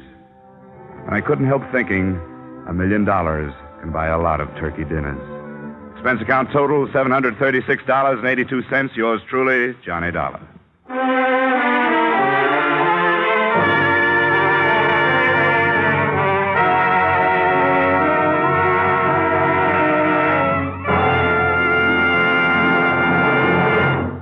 Yours truly, Johnny Dollar, stars Edmond O'Brien in the title role and is written by Gil Dowd and David Ellis, with music composed and conducted by Leith Stevens. Edmond O'Brien can soon be seen starring in the Columbia Pictures production, The Los Angeles Story. Featured in tonight's cast were James Eagles, Ted Osborne, Ed Max, Gloria Blondell, Raymond Burr, Ida Reese-Marin, and Junius Matthews. Yours truly, Johnny Dollar, is produced and directed by Jaime Del Valle.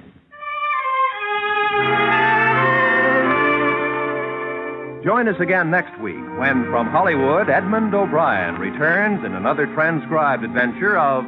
Yours truly, Johnny Dollar.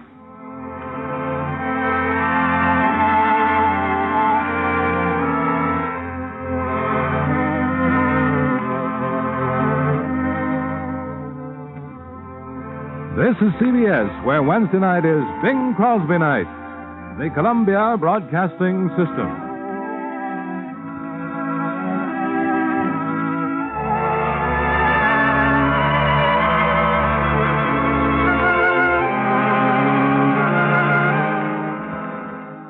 From Hollywood, it's time now for Edmond O'Brien as... Johnny Dollar. Bob Redden, Johnny. Oh, yeah, Bob. What's this? You checking to see if I'm stalling on your case? Oh, nothing like that, Johnny. Well, in a way, I am. I traced one of the beneficiaries to Chicago, and I've been waiting all morning for a wire on it. We want you to drop the case. What? You capitulating? This is a bad week for Great Eastern. We want you to take another one. We carry a theft policy on a West Coast loan company. 3 of the branches in San Francisco were just robbed. Uh-oh. When? Just a matter of hours ago. You mean all of them? Yeah, all this morning. There was one other that wasn't ours. I got a phone call. I haven't even figured the loss yet, but it'll be way up. We'd like you to get right on it. Sure, Bob. I'll get a plane this evening.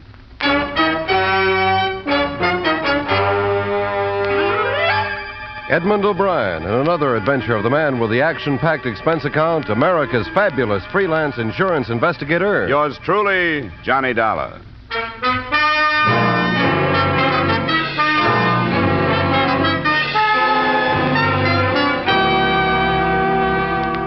Expense account submitted by Special Investigator Johnny Dollar to the Great Eastern Insurance Company, Hartford, Connecticut. The following is an accounting of expenditures during my investigation of the Porter Cole matter. Expense account item 1, $180 airfare and incidentals between Hartford and San Francisco, California. At 11, after I'd found a hotel room and breakfast, I cabbed to police headquarters, where I was shown to robbery detail and the office of a harried Lieutenant Clark. I'm not making excuses. They put us off balance, that's all. We got the call from the place on Market Street at 9:15 yesterday morning, just a few minutes after they'd opened. While we were down there, the call came in from the Mission District. Same loan company, different branch. Then, not 40 minutes later, the other company was hit. Quite an operation. They hit the fourth one at 5 minutes of 11. I tell you, we had more officers on the streets than there were civilians. There hasn't been as much confusion since the quake and fire of 1906. And look here. This is your list of witnesses? Yeah. You can see only about 35 out of the 53 names were employees of these loan companies. They're the ones we're sure saw this bunch. What do they give you? You know how it goes. You have to make a sort of composite of the statements. Seems this bunch would come in, from 8 to 10 of them, all armed. 2 would take care of any customers that happened to be in the waiting room, kick them to the floor face down, and the rest would cover the office for us and knock over the cashier. What kind of disguises? Well, some say none. Others think they saw makeup, stage makeup, you know, lines and the stuff to change the shape of the nose and so on. I'll go along with that. Yeah, there'd be some kind of disguise. What I got on the rest of their physical descriptions doesn't exactly hurt, but it doesn't help any either. Not even ages? What about voices? Only one did the talking in a high voice. Falsetto, not a woman. Pretty well planned job, wasn't it? 4 in the space of 2 hours for $47,000? I'd say it was well planned. No prints, nobody spotted any cars, but they must have used at least 2, probably with a driver for each. What did the rest of these witnesses see? Oh, some of them are cranks. Some of them claim they saw the bunch come out of the buildings but didn't think anything about it till the news began to break on the robberies and so on. You know witnesses. Beginning to wish they'd sent another boy from Hartford. I wish I'd stayed in homicide. With the killing, you've at least got a stiff to work from. Yes? No, I don't want to talk to him. Tell him I'm grilling a hot suspect in Daly City. What a comedian. Who's that? The manager of that outfit you're interested in. Wants to know if I'm doing anything. The Port of Call Loan Company. That's a great name. Do you know what their motto is? Yeah, I saw it. When financial seas are troubled, make us your port of call. Now tell me, what self-respecting grifter could pass up an invitation like that?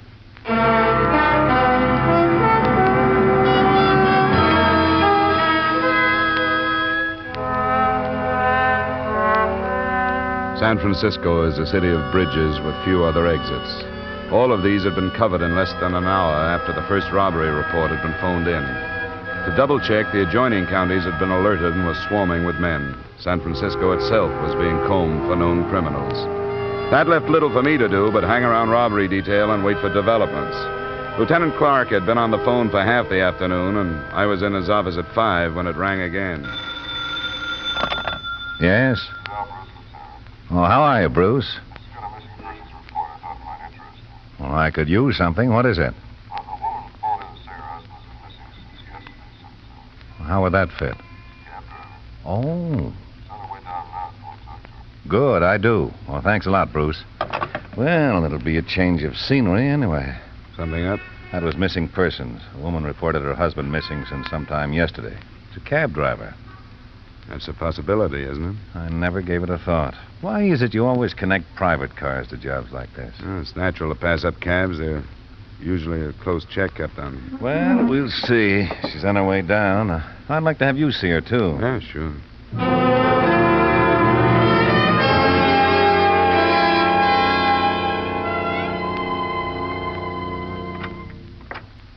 This is Mrs. Geyer, Lieutenant Clark. I've gotten her report and told her you wanted to talk to her. Oh, good. Thanks, Bruce. What do you want to talk to me for? Joe hasn't done nothing wrong, has he? Not that we know of, Mrs. Geyer. He wouldn't do nothing wrong. He never has. Who are you? I'm not a policeman, if that's what you mean, Mrs. Geyer. What are you doing here? I don't understand this. Well, I'm interested in another case that Lieutenant Clark is working on. Do you think something happened to your husband?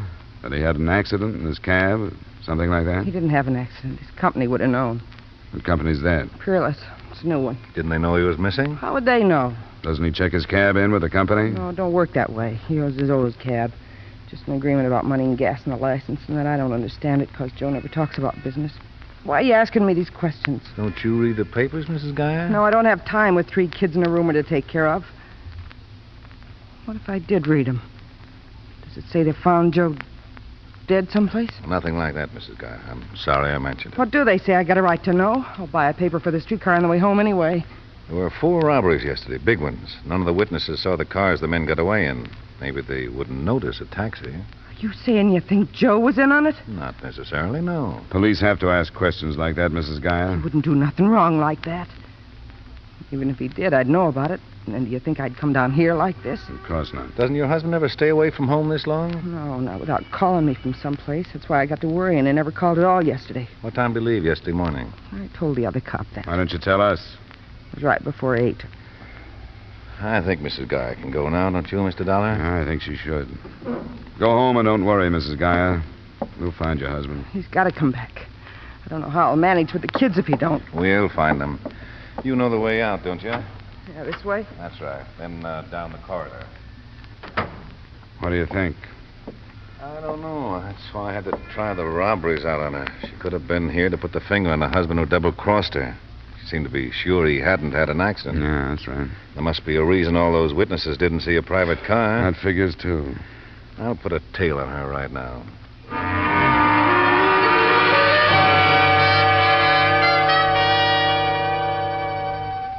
A phone call to the Peerless Cab Company got the number and description of Joe Guyer's cab, and a police tracer was put out on that. I think the harried lieutenant beamed a little too graciously when I asked permission to check the other Peerless drivers myself. But I did, 75 of them. Only one hadn't been heard from in the past 28 or 9 hours. Paul Landini, with an address on Turk Street, an apartment house whose manager boarded some of the tenants, among them Landini. Who knows about Paul ever? He wasn't here for the meal last night, but what is that? Did he live alone here? Yes. I take it you mean he was off and away from home at dinner time. He had personality. He often goes someplace else to eat. Do you know if he came home at all last night? My tenants live their own lives. I don't run a girls' school here. Did you show me his apartment? Why should I? I told you it might be very important. You didn't tell me what you mean. He might even be dead. Oh, not Paul. Why do you want to look in his apartment? I don't expect to find him there, but there's a chance of finding something else. What? I don't know. I told you this was police business. You want to cooperate or don't you? Oh, sure I do. I'll take you up.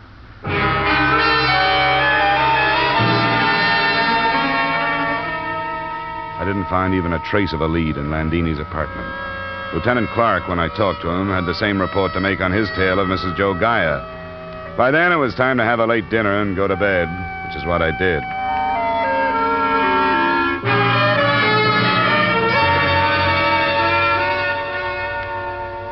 The next morning, the 2 missing drivers and their cabs still had not been found. The police report on Mrs. Geyer hadn't offered anything. The $47,000 in stolen funds could have been that many miles away from San Francisco. Through the morning and early afternoon, a dozen general suspects were questioned and released. And then, sometime after 3, the body of a man was found floating in a slough in the upper reaches of the bay. He fitted the description of Joe Geyer, and an hour or so later, his wife arrived to make identification.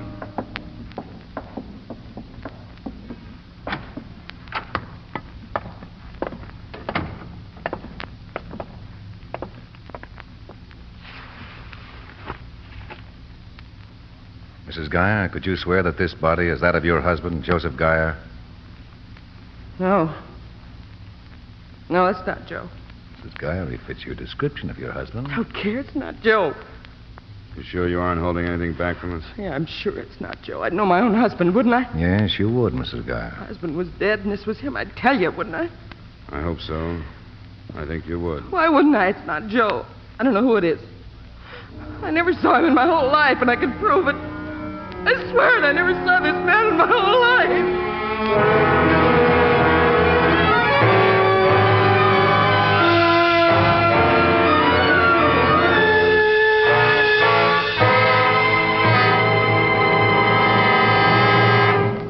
We will return you to the second act of yours truly, Johnny Dollar, in just a moment.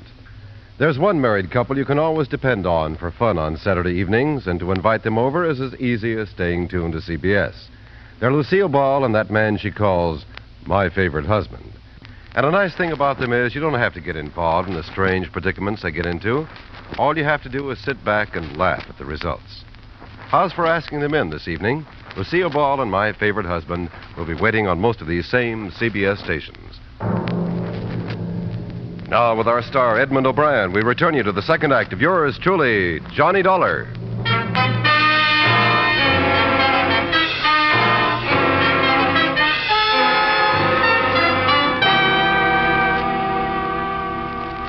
Mrs. Geyer was released not because we believed in her lack of identification, but because we thought there were better ways to approach her than hard police questioning.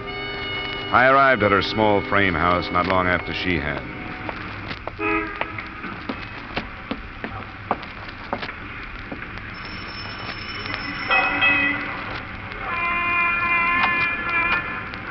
What do you want? I thought I'd better come and see you. You can't come in. I want to help you if I can. Should I need any help from you? I don't need any. Go away. Wait a minute. Get your foot out. You got no right to do this. Now, wait a minute. There are other ways to identify that body.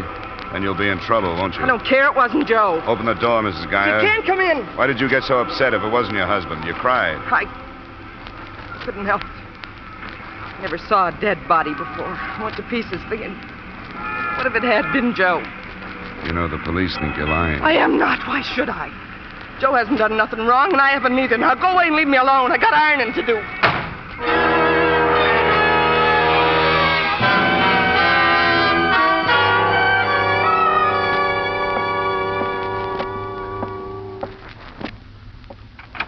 Because when you've been in that business as long as I have, you learn to study people. Now, that's fine. This is Mr. Dollar, the man I mentioned from the insurance company. Oh, yes. Well, how do you do, sir? This is Mr. Prince, the cashier at the Port of Call office in the Mission. Oh, it's nice to know you, Mr. Prince. Thank you. He looked at that body, and he seems to be fairly sure that it's the one who did the talking during the robbery at his place. I'm sure it is. Oh, I hope you're right. Oh, of course. He did look different with that makeup, his nose, and his cheekbones. Yeah, but you're still sure? Yes, I am. I've been with the Port of Call for almost 10 years. And as I was telling Lieutenant Clark, when you've been in the loan business as long as that, you learn to study people. I suppose you would. You meet so many, and while they're talking about the loan they want, you sort of unconsciously study them to try and find out how much truth they're telling. But, I remember that man, though, makeup and all, yes. What in particular do you remember? Oh, a lot of things. He walked right up to me, you know. I remember his eyes and his ears, and I remember his hands. They were manicured. And he wore a ring on his third finger left. There's polish on the nails, all right. He didn't have a ring when he was brought in, but there's the mark of one, and it's third finger left. I wish there were more witnesses like you. Well, thank you. Thanks very much for coming down, Mr. Prince. Well, that's quite all right. And I hope we don't have to trouble you again. Well, there's no trouble at all, Lieutenant. I'll be glad to be of service to you. Good day. Good day, Goodbye, Mr. Prince. Well, it looks like we've got that much anyway, Dollar. Run quite a few of the loan company people past the body, and almost half thought he was the one, the falsetto. Well, that's something, but dead men don't answer many questions. I've noticed that. I understand Mrs. Geyer didn't answer many either. Well, how did you... Oh, you still got men on it, huh? Yeah, I haven't been able to spare any relief, so that pair I assigned yesterday's been on the plant day and night. So when somebody finally showed up, they thought they'd broken the case. They didn't know you. She wouldn't let me in, and she didn't change her story. We'll check her. We've got a man from the cab company coming down. Lieutenant, didn't she say that she had a roomer yesterday? Remember, she asked if she'd read the paper, and she said By that time, I'd asked a few thousand questions. She did. She said she didn't have time to read the paper with 3 kids and a roomer to take care of. I think I remember that. Well, it's something we should check. Your men say that outside of me, nobody has shown up at her house, huh? Even staying out last night, you'd think this room had come back sometime for clothes or for something. We'll try it. Bruce, send 2 plainclothesmen out to the Geyer home on 4th Avenue and talk to the neighbors on each side.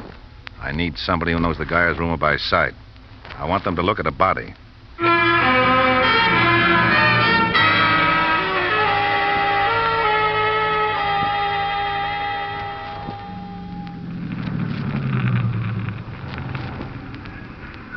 Lights are on. I guess she's home. Which one is it?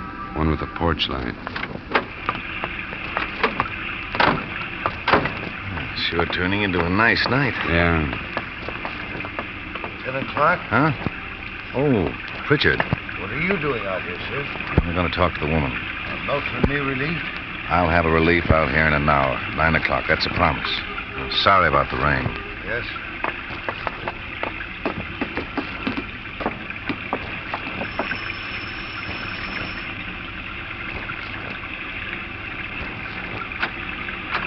afraid you'll have to let us in this time, Mrs. Geyer. What are you talking about? This is a warrant. We're here legally.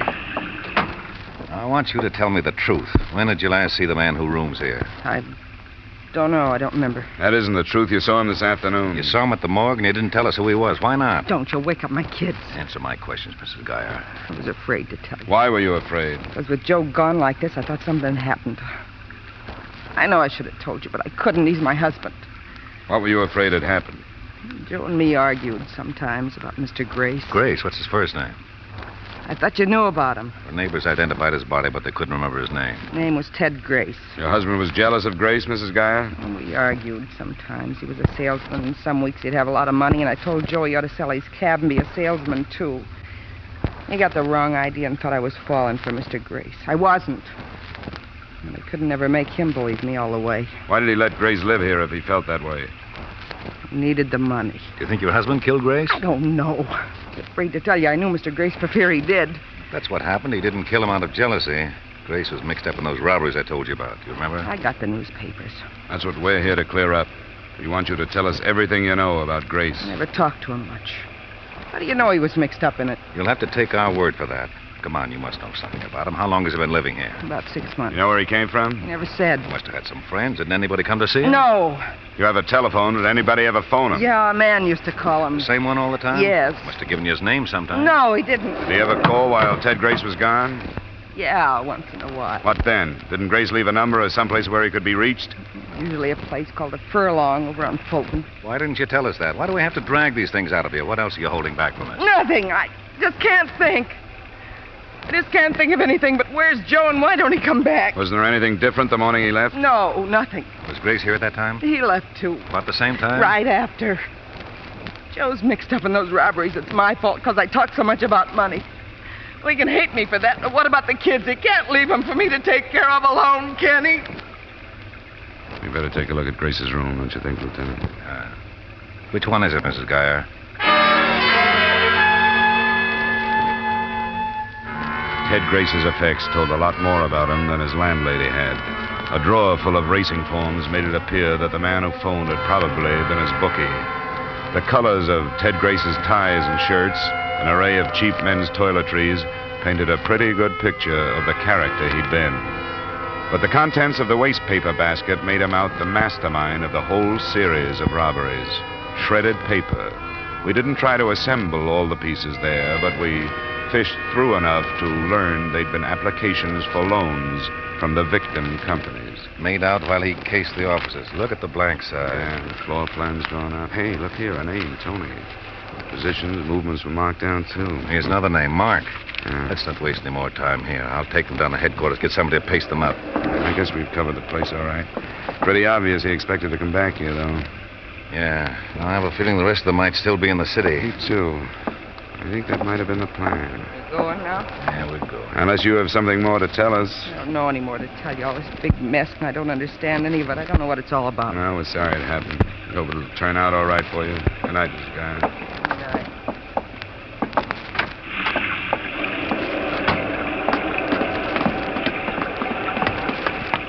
Lieutenant Clark.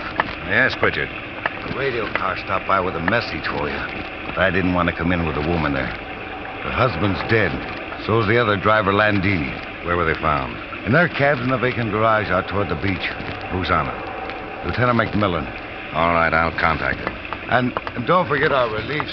I won't. Well, there goes Geyer and Landini. Elimination for more profit? That or cutting the links between the rest of the bunch and the only tangible things we've had, the cabs. That could be. Hey, if you want to drop me at that bar she mentioned, the Furlong, I'll see what I can pick up there. Sure, if you want to. I'll stay in my office till I hear from you.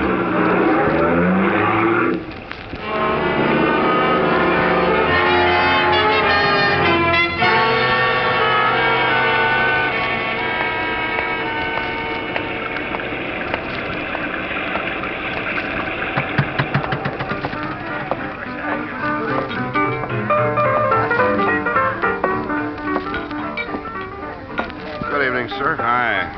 I guess a rye and soda. Oh, you must be an Easterner. I don't get many calls for rye except from them.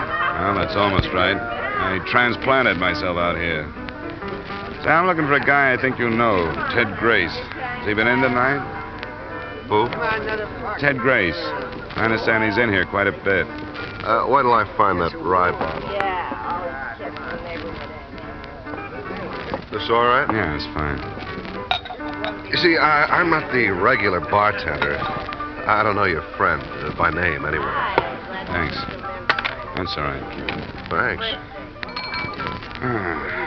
Hey, what about a couple of guys Ted knows, then? One named Mark, the other's Tony something.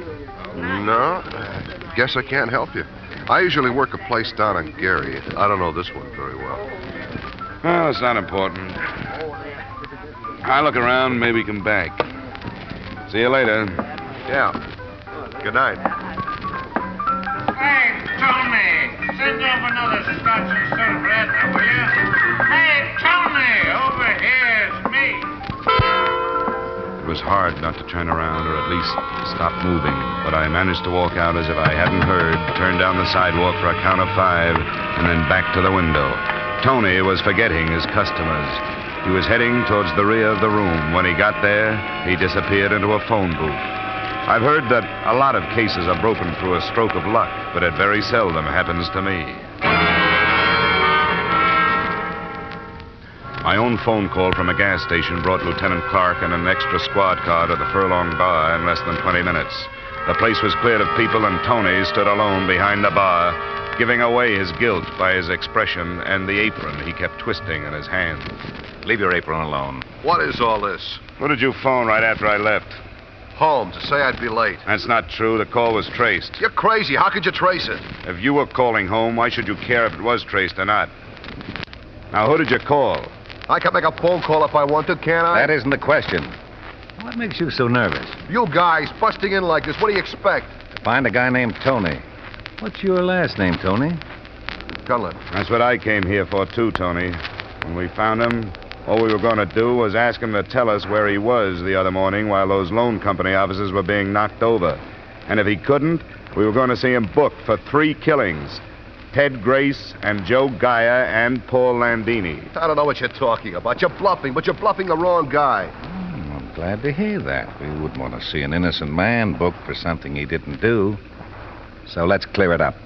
How do we start proving where you were between 9 and about 11 the other morning? Come on, where were you? I was home asleep. Then a lot of people must hate you. Who? The people who said they saw you leave your place about 8 o'clock.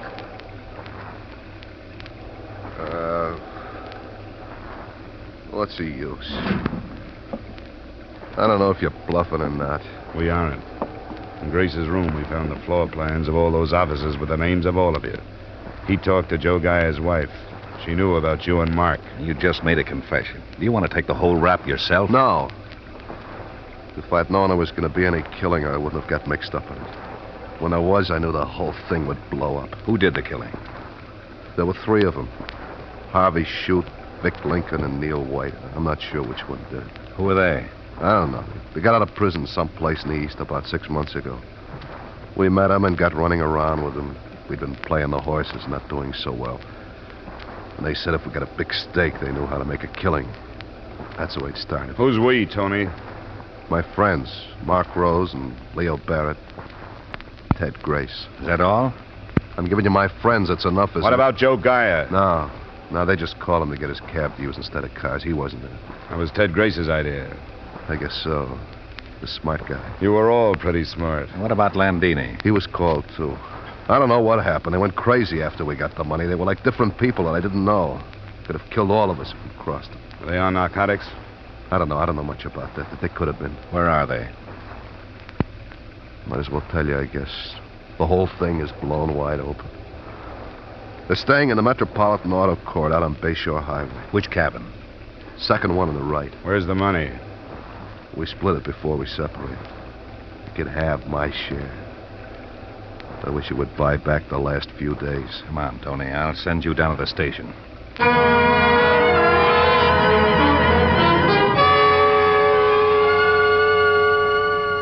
2 more squad cars had been added by the time we got started. No trouble was expected or had picking up the other 2 San Francisco men, Mark Rose and Leo Barrett. But at the Metropolitan Auto Court, where the 3 ex-convicts were staying, trouble was expected.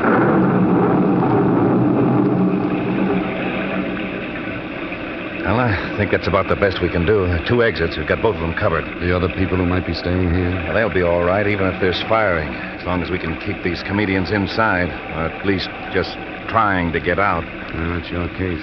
We'll have to try to it anyway. I'll go wake them up. If this gale hasn't already. Now, don't be a hero. You in there, open up. I'm a police officer. Lieutenant Clark! Lieutenant! They shot the lieutenant! Cover me on the door, Hudson!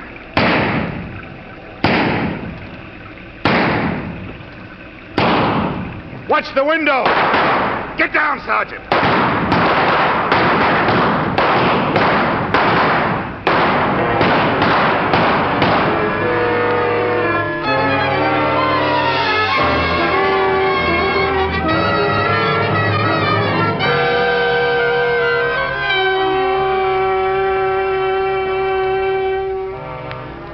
When it was finished, one of them was alive. The other 2 in the cabin were ripped to pieces.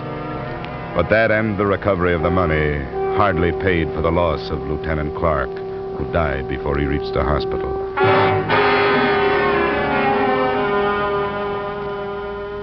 Expense account item 2, $75.30, miscellaneous in San Francisco.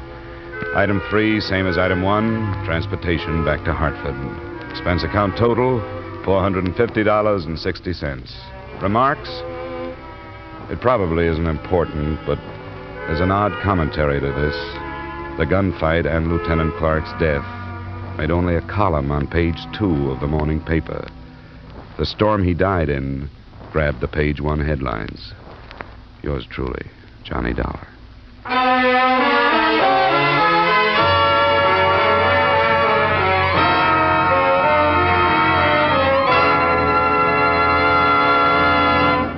Yours truly, Johnny Dollar, stars Edmond O'Brien in the title role and is written by Gil Dowd with music by Wilbur Hatch. Edmond O'Brien's latest picture is a Paramount Pictures production, Warpath. Featured in tonight's cast were Howard McNear, Ed Begley, Hy Averback, Jim Nusser, Virginia Gregg, and Janet Scott. Yours truly, Johnny Dollar, is produced and directed by Jaime Del Valle.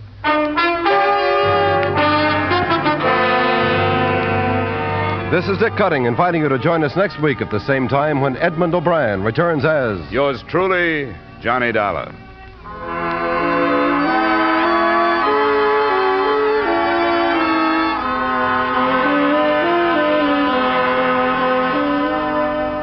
You can sing it again this evening on CBS, and if Dan Seymour calls you, maybe you can sing it out the name of the fabulous Phantom and win $5,000 in cold, hard cash, plus $10,000 more in fine prizes. Worth it? You bet it is. For Sing It Again also brings you a whole hour of grand musical fun as you listen to Alan Dale, Judy Lynn, Bob Howard, the Riddlers, and Ray Bloch's orchestra. Sing It Again comes to you every Saturday evening on most of these same CBS stations. Sing it again this evening, won't you? And now, stay tuned for Vaughn Monroe's Caravan, which follows immediately on most of these same CBS stations.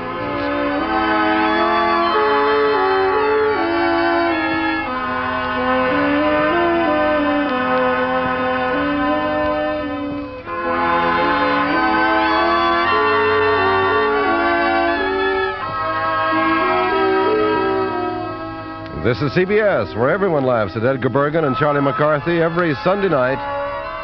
The Columbia Broadcasting System.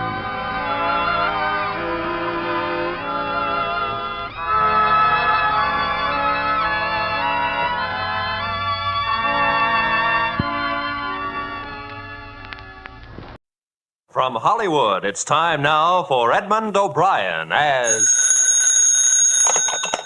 Johnny Dollar. The Ambassador Travel Agency calling back, Mr. Dollar. Oh, yeah. Your reservation for Bermuda has just been confirmed. Pan American, flight number 134. You'll leave LaGuardia at 10:30 a.m., arrive at Kindley Field, Bermuda, 2:30 p.m. Got it? We'll send the tickets right over. It's been a pleasure to serve you, sir, and I hope you have an enjoyable stay in Bermuda. Is it a vacation? Well, hardly. I'm going down there to look up a dead man.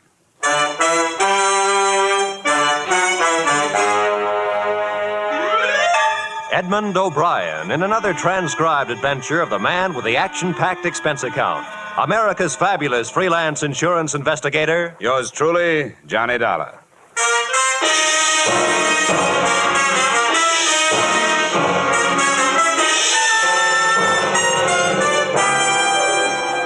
Expense account submitted by Special Investigator Johnny Dollar to Tri-State Life Insurance Company. Attention, Leland Scarf, Chief Adjuster. The following is an accounting of my expenditures during investigation of the Earl Chadwick Matter. Expense account item 1, $1.80, cab fare to your Hartford office.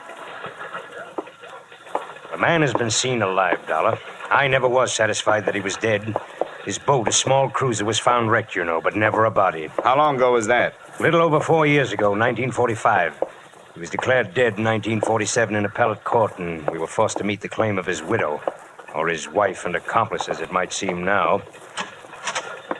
Go ahead. Here's the lady that saw and spoke to him. Mrs. Marshall, this is Mr. Dollar. How do you do? Mrs. Marshall? Now, I want you to tell Mr. Dollar what you told me, Mrs. Marshall, if you will. Well, my husband and I had been in Bermuda for 3 days. Mrs. Marshall, explain that you knew Earl Chadwick before. Oh, yes, we knew him. Not too well, thank heaven, but well enough to be pointed out as friends of that embezzler. You know how people are. Embezzler, Mrs. Marshall? Oh, yes, there was attendant theft. He worked at the Monticello Loan Company in New York City. $30,000 disappeared at the same time he did. Police theory was that he wrecked his boat while attempting to leave with the money. Now, Mrs. Marshall, how you happened to see him? We'd been there 3 days, and that night we went to this nightclub in Hamilton, slumming, so to speak. It's called the Port of Castile on the waterfront. It had been a number of years, mind you, and Chadwick was much thinner, but I recognized him. He was seated with some sailors, and I said, Jerome, doesn't that look like Earl Chadwick? And then you spoke to him. What else could I do? I was dying of curiosity. When he got up to leave, I met him and said, Aren't you Earl Chadwick? He denied it, of course, but being that close, I'm positive that it was. What did he say? Did he give you a name? No, but I found out. I felt I was quite within my rights in asking a few questions. The name he's using is George Brewster. Well, Dollar? What about Chadwick's wife? What happened to her? She remarried one of his business associates, Harold Anderson. Yeah. I had the girls draw up a complete record on the case. Photographs, police reports, everything you'll need. The wife's address is there in Queens, I think. All right, Mr. Scarf. I'll do what I can.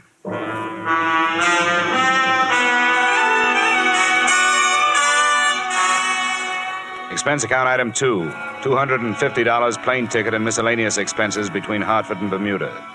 I drew an aisle seat and one of the worst hazards of air travel, or any other kind of travel. I'll tell you something.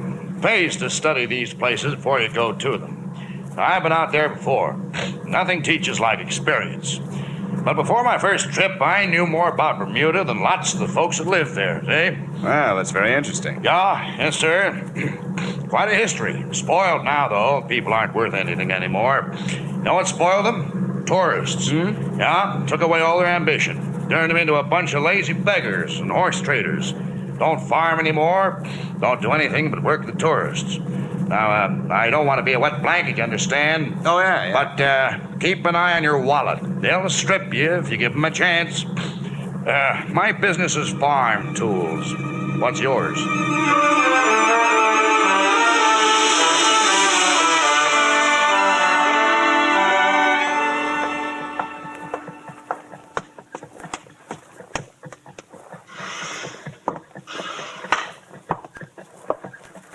Yes, sir.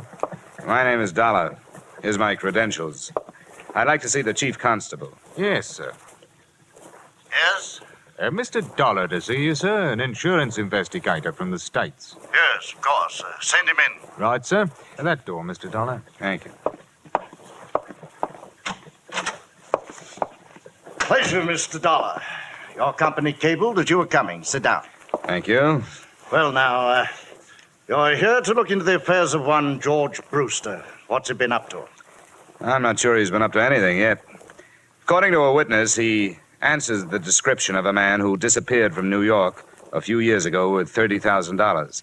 He was declared dead, and the company that hired me paid off an $80,000 insurance claim to his wife. I see. Quite a valuable chap. Yeah, if he is the chap. What about this Brewster? Do you people know him? We acquainted ourselves with him after the cable arrived. Nothing against him. Lives a rather rum life. Doesn't seem to have much. Are his papers in order? Passport? Visas? I trust that he wouldn't be here if they were not. Like any other paradise, Mr. Dollar, Bermuda is forced to accept the existence of a certain percentage of misplaced or lost persons on its outskirts. That's what they are. They? Here's the address. Thank you. At the lower end of King George Road. Do you wish transportation? No, don't bother. The walk will do me good.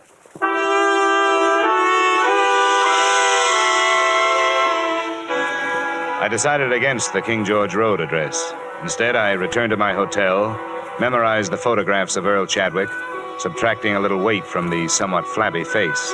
And that night, I found myself a table near the door at the port of Castile.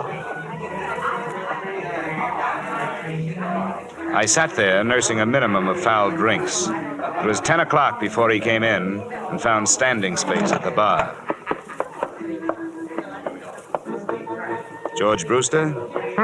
Or Earl Chadwick? What's the matter with you? What is this? I'm curious, too. How about coming over to my table? All right.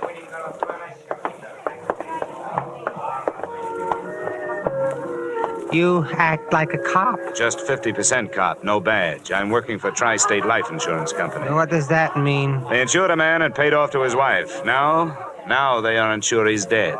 He belongs to that other name you threw at me. What was it? Chadwick? Earl Chadwick. And I must look like him. Here's a snapshot. Huh. He's fatter, but it's pretty close at that. You know, about a week ago, some crazy old dame I never saw before called me some other name. It might have been Chadwick. I thought she'd drunk over her quota. She was an old friend of Chadwick's. She swears she'd recognize him if she saw him. And she swears she saw him. Huh. It's weird, isn't it? I suppose it happens more often than we know about. What do you want? My papers and stuff? They might help.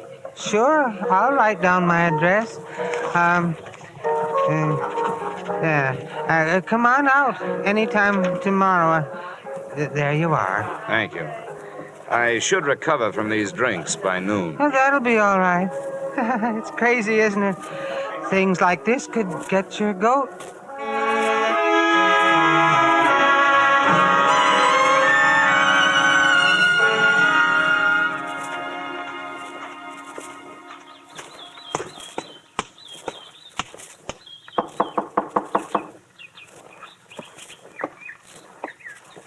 You the guy George was talking about last night? Probably. I'm Johnny Dollar. Is George here? No, he had to leave. He said you could come in. He said you could look at this stuff. Here's his passport and cards and things. How long have you known him? 2 years last month.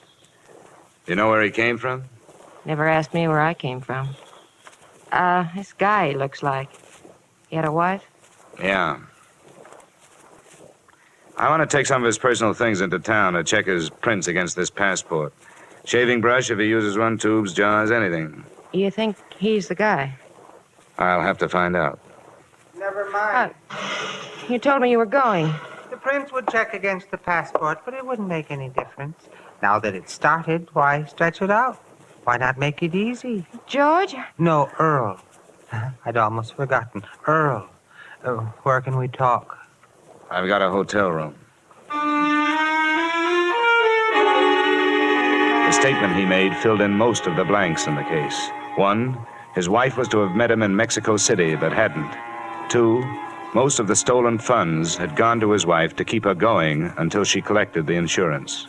So she got married. I didn't know that. She told me to wait, and I did. Grace married. We can leave for the States Grace anytime and you're ready. Harold. Huh? Oh, I can be ready anytime you say. All I have to do is pack a few things and say goodbye to Fran.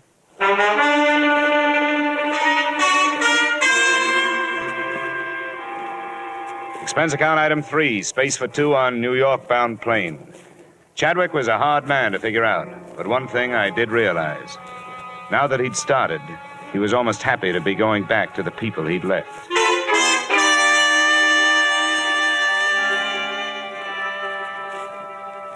We arrived in the evening, and the next morning, I was told when I telephoned that Mrs. Grace Chadwick Anderson and her husband were at home and would receive me.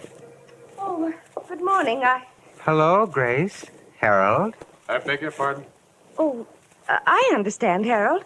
This must be the man that Mrs. Marshall phoned about. You know, the one in Bermuda. Oh, come now, Grace. That's no good. Who are you, anyway? Mr. Dollar, for what purpose did you and this man come here? I brought him here so you could identify him as your missing husband. That's idiotic. There is the faintest resemblance, yes, but that's all. What do you have in mind, Mr. Dollar? Now, no crude extortion attempt like this will get you anything but arrest. I know Earl Chadwick, and I'll swear under oath that this man is not he. I should think you would, Harold. Who are you, and where did you learn my name? Get him out of here. Why?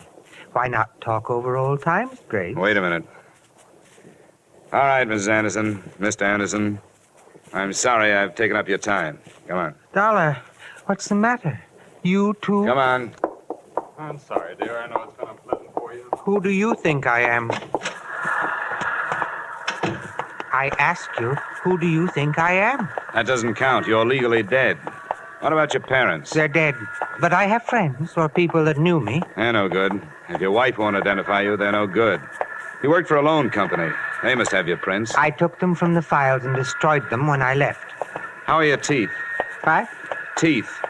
Who was your dentist here in town? Dr. Field. It's been so long. Dr. Homer Field. Drake, Professional Building, Manhattan. He'll still have your x-rays on file. They're as good as fingerprints. Go there this morning. Don't use your name. Give him your other name, George Brewster. Have a new set of x-rays taken. I'll do the rest. All right. Hold it. Now, look, I don't have to hire somebody to follow you, do I? No. Oh, no. Not after I've seen them. You don't have to worry about my going anyplace.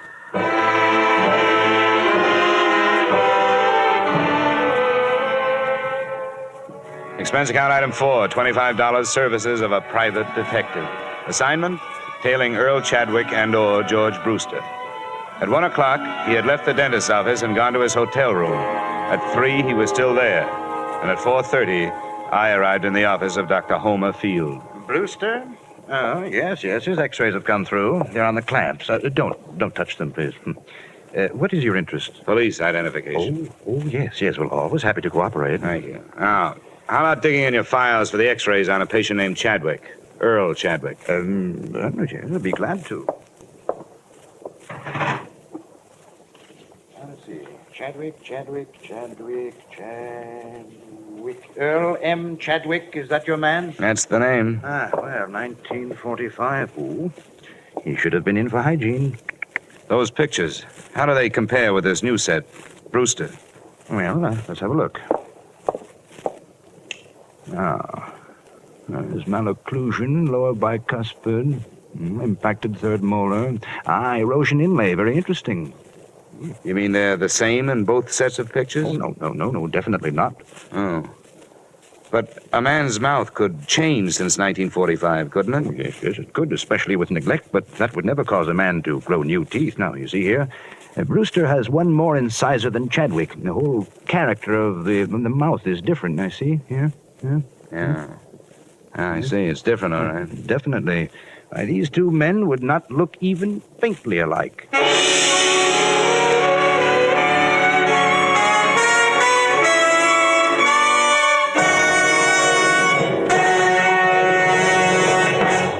In just a moment, we will return to the second act of yours truly, Johnny Dollar. But first, down the old Ox Road, learn to croon straight from the shoulder. Milestones in popular American music. Milestones in the career of one of America's favorite troubadours, Bing Crosby. This Wednesday night, over most of these same CBS stations, you're invited to hear The Bing Crosby Show. Bing Crosby with the music of John Scott Trotter, with the Rhythmaires, with Ken Carpenter. Here's the show designed for the whole family. A pleasant and diverting mixture of music and merriment, guided by the one and only Bing Crosby. Plan now to hear The Bing Crosby Show this Wednesday night on CBS.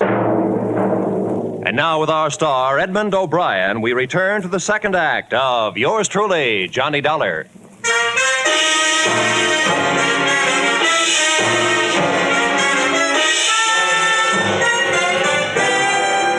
Look, Dr. Field, these x-rays labeled Earl Chadwick. Could they be misfiled?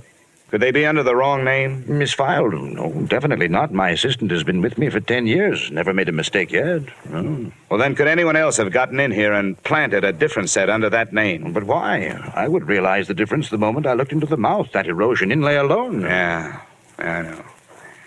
Look, your office. Has it been broken into? Yeah, a long time ago, for narcotics. How long ago? 6, 7 years ago, during the war. But not since then? I've missed nothing. The janitor, the nightman, does he have a key? No. It's cleaned in the evening, just before I leave. Robbery is out of the question. Just what is your problem, Mr. Dollar? Well, if I wanted to plan some x-rays in a file, where could I get some? Well, I never thought of it. But... Where would I go? Would you give me some? Oh, no, definitely not. That would be most unethical, unless, of course, you were a patient of mine and the x-rays were of your own mouth. Oh, thank you, Doctor. I think that's what I wanted to hear you say.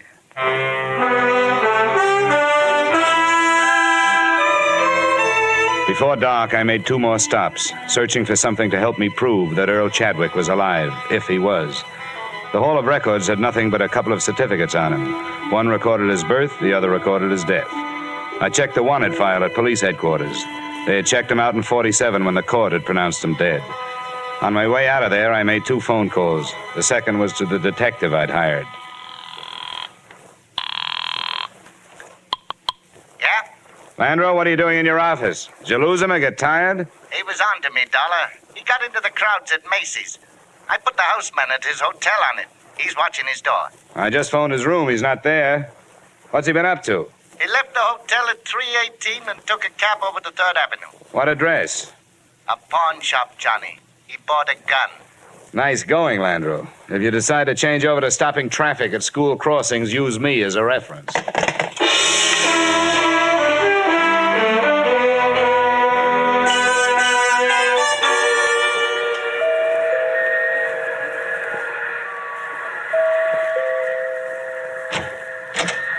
Where's your husband, Miss Anderson? He's here, but he doesn't... Come on, I want to talk to you both. You have no right to come barging...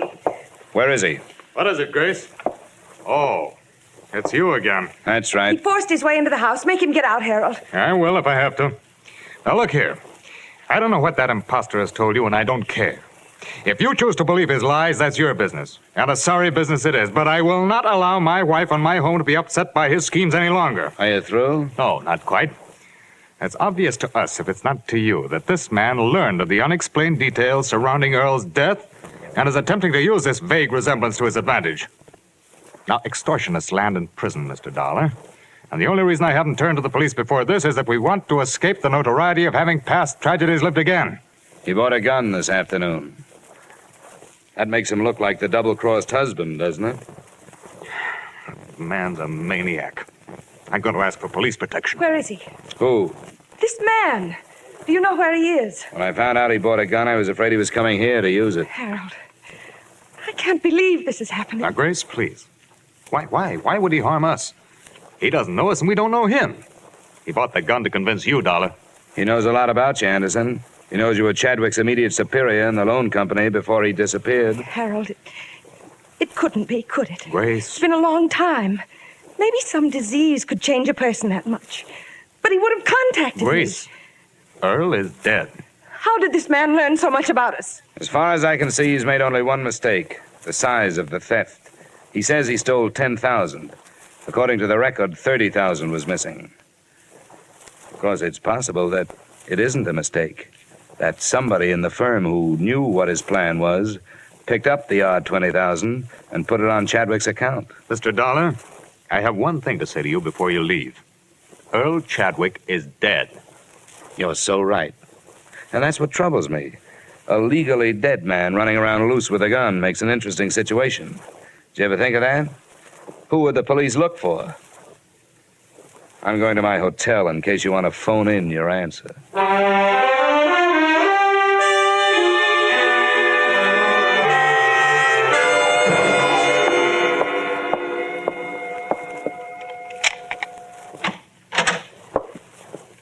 Where have you been, Chadwick? Right here. The maid let me in. What's the idea? I was scared somebody was following me. I got the feeling they hired somebody to get rid of me. No. Why not?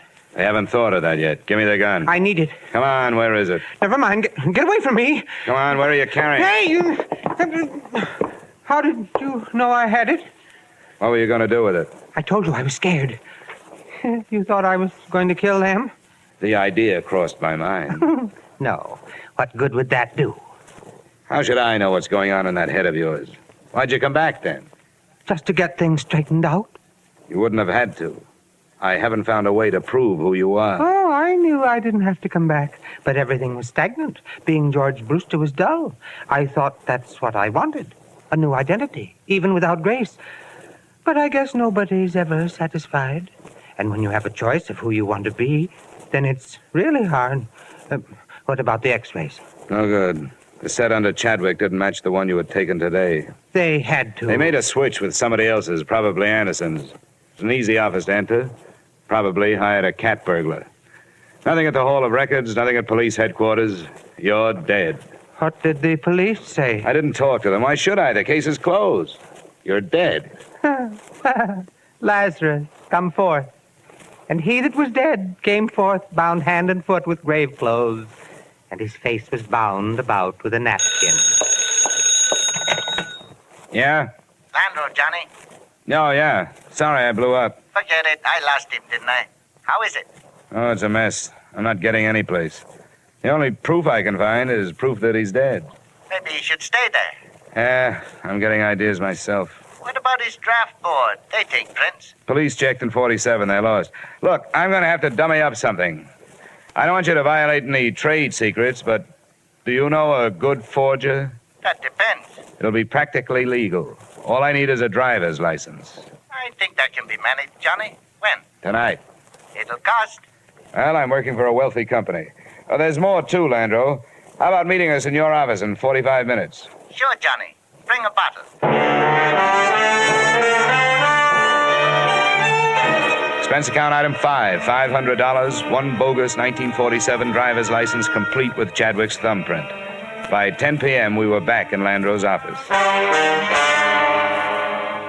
Johnny, how desperate is this Anderson? Desperate enough to welcome a nice, fast deal. Don't quote a price unless you have to. Just get him down here. Why anybody goes through all this to make prison? Prison? Come on, Landro, get on the phone. There's the number. You're my client.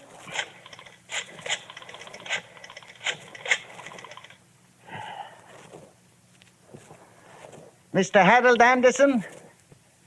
I'll be blunt. This is blackmail. I'm calling in the interests of Earl Chadwick. No, he isn't. He's alive. But I do have proof. A driver's license he took out just before he disappeared, as a sort of a double check on the past. You'll believe it when you see it. It's for sale. He doesn't want to go to prison any more than you do, but he needs money. I said you'd believe it when you saw it. I think it'll be worth a trip over here. We'll talk price then. We meet here. Number 465 Tide Building, 7th Avenue. It's no bluff. Nobody knows about it. I'll be alone. He doesn't believe it. When'll he be here? He said 45 minutes. Good. Now, don't make the price too high. Set up a meeting with him tomorrow, and we'll have the police here. Well, step forth, Lazarus. Empty the ashtrays, Landro. Looks like 3 men have been here. He arrived at 11:30. Chadwick and I, in an adjoining room with the door cracked, watched his wary entrance. Who are you? The name is on the door. Landro. You work under a license issued by the state of New York. Sometimes, but the license isn't important tonight. You won't make any trouble. Sit down. Well, Landro? Here it is. Just look. Name, a serial number, a date, a signature, and a thumbprint. Where is he? He'll phone me in the morning. Well, where's the man from the insurance company? Looking for Chadwick. He doesn't know about this yet. Why? Why has he waited this long?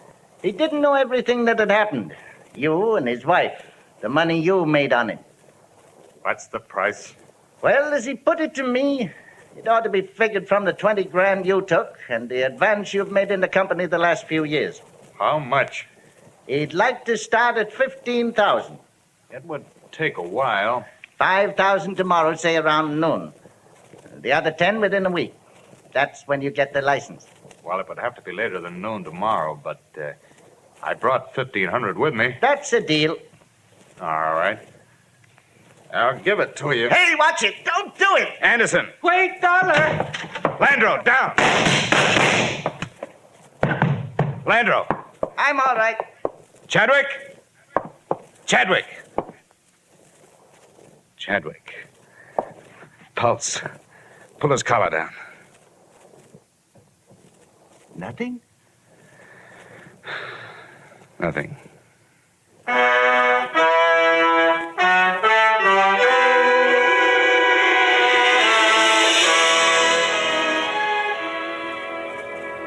I don't know what your company can do about it now. Both Mr. and Mrs. Anderson gave statements to the police that same night, confessing their contribution to the original crime. You'll have a hard time prying Harold Anderson loose from the clutches of the state, which is working on a murder indictment for him. About the wife, Grace, I don't know. If she's not found guilty as an accessory, I'd be happy to appear as a witness if she's brought to trial on fraud charges. As for my part in it, I'm not proud of myself, but I was hired to find a dead man, and I finally found one, just before he lived. Expense account total, $1,575.30. Yours truly, Johnny Dollar.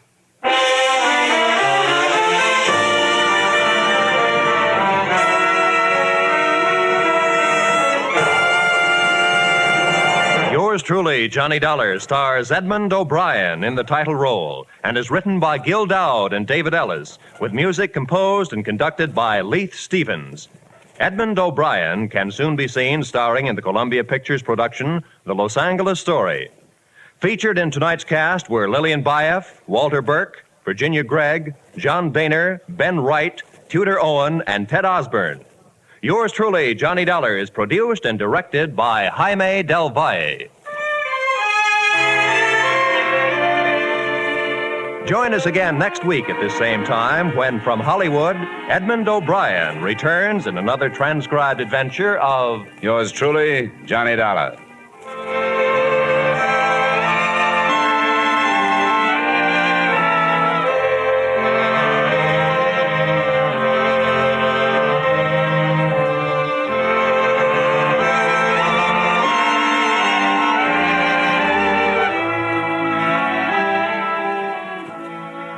Every Wednesday night, CBS brings you Groucho Marx with his brilliant quiz, You Bet Your Life.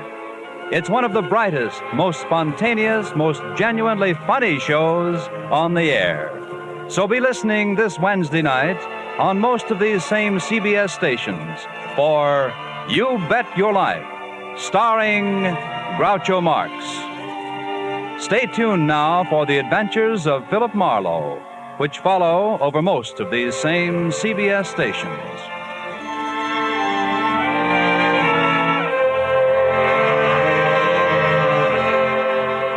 This is CBS, the Columbia Broadcasting System.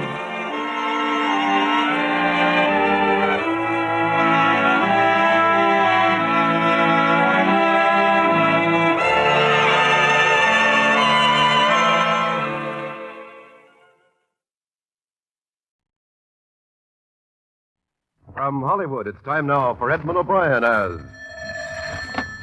Johnny Dollar. Is this Mr. Dollar, the insurance gentleman? That's right. Well, this is Captain Lyle Woodstock. I was given a message that you had telephoned. Yes, I did. Your insurance company wanted me to look into this trouble with your wife. I wonder when I could see you. At your convenience, but it's not trouble yet. It's quite possible that nothing is wrong at all. Oh? I understood you were worried about her disappearance, that you hadn't heard from her in over a week. Isn't that it? Yes, but, well, I'll explain it all to you. But as I said, in spite of her absence, it's entirely possible that nothing is wrong at all. All right, Captain Woodstock. I'll be out to talk with you this afternoon.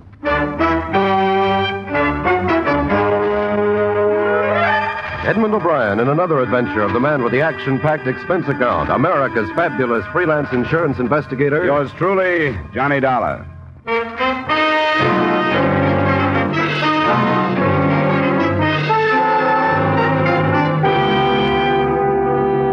Expense account submitted by Special Investigator Johnny Dollar to Home Office, Washingtonian Life Insurance Company, Hartford, Connecticut. The following is an accounting of expenditures during my investigation of the Celia Woodstock Matter. Expense account item 1, $25.50, car rental and mileage to the Woodstock home off the highway just east of Bridgeport. It was a large frame house, shuttered against the cold. Icy landscaping swept down to the shore, where an empty dock stood against the winter wind blowing across Long Island Sound.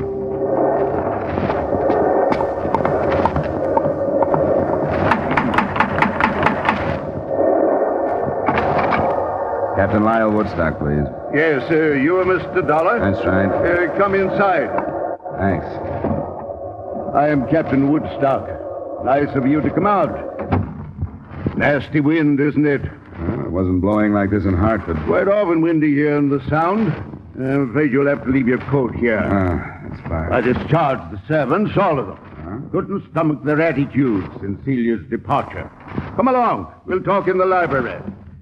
How did you happen to turn to your insurance company, Mr. Woodstock? Yes, it would seem unusual, wouldn't it? It seems unusual that they would bother with it, unless they thought she'd met with bodily harm. But you told me you don't think so. After you, Mr. Dollar. Thanks. I'm afraid I was guilty of a certain amount of deception when I spoke to Mr. At the Washingtonian Company? Miller, Sam Miller. Yes, Mr. Miller. Through a delicate choice of words, I'm afraid I intimated that I was frightened for Celia's very life. Sit down. Why the deception? Well, naturally, to interest them in the situation and with a purpose, Mr. Dollar. Couldn't you afford to hire a private detective? My good man, I've wasted a considerable amount of money doing just that.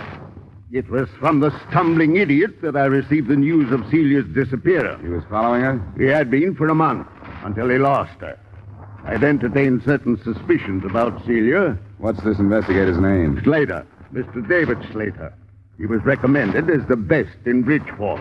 Considering his dismal failure, you surely understand why I felt it necessary to turn to someone else. My insurance company struck me as a wise choice, since there's a large policy on her life. All right. I'll talk to this later. Now, will you give me everything you can on your wife, description, so on? Yes, they're on the table. I brought out a few photos. Brunette. Yeah. How old? 27. That one was snapped on Doctor's Cave Beach on Jamaica. Striking woman, isn't she? Yeah. This one was taken while we were anchored off Hilo last summer. You get around. Travel has its advantages, Mr. Dollar. Your boat? Yes, 64-foot schooner in dry dock at the moment. As a matter of fact, I met Celia because on an impulse, I put into Pia del Cuesta instead of Acapulco. And it seemed that she, too, wanted to travel. Where do you think she's traveling now? I haven't the faintest idea. I started to tell you I'd been troubled by a certain suspicion. She was in seeing entirely too much of a young doctor in Bridgeport. His name is Masterson, Dr. Charles Masterson. You think he could have had something to do with her disappearance? That what you mean? No, I shouldn't like to say. I believe that she is a quite perfect physical specimen, yet she visited this doctor fellow at least 3 times a week. Mm-hmm. Anything else? As a matter of fact, yes. We were in Acapulco 2 years ago.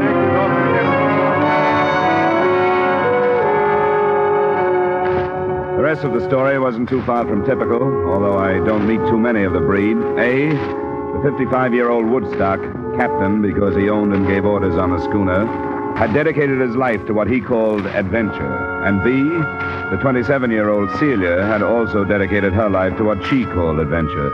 The results were a number of voyages, and finally, Celia Woodstock's disappearance. Except for the doctor, I didn't learn what had gone on between.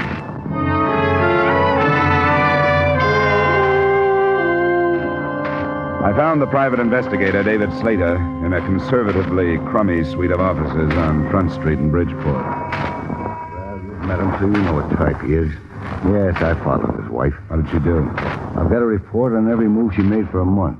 You want to see it? No, not if you remember the highlights. What about this Dr. Charles Masterson? Doctors are hard to pin down, you know that.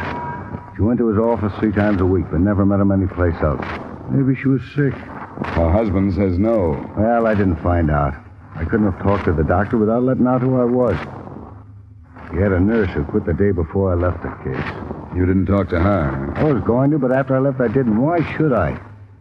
Do you know who she is, where I can find her? Yeah. Her name is Janet Squire. She went to work in a Red Cross blood collection center up on Union. Good, thanks. Now, what about the day she dropped out of sight? Was there anything special? Sure, there was something special, or I wouldn't have lost her. I'm no rookie in this business. She bought a ticket to New York City on the 345. So did I. I got in the same car she did. I didn't see her, but I figured she was powdering her nose or something. Then when she didn't show before the train left, I went through the rest of the cars. But I never picked her up after that. She knew you were tailing her, huh? She must have. Must have got on the car and then right off.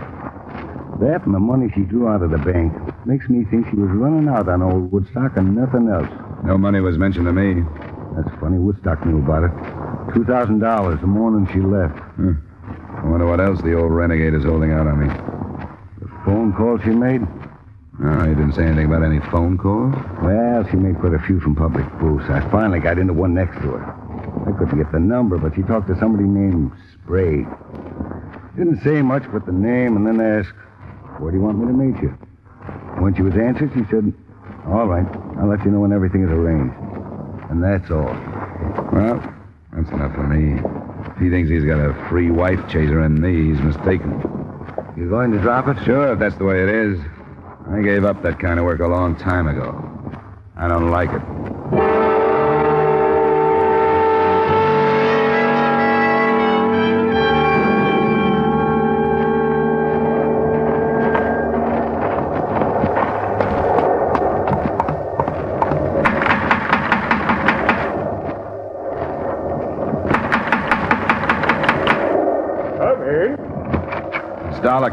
Close the door.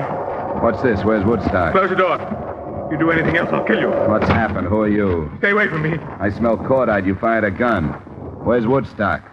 He's gone. You come this way now. Move down the hallway. Why? I'll kill you if you don't. Came in here. Now you've got to do what I tell you or I'll kill you. I'll have to. Come on. You better turn around and look at me. Walk backwards. You don't even know who I am. You're in trouble. Maybe I can help you. Never mind that. Stop now. Turn around again.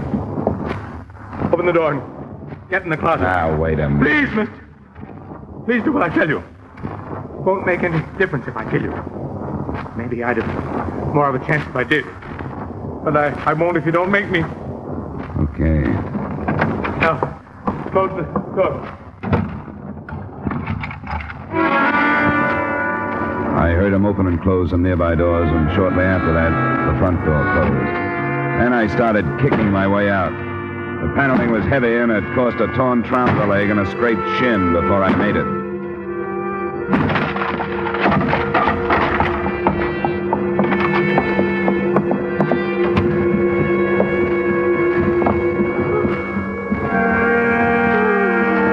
Mrs. Woodstock? Mrs. Woodstock? Hello, operator.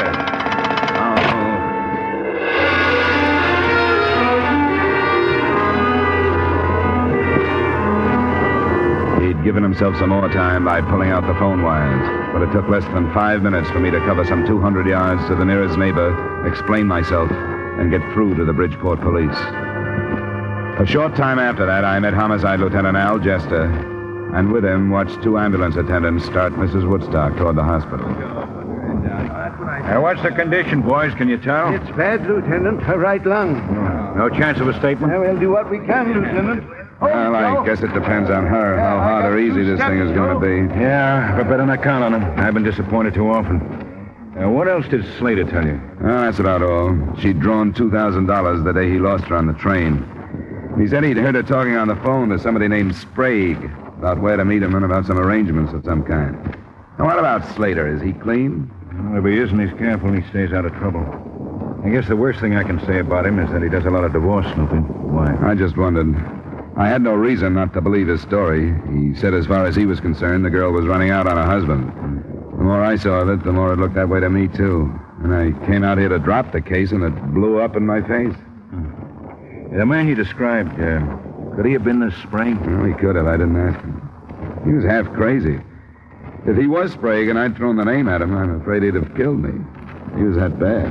Can you describe the gun? Yeah. Cheap revolver, nickel-plated, short barrel, 32 caliber. You sure of that? Well, I guess a smart lawyer could keep me from swearing it was a 32, but it was. I'll take that.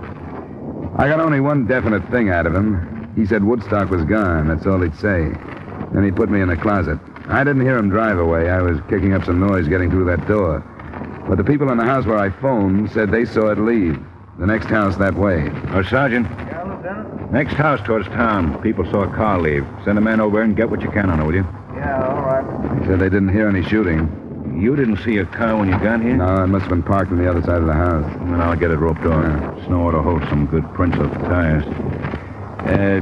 Did I get the amount of the insurance on the victim right? $100,000? Lieutenant Jester. Yeah? You better go upstairs. They were shooting up there, too. Oh, where? In the hallway, toward the back. Jared says there's a man lying sort of half into a room, but there's no question about it. This one, he's dead.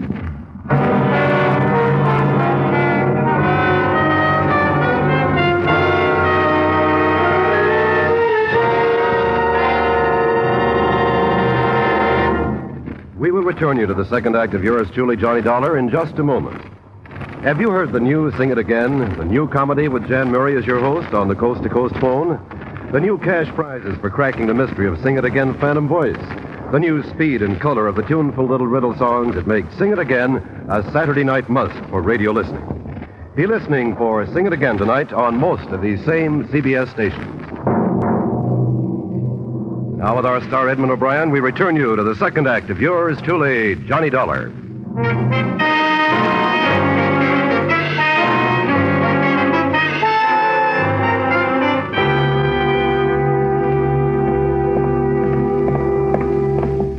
A little gloomy, Lieutenant, but I don't want to handle any of the light switches. Right back there. Oh, yeah. I see. Woodstock. Let me see. Huh? That's who it is. Get some light on in the room. The shutters are all closed. Push the switch with something that won't hurt Prince. Yes, sir. Car key ought to do it. Shot from behind. Here's a gun on the floor, Lieutenant. That guy told you Woodstock had gone, Dollar. He couldn't have been more right, could he? Oh, I guess not. Well, let's get out of here until the photographers show up. Neither the photographers nor the fingerprint men, nor a thorough search of the house resulted in any progress. By the end of that first day, the description of the man I'd tangled with had been broadcast along with a possible description of the car he was driving. The police had also put out a futile search on the single name Sprague. And Celia Woodstock hadn't died, but she hadn't regained consciousness either, or shown any signs of recovery. I took a hotel room in Bridgeport that night where I'd be called if and when anything happened. Nothing did.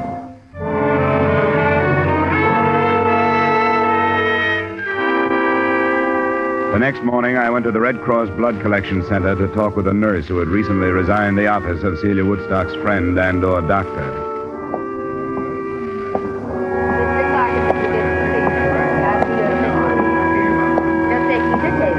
I'd come in with my mind tossing motives for murder around, motives of personal greed and selfishness and hate. And it was almost a shock to suddenly face a segment of this country, citizens, old ones, young ones, men and women, quietly going about the business of helping the best way they knew how. I stayed to give my own blood after Janet Squire talked with me, and I knew it would go overseas in the best of company. We can go in here, Mr. Dollar. Thank you. I'm sorry to bother you, Miss Squire, but I was told that you were in Dr. Charles Masterson's office until a short time ago. Yes, that's right. Have you seen the morning papers? No. Why do you ask? Mrs. Lyle Woodstock was shot last evening. Mrs. Woodstock? Well, she's one of Dr. Masterson's patients. Was she, seriously injured? They don't know if she'll live. Her husband was killed at the same time. How dreadful. What happened? I don't know. I'm working with the police on it. I'd like to learn as much as I can about Mrs. Woodstock. Well, I'm afraid I know very little. She was a patient, but other than that, I know nothing. Her husband seemed to have the idea that she might be more than just a patient. That there might have been romantic interest between them. Uh-huh. Was there? Well, not that I know of. I make it a point to do very little prying into other people's affairs, Mr. Dollar. Sometimes I wish I could. Do you know anything about Anyone named Sprague? Sprague? No, I'm afraid I don't. I'm sorry. So am I. I hope the results are better when you start working on me. I am sorry, Mr. Dollar. If you'll step right through there, Miss File will take care of you.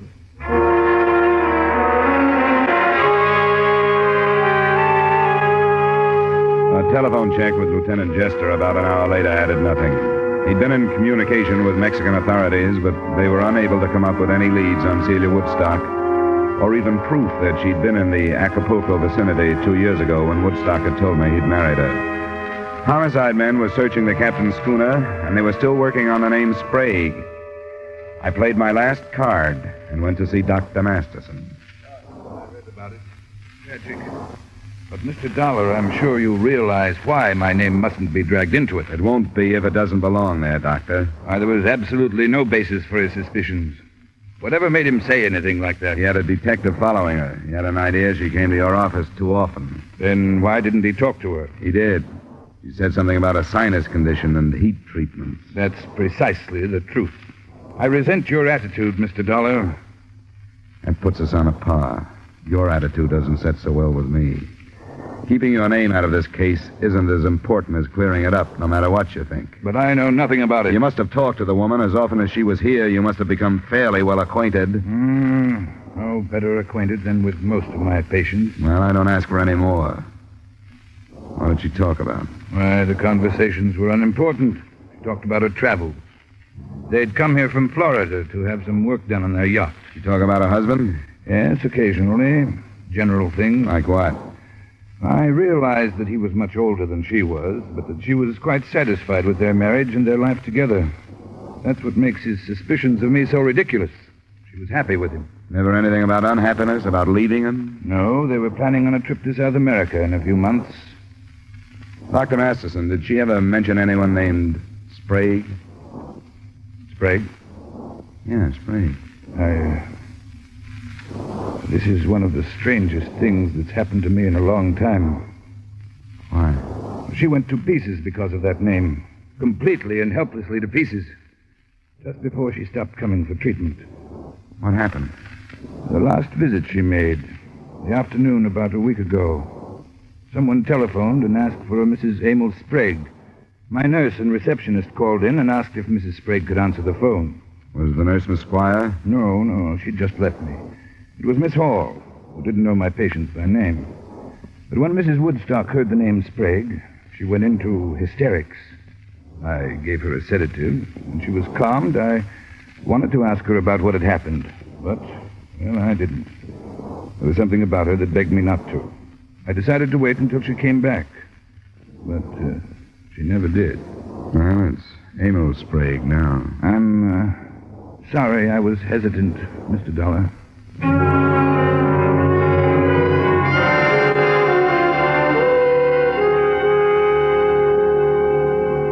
Well, it's in the works now. We'll see what we can make out of it. How's Mrs. Woodstock? Still alive. Chest wounds are bad, though. Now, here's how the shooting stacks up so far. She was wounded by 38 caliber slugs. Her husband was killed by 32s. So if you were right on your gun description, the man you ran into killed the husband. What does that leave? Woodstock killing his wife?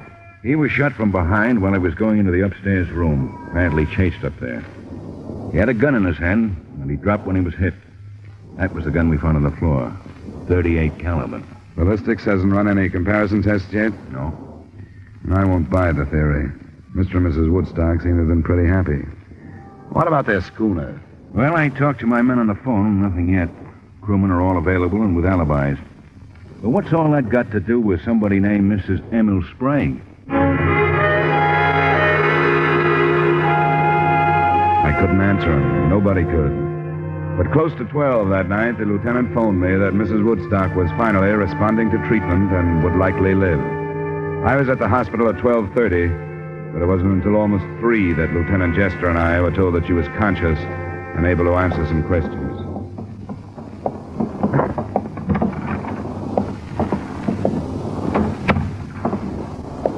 Good morning, Miss Woodstock. Feeling better? My name is Lieutenant Jester. This is Mr. Dollar. Hello, Mrs. Woodstock. We're We're both interested in what happened at your house the other evening. Mrs. Woodstock, do you understand what we're saying to you? Do you understand?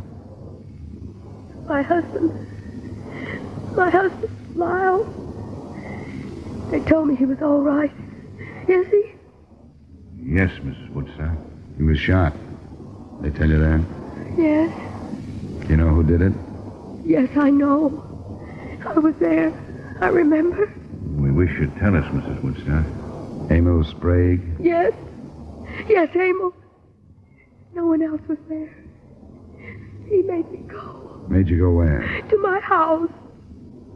To talk to my husband. Emil Sprague made you go? Why? How could he make you go? Because I'm Mrs. Emil. You're Mrs. Emil Sprague? Yes. And I hate him. But you were married to Mr. Woodstock. I shouldn't have. I think I understand. You were married to Sprague. Your marriage to him was never ended, but you married Woodstock anyway. Yes. I was wrong. I lied. I didn't tell him. And then it was money. He wanted money. Sprague did? Yes. I didn't know where he was. Mexico. I had to get away. And I married my husband. That's all that matters. I'm afraid it isn't. Sprague followed you here. From Florida. I begged him not to. The $2,000 you drew from your bank? I gave it to him. Mm-hmm. But it wasn't enough. He made me stay with him. And made me go with him for some more money. And my husband, I tried to make him understand and he wouldn't. He blamed me and called me things. He went to the drawer.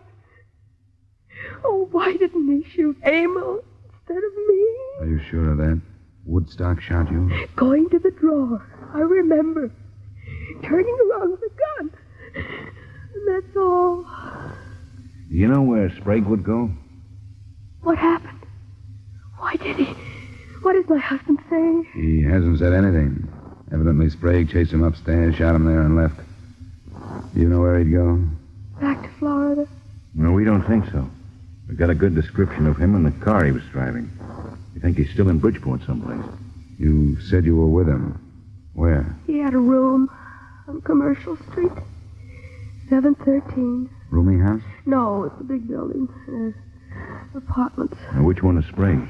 It's, number 12 on the second floor. Does he have a phone in the room? Yes. Pleasant 2132. Well, thank you. We won't bother you anymore. Thank you, Mrs. Woodstock. I want to help my husband. I'll do anything I can. I want him to know that. We'll tell him, Mrs. Woodstock. It's a little after 3. Rogers' trucks are going to be rolling on Commercial Street before long. Think Sprague will give us trouble? Yeah. If he's been holed up since the shooting, I think he's probably farther off as not the one I saw him. We might slip on him this time in the morning. I'll get some men started out there. You better come with me. Sure. I'll need you to identify.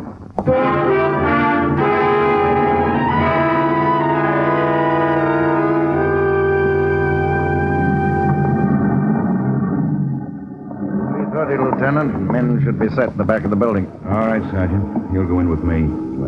Don and I took a look at the floor. It's that corner one up there.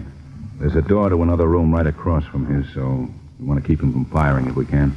We didn't warn anybody because we want to keep it quiet. Hope it stays that way. All right, Sergeant. Let's go across. Good luck.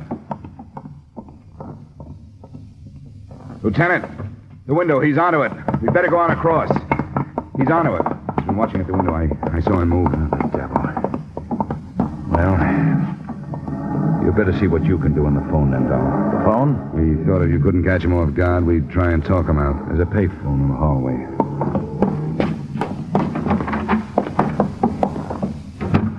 His room's just to the right at the top of the stairs there. That phone's right in line from up there. And we'll cover him. Okay, Dollar, if you're ready.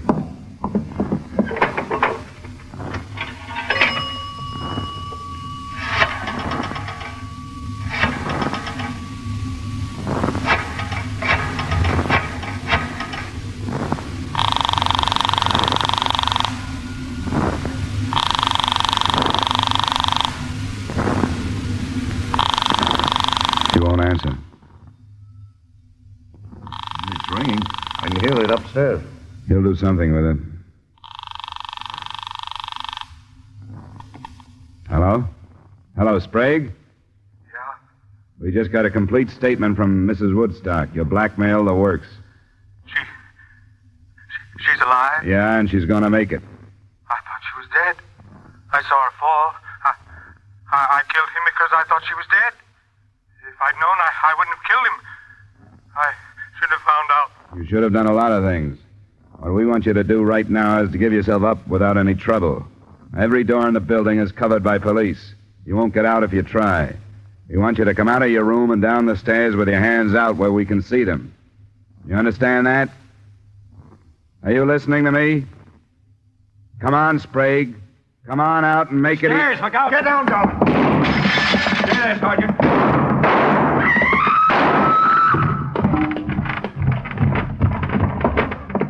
Be careful, Dollar. It's all right.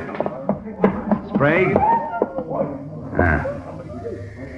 He's dead, Lieutenant. Sergeant. Yes, sir? I'll go phone in. Keep the people away as best you can. Okay.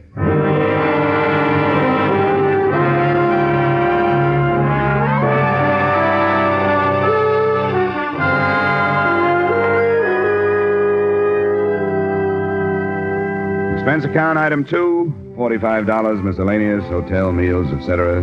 Expense account total, $73.60. Remarks?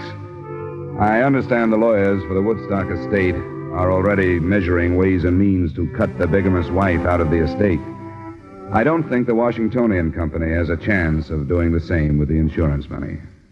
Yours truly, Johnny Dollar.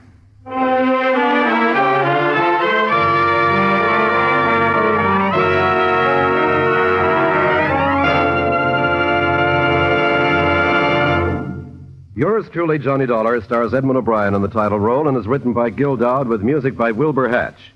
Edmond O'Brien's latest picture is a Paramount Picture production, The Redhead and the Cowboy. Featured in tonight's cast were Francis X. Bushman, Jim Nusser, Ted Osborne, Lorraine Tuttle, Bill Johnstone, Tudor Owen, and Ray Hartman. Yours truly, Johnny Dollar, is produced and directed by Jaime Del Valle. This is Dick Cutting inviting you to join us next week at this time when Edmond O'Brien returns as... Yours truly, Johnny Dollar.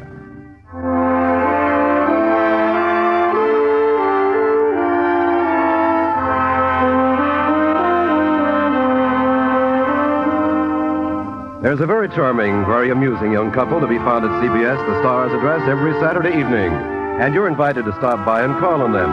They're Liz and George Cooper. And Liz is played by the lovely red-haired Hollywood comedian, Lucille Ball.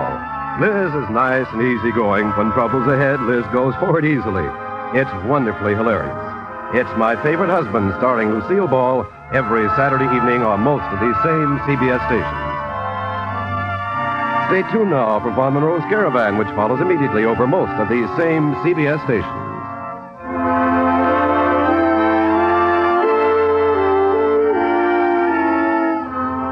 This is CBS, where you laugh at Jack Benny every Sunday night, the Columbia Broadcasting System.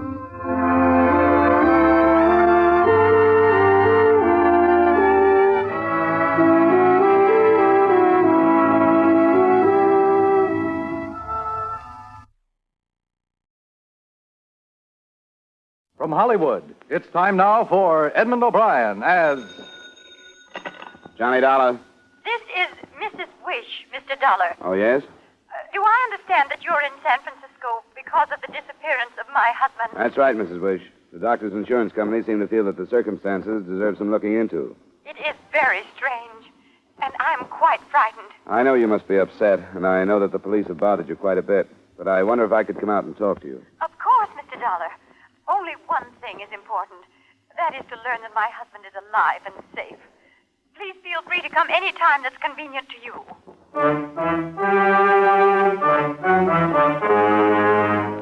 Edmond O'Brien in a transcribed adventure of the man with the action-packed expense account.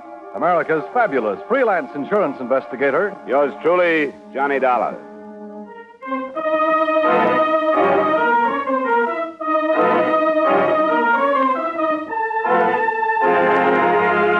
Expense account submitted by Special Investigator Johnny Dollar to Home Office, Washingtonian Life Insurance Company, Hartford, Connecticut.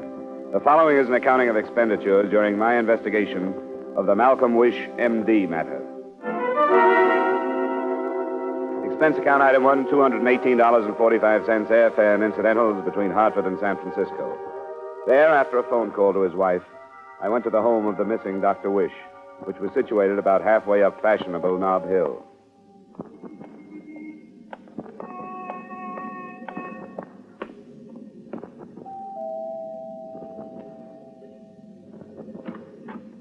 Good morning. Oh, Mrs. Wish is expecting me. My name is Dollar. Yes, she is. Come in. Thank you. You're the insurance investigator. That's right.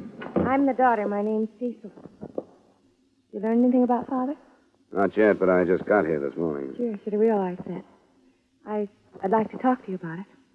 Do you mean you think you know some other things that other people don't? Some other people. You haven't told the police? No, I didn't like the man who came here, Lieutenant Hughes. I don't want to talk to you until after you've seen her. Sure, anything you say. Where are you staying? The Cleveland Hotel on Sutter. I'm going to be downtown. I'll meet you at the coffee shop at noon. Okay, Cecil, I'll be there. Now, where can I find your mother? The second door leads to the morning room and a view of the bay. She's waiting, so just walk right in. And don't mention what I said to you. All right. I'll see you later. Yeah.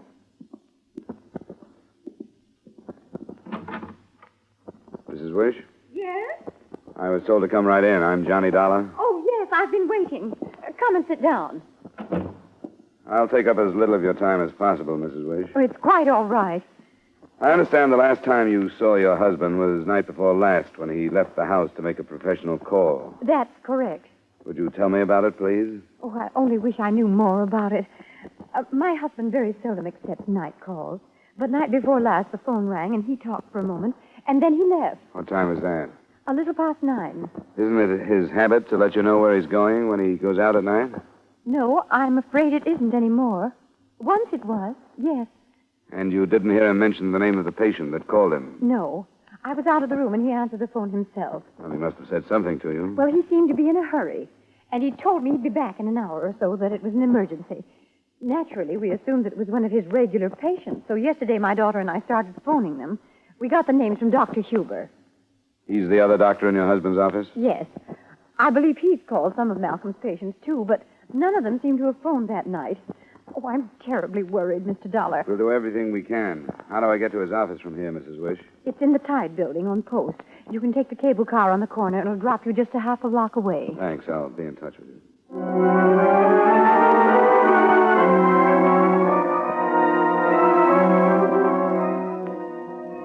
Right in, Mr. Dollar. I'm sorry I was so brief with you on the phone. I had a patient in the office at the time. That's perfectly all right, Dr. Huber. It wouldn't help matters to discuss Malcolm's disappearance in front of him. You know how tongues wag. Please be seated. It is true that this situation is not yet common knowledge? The papers have left it alone. How did you hide the truth when you phoned his patients? What? Oh, of course, you have met with his wife. She was insistent that I do that. But it is not my duty, I thought, at least at this time. Do you not agree? I suppose so, if you don't think Dr. Wish is in danger. I don't jump to that conclusion until I see some reason. The man has disappeared, Doctor. Many men have disappeared. Dr. Wish is 52 years old. He has practiced here in San Francisco for more than 20 years. Before that in Seattle. The past 2 months, I have noticed a change in him. Tiring. He was no longer satisfied with his life. Are you inferring that he might have ducked out on his own? Perhaps even amnesia. Does it sound like amnesia for a man to answer the phone, tell his wife he'll be home in a short time, pick up his medical kit, and drive away in his car? Who knows about amnesia? Does an amnesia victim go to the trouble of keeping a car hidden from the police of 3 states? It would depend on the type of amnesia. I didn't think there were types, so you must mean voluntary or involuntary. If he did just suddenly drop his life here, and you know that to be the case, I hope you... I know nothing. Dr. Wish and I discuss very little but medical matters. I repeat, that I realize that for 2 months or longer he was not a happy man. If he has made arrangements to change that, I do not know, but it is a possibility. You wouldn't tell me if he were in trouble over his practice, would you? I would not, but I'm sure that he wasn't. Dr. Wish is, to the best of my knowledge, a highly ethical man of medicine. You're probably being cooperative, Doctor, but I'm not sure whether it's with Wish or with the police and me. I am simply without information. Yeah. I have an appointment in 15 minutes, but I'd like to come back this afternoon and get a list of his patients. You are welcome. Please mention it to the receptionist on the way out. She'll be happy to gather the information for you.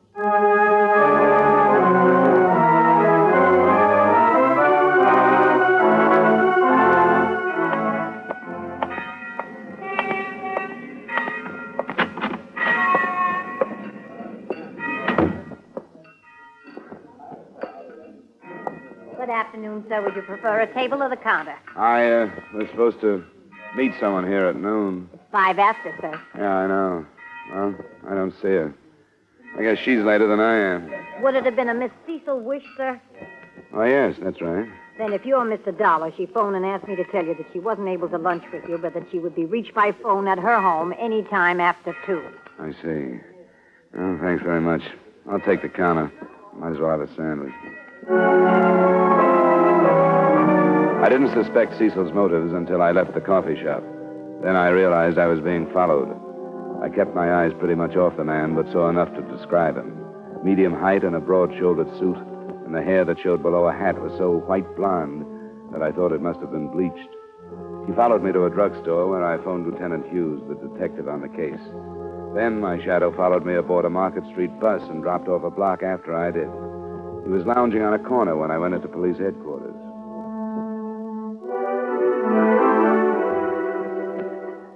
I'm glad to have you in town, Dolly. But I don't have anything to give you. I put out a description of the doctor in his car, and I've been riding along on that. I'll have to for a few more days unless something breaks. I take it you've talked to the other doctor in his office? Yeah, I talked to him. And he hinted that Dr. Wish dropped out of sight. Yeah, and that in itself doesn't happen to be a crime. Well, not yet, anyway. Things like that sometimes crowd the law against insurance fraud, Lieutenant. Well, not for a while. Oh, don't think I'm passing this off without reason. With the information I have now, there's darn little I can do. Except wait and see if the wife doesn't get a brush off by mail from Alaska, someplace that's legal. Do you have a line on any women in his life?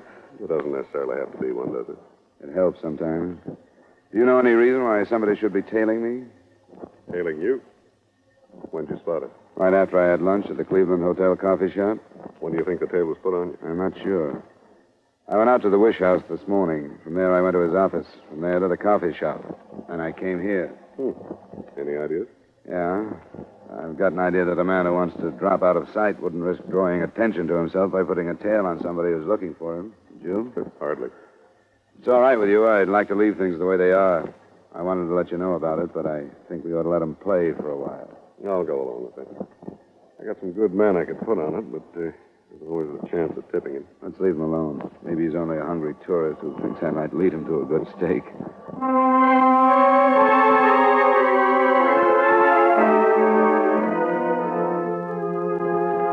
He followed me back to the doctor's office, and he was waiting for me 15 minutes later when I left with the names, addresses, and phone numbers of what I'd been told were all the patients of Dr. Wish. By this time, I was learning a few things about the man following me. He was good at it. Unobtrusive, not too eager, yet never losing me, though I didn't make myself too easy to follow. I let my shadow watch me buy some stationery and a paper near my hotel. Then I went up to my room, hoping he'd relax downstairs. I checked in the corridor 3 times in the next half hour, and then at 2:15 I phoned the Wish House.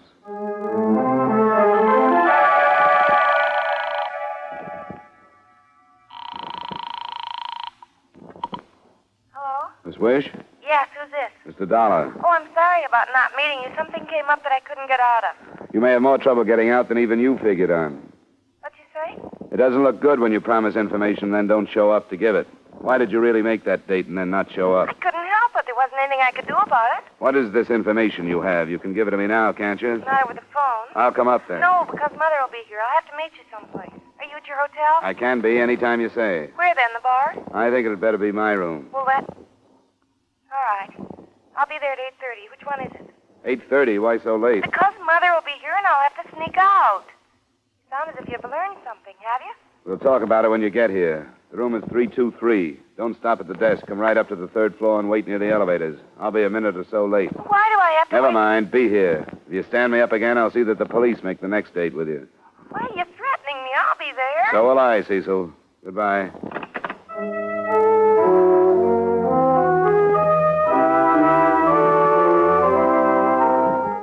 I I left as soon as I'd hung up and led my shadow away from the hotel. Before, I thought there could have been any contact between him and Cecil Wish. I kept him moving the rest of the afternoon and away from phones as much as possible while I called on some of the missing doctor's patients. I arranged it so that he couldn't have seen her go into the hotel. And still, when I reached the third floor, she wasn't waiting for me.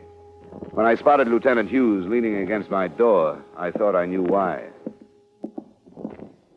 Where the devil have you been, Dolly? Thought we'd lost you. I've been trying to do my job. Did you scare a girl away from here? Or did you notice? There's a time and place.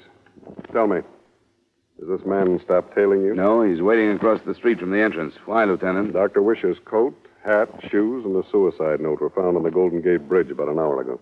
Uh-oh. Have they found his body? Not yet. And now explain for what possible reason this guy should have been tailing you.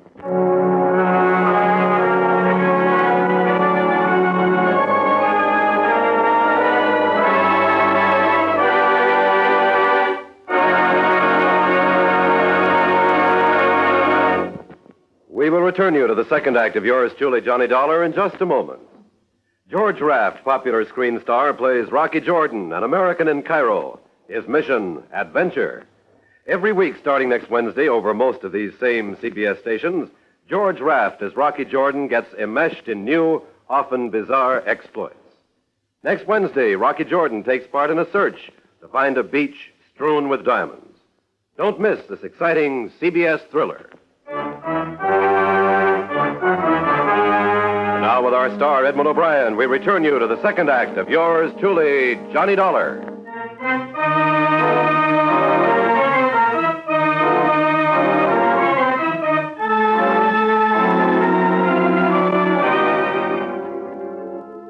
As it turned out, the lieutenant and I, instead of playing it smart, should have collared the blonde shadow hours before, but the boat had sailed. By the time we got down to the street, he disappeared.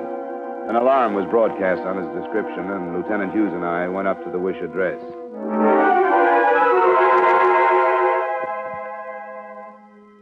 This doesn't seem possible. I've steeled myself to accept almost any kind of horrible news, an accident, some sudden illness, anything, but not this. Didn't your husband in any way show that he might have been despondent? In no way. Was there any trouble between you and him? We were normally happy little spats. Cecil. Yes, Mother? Was there anything hidden from me? Was your father unhappy because of something that you knew about and I didn't? Not that I know of, Mother. You've seen the note, Mrs. Wish? Yes, I've seen the note. And you're still sure he wrote it? Oh, I wish I weren't so sure. I'm sorry that it has to be brought up, but it sounded as if he were pretty unhappy about his life. Whatever it was, he kept it hidden. I hadn't an inkling.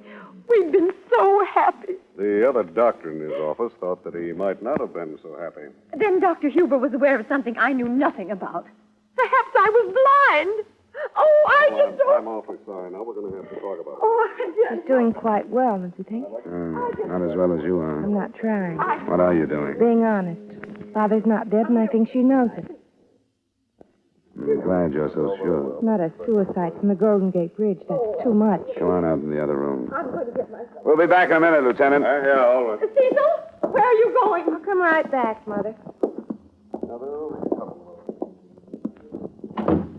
Father had no reason to take his life. What do you think has happened, then? I was going to tell you what I thought when we planned to meet at noon, but I changed my mind. Is it a change of mind what came up that you couldn't get out of? It's harder to get away from than a lot of things.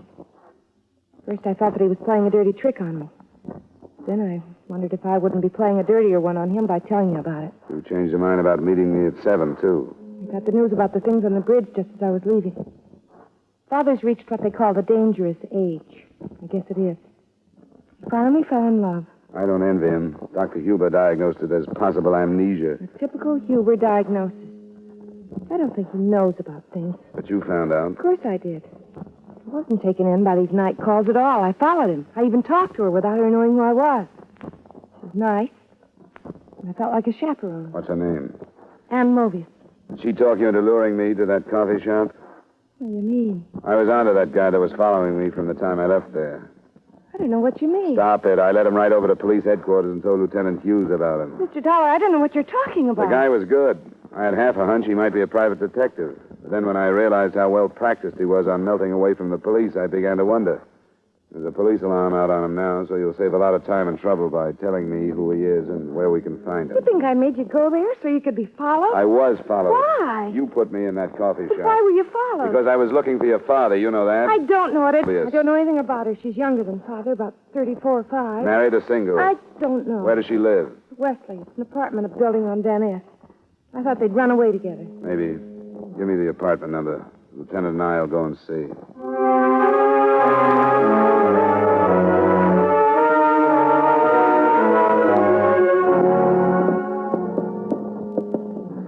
It'll be the next one. Let's take it slow. No voices. Wait a minute. No, I guess not. There's a light showing under the door, though.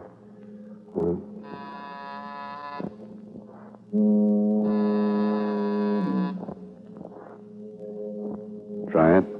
Yeah. It's locked. Here, I'll get it.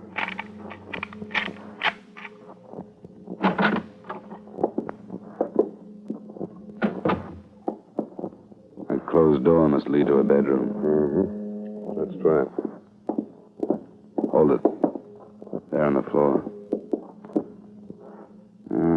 Man's suit coat. Suit coat. Let's see that. Look at the side here. It's drying blood. A lot of it. Sure. Look here. Bullet hole? Or a knife? Huh. The label says Brewers, Carson City, Nevada. Yeah. Let's look in there. Got the light switch? Yeah. There's the shirt that was under the coat. Look there, more bloodstains on the bed. There's something more, Lieutenant. It figures that Dr. Wish was here, all right. There was a metal wastebasket in the bathroom doorway. In it was a large amount of surgical dressing, all bloodstained. It told of a wound that had been dressed and redressed a number of times. Other things in the room fell into place. A sales slip from Mill's department store in San Francisco. It was in receipt of the purchase of a man's shirt and jacket, probably to replace the bloodstained ones left in the apartment. The slip was dated PM, the current day, which was Thursday. And finally, on the dresser, we found a day-old Nevada newspaper. The front page item that seemed to fit reported, unidentified trio murders and robs Carson City betmaker. Dying man believed to have wounded one of his assailants. Well, the time figure's all right. Leaving then, they could have gotten to San Francisco by 8 or so, the night the doctor disappeared. There are a couple of stands in town that carry out estate papers. They're a day old, so this one must have been bought today. And we didn't miss him by far, Lieutenant. According to the signs, this guy must be in pretty bad shape. To get him out of this building without drawing attention, they'd have to do it after dark, don't you think? Yeah, I think they were plenty rushed. They'd done something to cover up the tracks here if they'd had time. Dr. Wish's coat and stuff on the Golden Gate Bridge, where does that lead? Almost any place. It's wide open once you're across the bridge. But the blonde man who was still following me when I met you at the hotel, after sticking together this far, would they leave him or come back after him? That's a thought. I'm going to get on the phone out here and put some men on it. I'll check the tenants on this floor and see if the building manager's come in yet. I'll meet you at your office.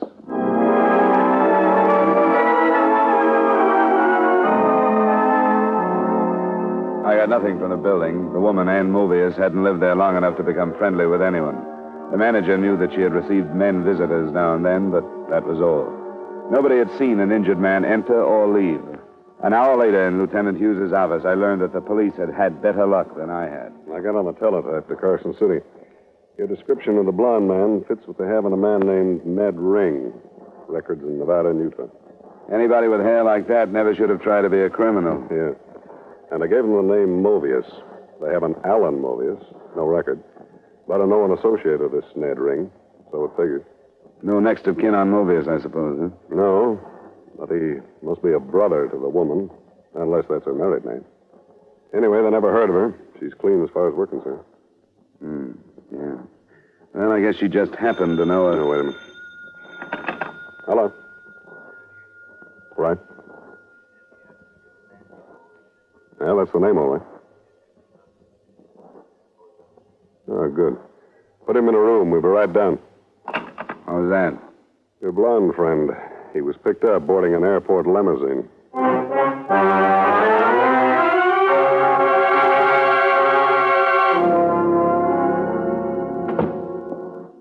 Well, Ring, Glad to see you. Look, I don't know what any of this is all about. You got no right to hold me. What happened, Ring? Did your buddies duck out on you? What do you mean my buddy stuck out of me? Where were you flying to when you got picked up? The other cop got my ticket. It says L.A. I got a right to go to L.A., haven't I? Is that where your buddies are going? What buddies? I was going alone. Why weren't you going to Carson City? Look, what's eating you two? You must have me mixed up with somebody else. Your name is Ned Ring, isn't it? Yeah, sure it is. How do you think we found out what your name was? Well, he had it all over me. The other cop got my wallet and stuff. We had your name before you were picked up. We got it from Carson City. What do you give me this stuff for? Maybe he doesn't know. Oh, the devil he doesn't. You don't think you followed me all day without my catching on to it, do you? Never saw you before. How about a Dr. Malcolm Wish? Or Ann Mobius? I'm not talking to you guys. A couple of men are on their way from Carson City. Maybe you'd rather wait and talk to them. I don't know anything about anybody in Carson City. Yes, you do, Ring. It started out to be an unidentified trio that killed that bet maker in Carson City. But it isn't anymore. We've got your name and we've got another one, Alan Mobius. And we've got a link between Ann Mobius and the doctor that disappeared the other night. He was held in an apartment on Van Ness. He took care of one of your buddies who'd been shot. That's a kidnapping, right? And now it looks like another murder. You tried to set it up like a suicide, but if he went off that bridge, he was pushed. I don't know anything about that. About what? That, whatever you're talking about. Get off it, Ring. You're tied up. They left you, Ring, didn't they? They had to get out of that apartment. And while they had you off tailing me around town, they left. And they left 100 leads pointing right at you.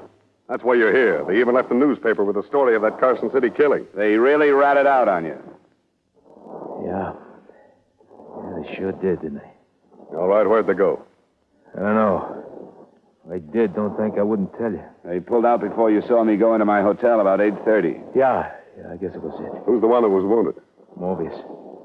We couldn't just leave him in Nevada. We should have. Kept yelling about a sister in Frisco was friends with a doctor, so we drove him all the way here. How bad is Mobius? Pretty bad.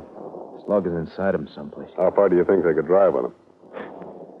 I didn't think he could be moved out of that apartment without killing him. Where does the sister stand in all this? No place. She was stuck. Seeing her brother like that, she couldn't think of anything but him. She lied to the doc. She told him she got hurt to get him over. And Gould and me woke up. Gould? He's the third man? Yeah. He's the one who did the gun work in Carson City. We knew we couldn't let the doc go unless Mobius died or else got better so we'd get out of here. We was trapped more than the doc was. That's why I had a plan on his house and picked you up. I think you're talking straight with us, Ring. I hope you are.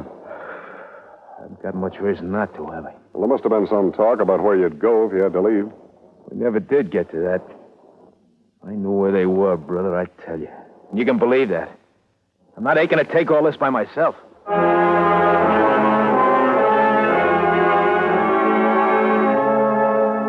was able and willing to supply some more pertinent information, such as a description of the other man, Gould, and the make, model, and license number of the car they were driving. Even with that, it looked like the case would stretch over into the next day. But at 11:30, Lieutenant Hughes got a phone call from Petaluma, a small town some 30 miles north of San Francisco. All that drugstore. Douglas was handed a prescription for a painkiller that he had his doubts about. It was filled out by a Dr. A. Wish.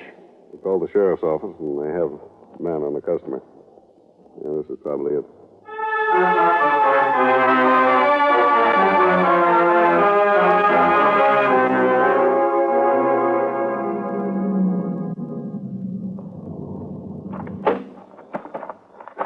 Sheriff Hill was right behind us. You get the layout of this place? I guess all these motels are about the same.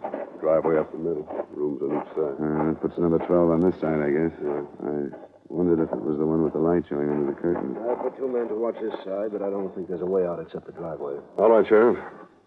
Well, I think we're ready to go in. Number 12 was in the middle of the row of accommodations on the right. Only 3 of us went to the door, and none of us expected trouble. Certainly none of us expected the kind of trouble we found.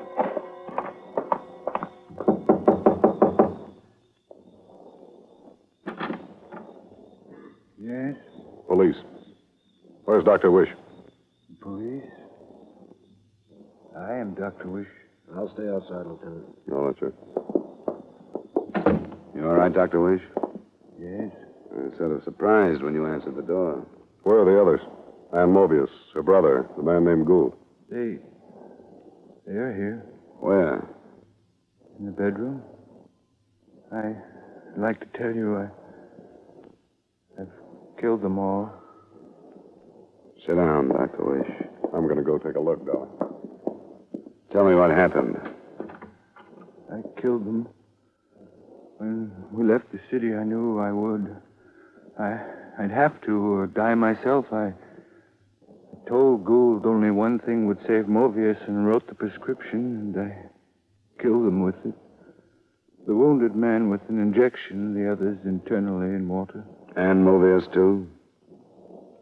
Yeah. And Movius, too. With her brother. She was with him.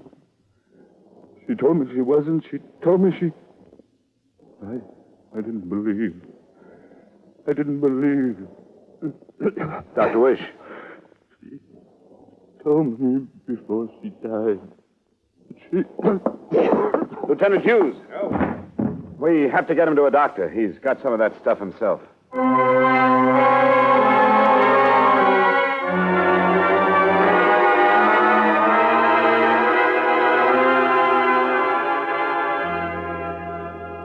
Expense account item 2, miscellaneous, $140.50. Item 3, same as item 1, transportation back to Hartford. Expense account total, $577.40. Remarks? We got Dr. Wish to a doctor in time to save his life. So your policyholder, although alive, is also a triple murderer. He claims it was justifiable, but at the same time, it was premeditated, so there's a fine line to draw. What I keep remembering is that his daughter, Cecil, said he had reached the dangerous age. And I guess he had. Yours truly, Johnny Dollar.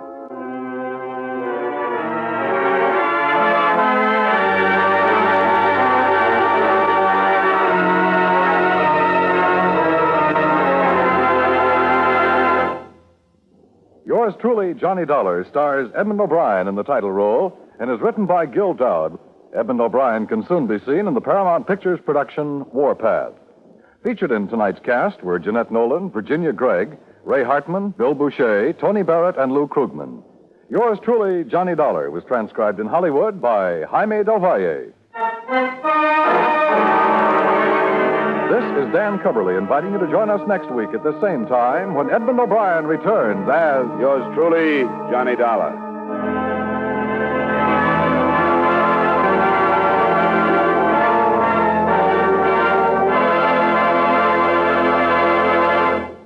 For your security, for your country's security, invest regularly in United States defense bonds. Buy them automatically through the payroll savings plan where you work. For personal security, for America's defense. Now, let's all buy bonds.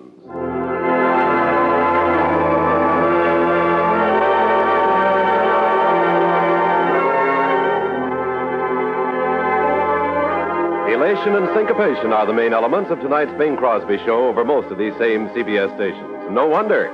The Groner himself vocalizes and informalizes.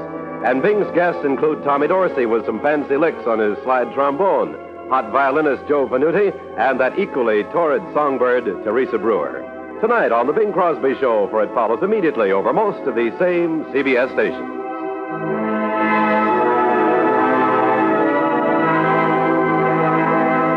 This is CBS, the Columbia Broadcasting System.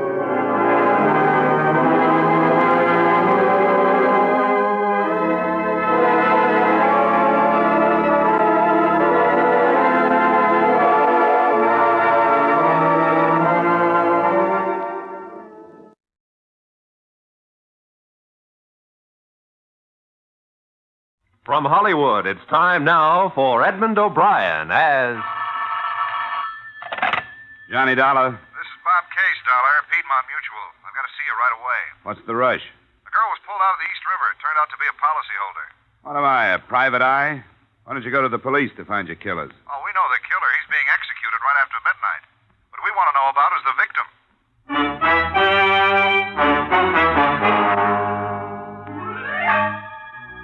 Edmond O'Brien in another transcribed adventure of the man with the action-packed expense account. America's fabulous freelance insurance investigator. Yours truly, Johnny Dollar.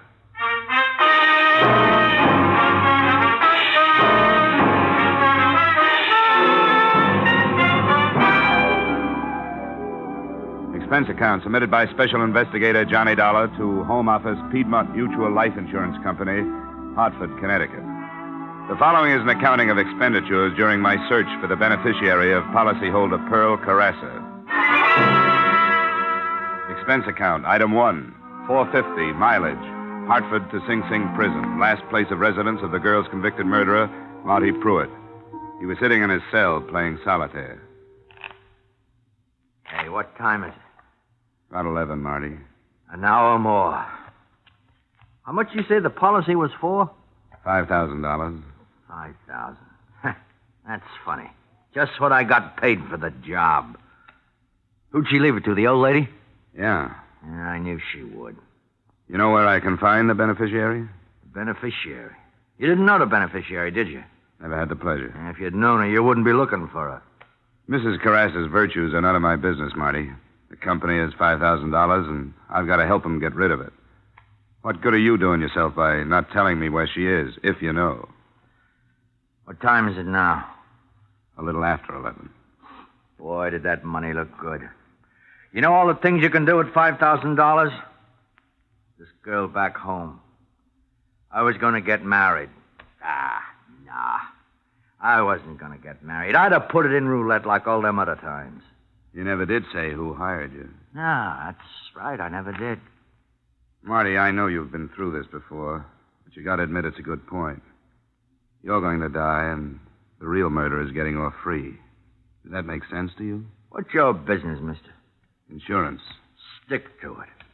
I think I will. You know what I'd do if I was you? I'd take that $5,000 and put it in flowers. Thanks, anyway. Hey, Dollar, let me give you some last-minute advice. Leave it alone. It's the most unnatural mess you ever got yourself into in all your life.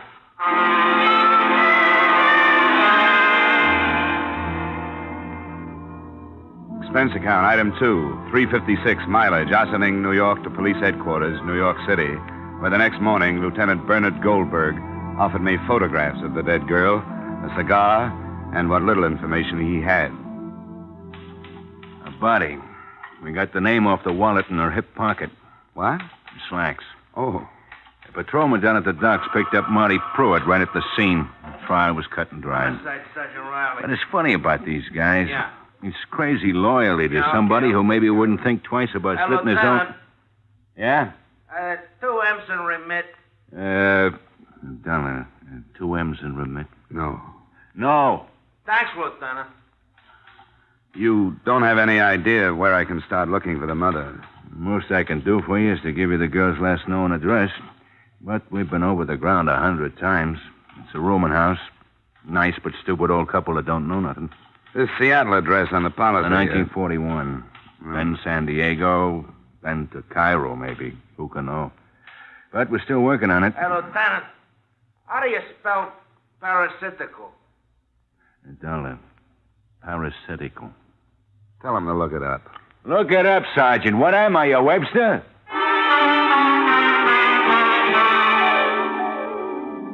Expense account, item 3, $1.50 cab fare to a stack of dirty bricks in the Lower East Side.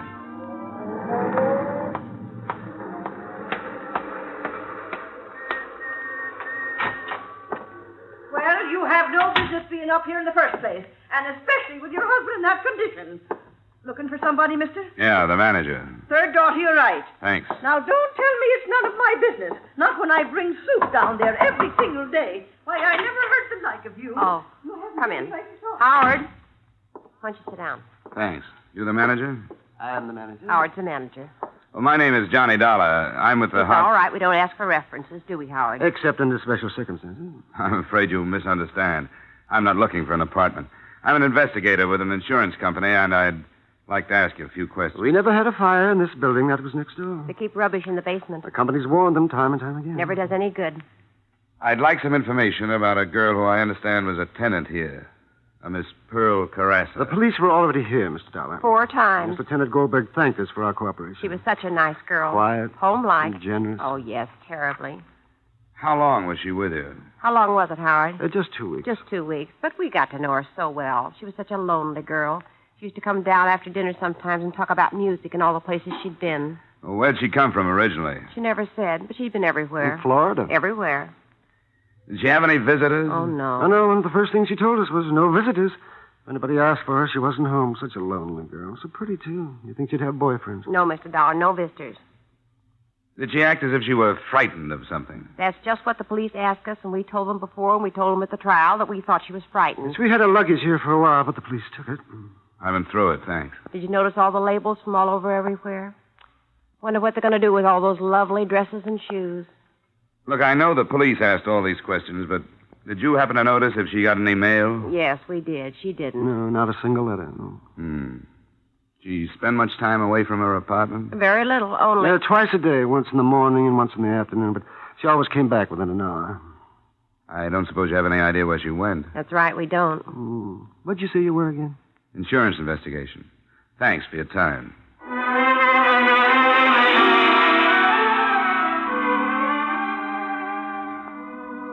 Expense account, item 4, $50 in cab fares.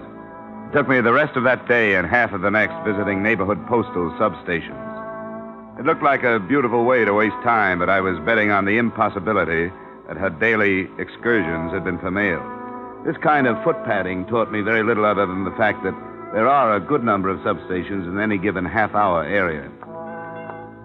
The second afternoon, I dragged into a fruit store which advertised Postal Station 324 along with a special on honeydew melon. I walked up to the little cage. Anything for Carrasa today? Who?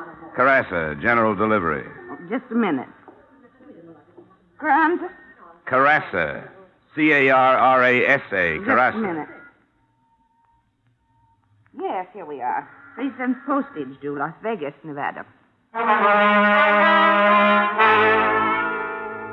I looked at the envelope. Pearl Carrasa, all right. It had been forwarded from Las Vegas 3 days before. I said something to myself about hard work, patience, and fool's luck, then headed for a phone.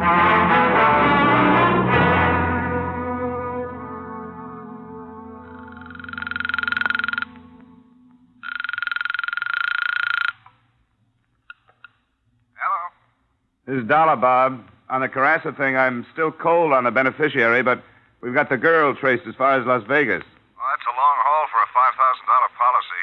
You have a final address on her there? A letter was forwarded to General Delivery here in New York that was originally addressed to the Rambo Club. I got a permit and had it opened. It's nothing but a dressmaker's bill. I guess the Las Vegas Postal Authority sent it on. That's all I got. You want me to follow it up? Nothing else we can do. You hereby have authorization. Get going.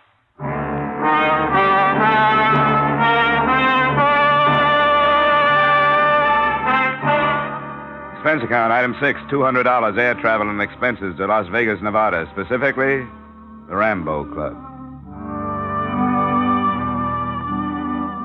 It's always the same when I hit Las Vegas. I expect to find tuxedos and evening gowns playing the games, but I never do.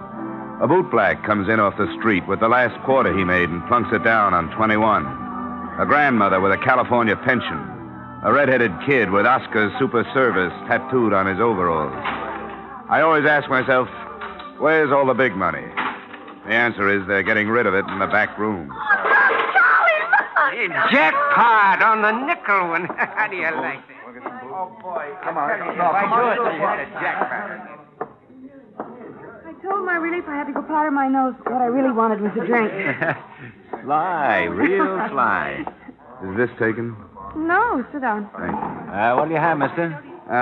A good bourbon, soda. Oh, thanks for your confidence in me. I'll fix you up. You worked here long? Have I? You like Nevada? What's your hometown? Las Vegas, there I head in the summer. Yeah, I guess you know a lot of people here, huh? By sight, mostly. Very few by name. Everybody's a stranger. Say, maybe you know a friend of mine. I went to school with her. What was her name again? Carrasa. Pearl Carrasa. Save me my drink, Eddie. I gotta get back to work. Take it easy, mister. Best bourbon in the house. Thanks. Yeah, that's $1.50. This is a real clip joint. Yeah, I can see. Yeah. Thanks. Say, wait a second. You know where I can find Mrs. Henrietta Carrasa? She's the mother of a girl that used to hang around here, Pearl. Well? Yeah. I think I can help you. Harry, take over. Here's your $1.50. Come on. $60. Oh, I'm sure going to win it this time. I'll tell you, boys. Wait a minute. Grace. Grace, will you quit? Grace, will you? Will you quit, Grace? Grace, I'm telling you, quit. Listen to me, Grace. Will you quit? Grace, quit! Ah, shut up! The stairway led to the mezzanine. I followed the bartender along the thickly carpeted hall to a door labeled Peter Barron. My benefactor knocked, a shadow loomed on the frosted glass, and just like that, there he was. A long red gash of a scar ran across the left side of his face, twisting it into a humorless smile. The barkeep was dismissed with a nod. We sat down. Cigar? Thanks, no. What can I do for you? I'm looking for a Mrs. Henrietta Carrasa. Why? I got business with her. What kind of business? Insurance? She don't need no insurance. Where can I find her? She don't need no insurance. Well, thanks, anyhow. Sit down. What for? You see this mark across my face? You know how I got this? Asking foolish questions and not giving the right answers. Suppose you tell me what you want with Mrs. Henrietta Carrasa. I'll tell Mrs. Carrasa you were interested. Oh, look. This is no way to talk to me. Now, I got a lot of respect for your business ethics and all that, but you know how it is sometimes.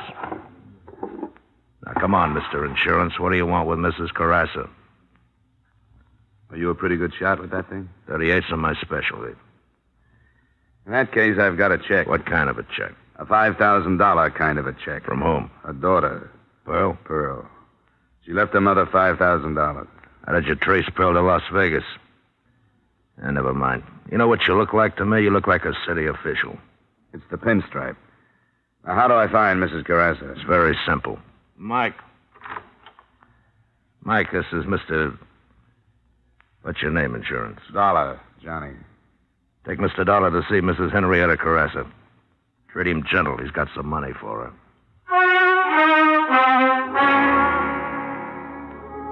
The place looked and sounded the same on the way out, but something was different. Maybe it was the 4 6-footers standing at the door. As they fell in behind me, I thought maybe I'd asked one question too many. At the alley, I found out how right I was.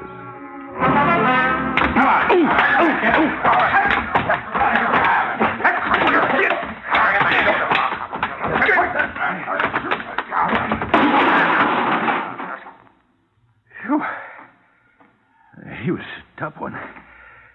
Would have been easier to slip him a Mickey.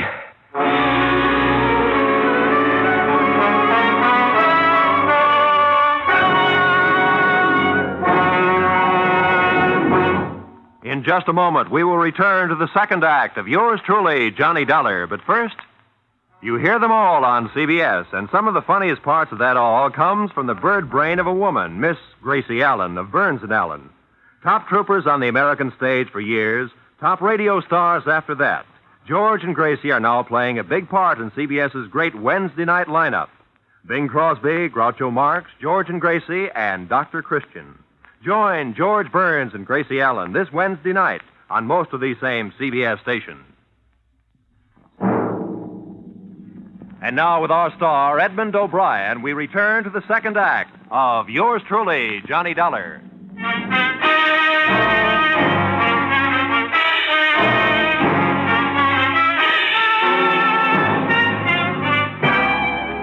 There was a lot more to this case than a $5,000 insurance payoff. I'd sensed that from the beginning. A hired killer with a still unknown employer had searched out the girl in her New York hideaway and done a thorough, if not profitable, job. His warnings, which a man of my profession is bound to ignore, were beginning to materialize. As I woke up, I could hear voices. Could have brought another wallet with him and left it at the hotel. They took him in the alley and Joe and Harry. Now, wait a minute. Were there. Wait a minute. I think he's waking up. Hold his head. Okay. Hey, you ought to get a doctor for him, maybe. Nah, doctor. He looks terrible. Dollar, can you hear me? Dollar. Huh? Where you from? Yeah, what's this insurance stuff? Who you really working for? Is it the New York Police Department? Where did you get these cards in your wallet? Come on, Dollar. Answer me, Dollar. Give me some water. Get him some water. Hey, get some water, Joe. Now, sit up. Come on, sit up. Here, I'll help you. There. All right, now what's the idea? That's what we'd like to know. Where do you know Pearl Carrasa from? Oh, that name. Come on. I'm looking for her mother. What do you want with her mother? She left an insurance policy. Girl, $5,000. Hey, here's the water. Thanks.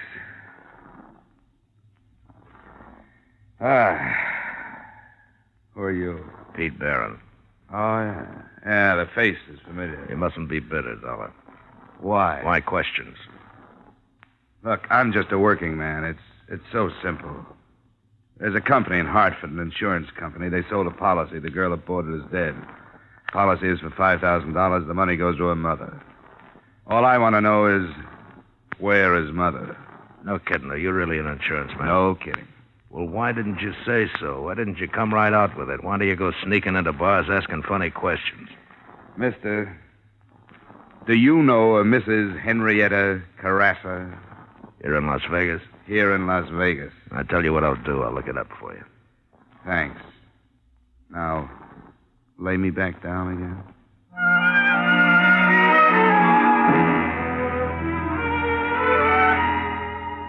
Expense account, item 7. $20, doctor bills. Nothing serious, but I couldn't go out in the street looking like that. I stayed in my hotel room for 2 days until the swelling went down. On the third morning, I had a visitor. It was the girl who gave me the brush-off in Rambo's bar. She had an overnight bag with her. There was a label, Bloomington, Indiana. You're in trouble, you know that? 3 days ago, that information would have done me some good. I'm in real trouble. You don't think Pete Barron let you out of there because he believed your story. No more than you think you weren't followed I here. know.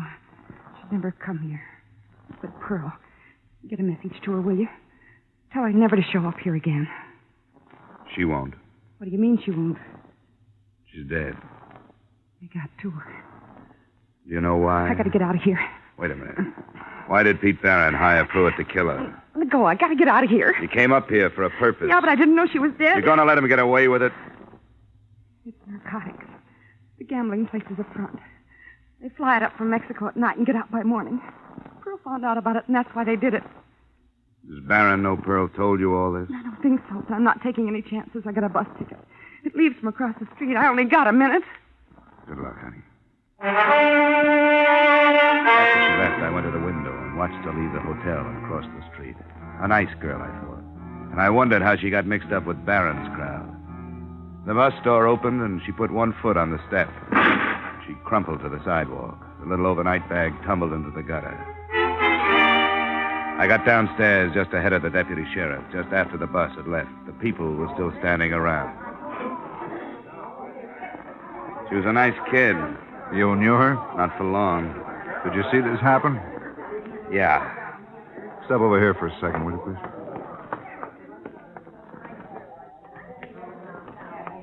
May I have your name, please? Yeah, sure. Here's my ID card. Insurance investigation. Something about her? No, a friend of hers. Pulled out of the East River. Pearl Carrasa, shot to death. Carrasa? Yeah, you didn't know? Oh, we heard she left town. That was about all. She got mixed up with Pete Barron and her family disowned her. Well, did you see what happened to this girl? She was just getting on the bus. Sounded like a rifle. She was working for Pete Barron, too. Yeah, I thought I recognized her. She just come up to see me. Had quite a story to tell. Barron's running narcotics up from Mexico by plane. Yeah, so I've heard. We've had our eye on him for months, but we aren't ready to pick him up yet. Why would she tell you that? She had to tell somebody. She had a message she wanted me to deliver. To Pearl. Well, this is beginning to tie up.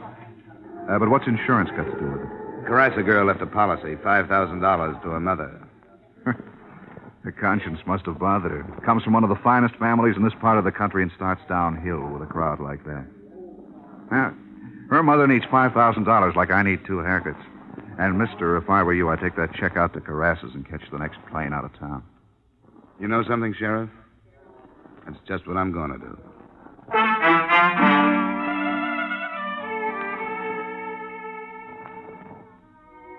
And that's just what I tried to do. Expense account item 8, 50 cents cab fare to the Carrasa estate on Juniper Drive. They should have charged admission. There was an ivied stone wall running all around it, and a mile drive through a cactus rock garden to the mansion. I felt a little like a grocery boy delivering a check for a measly $5,000. I was met at the door by a butler in a business suit and was toured around an indoor swimming pool and potted palms to the library.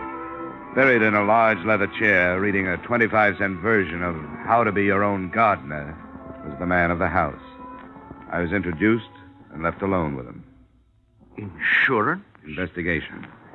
How long since you've heard from your daughter? Oh, such a long time, such a long time. Is she in more trouble? She's dead, Mr. Carrasa. Dead? Pearl dead? Can't be. What happened? She was killed. An accident? No, it wasn't. Not an accident. Someone hired a killer. Oh. It's my fault. I knew, and I did nothing. Gregory, I've been looking all over for you. Have you watered the palms today? No. You didn't water the palms. Now, Gregory, the leaves will get all yellow and fall all over the floor, and it'll take simply minutes to clean up the mess around the pool. And I told you specifically that the music club had changed from Wednesday to Monday, and Monday is tonight. This is a man from the insurance company. How do you do? Now, Gregory, please do this one thing for me. You know how much I have to do. Henrietta. It's Pearl. I told you never to speak that name in my presence. She's dead. Dead? She was murdered, Mrs. Carrasa, in New York. I'm not sorry. Maybe I should be, but I'm not. Not in the least. She's never done anything but bring shame to me and to her father. She brought these awful people to the house.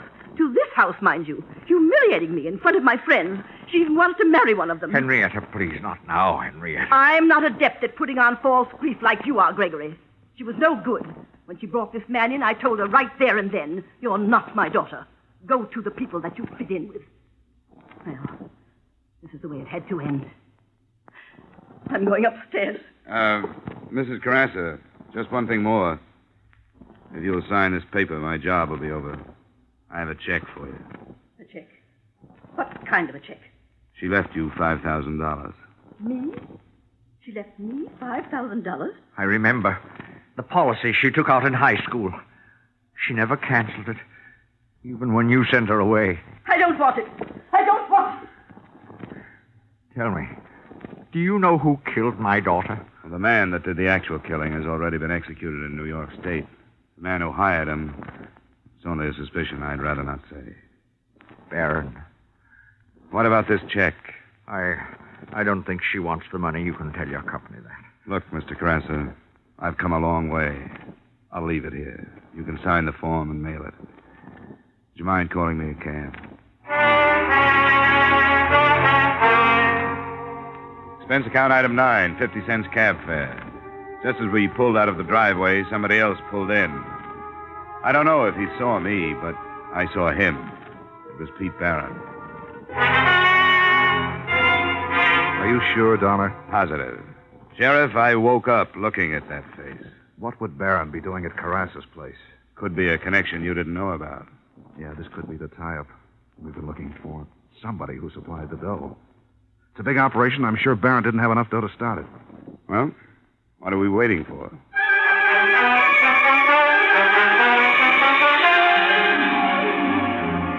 I rode down with the sheriff. We bypassed the butler by taking him into custody.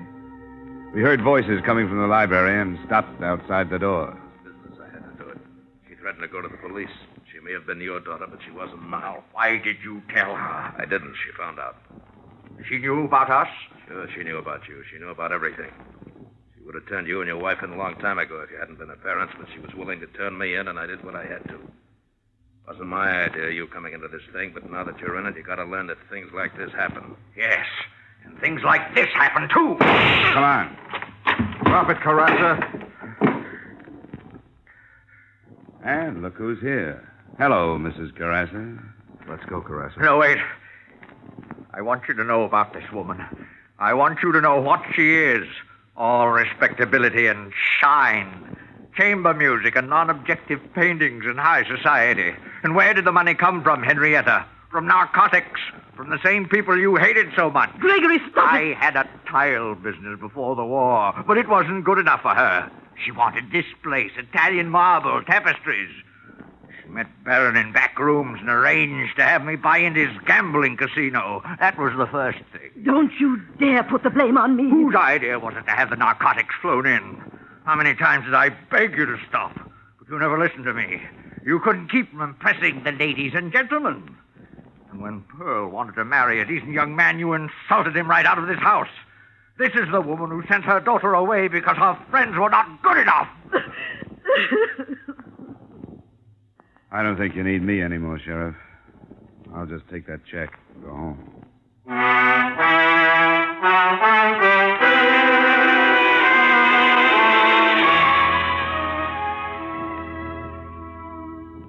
Expense account, item 10, $200. Transportation back to Hartford. I don't know what you can do with the check. If it were up to me, well, I'd use it to clean up the respectable slums. But that's not my problem. Expense account total, $712.55. Yours truly, Johnny Dollar.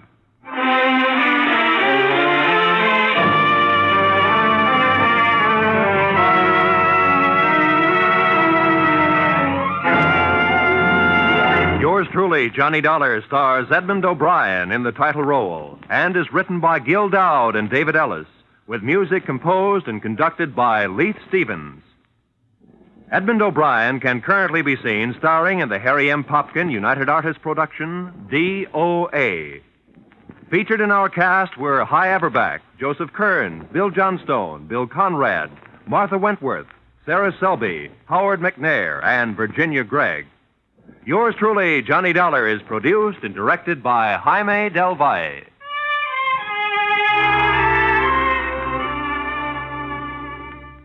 Join us again next week at this same time when, from Hollywood, Edmond O'Brien returns in another transcribed adventure of... Yours truly, Johnny Dollar.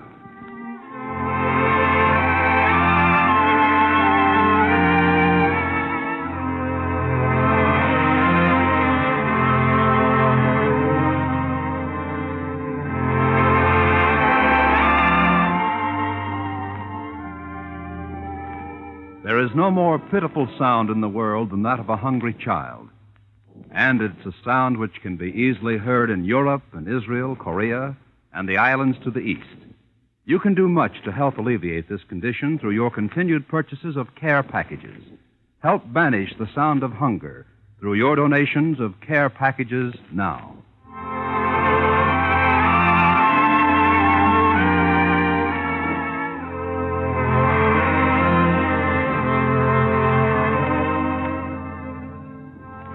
There's a man with a little black bag turns up on most of these CBS stations every Wednesday night. And out of it comes some of the most light-hearted and most moving stories on the air. The man, why, it's Dr. Christian, of course. And tomorrow night's the night for another of his famous visits. Be sure to hear Dr. Christian starring Gene Hirschholt as the beloved small-town physician every Wednesday night. Now stay tuned for the adventures of Philip Marlowe, which follow immediately over most of these same CBS stations. This is CBS, where Wednesday night is Bing Crosby night, the Columbia Broadcasting System.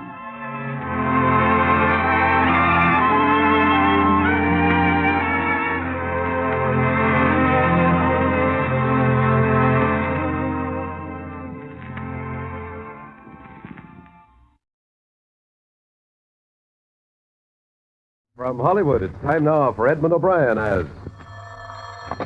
Johnny Dollar. Mr. Dollar, my name is Ed Best. I'm in the investment department of the Financial Surety Company. Oh, sure, I've worked for the company. Yes, Bruce Hardwick told me about you. I have something I'd like to have you look into. What is it? Briefly, a few years ago, we bought controlling interest in the Stanley Springs Company, an organization in the Southwest that deals in cotton, and a couple of gins. I just got a letter from out there to the effect that behind the scenes, the company is carrying on illegal traffic across the Mexican border. How close a check do you keep on the outfit? Our accountant goes out for a quarterly examination, and he certainly reported nothing suspicious, but we businessmen aren't trained to handle smuggling organizations, if one does exist. Yeah, well, training is very seldom enough, but I'll come down this afternoon and talk it over with you.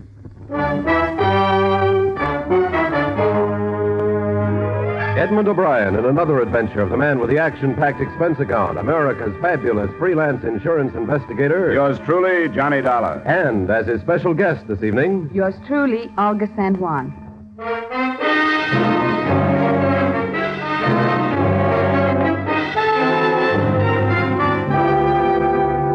Expense account submitted by Special Investigator Johnny Dollar to Home Office Financial Surety Company, Hartford, Connecticut.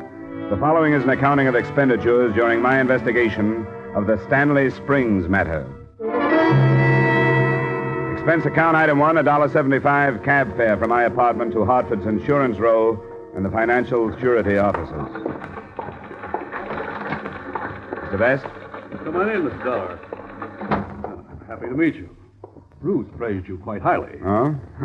I know Bruce well enough to suspect he was selling me so he wouldn't have to take the trip himself. I doubt that. But be that as it may. Sit down. Thank you. Here's the letter I mentioned to you. Very brief. Unsigned. He's not generous with details, is he? No, nothing but a bald accusation. What does he call it? Illegal shipments? Yeah. What do you make of it? I don't know. Stanley Springs Stationery. Must be an employee. Maybe a crank. Yes, that had occurred to us. You have no reason to think that what he says is true, is that right? Good Lord, no. We'd had the faintest suspicions. We would have investigated them. Don't you think it'd be a good idea to turn the matter over to the federal people? After discussing it, we decided that it wouldn't be a good idea. At this time, there's not enough. Perhaps there's nothing behind the letter.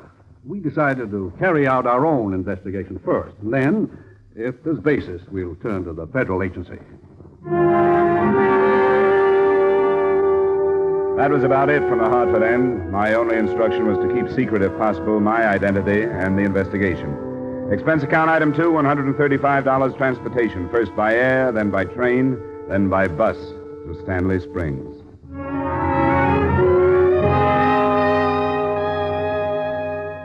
I arrived there late in the afternoon, and at first I couldn't see the true character of the town. It was dusty, set in a depression of the desert that's called Stanley Springs Valley. It was a company-built town, 2 dirty street saloons, a few cafes, and stores made up the center of town. The rest was a cluster of identical white dwellings. There was only one small hotel, and I checked into it under the curious glance of a dark-haired girl who knocked on the door a few minutes after I'd gotten to my room. Ah, hello. Hello. Are you busy? I know, not at the moment. Then could I come in? Sure, I don't see why not. I'm not quite ready to receive visitors. I don't have anything to offer you but a cigarette. I don't want anything. I only wanted to talk to you. My name is Anne, and I live here in the hotel. We don't see many strangers here in Stanley Springs. Well, I'm that all right. Sit down. Why are you here? Taking a look at a lot of organizations like the Stanley Springs Company. I'm going to write an article for a textiles magazine. You are from the East? Yeah, New York. You? I lived in Denver before I came here. And I have been in Fort Worth and Tucson and Phoenix. Why do you want to write about the company? Well, I'm being paid to by a lot of men who own controlling interest in a lot of companies, and they're too fat and wealthy to come out themselves to find out how they earn their money. You don't like these men. I can take them or leave them alone. What do you do? I work in one of the clubs. Clubs? Isn't that a pretty fancy name for them? I know. They don't look like much in the daytime. But at night, you'll see. Does the company own these clubs? I think they sold them. That was before I came here. I take it I can drop my money on a craft table if I want to. Yes, there are games in all of them. Oh, but you aren't interested in that. And I'm talking too much. Do you want me to go? No, of course not. I'm glad you came. Then so am I. It's good to have someone new to talk to.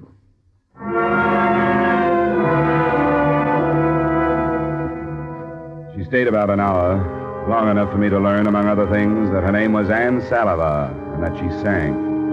It seemed to me then that she, as well as I, was leaving things unsaid. And I wondered if her warm, friendly, and seemingly honest approach wouldn't be a good method of learning why any stranger dropped into Stanley Springs.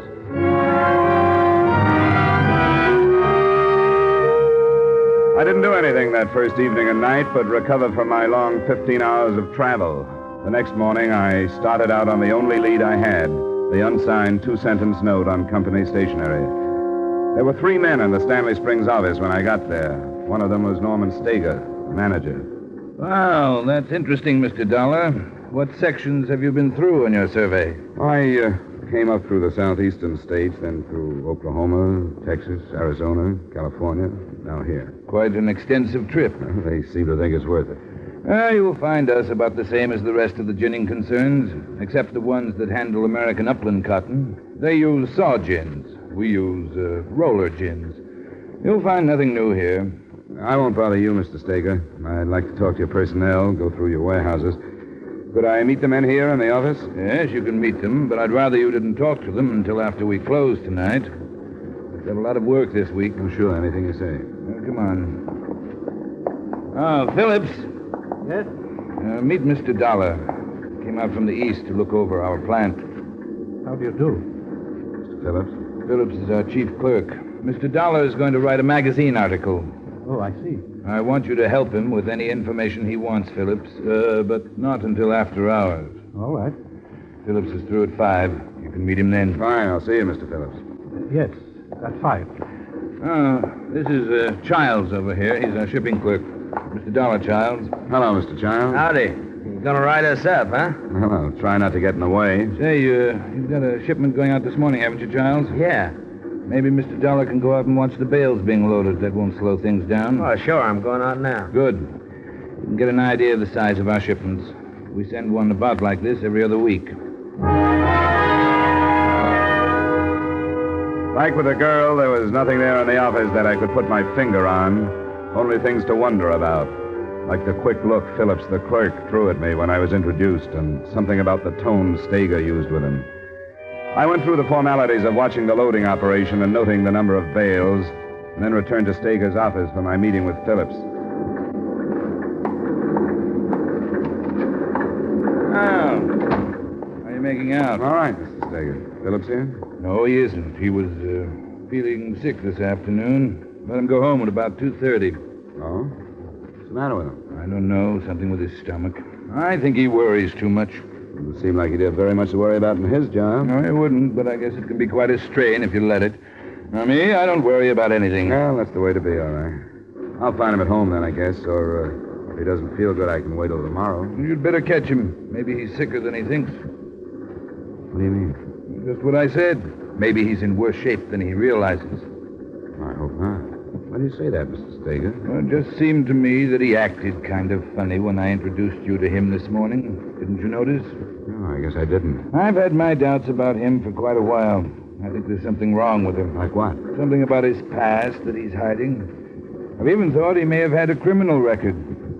When he met you, it was almost like he was afraid you'd come out here after him. Easy enough to check if you wanted to. We could phone the state authorities. Oh, not yet, Dollar. Let's wait till after you talk to him. Find out how he reacts. He lives in number 18. That's on First Street. Okay, Steger, thanks. I'll go right over. I would. Let me know how you find out.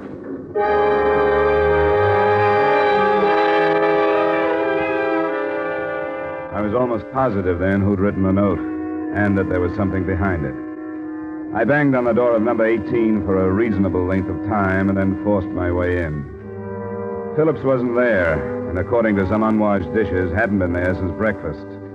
I found only one thing that pointed someplace, a photograph of the girl, Ann Salava.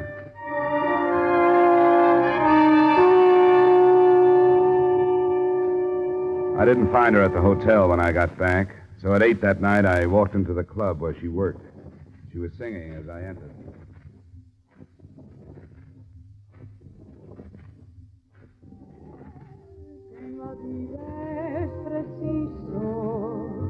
Saber esperar y callar, para al cabo arrancar lo que siempre anhela el corazón. No te importe saber que mi boca besar una boca otra estrellas que existen, recuerdo que no borres tú. Tu cariño me ha traído un algo, no sé qué, que no deja que mis ojos miren más que hacia ti.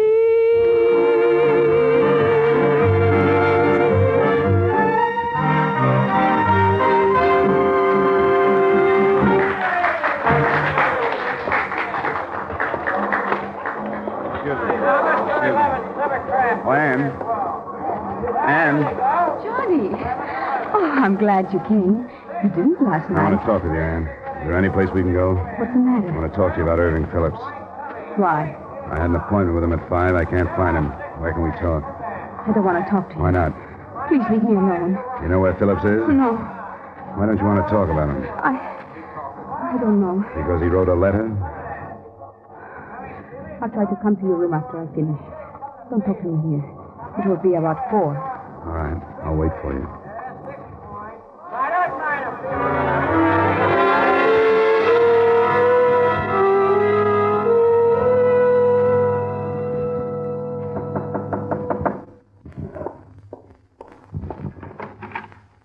You did come. I wondered if you would. Who are you?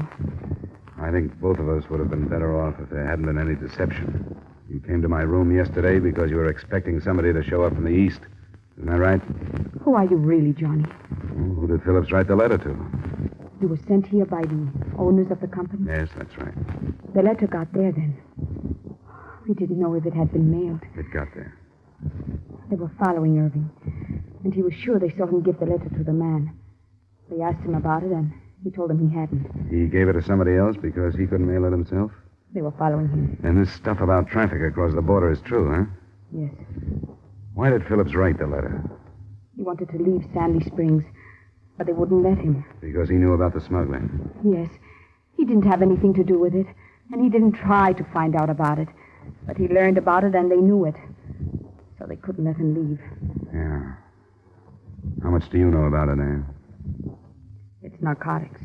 A cotton grower right in the border brings it up. Doesn't that put you on about the same spot as Phillips? They won't let me leave. Irving wrote the letter because the only thing we could do was to tell somebody else about it. And now you know. We'll do something about it. What, Johnny? I'm going to get word out. I'm going to call the nearest Treasury Department office. Oh, no, Johnny. This is Stanley Springs. The company owns everything, and Steger has thought of everything. There's only one telephone in town. That's in the company office. Well, then I'll have to use that one, I guess. You go back to your room. I'll get word out some way. It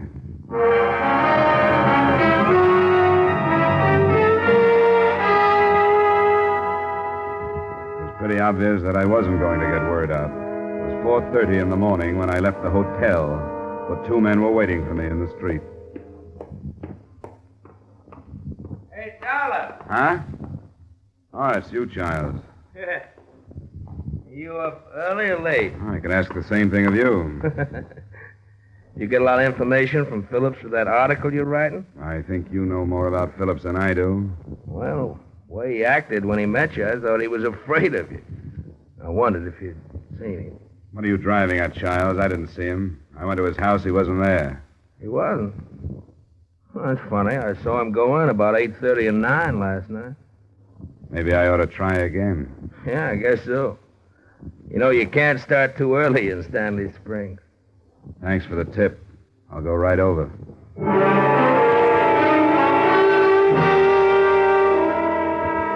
I figured it for a cat and mouse game. They wanted me to find Phillips, and I did.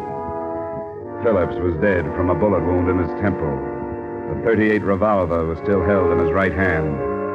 Except for one completely worthless bit of evidence, Irving Phillips' death was apparently a result of suicide.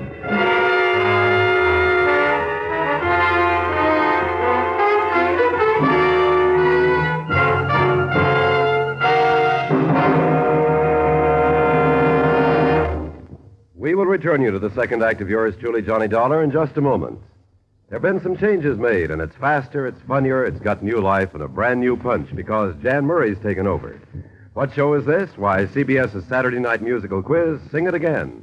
That hour of melody, mirth, and money that's heard on most of these same CBS stations. Yes, Jan Murray is your new host. Alan Dale, Judy Lynn, the Riddlers, and Ray Block are your music makers. And there are still loads and loads of cash for identifying the phantom voice.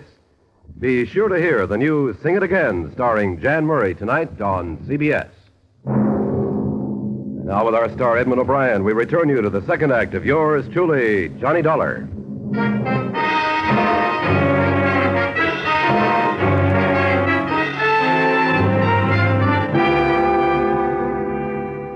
A brief and faltering examination of the scene was made about an hour later by an aged deputy sheriff, Stanley Springs' only law enforcement officer. He didn't ask for a statement. I didn't offer one because I knew it would be useless. I watched the removal of Philip's body, and then with Childs and the other man following me, I went back to the hotel.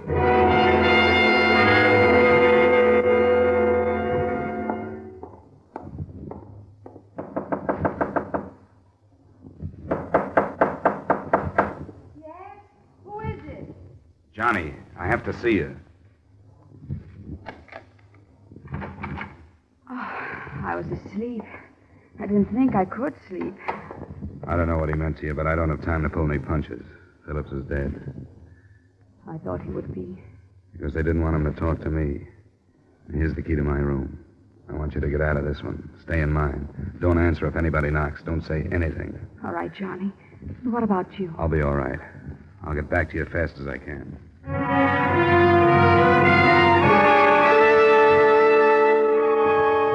With the two men still tailing me, I found an early cafe and spent some time over coffee. I knew what their mission was, but to check it, I started toward the bus station at a little after 7:30. When I got within a block of it, they started to close in, and they were ready to jump me when I reached the point directly across the street from it. It looked like I was in Stanley Springs to stay. At 8:15, I walked into the company office again.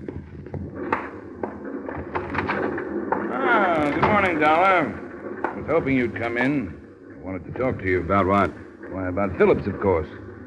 I told you I wondered about his past. It's behind his suicide anyway, do you know? I know it wasn't suicide, Steger, if that'll help you. Well, of course it was. The gun was found in the man's hand, wasn't it? Yeah, but he still smelled of chloroform when I saw him. Chloroform? It wasn't mentioned to me. Well, I wouldn't worry about it if I were you. I understand the traces disappear in a short time. But let's understand each other.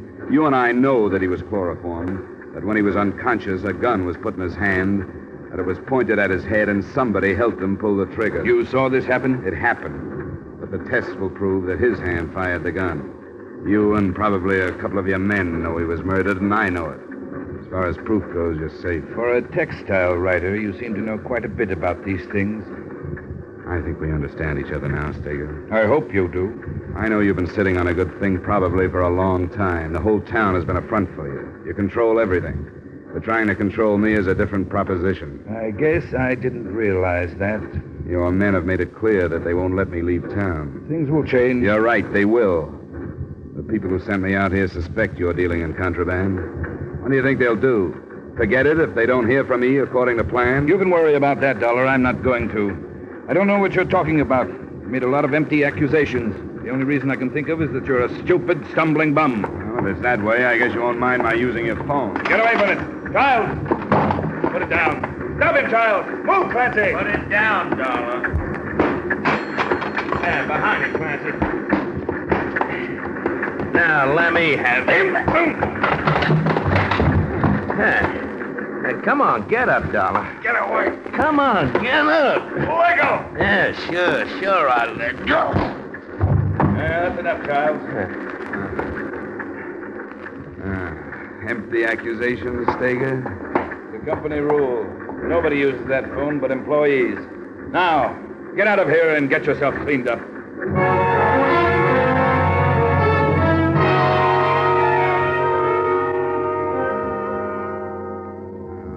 the conceit of the man that's worst of all, Anne. He's been toying with me ever since I got here. leading me around, showing me the murder he committed because he knows he'll get away with it. Oh, please sit down, Johnny, so I can put something on your face. I know what he's doing, and I can't stop him. I think this will hurt. Is it very bad? Sorry. He's going to hold me here until he gets rid of the narcotics evidence. Then there won't be a thing I can prove against him. Oh, wait, Johnny. Your forehead. Ooh. Oh, I'm sorry. Does it hurt? Yeah, that one does. There's only this one more. There. You aren't very pretty now, Johnny. Come here. Yes. How can you be so calm about this? Aren't you afraid of them? I've been afraid of a lot of things. What things? I don't want to talk about them, Johnny. I've made my life the way it is. I didn't have to come to Stanley Springs.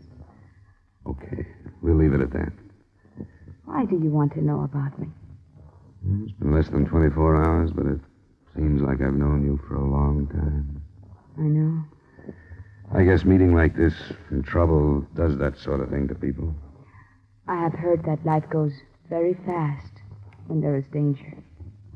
Oh, you haven't slept, and you should.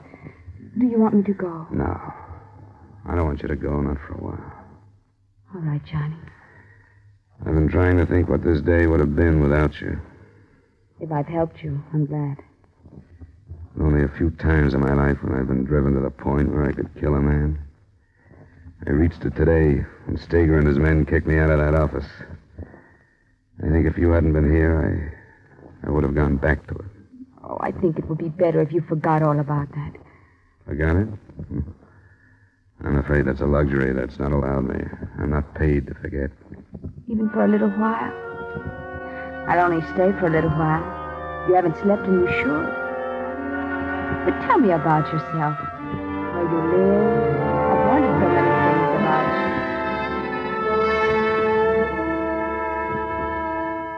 you. That was the last time I saw Ann Salivar.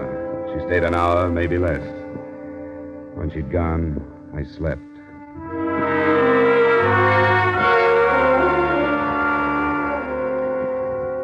There hadn't been any secrets left between Norman Steger and me after our last meeting.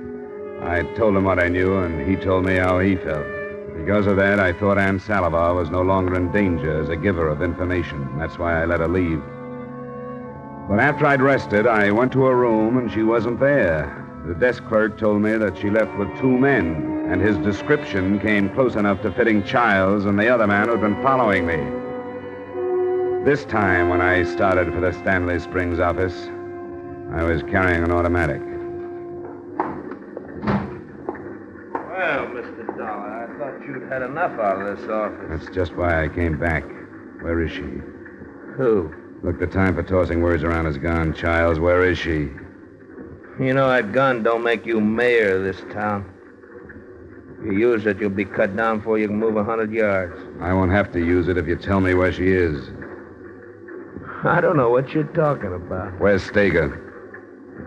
He's out. Where? I don't know. Where, Childs? I don't know. You took her out of the hotel. The clerk told me that. Where'd you take her? What did you do with her? I don't know what you're talking about. Understand this, Childs. I'll kill you if I have to. Now, where is she? I don't know. Where is Steger? He's out in the warehouse. Which one? Number 3. Take me out there. No, I won't. No, wait a minute. Now, take me out there. Take me out there or I'll kill you. I mean that. All right, I'll take you out there.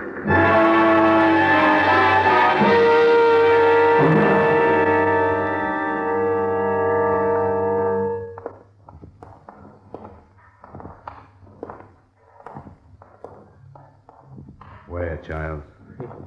He said he was coming here. Don't play with me. Don't tell me anything but the truth. I'm not. He said he was coming here. Steger! That you, Childs? Yeah. What do you want? It's Dollar. Where is he? I'm here, Steger.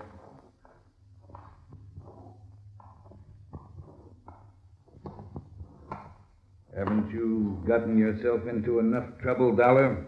Yeah, plenty. What's the matter with you, Charles? He hit me with a gun. You're liable to find yourself in prison, Dollar. Do you know that? I've thought about it. Armed assault? That's a felony, I believe. I want to know where Aunt Salivar is. Didn't know you were acquainted. Yes, you did. Tell me what you did with her. I didn't do anything with her. Where is she? I don't know. This is another example of these halfway accusations of yours with no proof. If you can't find her, it's quite possible that she left town. You wouldn't let her do that. You don't know what you're talking about, and I've heard enough. I think you've lost your mind. Steger, don't. Don't leave. I'll kill you if I have to. No, you won't, Dollar. Because you don't have proof of anything. Well... What? Oh, you killed him. What's the matter? Are you crazy? You killed Steger. No, I didn't. But you might not be so lucky. So don't do anything I don't tell you to do. No, I won't. I won't do nothing. What do you want from me? Take me to that deputy sheriff. I want to be arrested.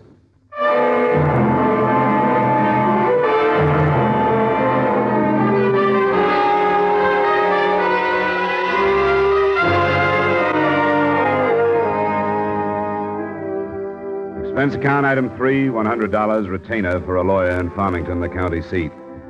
Ann Salivar was found in the building where she was being held, and she was released. The rest of it is up to the Treasury men who moved into Stanley Springs after I gave them my statement. Remarks? I won't total this account at the moment as I'm mailing it from the county jail, where I'm being held on the charge of assault with intent to kill. The word is that I'll be freed on the grounds that my assault was justifiable, since it was the only way to stop a man of Norman Steger's power. So I hope to see you soon. Yours truly, Johnny Dollar.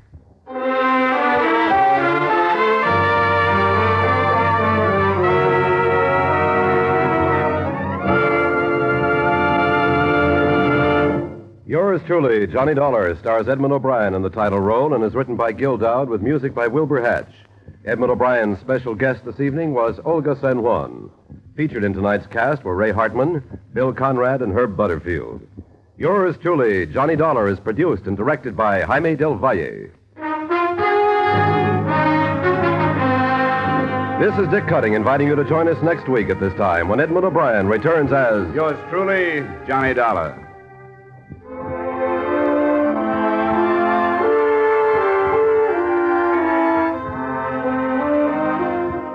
Since the fighting began in Korea, prices have been mounting throughout the country. The cost of living today is at an all-time high, and under pressure will rise still higher.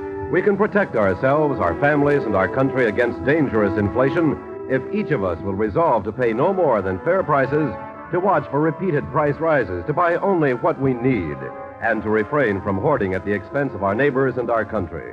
Fight inflation by following those simple rules. Stay tuned now for Von Monroe's Caravan, which follows immediately over most of these same CBS stations.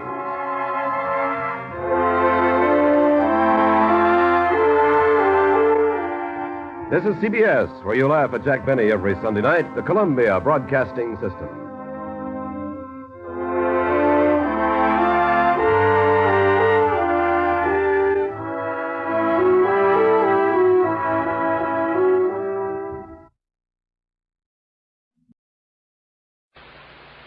Time now for Edmond O'Brien as... Johnny Dollar. Why in the world are you down here, Dollar? Your train leaves in 45 minutes. Well, I'm taking a quick refresher course in ancient history. You're sending me out to find a missing archaeologist, aren't you?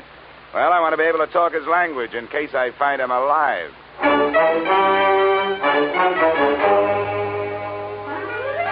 Edmond O'Brien in a transcribed adventure of the man with the action-packed expense account. America's fabulous freelance insurance investigator. Yours truly, Johnny Dollar.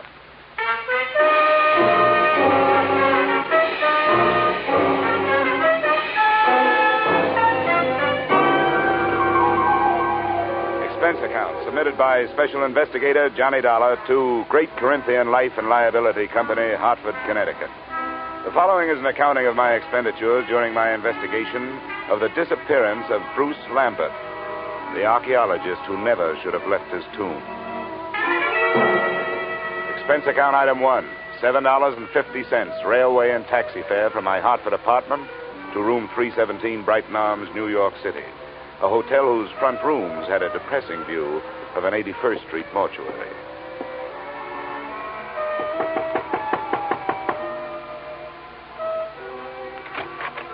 Miss Lambert? Yes, please come in, Mr. Dollar. She was tall without awkwardness, had the physique of an athlete, but still with softness, and a golden tan made her seem out of place, set against the snow heaped on the sill outside the windows. Thank you for coming, Mr. Dollar. I realize that mine was a rather unusual request to make of an insurance company. Not at all, Miss Lambert. The company doesn't want to lose a policyholder any more than you want to lose a brother. But there are a lot of good private detectives in New York. I couldn't afford one. I had thought of notifying the police, but I realized that Bruce's case would be just one of many to them. They're so impersonal. And if there's a chance of any notoriety... Miss Lambert, if you mean that for some reason you'd rather the police didn't find him, you'd better tell me about it. Yes, of course I was going to. I don't see how it could make any difference. Please sit down. Maybe we'd better start way back at the beginning, huh?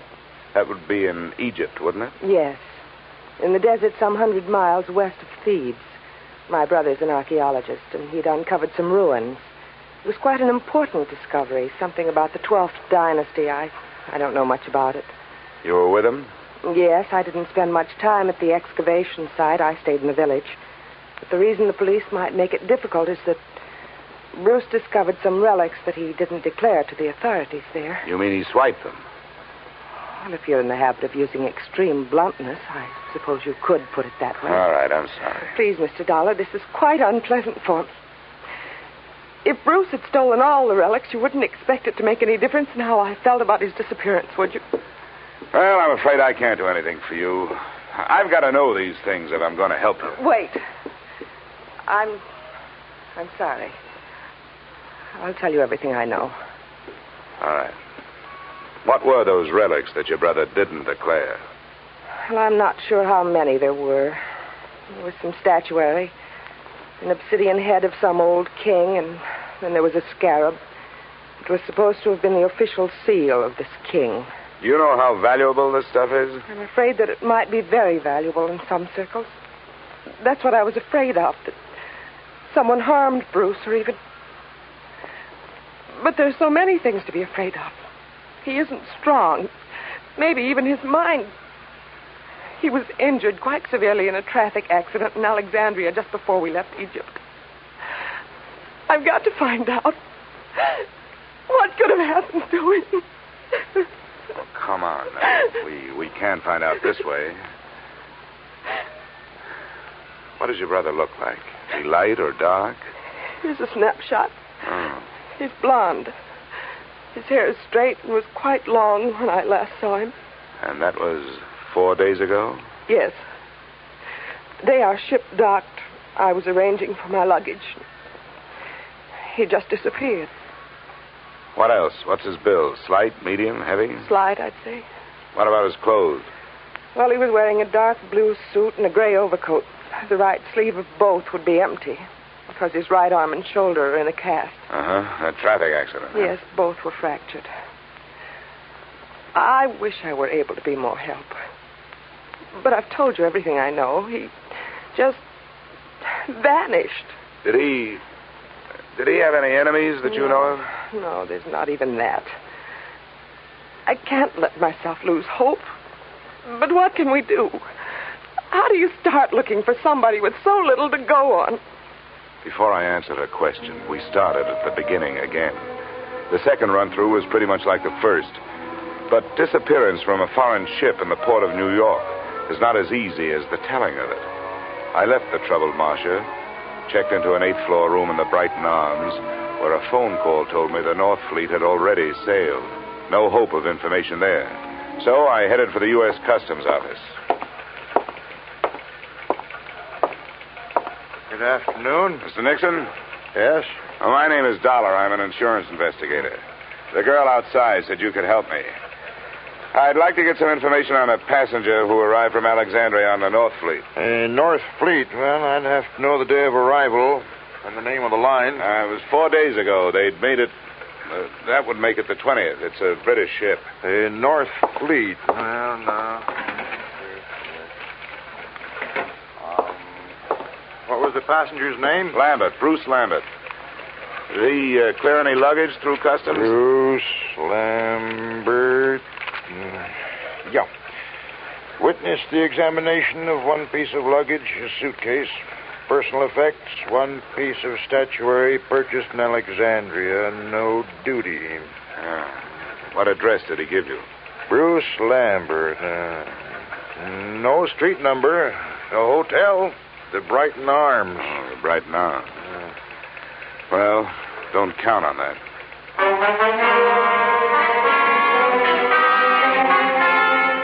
Expense account item 2, $30, which, with my ID card, helped impress the cab drivers who worked the entrance to the pier where the North Fleet had docked. Checking these cabs took the whole afternoon, and midway through it, I realized I wasn't the only one interested in that particular hack stand. I wasn't sure at what moment I'd actually noticed him. He was doing a very bad job of hiding behind a Journal American on the other side of the street. All I could see was the lower half of an overcoat, the seam of some razor-sharp trousers, and some pointed shoes. But I began to feel his eyes looking at me as I went on with my questioning. That finally paid off through the mouth of driver number 782. You know, you meet all kinds in this business. Some you forget, and some others you remember. Yeah, well, do you remember a guy with his arm and shoulder in a cast? And something you learn in this business. That's to read people's faces. You get to know a deadbeat before he gets a chance to deadbeat you. And you catch on if a guy is scared of something. Well, if he was afraid of something, it's not me. He's been reported missing by his sister. I've been hired to find him. How much does $10 buy? You know, maybe he don't want to be found. Is that what you think? Sure. He paid me more to climb up than you offered. Well, I've got more. What are you going to do with him? I want to talk to him. I want to find out if he's all right. If he wants to stay lost, that's his business, not mine. How's 25? Get in, my boy. It's not very far from here.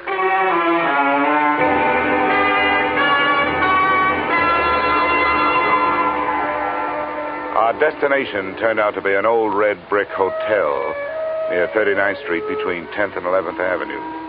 And it occurred to me that as an archaeologist, Lambert was running true to form. He'd even used some ruins to hold up in. One $5 bill brought the information from the room clerk that Lambert was out of his room, and another brought a pass key that let me in.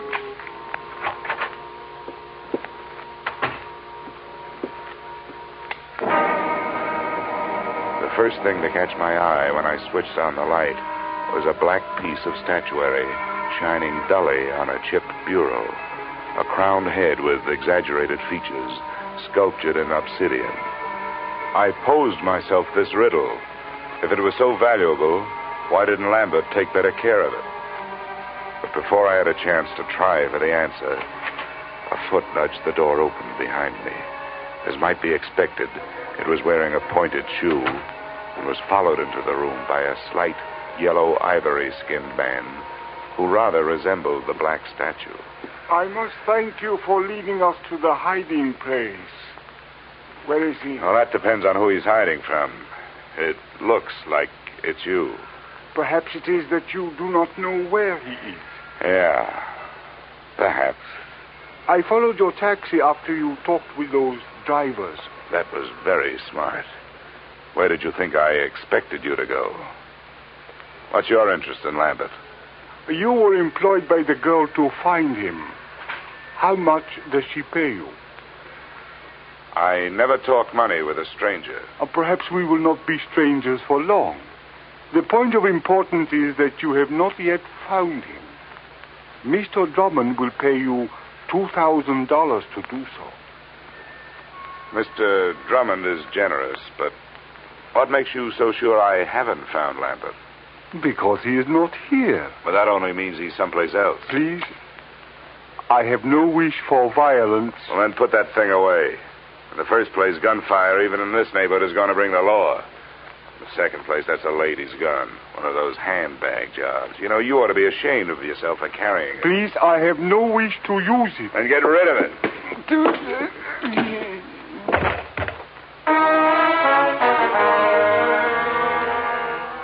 I hate little men who try to play bully. But there was more than that behind my fist. I figured I could learn to know him better if he was quietly stretched out on the floor. I was half right. An Egyptian passport told me that his name was Ammon Hyksos. Hometown, Alexandria. There was nothing else.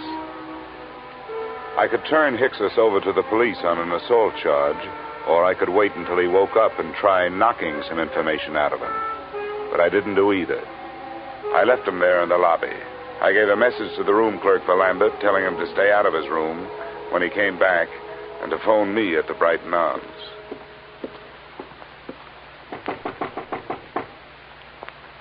Who is it? Dollar. Oh, just a second.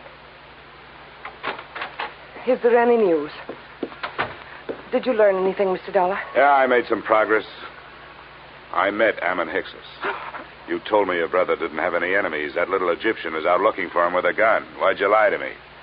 I have no right to ask you to believe me now. That's so true. But I wish you would. Please come here and sit down. No, thanks. You sit there and I'll stand here. I think I'll be less inclined to believe you from here. That's not fair. I know. I wasn't fair with you either. I want to be. But there are some things I just can't tell you.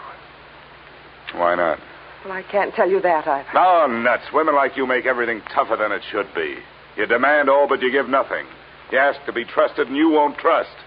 You make yourselves look soft when you're as hard as steel. You've got warmth, but you only turn it on when you get something out of it. You're wrong. I was trying to help him. Or us. I had to lie. Look, I started this thing wanting to help you. There was something personal about it. But you wanted me to do things your way and not mine. Well, we just stopped doing that. Please leave me alone. Just go away. Go back to Hartford and forget you were ever here. I wish I could. But I'm working for an insurance company looking for a missing policy holder.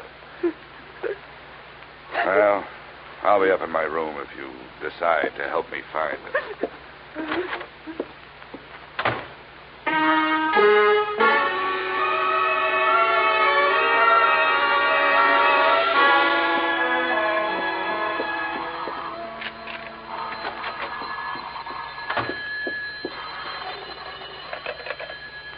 Yep. Is this Mr. Dollar? That's right. This is Bruce Lambert. I got your message to call. Where are you now? Not so fast. There were 2 attempts on my life while I was on my way here from Alexandria. I'm not anxious to tell anybody where I am. How did you get into this? Marcia called your insurance company when you took the run out. They hired me. Good for Marcia. Is she all right? Well, that depends on your point of view. I suppose she's being the helpful sister to you, but for me, she's done nothing but act mysterious. I don't get it. She won't tell the truth about you. I hope you do better. She told you she was my sister? Well, sure she did. Why shouldn't she? Well, I can't see why she'd do that. She isn't your sister? No, I don't understand it. She's my fiancée. I don't understand it at all. Where is she? I better talk to her. That's a good idea. Room 317, Brighton Arms. I'll be there with her, waiting for you.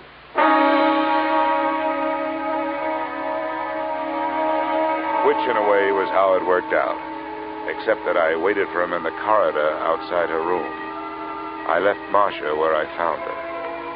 She was on the bathroom floor, where she died from wounds inflicted by the proverbial blunt instrument, and where her lies had died with her.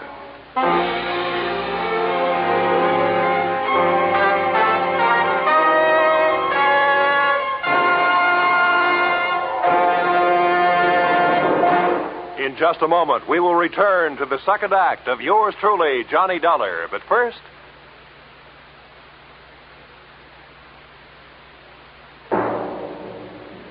And now, with our star, Edmond O'Brien, we return to the second act of yours truly, Johnny Dollar.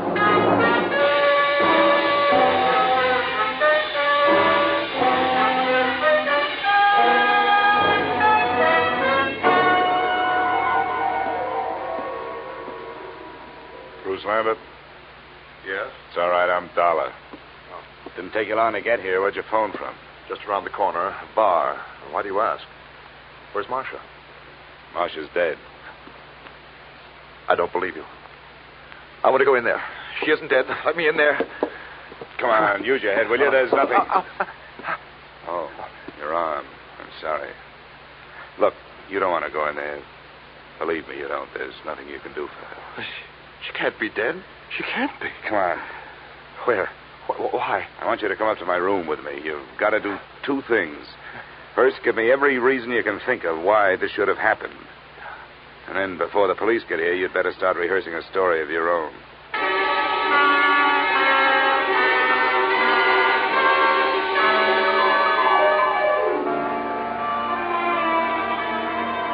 Now, Lambert, the first hole in Marcia's story is that she wasn't in Thieves while you were working on your ruins.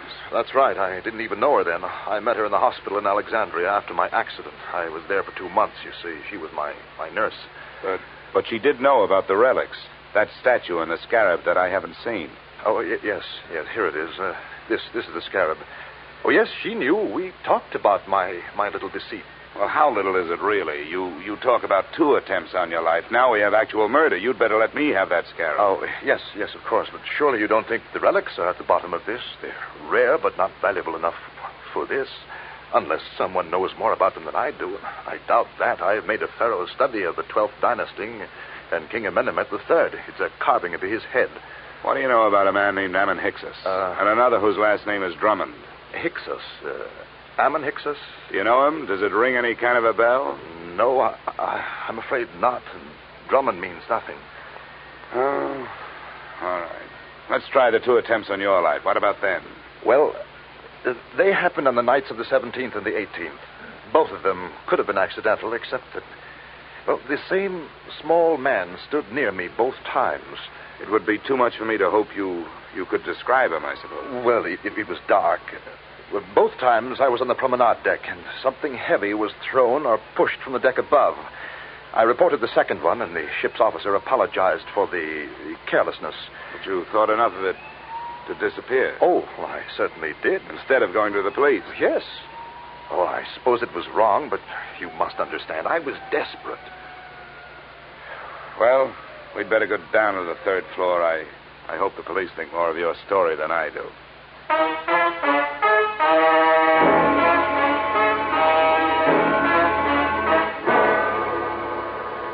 In 20 minutes, room 317 really looked like a murder scene. The place was swarming with New York's finest, white with fingerprint powder and blinding with flash bulbs. The lieutenant to whom I made my statement looked as if he thought I was as crazy as I thought everybody else in the mess was. But then he changed his mind. Dollar? Hey, where is that insurance stick? Here I am. Him in the bathroom. Oh, there you are, Dollar. Yeah, find a suicide note or something? What'd you say that name was? Ammon, Hyksos. Yeah. Well, I guess there aren't too many ways to spell that one, so this must be it. Pillbox. Let me see that. Prescription from Alexandria. Dr. Ammon Hyksos. We'll put a tracer on that phone number you took off him first thing in the morning. Yeah. Hey, you going to take Lambert in for questioning? I guess we'd better. Routine.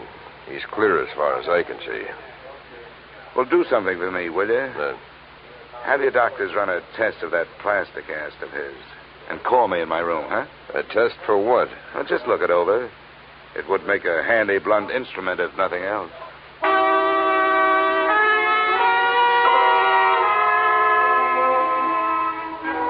Expense account item 3, $7.50. A few late cocktails, a rare steak, and coffee in the Brighton Arms dining room. After which I picked up an armful of extra editions so I could catch up on what I'd been doing. I self-operated my way to the 8th floor and started toward my room. I was looking forward to a hot shower, but I didn't get it. I was still looking forward but into a familiar gun muzzle. This is the one, Garrett. Ah, yes, Mr. Dollar. May I introduce myself, sir? Garrett Drummond at your service. Our meeting has been postponed too long. Well, there's a difference of opinion on that. You will please open your door. How can I refuse that pint-sized invitation you're still carrying?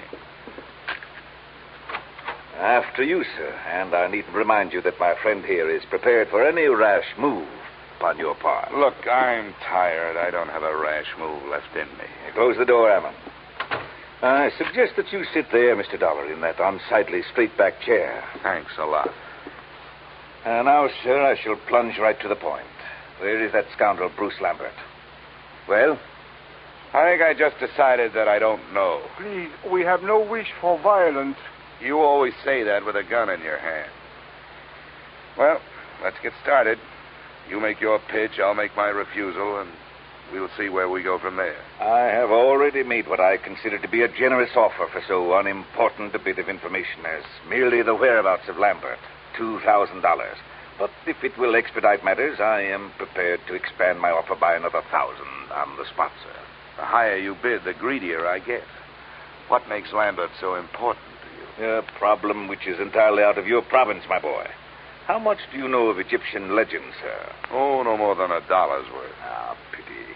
A fascinating subject. Well, sir, Bruce Lambert has in his possession a certain object of great importance, both culturally and economically.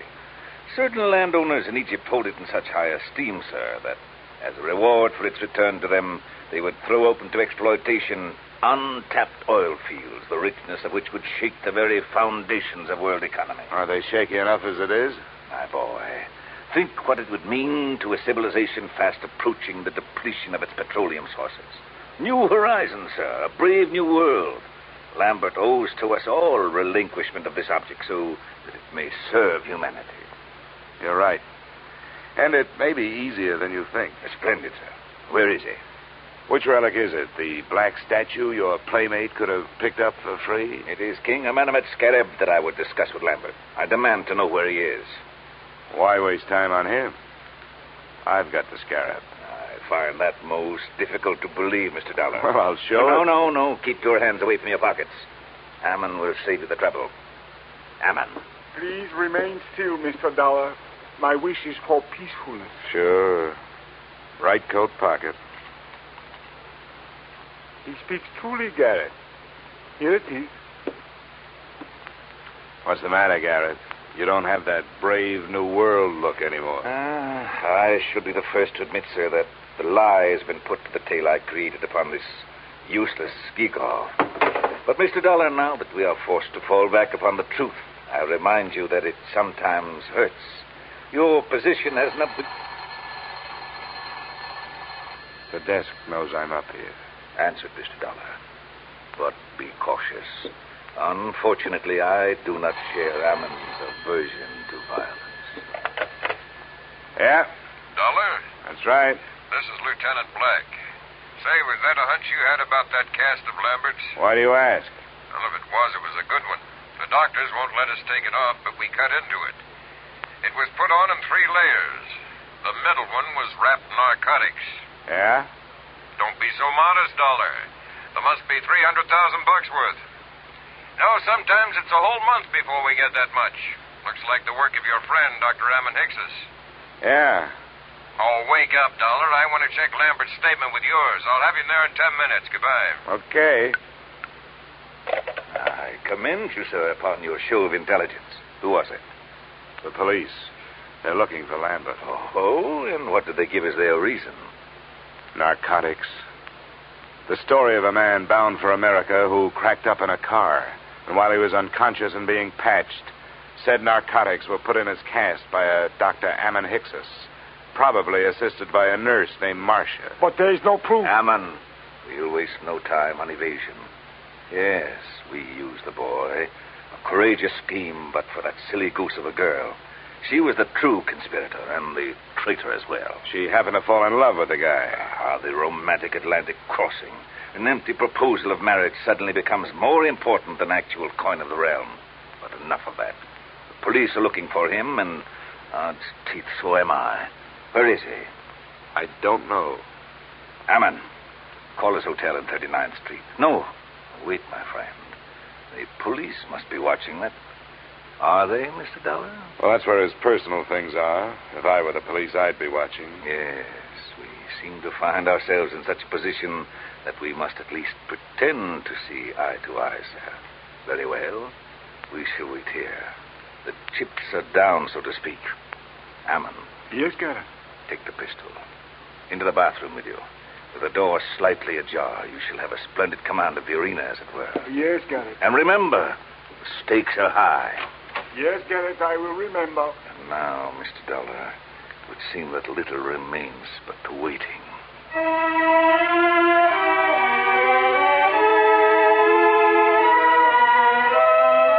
The waiting was more than enough. Drummond settled himself on the bed, facing the door, his pudgy hands folded over his bulging waist. I was still in the desk chair, facing him. As usual, the police were late. 20 minutes passed before we heard the knock on the door. Your guest, Mr. Dollar. Come, we shall go to the door together. Now, keep your back to me and open it. It's your party, Drummond. Come in, Lambert. Not Lambert, the police. Hammond, shoot! Hammond, my friend, help!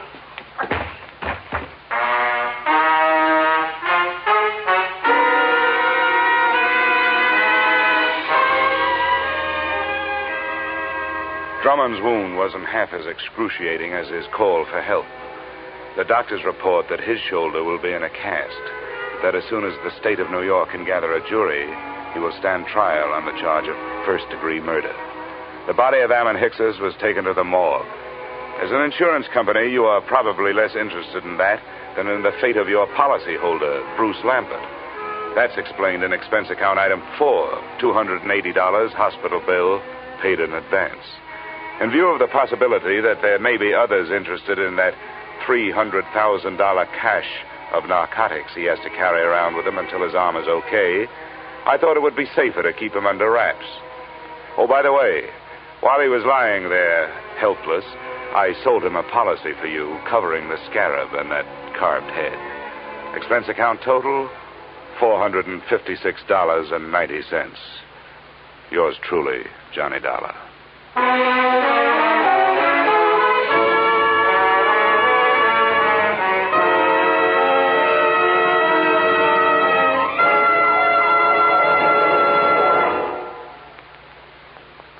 Yours truly, Johnny Dollar, stars Edmond O'Brien in the title role and is written by Paul Dudley and Gil Dowd with music by Leith Stevens. Edmond O'Brien can currently be seen starring in Harry M. Popkins' United Artists production, DOA.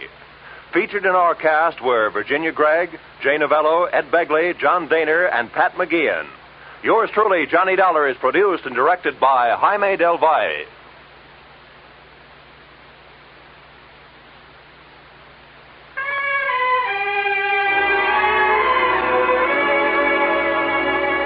Join us again next week when Edmond O'Brien returns in another adventure of Yours truly, Johnny Dollar.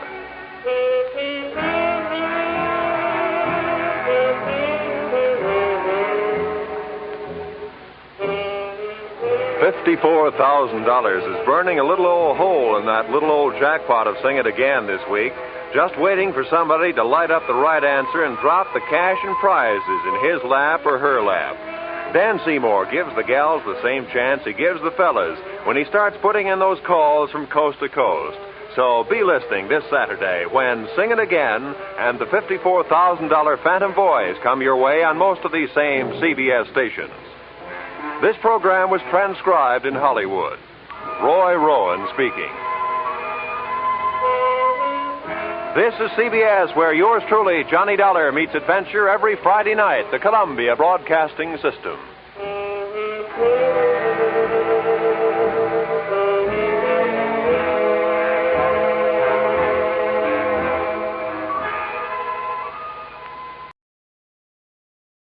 From Hollywood, it's time now for Edmond O'Brien as Johnny Dollar? That plane crash, Johnny. Did you hear? Yes, I just turned off my radio. Oh, it's horrible. Who is this? Oh, I'm sorry. It's Sam Harris, Columbia. Oh, sure. Does your company carry the policies on that airline? Yes, but I'm not thinking of that. That crash was planned. They're definite about it now. Yes, an explosion, some kind of a bomb. There were 13 people killed in the plane. They don't know how many in the houses it crashed into. We've got to place responsibility. The company wants to do whatever it can. We've got to find whoever is responsible. Sure, Mr. Harris. You want me to go out? Yes, we do. Their airline representative is a man named Reed. Go out and do everything you can.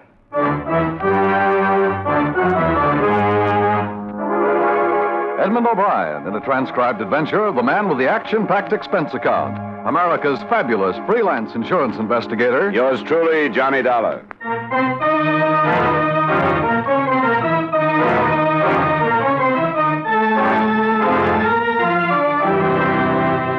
Expense account submitted by Special Investigator Johnny Dollar to Home Office, Columbia All Risk Insurance Company. The following is an accounting of expenditures during my investigation of the Fairway Matter. Expense account item 1, $250 cab fare to the scene of the plane crash, which, as you know, covered quite a bit of territory. The Fairway Airlines plane had taken off at 8:20 p.m., had reached an altitude of no more than 1,000 feet, and then had crashed, setting afire 2 houses a short distance from the Springfield-Hartford Airport.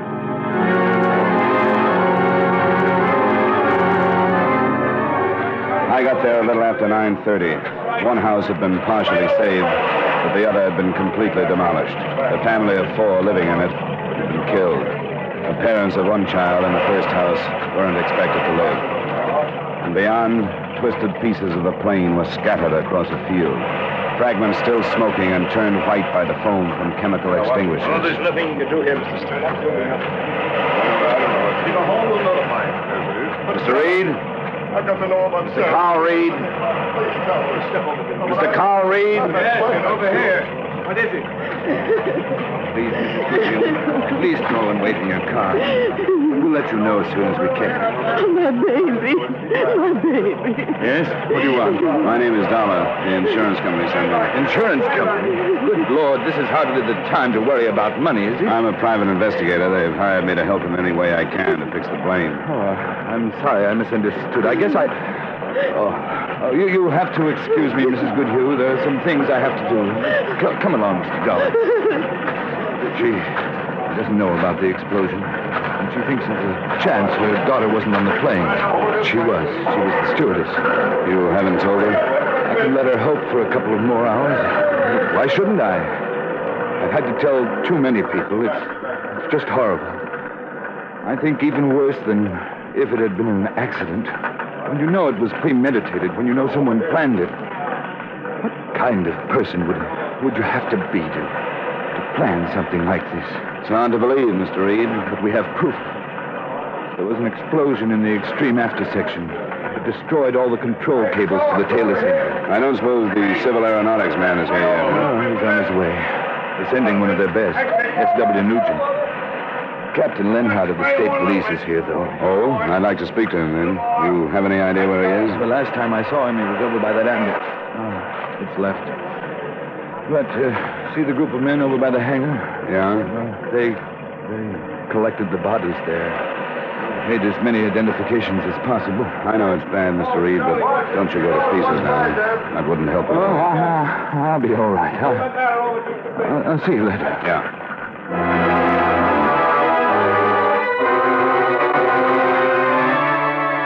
I remembered Captain Jim Lenhart from a case we'd shared last year, and I found him in the group of silent men. The silence and the expressions told better than words how they felt about the row of sheet-draped bodies on the ground. How was Reed making out? I thought he was going to pieces a little while ago. He's still in pretty bad shape. Well, he's not alone. But for us, anyway, Dollar, it could have been worse. Plane could have been filled. Yeah, that crossed my mind. And you and I are thinking together, Captain, that our approach will be to find out if we can which victim was the planned victim. Well, with what we have now, I don't see any other way to start, do you? No. The possibilities, as I see them, are murder with a motive, suicide disguised, or a homicidal maniac. That must cover it. I have men covering the airport and a 2-mile circle around it. Their orders are to question everybody they spot, search every car. That's about all we can do tonight. Well, I'll see you in the morning, then, if it's all right with you. It sure is. I'm glad to have you on the case. I'll meet you in my office at 9. Good. Oh, there's another ambulance. And get the rest of these poor devils into the morgue. Try to find out who they are.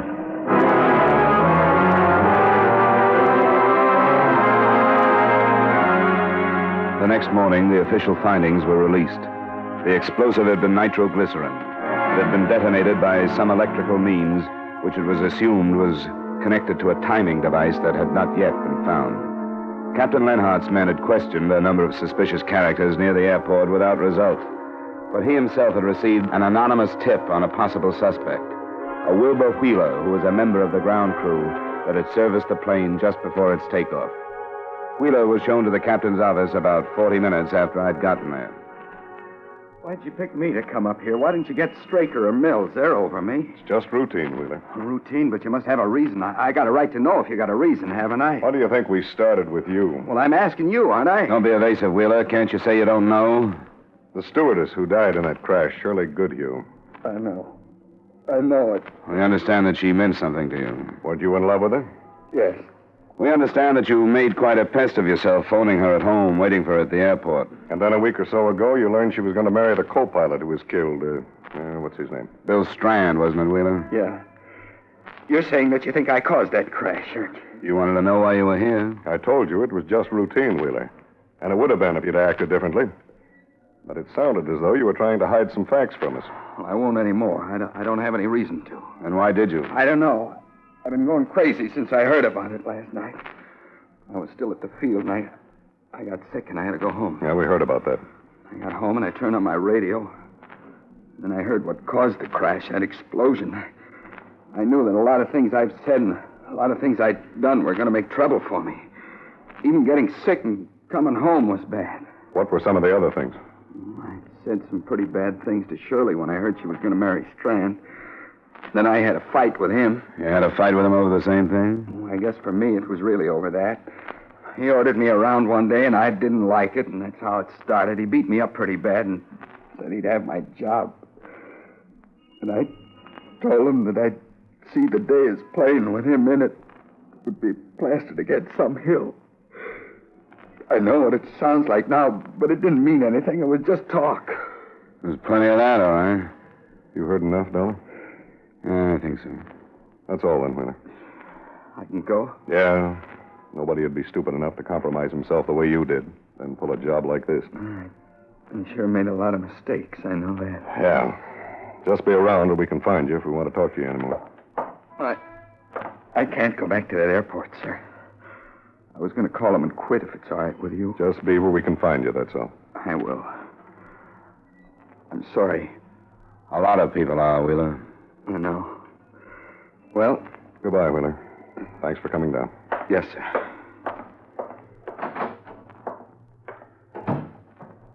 What do you think? The only reason I say forget him is because he's the first one we've questioned, and things don't work out that way. Yeah. Collins, the man just leaving my office. Name is Wheeler, Wilbur Wheeler. Have two of the boys get on him and stay. I'll arrange to relieve him tonight. Yeah, thanks. I'd like to know what's in his background. I'd like to get a psychiatrist's reaction, wouldn't you? We'll learn about him. Now, let's get on this list of passengers and see what we can get from their survivors. We spent the rest of the day on the efforts of 6 more of Captain Lenhart's men preparing files on the 10 dead passengers. One file contained nothing but a name, Rupert Stone, gotten from the ticket office records as that of a man who had paid cash for space to Augusta, Maine. The Hartford address he had given was non-existent, and the phone number rang a bakery where no one had ever heard of a Rupert Stone. That one we dropped until the accurate identification of the bodies was complete. Lenhart and I started out to follow up a couple of the others that evening.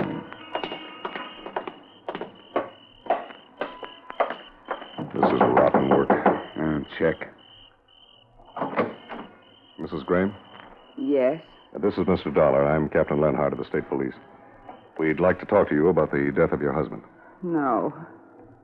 I've talked too much. It only keeps in my mind the things I saw in that field. And the women crying. We know, Mrs. Graham, but it's our job to fix the responsibility. We only want to ask you a few questions. You'd want to help find whoever caused all those deaths if you could, wouldn't you? How can I help?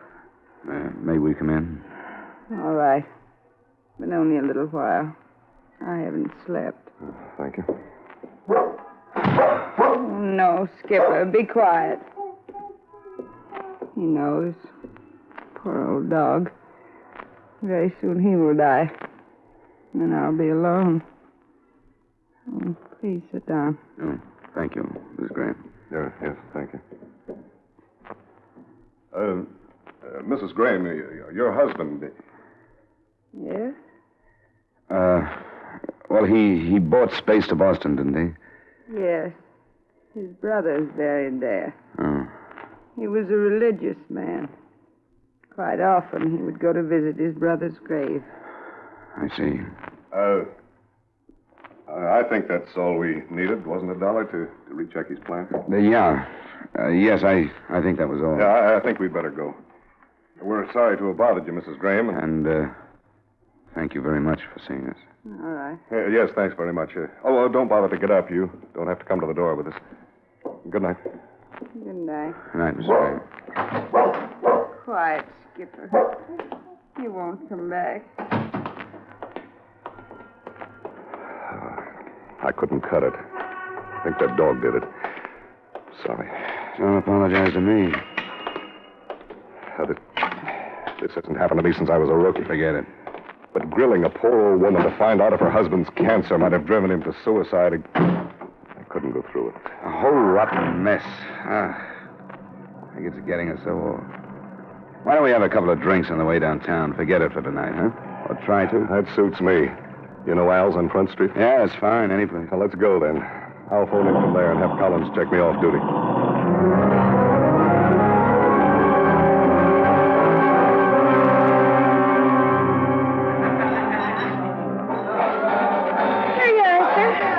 Your friend didn't leave. No, he had a phone. I'll catch it. It's $1.60, sir. That's good enough. Keep it. Thank you. Oh, here he comes. Well, drink up, Dollar. I guess I'll have to waste mine, because it seems I'm not off duty. What happened? Well, we're back to that stewardess again. The explosive has been checked to her equipment. The lab men say some twisted metal they found used to be a first aid box. They think it was in there. That brings Wilbur Wheeler back again, too, huh? And he's been picked up right now. I don't think I need this drink to get through a session with him.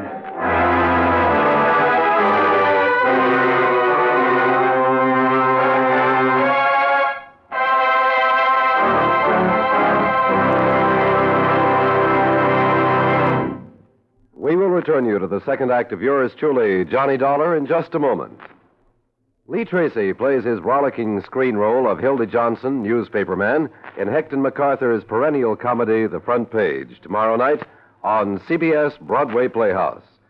It's an all-fun cast headed by Lee Tracy as Chicago's Hector MacArthur farce about crime reporters comes to life once again on Broadway Playhouse tomorrow night over most of these same CBS stations.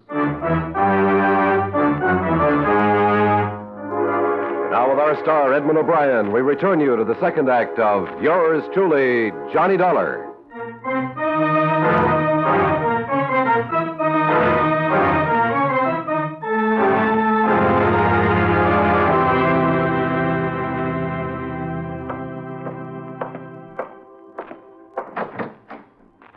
Not necessarily, Wheeler. Not necessarily. Well, I heard you do. Did you locate Carl Reed, Dollar? Yeah, he was at home.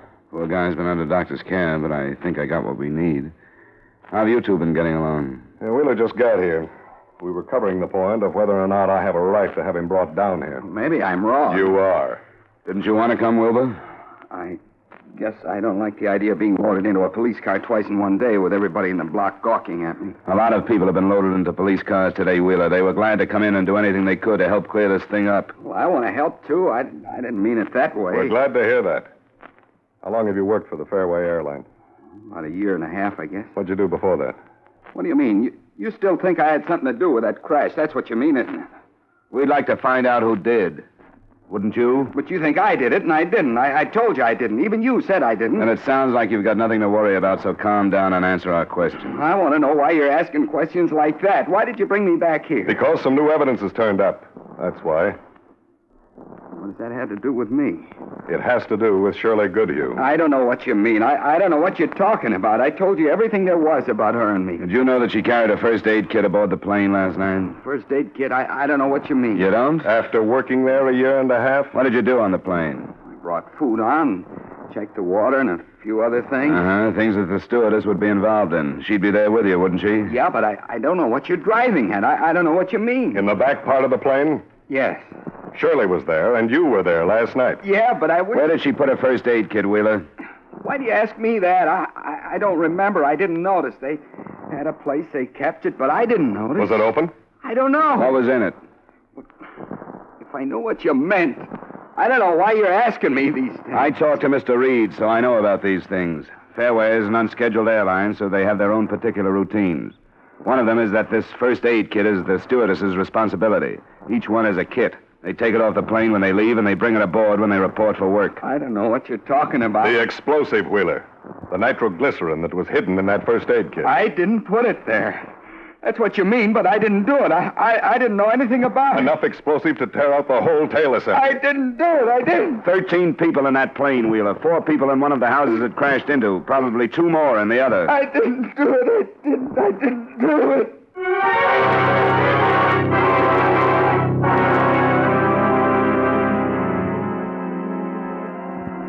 Wilbur Wheeler was turned over to the police psychiatrist because we couldn't get any farther with him. And a lie detector test was arranged for the following morning. The web that was tightening around him was only circumstantial. And the question was, did he know that he could keep on saying he hadn't done it and that we couldn't do anything without physical proof? Or was he innocent? Our last move that night was to go to Wheeler's room. We were looking for wire that could be checked to that used with the explosive. We couldn't find that or anything else that could be a definite help.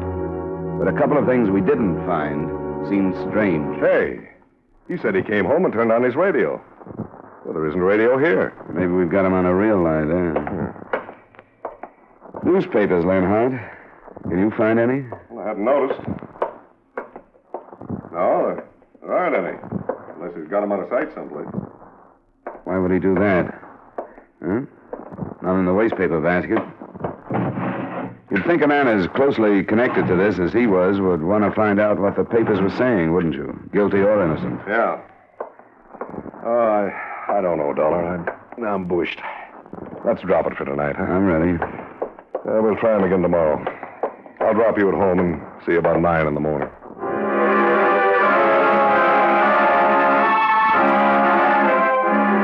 The next morning, Leonhardt and I talked to the psychiatrist who'd spent a couple of hours with Wheeler.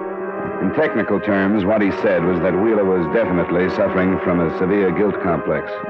But whether that meant he had actually committed the crime or had only wished secretly that harm would come to Miss Goodhue wasn't clear yet.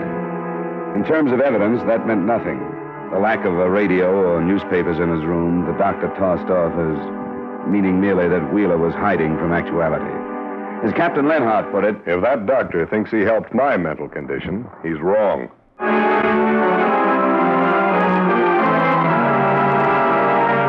That afternoon, there were 2 developments.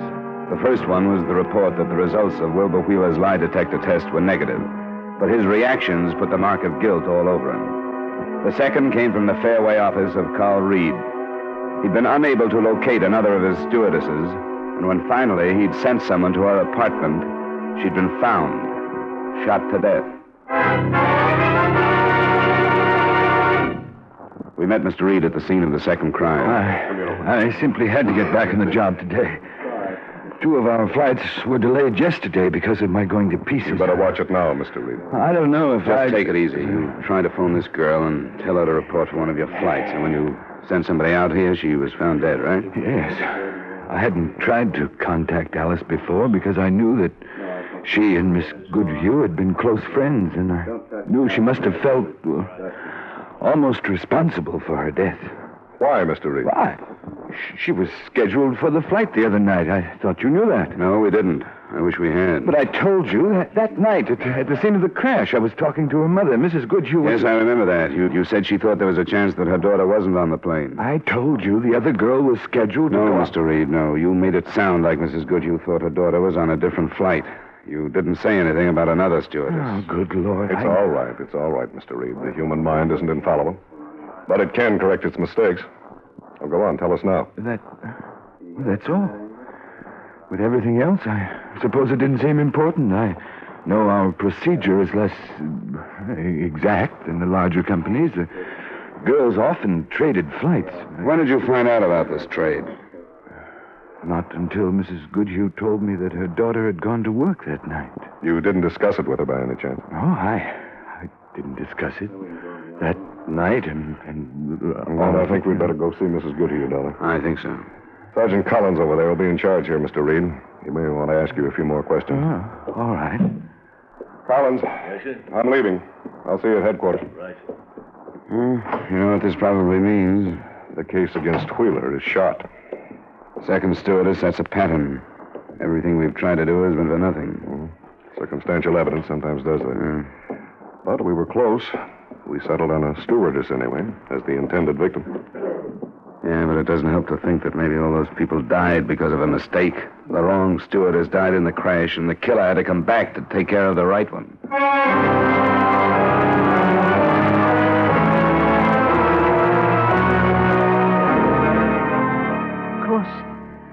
Of course, I'll tell you anything I can. Well, we've just learned that your daughter wasn't scheduled to be on that plane, Mrs. Goodhue. No, she wasn't. Do you know why she happened to be?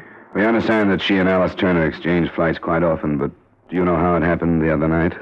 Well, no. Shirley was here at home, and the phone rang. What time was that, please? Oh, I hardly remember. We'd had an early dinner. The plane took off at 8:25. How long before then? Well, an hour at least. No, it was less than that because Shirley left in such a hurry. What did she say? Well, she said that one of the girls was sick and she was going to take her place on a flight. Just up to Maine and back, she said. She said she'd be home soon after midnight. I've never liked rushed decisions, and I've always worried when Shirley left in a hurry like that. She did it quite often? Yes. Yes, they all did it. 6 of them live here in Hartford. I never liked it. Did she trade more often with Alice Turner than the others, do you know? Well, I don't think so. No, it was an agreement, almost a code. If one of them couldn't work, one of the others would fill in. Well, then it's possible that Alice Turner called some of the others before she called your daughter. Yes, it is possible. And I wish that I...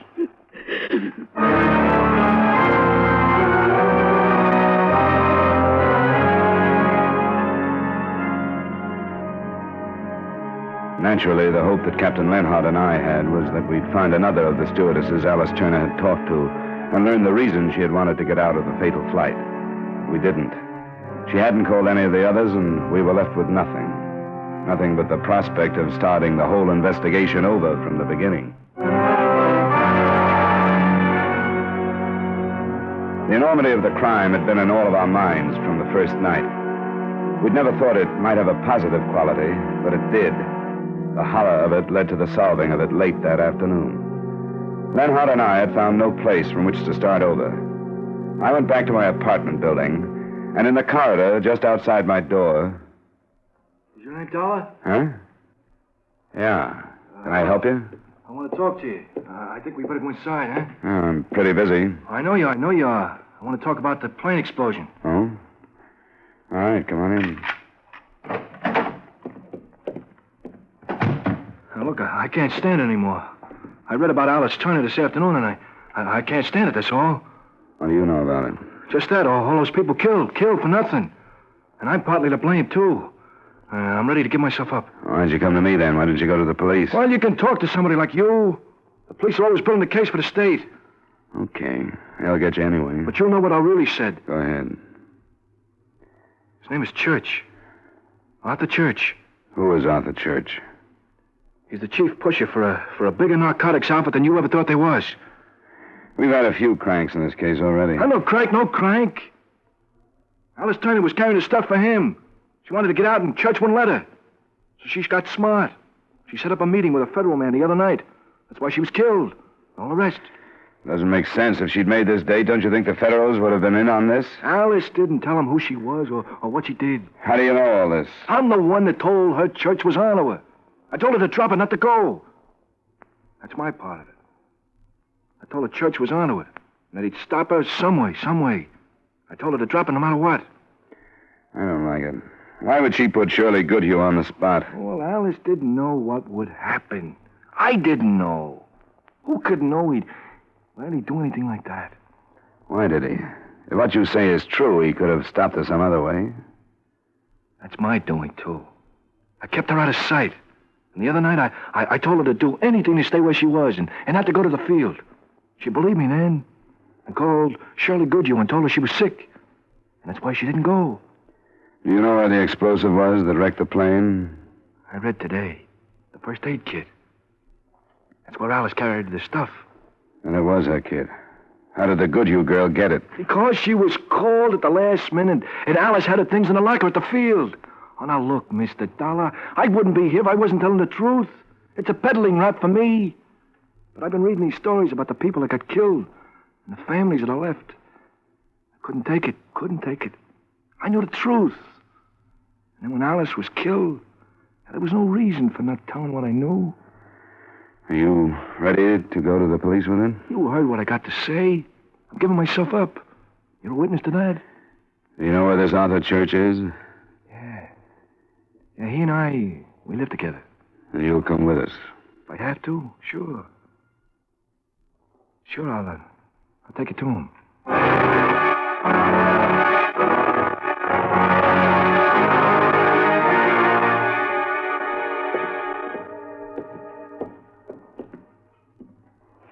This it, Moran? This is where I left him. You go in then and tell him who's here. All right. Just call him naturally now. All right. Are you here? I'm here, you dirty... Get out of the way. I got it.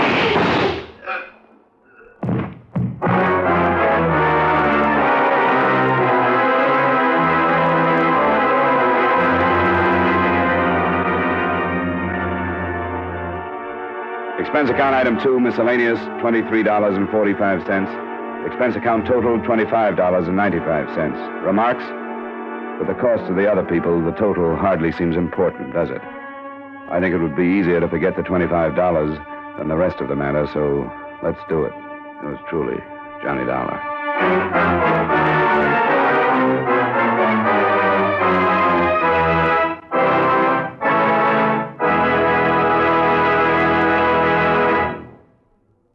Yours truly, Johnny Dollar, stars Edmond O'Brien in the title role and is written by Gil Dowd with music by Eddie Dunstetter.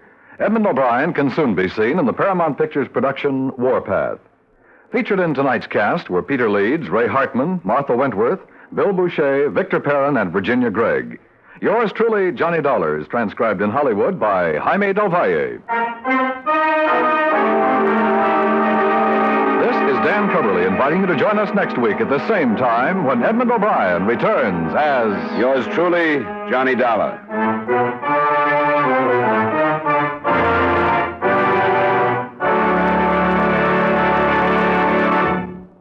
Every time you buy a United States defense bond, you help in our defense effort, and you help build your personal security.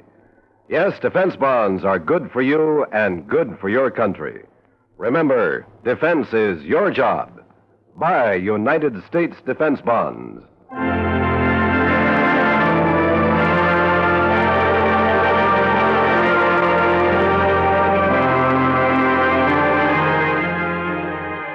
Many people find their way to the police lineup.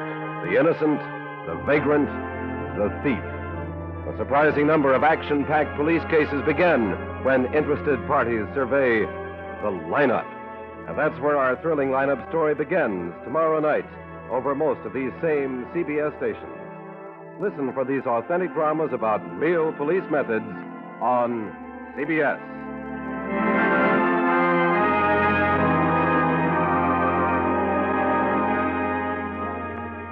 This is CBS, where you'll never lose when you follow the news on the Columbia Broadcasting System.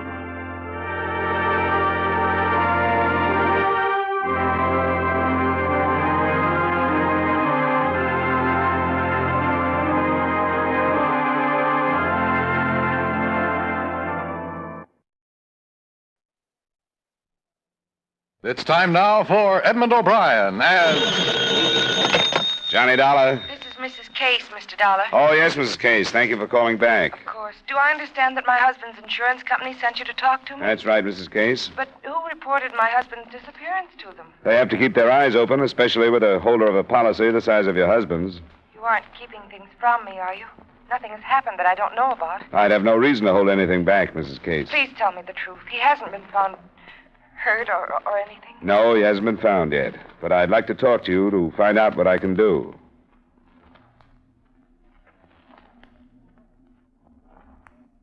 Edmond O'Brien in a transcribed adventure of the man with the action-packed expense account. America's fabulous freelance insurance investigator. Yours truly, Johnny Dollar.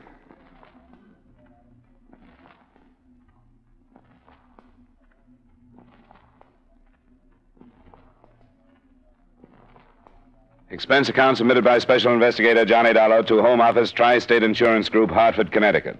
The following is an accounting of expenditures during my investigation of the Leland Case Matter.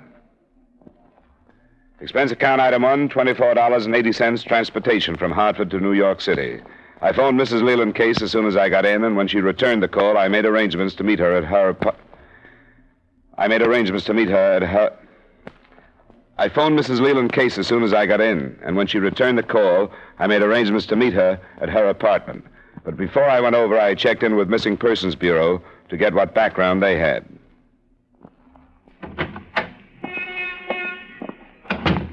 Mr. Dollar? That's right. I'm Sergeant Dilko. Sorry to keep you waiting, but I was busy on another file.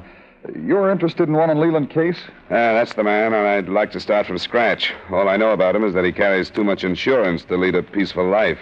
That isn't a generality. Oh, what is it? I wondered if you knew. He was married before, and according to the scandal sheets, he thought his first wife tried to kill him. Something about sleeping pills and a fire, but there was no proof, so all he could do was make a public statement and divorce her. Oh, no, we didn't know that. When did this happen? About 5 years ago. Where is his first wife? I don't know, but I'll try to find out. Let us know. Here's what we have. Age 47, description, etc. Occupation, owner and manager of a statewide line of grocery stores known as Case Incorporated. Reported missing by Mrs. Leland Case day before yesterday. She said he'd been missing 2 days and knew of no reason why he should leave of his own volition. Knew of no enemies or any reason for suicide. I've got 50 more just like it. I suppose you have. Did he say he was going anyplace the last time Mrs. Case saw him? Not that she remembers. He kissed her goodbye at 10:30 in the morning and failed to pick her up at 7 that night to go to dinner at the home of Mr. and Mrs. Herbert Bennett. There isn't any luggage or missing clothes. Not unless he had some no one knew about at his office where he maintained a bachelor apartment. Oh, there's that. Yeah. We haven't really gotten to work on him yet. We've got circulars and so on out on him, and in a day or so we'll be able to spare a man or two for personal work. This has been a busy year for us. I wonder how that works, how 1 year can be worse than another. I'm not sure. I think it's the general condition of the world myself. That is, for the ones who do just drop out of sight. You know, people will put up with a lot of boredom and unhappiness during normal times. But when there's uneasiness and unrest, their sense of values change. Their sense of moral responsibility. They say, if I put up with this life along with everything else, let's have a fling. More divorces this year and more marriages. Everybody running to take a big jump someplace, huh? The whole world. Yeah, I guess that's right. What about his current wife? What's she like? I think she's a girl that would take a long time to know. She's a lot younger. No more than 26 or 7. So the obvious reaction is to doubt her sincerity about a rich, older husband. She's darn good looking and thinks she could tell a lot of men anything and they'd believe her. It wouldn't interfere with your procedure if I talked to her? No, not at all. The more work I can get you to do, the better. Oh, okay, Sergeant. Thanks for the help. I'll see what she has to say.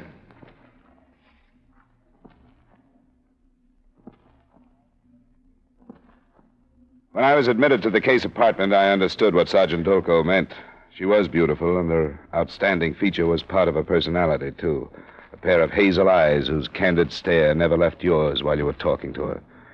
It was almost dark when I got there, and she led me to an end of the living room where a big window looked out at the lights that were snapping on all over Manhattan.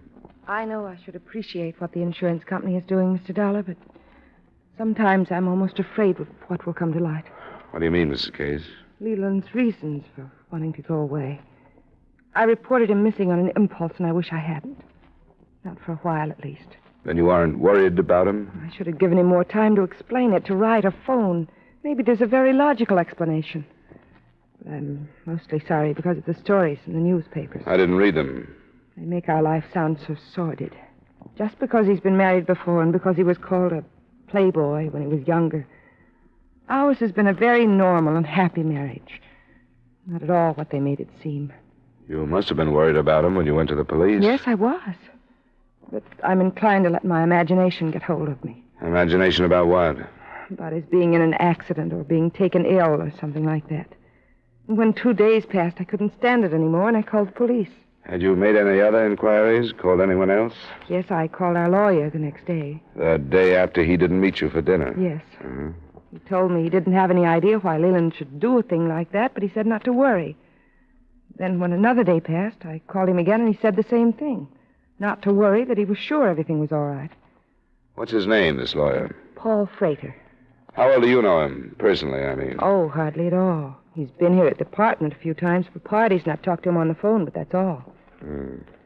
What about your husband's other business associates? Did you know any of them? No, not well. I've only been married to Leland for a little over 2 years. He's always said that he wanted our life separated from his business life. Yeah. I think I know what you mean. You wonder if Mr. Frater and the others would keep things from me if Leland wanted them to. Do you think they would? Yes, I do. I think Mr. Frater was. He kept telling me not to go to the police and that everything was all right. But then when I'd ask him how he knew, he wouldn't say. What did he say? That the publicity wouldn't be good. I did anyway, because I felt that I couldn't believe anybody. I have an idea you turned to the police in anger, Mrs. Case. I told you I was sorry that I did. You also told me that you were almost afraid of what might come to light. Was there trouble between you and your husband? Not that I know of. I mean, I love my husband, and if his feelings toward me changed, I wasn't aware of it. Yet you went to the police because you were angry. No. I was worried and confused. I didn't know what to do. Yes, I was angry because of the way Mr. Frater talked to me. I thought he was lying to me. But if I hadn't talked to him, I would have gone to the police anyway. I think any wife would. Yeah? Oh, I don't know what I thought. I wish I hadn't. And if there were a way to stop it, I would. Do you really want it stopped? No. He's been gone for 5 days, and I want to know where he is. I have a right to, haven't I? Sure. You think I'm cheap and mercenary, don't you? But I married him for his money, and I want to hang on to it. I didn't say that, Mrs. Case. You don't have to. Everybody thinks that.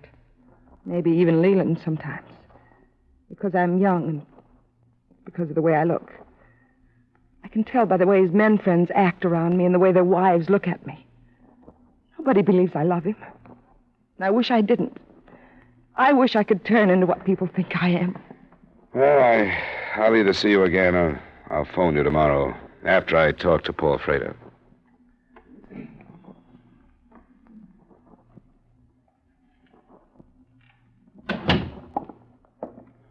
I'm sorry I had to keep you waiting. Oh, it's all right, Mr. Frater. I seem to have lost an hour this morning that I can't catch. Mr. Dollar, wasn't it? That's right. From Tri-State Insurance. Sit down. Thanks. How in the world did your company get caught up in this farce? I think they have informers in the Bureau of Missing Persons. Missing persons? Rot. As if it isn't bad enough to have a suspicious, grasping wife dogging your every step, now the insurance company is tagging along. Well, that's the picture so far. You know where Mr. Case is? No. But if I did, I wouldn't tell you. All of us. All of his friends have been after him to get away from everything here in the city and take a complete rest. That's what you think he's doing? Of course it is. And you'd be doing the poor chap a favor if you'd leave him alone. His wife said that she phoned you and asked if you knew where he was, Mr. Frater. She didn't say that you told her anything about arrest. I didn't tell her because she's one of the things he's getting away from. When I do tell her the truth, it'll be in the form of divorce papers. She didn't mention any divorce either. She said they were happy. Yes, she would. The word happiness is just about the most indeterminate word you'll ever find if you take the trouble to analyze it. Ask 10 people what is necessary to the state of happiness, and you'll get 10 answers. In short, she may have been happy, but he wasn't. I take it you don't like her. I don't like leeches. Throughout his life, Leland Case has been the object of scheming women. When he was young, there were scheming mothers, and from then on, the daughters, without prompting. He married the first time against our advice, and it ended in near tragedy. Then this brainless doll stalked him down, and he did it again. We told him from the beginning that she was a huntress. Well, it appears that he's finally come to his senses. Uh-huh. Who are the we you speak of? His friends, his business associates. And, though it's none of my business, do you base your thinking on the theory that the girl is too beautiful to be good, or is there something definite? How long have you known her, Mr. Dollar? I met her yesterday. Then you'll admit that we know her better. She's a cheap beauty contest type from upstate with a high school education. Okay. What else is he resting from? Work. He's been completely exhausted mentally for the past 8 months. He had to stop or he'd have collapsed. He's no figurehead, you know. He really heads that corporation. He carries more responsibility than a single mind is equipped to carry. Where would he go then, Mr. Frater? You must have an idea of Florida, the Caribbean, out west someplace. Where? I really have no idea, Mr. Dollar. I really don't. It must be quite a distance, or he would have read about his disappearance and at least phoned. Yes, that's true. Possibly even Europe. Well, the police are covering all the steamer and airlines. That stupid, spiteful woman, the police. Is there no way to stop this idiocy? If you as his lawyer don't know, and I don't. As long as his wife says he's missing, he is.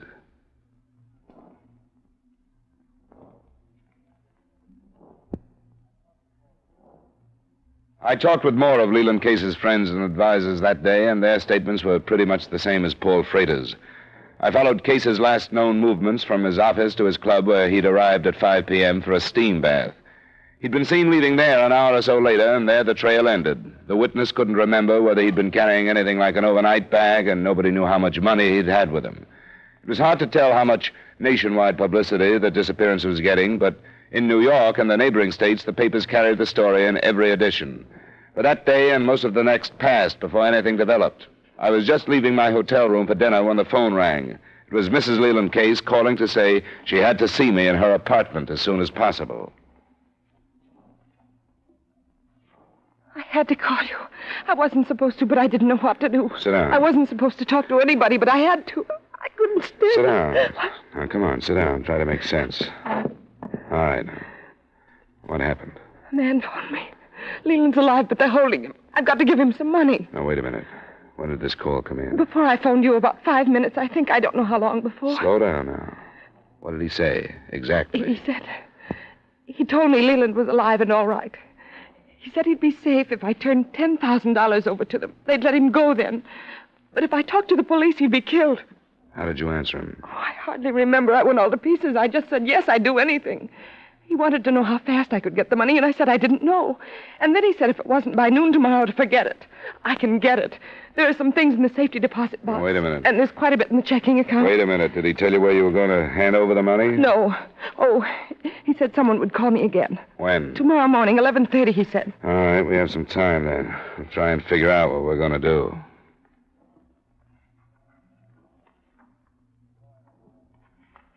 Before I left her that night, I felt I had convinced Mrs. Case on a few salient points.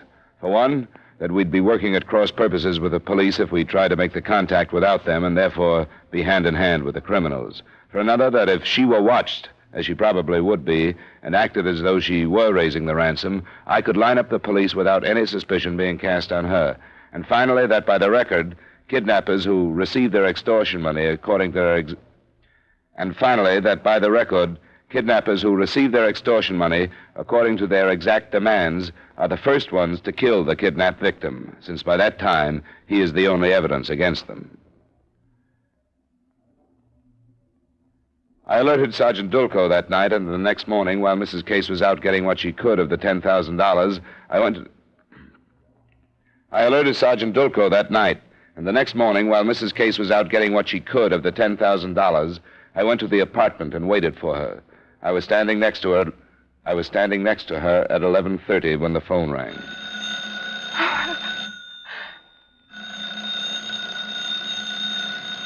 Go ahead, I'll stand there. Go ahead, I'll stand here. Hold the receiver away from you. Take it right to line 15 in.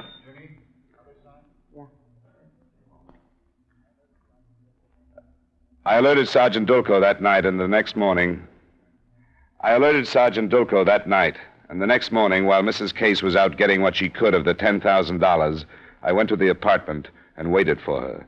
I was standing next to her at 11:30 when the phone rang.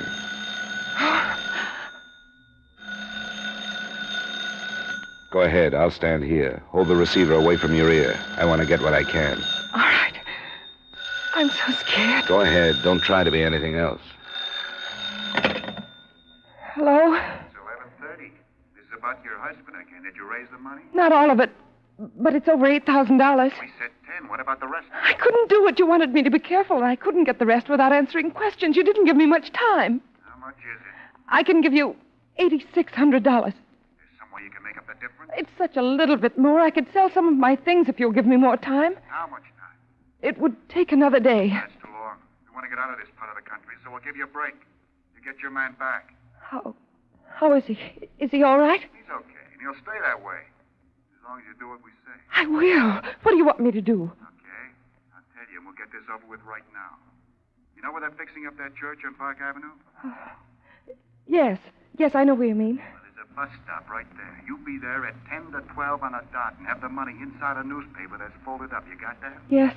It'll only be a few minutes, and somebody will meet you. We know you because we've been following you all morning. You got the paper rolled up like you're through reading it, see? Yes. And this person will come up and say, "Are you through with that paper, lady? I want to find out who won the game." Got that? Yes, I'll remember. You just give him the paper and walk away. You got that? Yes.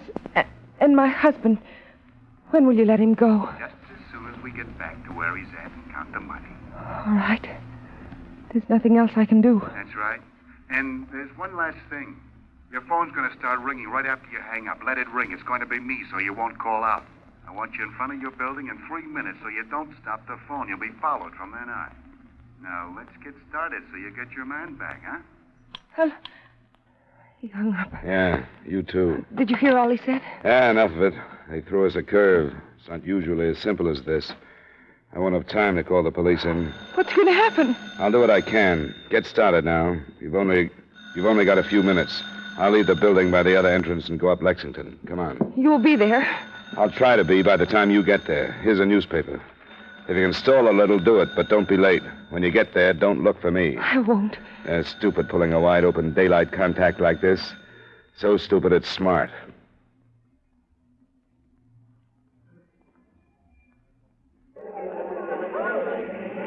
By the time I'd elbowed and pushed and run my way to the church corner, I was so winded I thought everybody on the street could hear me breathing. But I was there a little over a minute before I saw her picking her way through the crowd, face ashen gray and the folded newspaper held as though it were something alive and dangerous. When she stopped, I moved over as close to her as I dared, and I listened for the words she was waiting for. And finally, out of shopper's chatter of Macy's and Gimbel's and so on, they came. You through that paper, lady? I want to find out who won the game. What? Oh, yes. Yes, here. Hey, wait a minute. Huh? What do you want? Hey! Let go! Let go! Let go!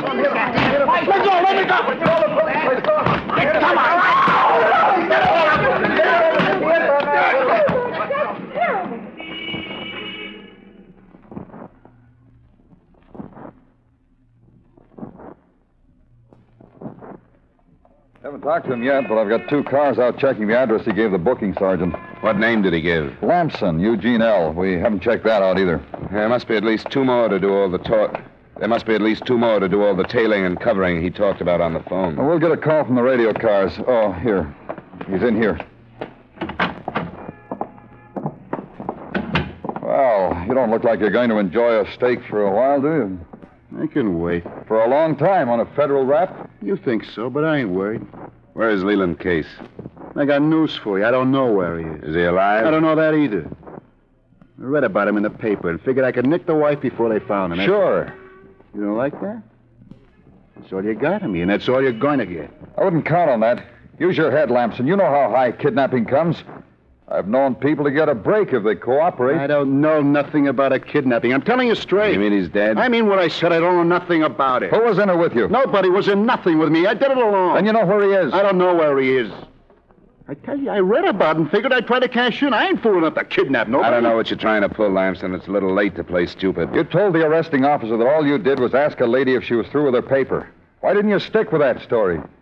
I knew I couldn't make it whole. Then let's have the rest of it. Who contacted Mrs. Case yesterday? I did. Who followed her this morning? I did. I read about her husband and cut her picture out of the paper, went over by her place and stuck around till I saw her. And yesterday I called her on the phone and told her she could get her man back. Where is he, Lamson? I don't know. I just told her that to see if it would work. Almost did. Drop it, Lamson. You phoned her this morning at 11:30. I was there. Sure I did. Who followed her from her apartment building to that Park Avenue corner? I tell you, I did all of that. But I don't know nothing about no kidnapping. Who stood by the telephone connected to the cases to keep it busy? Nobody did. I phoned her from just on a block this morning, from a booth. And when I told her I was going to call back and for her to leave it ring, I just left the receiver hanging and went out to follow her. You know, a lot of you guys have got the idea that if you take a story like this and stick with it and swear to it and repeat it, that there isn't anything anybody can do to break it down. Yeah. You can't break this one down because there ain't no other. I don't know nothing about this guy but what I read in the paper. We'll just let you soak for a while, Lamson. The FBI is on their way over.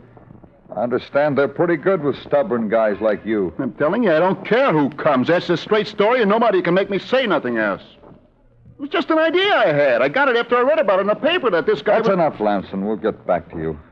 You work on your story while you wait for it. I don't have to work on it. It's true. You had enough, Dollar?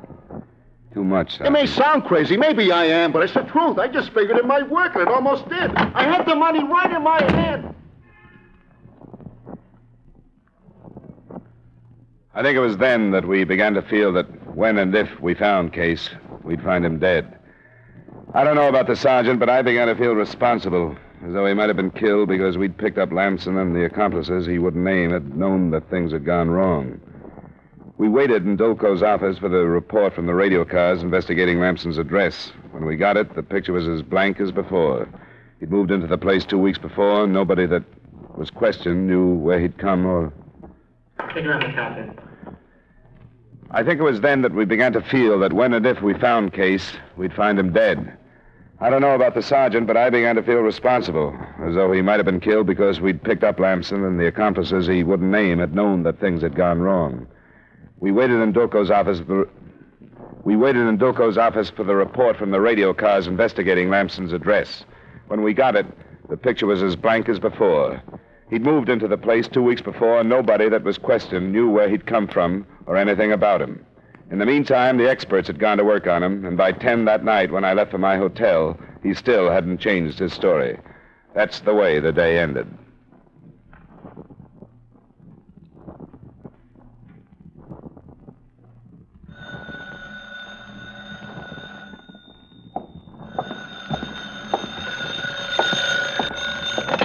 Johnny Dollar. Sergeant Dolko. Oh, yeah. Good morning, Sergeant. Anything new? There was a message on my desk when I got here to call a hospital up near White Plains. Huh? I talked to a doctor who says there's a patient up there that answers Case's description. What? It seems to be a semi-religious place of some kind in the country, sort of removed from reality.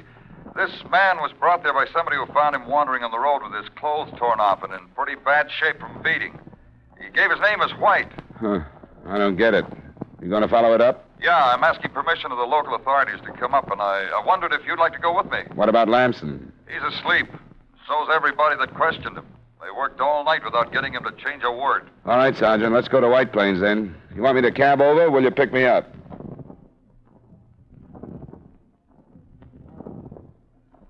The hospital, it seemed, practiced really basic charity. Nobody who came or was brought to the door was turned away.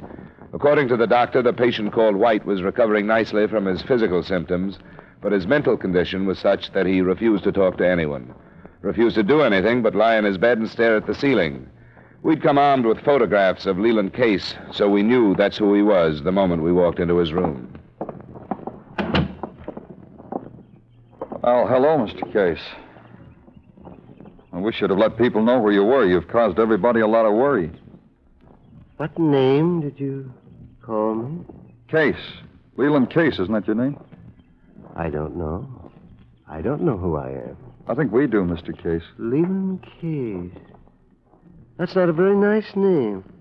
Why did you come here? We've been looking for you. You've been missing for over a week. My name is Dilko, and this is Mr. Dollar. Glad we found you, Mr. Case. Leland Case. That name doesn't mean anything to me. We have some photographs here. See if you recognize them. Mm-hmm. They're of me. They're of someone who looks very much like me. I have no memory of anything before I was on a train that I left in the city near here. White Plains? Oh, yes. I called myself Mr. White because I remembered that. You don't remember getting on the train? No, I remember getting off late at night and wondering why I had come and where I should go. I remember walking down some railroad tracks because it seemed so good to be in the country at night. And then these men attacked me. And I believe they took everything I had, if I had anything. And someone brought me here. Who is Leland Case? You're a pretty successful man in the state of New York. You have money and a big, thriving business. You have a wife. A wife? Yes, the girl in one of the pictures. This one. This girl is my wife? Yes, and you also had a doctor who told you that if you didn't stop working so hard, you'd have a mental breakdown. Well, this is awfully confusing. To hear you tell me that this stranger, that I am this Leland Case, this is no joke, is it? Are you sure that's who I am? Yeah, we're sure. As soon as you feel strong enough to go back to New York with us, you can talk to people who know you. Your wife, for one. My wife? Does the name Paul Frater mean anything to you? He's a lawyer. Paul Fraser. No, it doesn't mean anything to me. The doctor tells me I've recovered from my injuries. I wonder when he would let me go. He told us that if you felt like it, you could leave today. It would be good for you. Well, then, if my clothes are wearable, I think I'd like to try and get up. All the way back to New York, he asked questions about the Leland case. All the way back to New York, he asked questions about the Leland case he'd forgotten. When we got there, it was early evening, and by arrangement with Paul Frater... Paul Frater was waiting with Mrs. Case at the apartment. There were a few moments of strained silence while he looked at them with no show of recognition. And you tell me that this is my wife. Leland, darling. And Mr. Fraser. Why, I'm your attorney. You and I have been like father and son for years. Well, I'm sorry, Mr. Fraser. You don't remember? I'm afraid I don't. Leland, darling, I'll take care of you. I'll make you remember. What about the business? That'll snap him back. These gentlemen have told me about the business, this huge, complicated enterprise. Well, I can't believe that I, no matter what my name is, ever controlled anything as large as that. Well, you did, Leland. You're a genius in organization. A genius? Well, that sounds awfully dull. Leland, the company needs you. Mr. and Mrs. Case and Mr. Frater, I think the problem from here on is up to you. Sergeant Dilko and I are only in the way now. Well, we want to thank you for all that you've done. We're glad that it's turning out this way. Goodbye, all of you. Goodbye. And thank you. Mr. Dollar. Thank you. Just so long as Mr. Case will be all right now. I think I will, Mr. Dollar. Yes, I really think I will.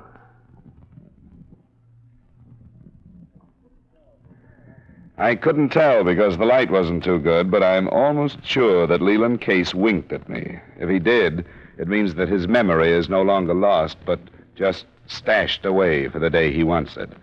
And I have an idea that it won't be the company that's there when he decides to find it.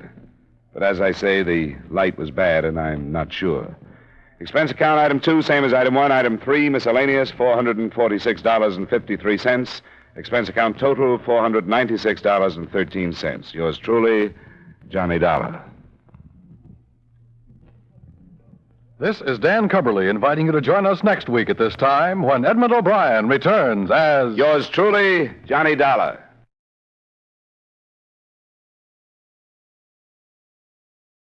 From Hollywood, it's time now for Edmond O'Brien as... Johnny Dollar. Mr. Dollar, this is Miss Ramey, Legal Department, Britannia Casualty and Life. Oh, yeah, Miss Ramey. Thanks for calling back. I just wanted to get something straight. If a murderer is executed, does his policy pay off?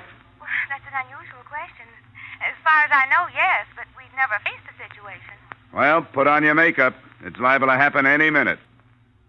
Edmond O'Brien in another transcribed adventure of the man with the action-packed expense account, America's fabulous freelance insurance investigator. Yours truly, Johnny Dollar.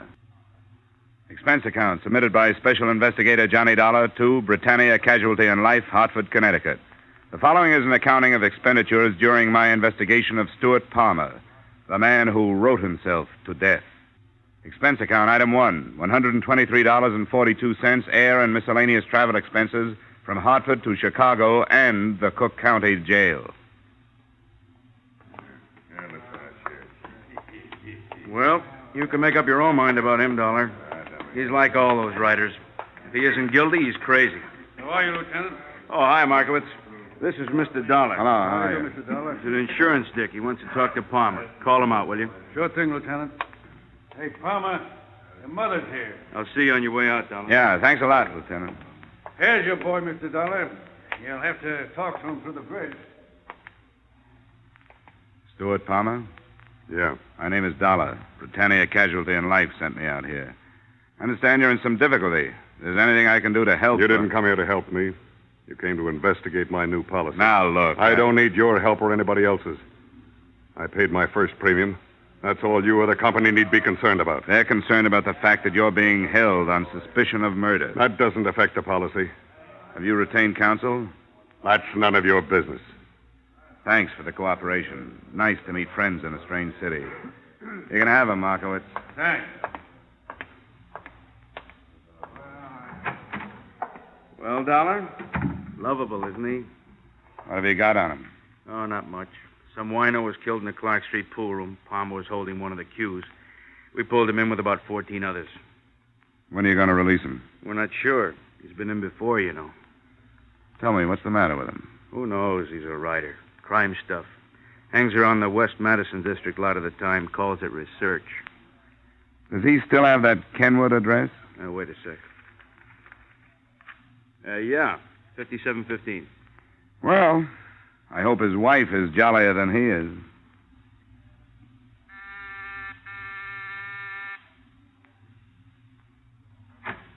Oh, Mr. Martin, Oh, I'm sorry. I thought you were somebody else. I am. My name is Dollar. I'm an insurance investigator. Well, I'm sorry. We have all the insurance we can use. I said investigator. I want to talk to you about your husband. Oh, come in. Why do you do this to him? I know why. It's like he says. You're all after him.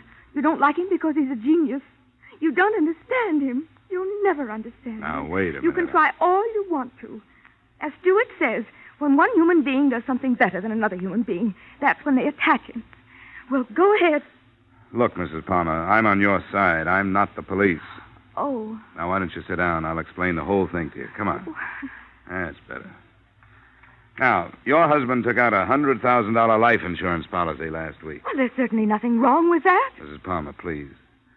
This week, your husband is arrested on suspicion of murder. There, now, you see? You don't know anything about him, and already you're accusing him of the most awful I thing. am not accusing him of anything, Mrs. Palmer. I'm just trying to help. I talked with your husband a little while ago. He wasn't very cooperative. I'd hoped you would be. Well, you put him in jail, and then you expect him to be cooperative. Does he have a lawyer? Yes, of course, Mr. Martin. That's who I thought you were. Well, how does Mr. Martin feel about this? But he's been very nice. Stewart isn't worried. Stewart knows that Mr. Martin can spring him any time he wants to. I see.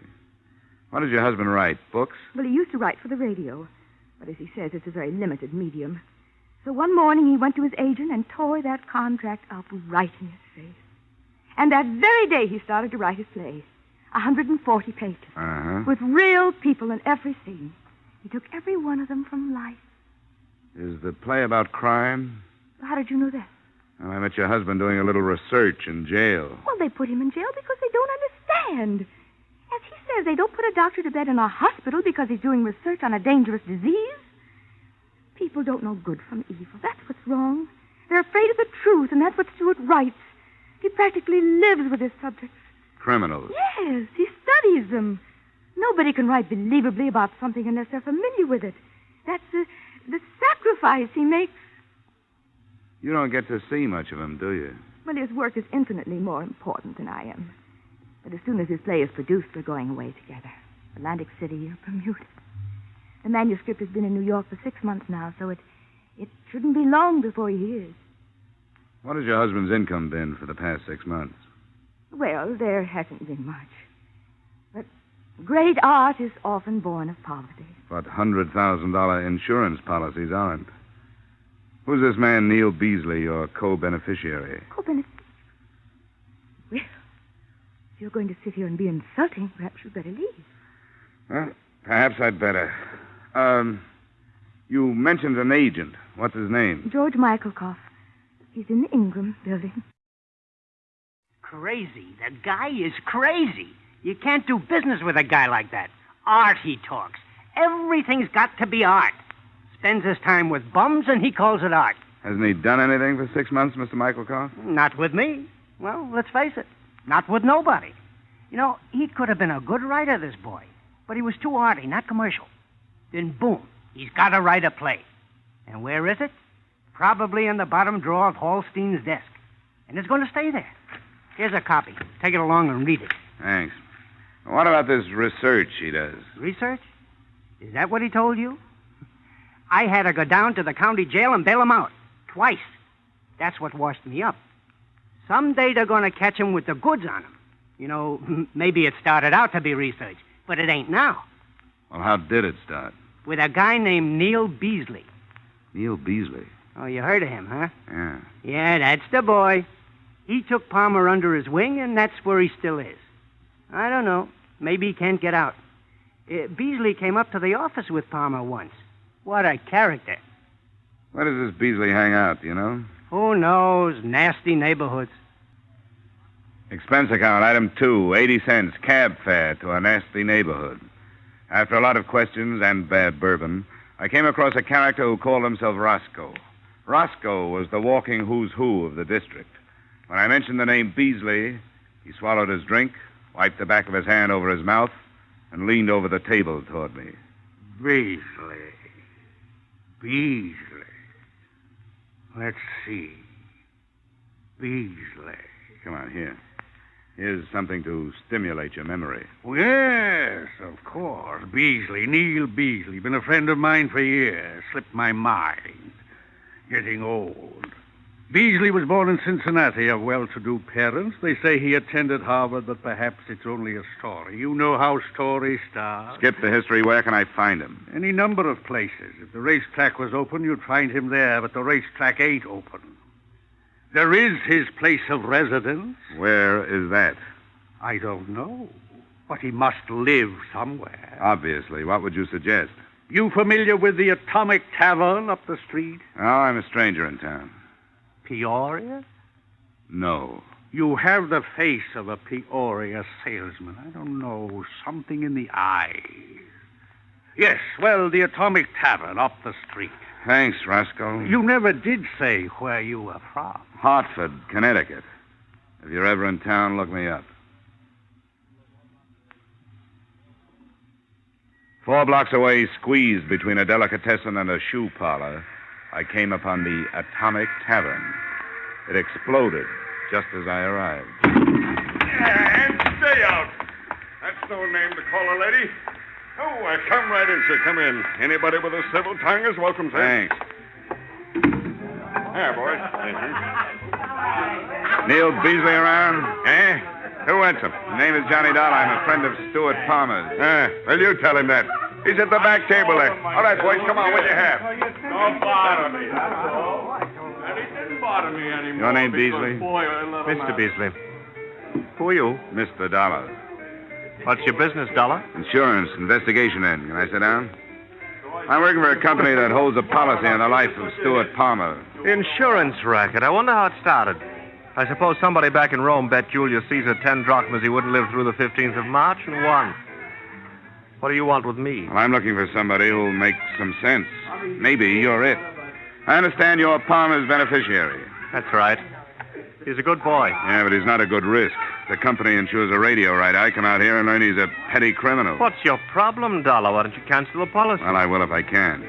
Tell me, what got him started? Well, put yourself in his place. He spends a lot of time around here learning so he can write good stuff. He writes good stuff, so good they won't buy it, so he falls back on his education.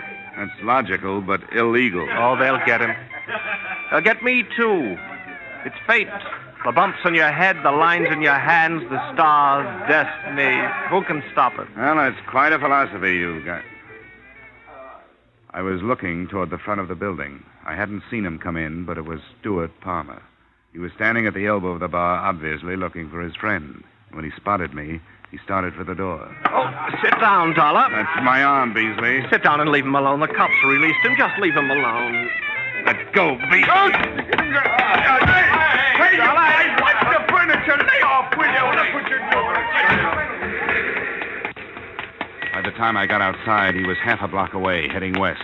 I knocked over several West Madison Street characters, and then it suddenly occurred to me that the only reason I was chasing him was because he was running away from me.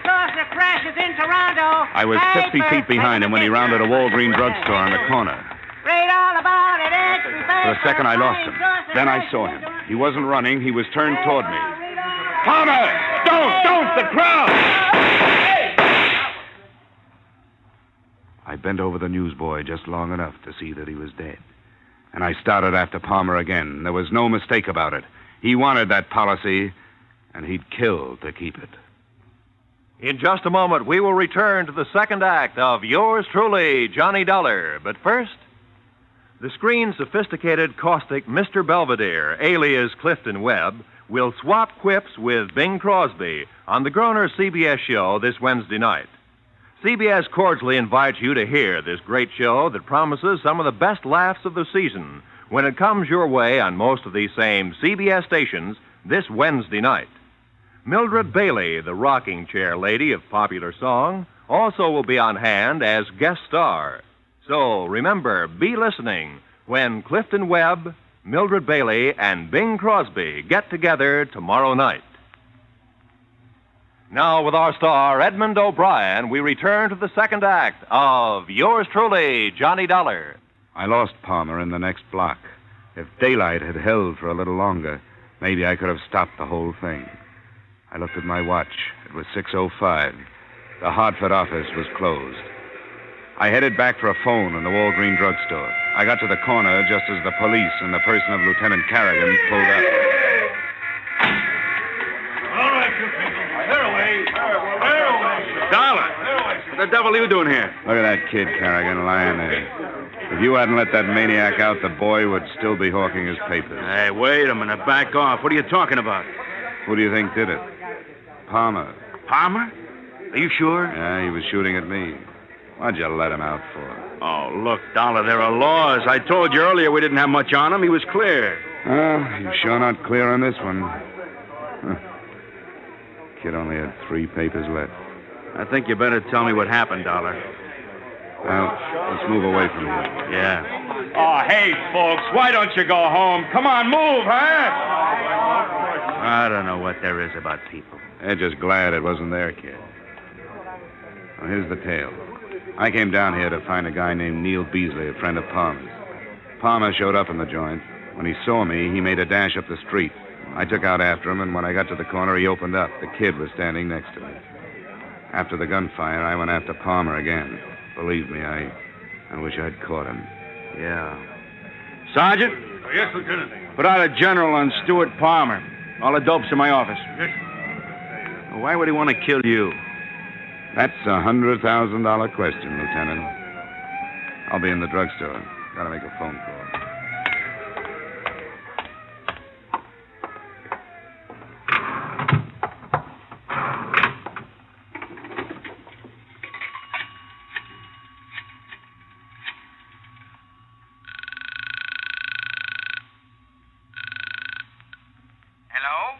Mr. Sandal? Yes? Sorry to bother you at home. I'm on the Palmer case out of your Hartford office. Oh, yes. Mr. Dollar, isn't it? That's right. How are you making out? Well, things couldn't be worse. Your only move is to cancel the policy, sir. How soon can you do that? On good grounds. Well, I couldn't get word from the East until tomorrow afternoon at the earliest. Well, if you can't do it tonight, just forget the whole thing. Well, I don't understand. Well, the police have put out a general alarm for the policyholder, dead or alive.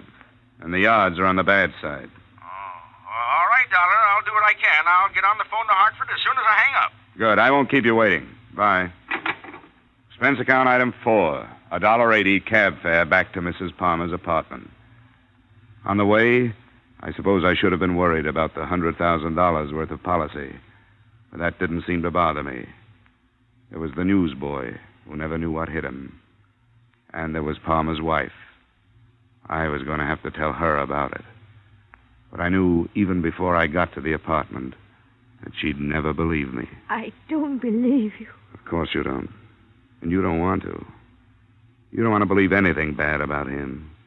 You want to just go on complimenting yourself on being married to the greatest man on earth. But you're way wrong.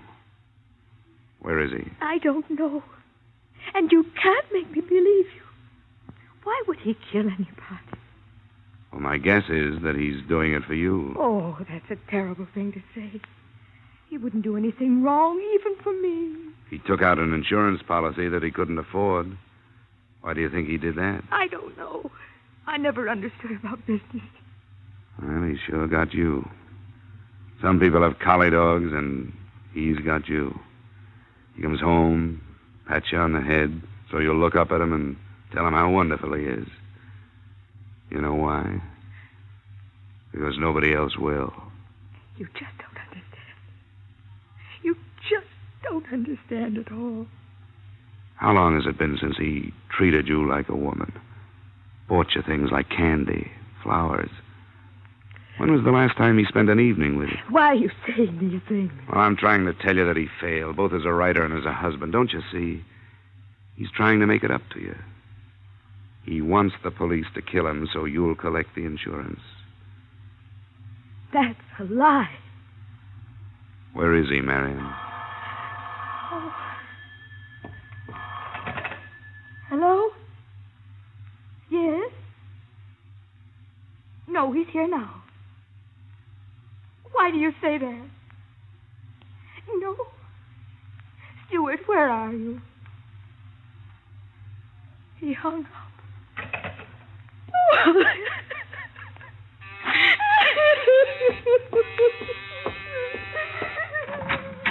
Well, look who's here.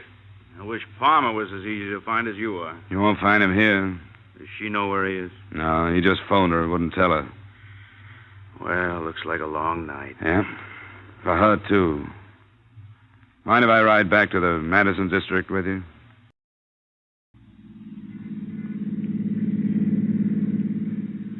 That's quite a theory, Dollar. What happens to a guy to get him in a mess like this? I don't know. Burned too many bridges, I guess. Made a stand with his agent. Told everybody he'd show him he was right. Now he can't do it. Oh, people. I don't know. Maybe I've been in homicide too long. I used to think a lot about things like this. You know, wonder about what started these characters, what got them to the place where I'd have to go after them. No more. Their problems aren't mine. All I worry about now is how to get them without getting anybody else hurt. You've got a nice, simple job, Lieutenant Carrigan. Yeah. I was thinking of that. You want him alive? The insurance company does. I hope it works out for you. I can't take any chances. We always try to save him for a trial. But if you're right about this one, he'll come out with a gun. Those are the kind we have to stop. You know, this could turn into a very unpleasant situation. The lieutenant was kind enough to drop me at the Atomic Tavern. The place was empty. The sirens had frightened most of the clientele out of the precinct. All except one. He sat in the same position, at the same table, with what looked like the same glass of beer. Hello, Beasley. Mr. Beasley. I was expecting you. Sit down. Thanks. How's the insurance business? Well, sometimes we sell too much. You know where Palmer is? Surely, always know where Palmer is. He tells me things he wouldn't tell anyone else. You may not care, Mr. Beasley, but you just made yourself an accessory to insurance fraud. Not unless I tell the police where he is. And then your company is out the $100,000. And you're in 10. I'll tell you the truth. I don't want that money. I don't want a penny of that money. Looked good at first. He wanted to give his wife a break, offered me $10,000 to help him out. How did you help him out? Well, take right now, for instance. I could have tipped the cops twice a minute since it happened. In fact, I was supposed to. Cops would have killed him. Wife and I would have collected our money. But I can't do it. Isn't it a little late for Boy Scouting? No. No, not if you could talk him out of it. Where is he? No cops. No cops. Just as soon as I finish my beer. We walked down Halstead with the red streetcars rumbling by and the fruit trucks and the chicken wagons. I didn't notice the name of the street we turned west on, but a block and a half later, we stopped, 2 doors away from a basement barber shop. Well, that's where he is. You're crazy to go in there. Are you staying out here? No, I'm going in. But I'm crazy, too. Really? That's why you should never listen to a guy like me. Palmer's got nothing to lose. How much do they pay you for getting killed? Come on, if you're going, let's go. Okay.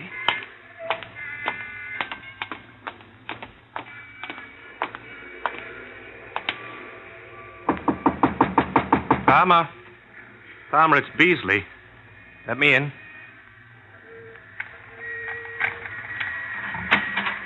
Good work, Neil. Bring him in quick. You've got a good line, Beasley. Mr. Beasley. So good, I believe it myself.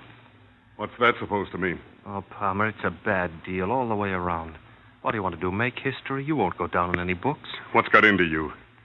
You helped me lay out the whole thing. Oh, yes, it looked good, but it won't work. He's right, Palmer. It won't work. I put through a cancellation request on your policy. But it hasn't gone through yet. If it had, you wouldn't have come in here. It's no good, Palmer. Even if it doesn't come through, they'll fight it in court after you're dead. We've got too much against you. How far will they get without your testimony? You aren't going to be around to give it. Well, that's no good either. If you kill me, that'll clinch it. Oh, come on. Use your head, Palmer. You've got a chance. The newsboy is only a second-degree rap. There was no premeditation. You're trying awful hard to save that company of yours $100,000. Listen, there isn't a commission big enough to make me come here. All right, then why did you come? I don't know. Maybe because way back in my mind I thought to myself, I can get to this guy. Maybe it was your wife that made me come. I just saw her, Palmer. You know, you aren't doing her any favors by getting yourself killed. She loves you too much. You can't buy a thing like that off with $100,000. They're coming. I didn't tip them. They must have followed us down. It doesn't make any difference how they get here. Just so they come. Well, watch it, Dollar. Stay away from me. Nobody's going to stop me now. This is what they all wanted. Like the big literary agent with the big promises. Great play, he tells me. Yes, and the old friends. They'll cut the story out of the papers and they'll save it in the desk drawer. Poor Stu, they'll say. He could have been a good boy. Well, all right, they can save it. It's gonna pay off. That's what counts. It won't pay off, and you know it. The only guy that wants it this way is you, because you haven't got the guts to go on. Palmer, we know you're in there. We'll give you 30 seconds, Palmer. I'll be right out. Palmer, it's waste, Palmer. It's for nothing. It's no use, Dollar. He's going to do it. Better lie down on the floor.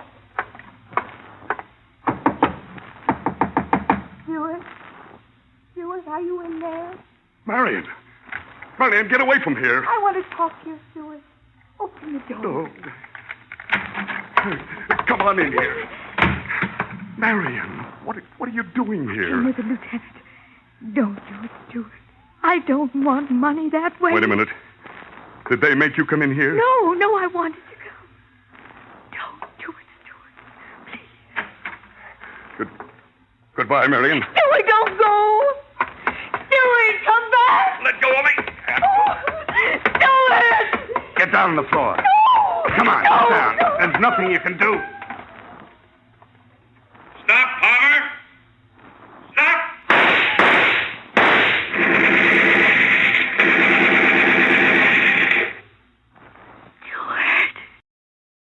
As you know, Palmer's policy was not canceled before he died.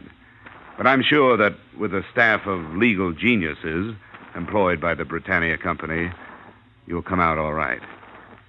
A soft judge gave Beasley 60 days for attempted insurance fraud, and that was it. Expense account item 6, same as item 1, transportation Chicago to Hartford. Expense account total, $635.24. Oh, almost forgot. Item 7, 35 cents tip to Western Union boy. Telegram from Marion Palmer. Contents? Thought you'd like to know. Stewart's play accepted for production on Broadway. Yours truly, Johnny Dollar.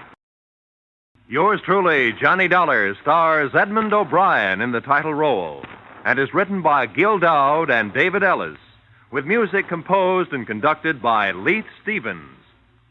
Edmond O'Brien can currently be seen in the Harry M. Popkin United Artists production, D.O.A. Featured in tonight's cast were Lorene Tuttle, Larry Dobkin, Bill Boucher, Bill Gray, Jack Crucian, and Herb Butterfield. Yours truly, Johnny Dollar, is produced and directed by Jaime Del Valle.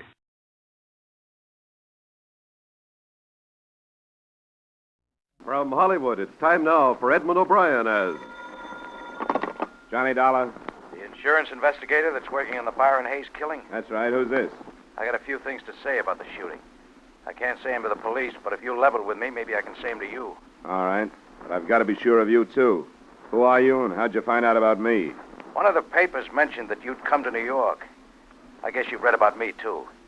I'm what they call the chief suspect, object of a widespread search. Roy Corona? That's right. Now, do you want to talk to me? Sure, Roy. Anytime you say. I thought so. I'm going to give the phone to a friend that's with me.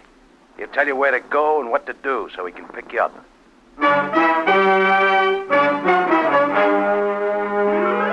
Edmond O'Brien in another adventure of the man with the action-packed expense account, America's fabulous freelance insurance investigator. Yours truly, Johnny Dollar.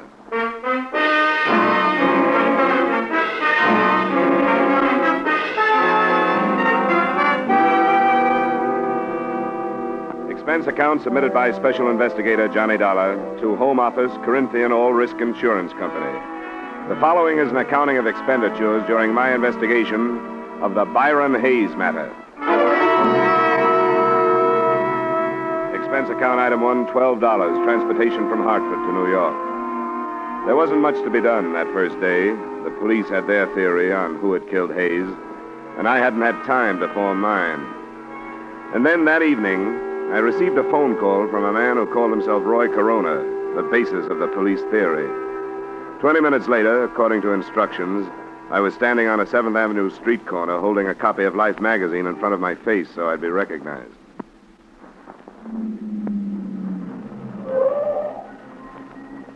Hey, you. Yeah? What's your name? I'm your man, all right, Dollar. Come on.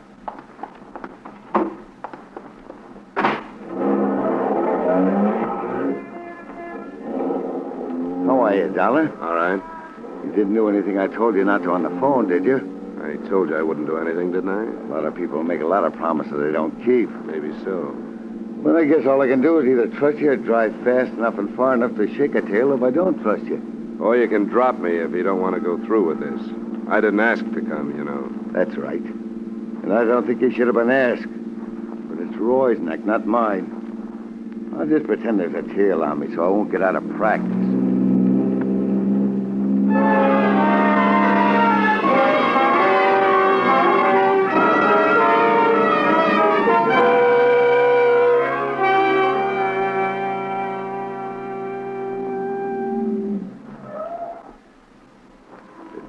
Next to the poultry store there. Thanks for the ride. It's on the ground floor, second door back.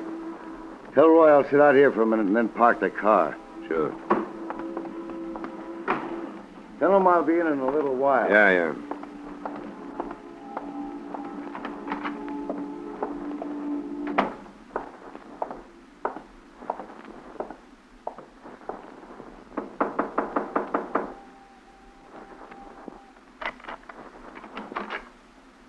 Roy? Yeah. My friend stay outside? Yeah, he said he was going to park the car. I'm not so sure I did the right thing calling you, but I guess they couldn't make things worse by doing it. I guess not, Roy. They want you real bad. Sure they do, because I'm a natural. Once you've been in prison, you're a natural for anything. There's more to it than that, isn't there? According to the papers, yeah, but not really. I didn't kill this Hayes guy. I didn't even know him. The police don't seem to think that's important. They figure that a guy who spends 2 years in a prison, comes out to find his girl mixed up with a lot of men, is going to get knocked off balance. Yeah, I guess that part of it's true. It did hit me pretty hard, but not hard enough to make me kill anybody. They think it did. Hayes was one of the men you lost your girl to. So they figure you wouldn't have to know him to kill him. That you were waiting outside her apartment when Hayes came out, you blasted him. Sure, they got it all worked out. The only thing wrong with it is that it ain't true. They don't care about that, but I do. If you can prove they're wrong, you got nothing to worry about, have you? My proof that I was someplace else is a couple of ex-convicts like myself. Statements from guys like that are broken down before they even make them. Isn't that right? I guess there could be better alibis. Why did you bring me here, Roy? Try out your alibi on me or to tell me who killed Byron Hayes? I don't know who killed him. But it would help if you believed that the proof I was someplace else would stand up. If you have something else to back it up, let's assume that I do believe it. It's something the police won't find out. Rita was blackmailing Hayes. How do you know that? I heard him. Right after I came out, when I was having a bad time over Rita. I was in the hallway one night, and I saw him go into her apartment. I listened at the door, and I heard him talking about it. That would make it pretty careless, wouldn't it? Oh, it was him that was talking so I could hear. He told her he couldn't afford to pay her anymore, but it had to stop. It wouldn't do you any good to make this up, Roy. I know that. And if she was taking him, she must be taking the others. A cop wouldn't get the truth out of anybody, but you might be able to check it if they'll trust you. All right. I'll look into it. What about the police? You gonna tell them? That I got it from you? Yeah. They'd either toss me into a cell or laugh me out of town if I did. Unless you'd like to stick around and back me up. No, I don't think I will. I gave it to you, and by the time my friend gets you back to your hotel, I'll be out of here and hold up someplace else. Sure, Roy. I thought you would.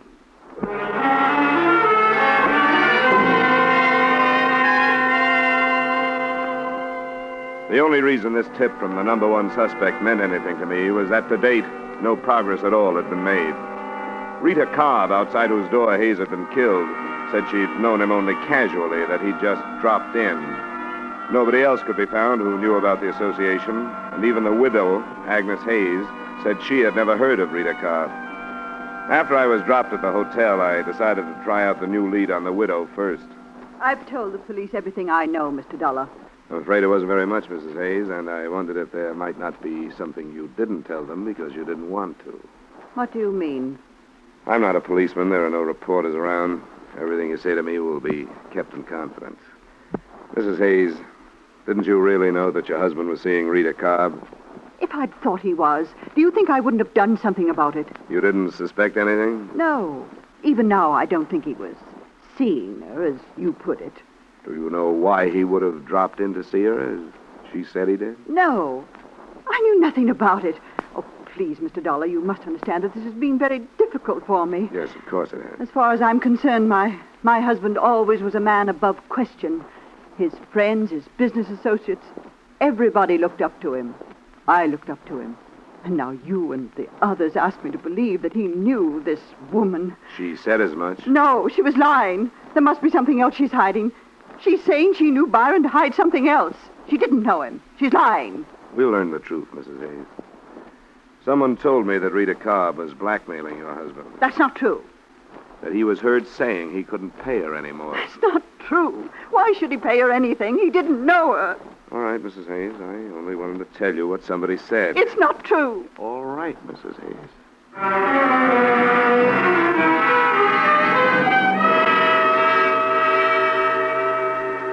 I thought a little more of Roy Corona's lead after I got the widow's reaction.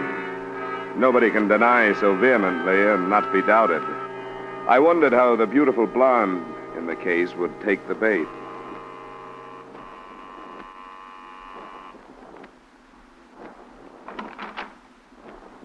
Hello, Miss Cobb. Hello. I'd like to talk to you. Why? I told you and the police everything I know. That's what Mrs. Hayes told me just a little while ago. I think I'd better come in. No. You have no right to do this. I suppose not, but you have no right to hold back information from the police either. I haven't held anything back. I want to be sure of that. So far, the police and I have been working completely blind. Nobody has known anything. Hayes is shot to death right outside your apartment, and nobody has the faintest idea why. Do you think I'm enjoying it? Do you think I like seeing my face plastered all over the papers, labeled the mystery woman? Don't you think I'd like to see this cleared up? Would you like to see it come out that Hayes was more than a casual acquaintance of yours? I met him once or twice, that's all. Why did you say that? How many other casual acquaintances do you have? I don't understand. What about a man named Donald Smith? How did you find out about him? That's not the point. I refuse to have the names of my friends dragged into this. It wouldn't do any good. Wouldn't do anything but hurt them. Arnold Smith is about the same kind of man Hayes was. Married, past middle age, good-sized bank account. Don't drag him into this. Please. How about your friend Earl Fisher? Married, past middle age, good-sized bank account. What did you learn about him? I've learned about 2 or 3 more of you men. The police know? Not yet. You're going to tell them? I may have to. I wish you wouldn't. I didn't mention them because I didn't think there was any reason to. None of them had anything to do with Byron. How did you know that? Why, because none of them knew about him. Because he was such a casual friend? No. I lied about that. But not to hide anything from the police. And why? I don't know. I was afraid to tell about him. I can see why. There are a lot of things that aren't being told about this. But it'll come out if everybody in town has to be dragged into it. Now think that over, Rita, in case you feel like coming clean.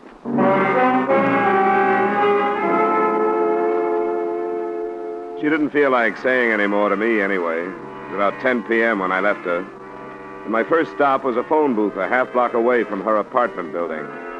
I dialed a number and got what I'd expected, a busy signal. It was nothing definite, but I would have staked my expense account total on the hunch that she was warning somebody. To bear me out, the phone was ringing in my hotel room when I got there.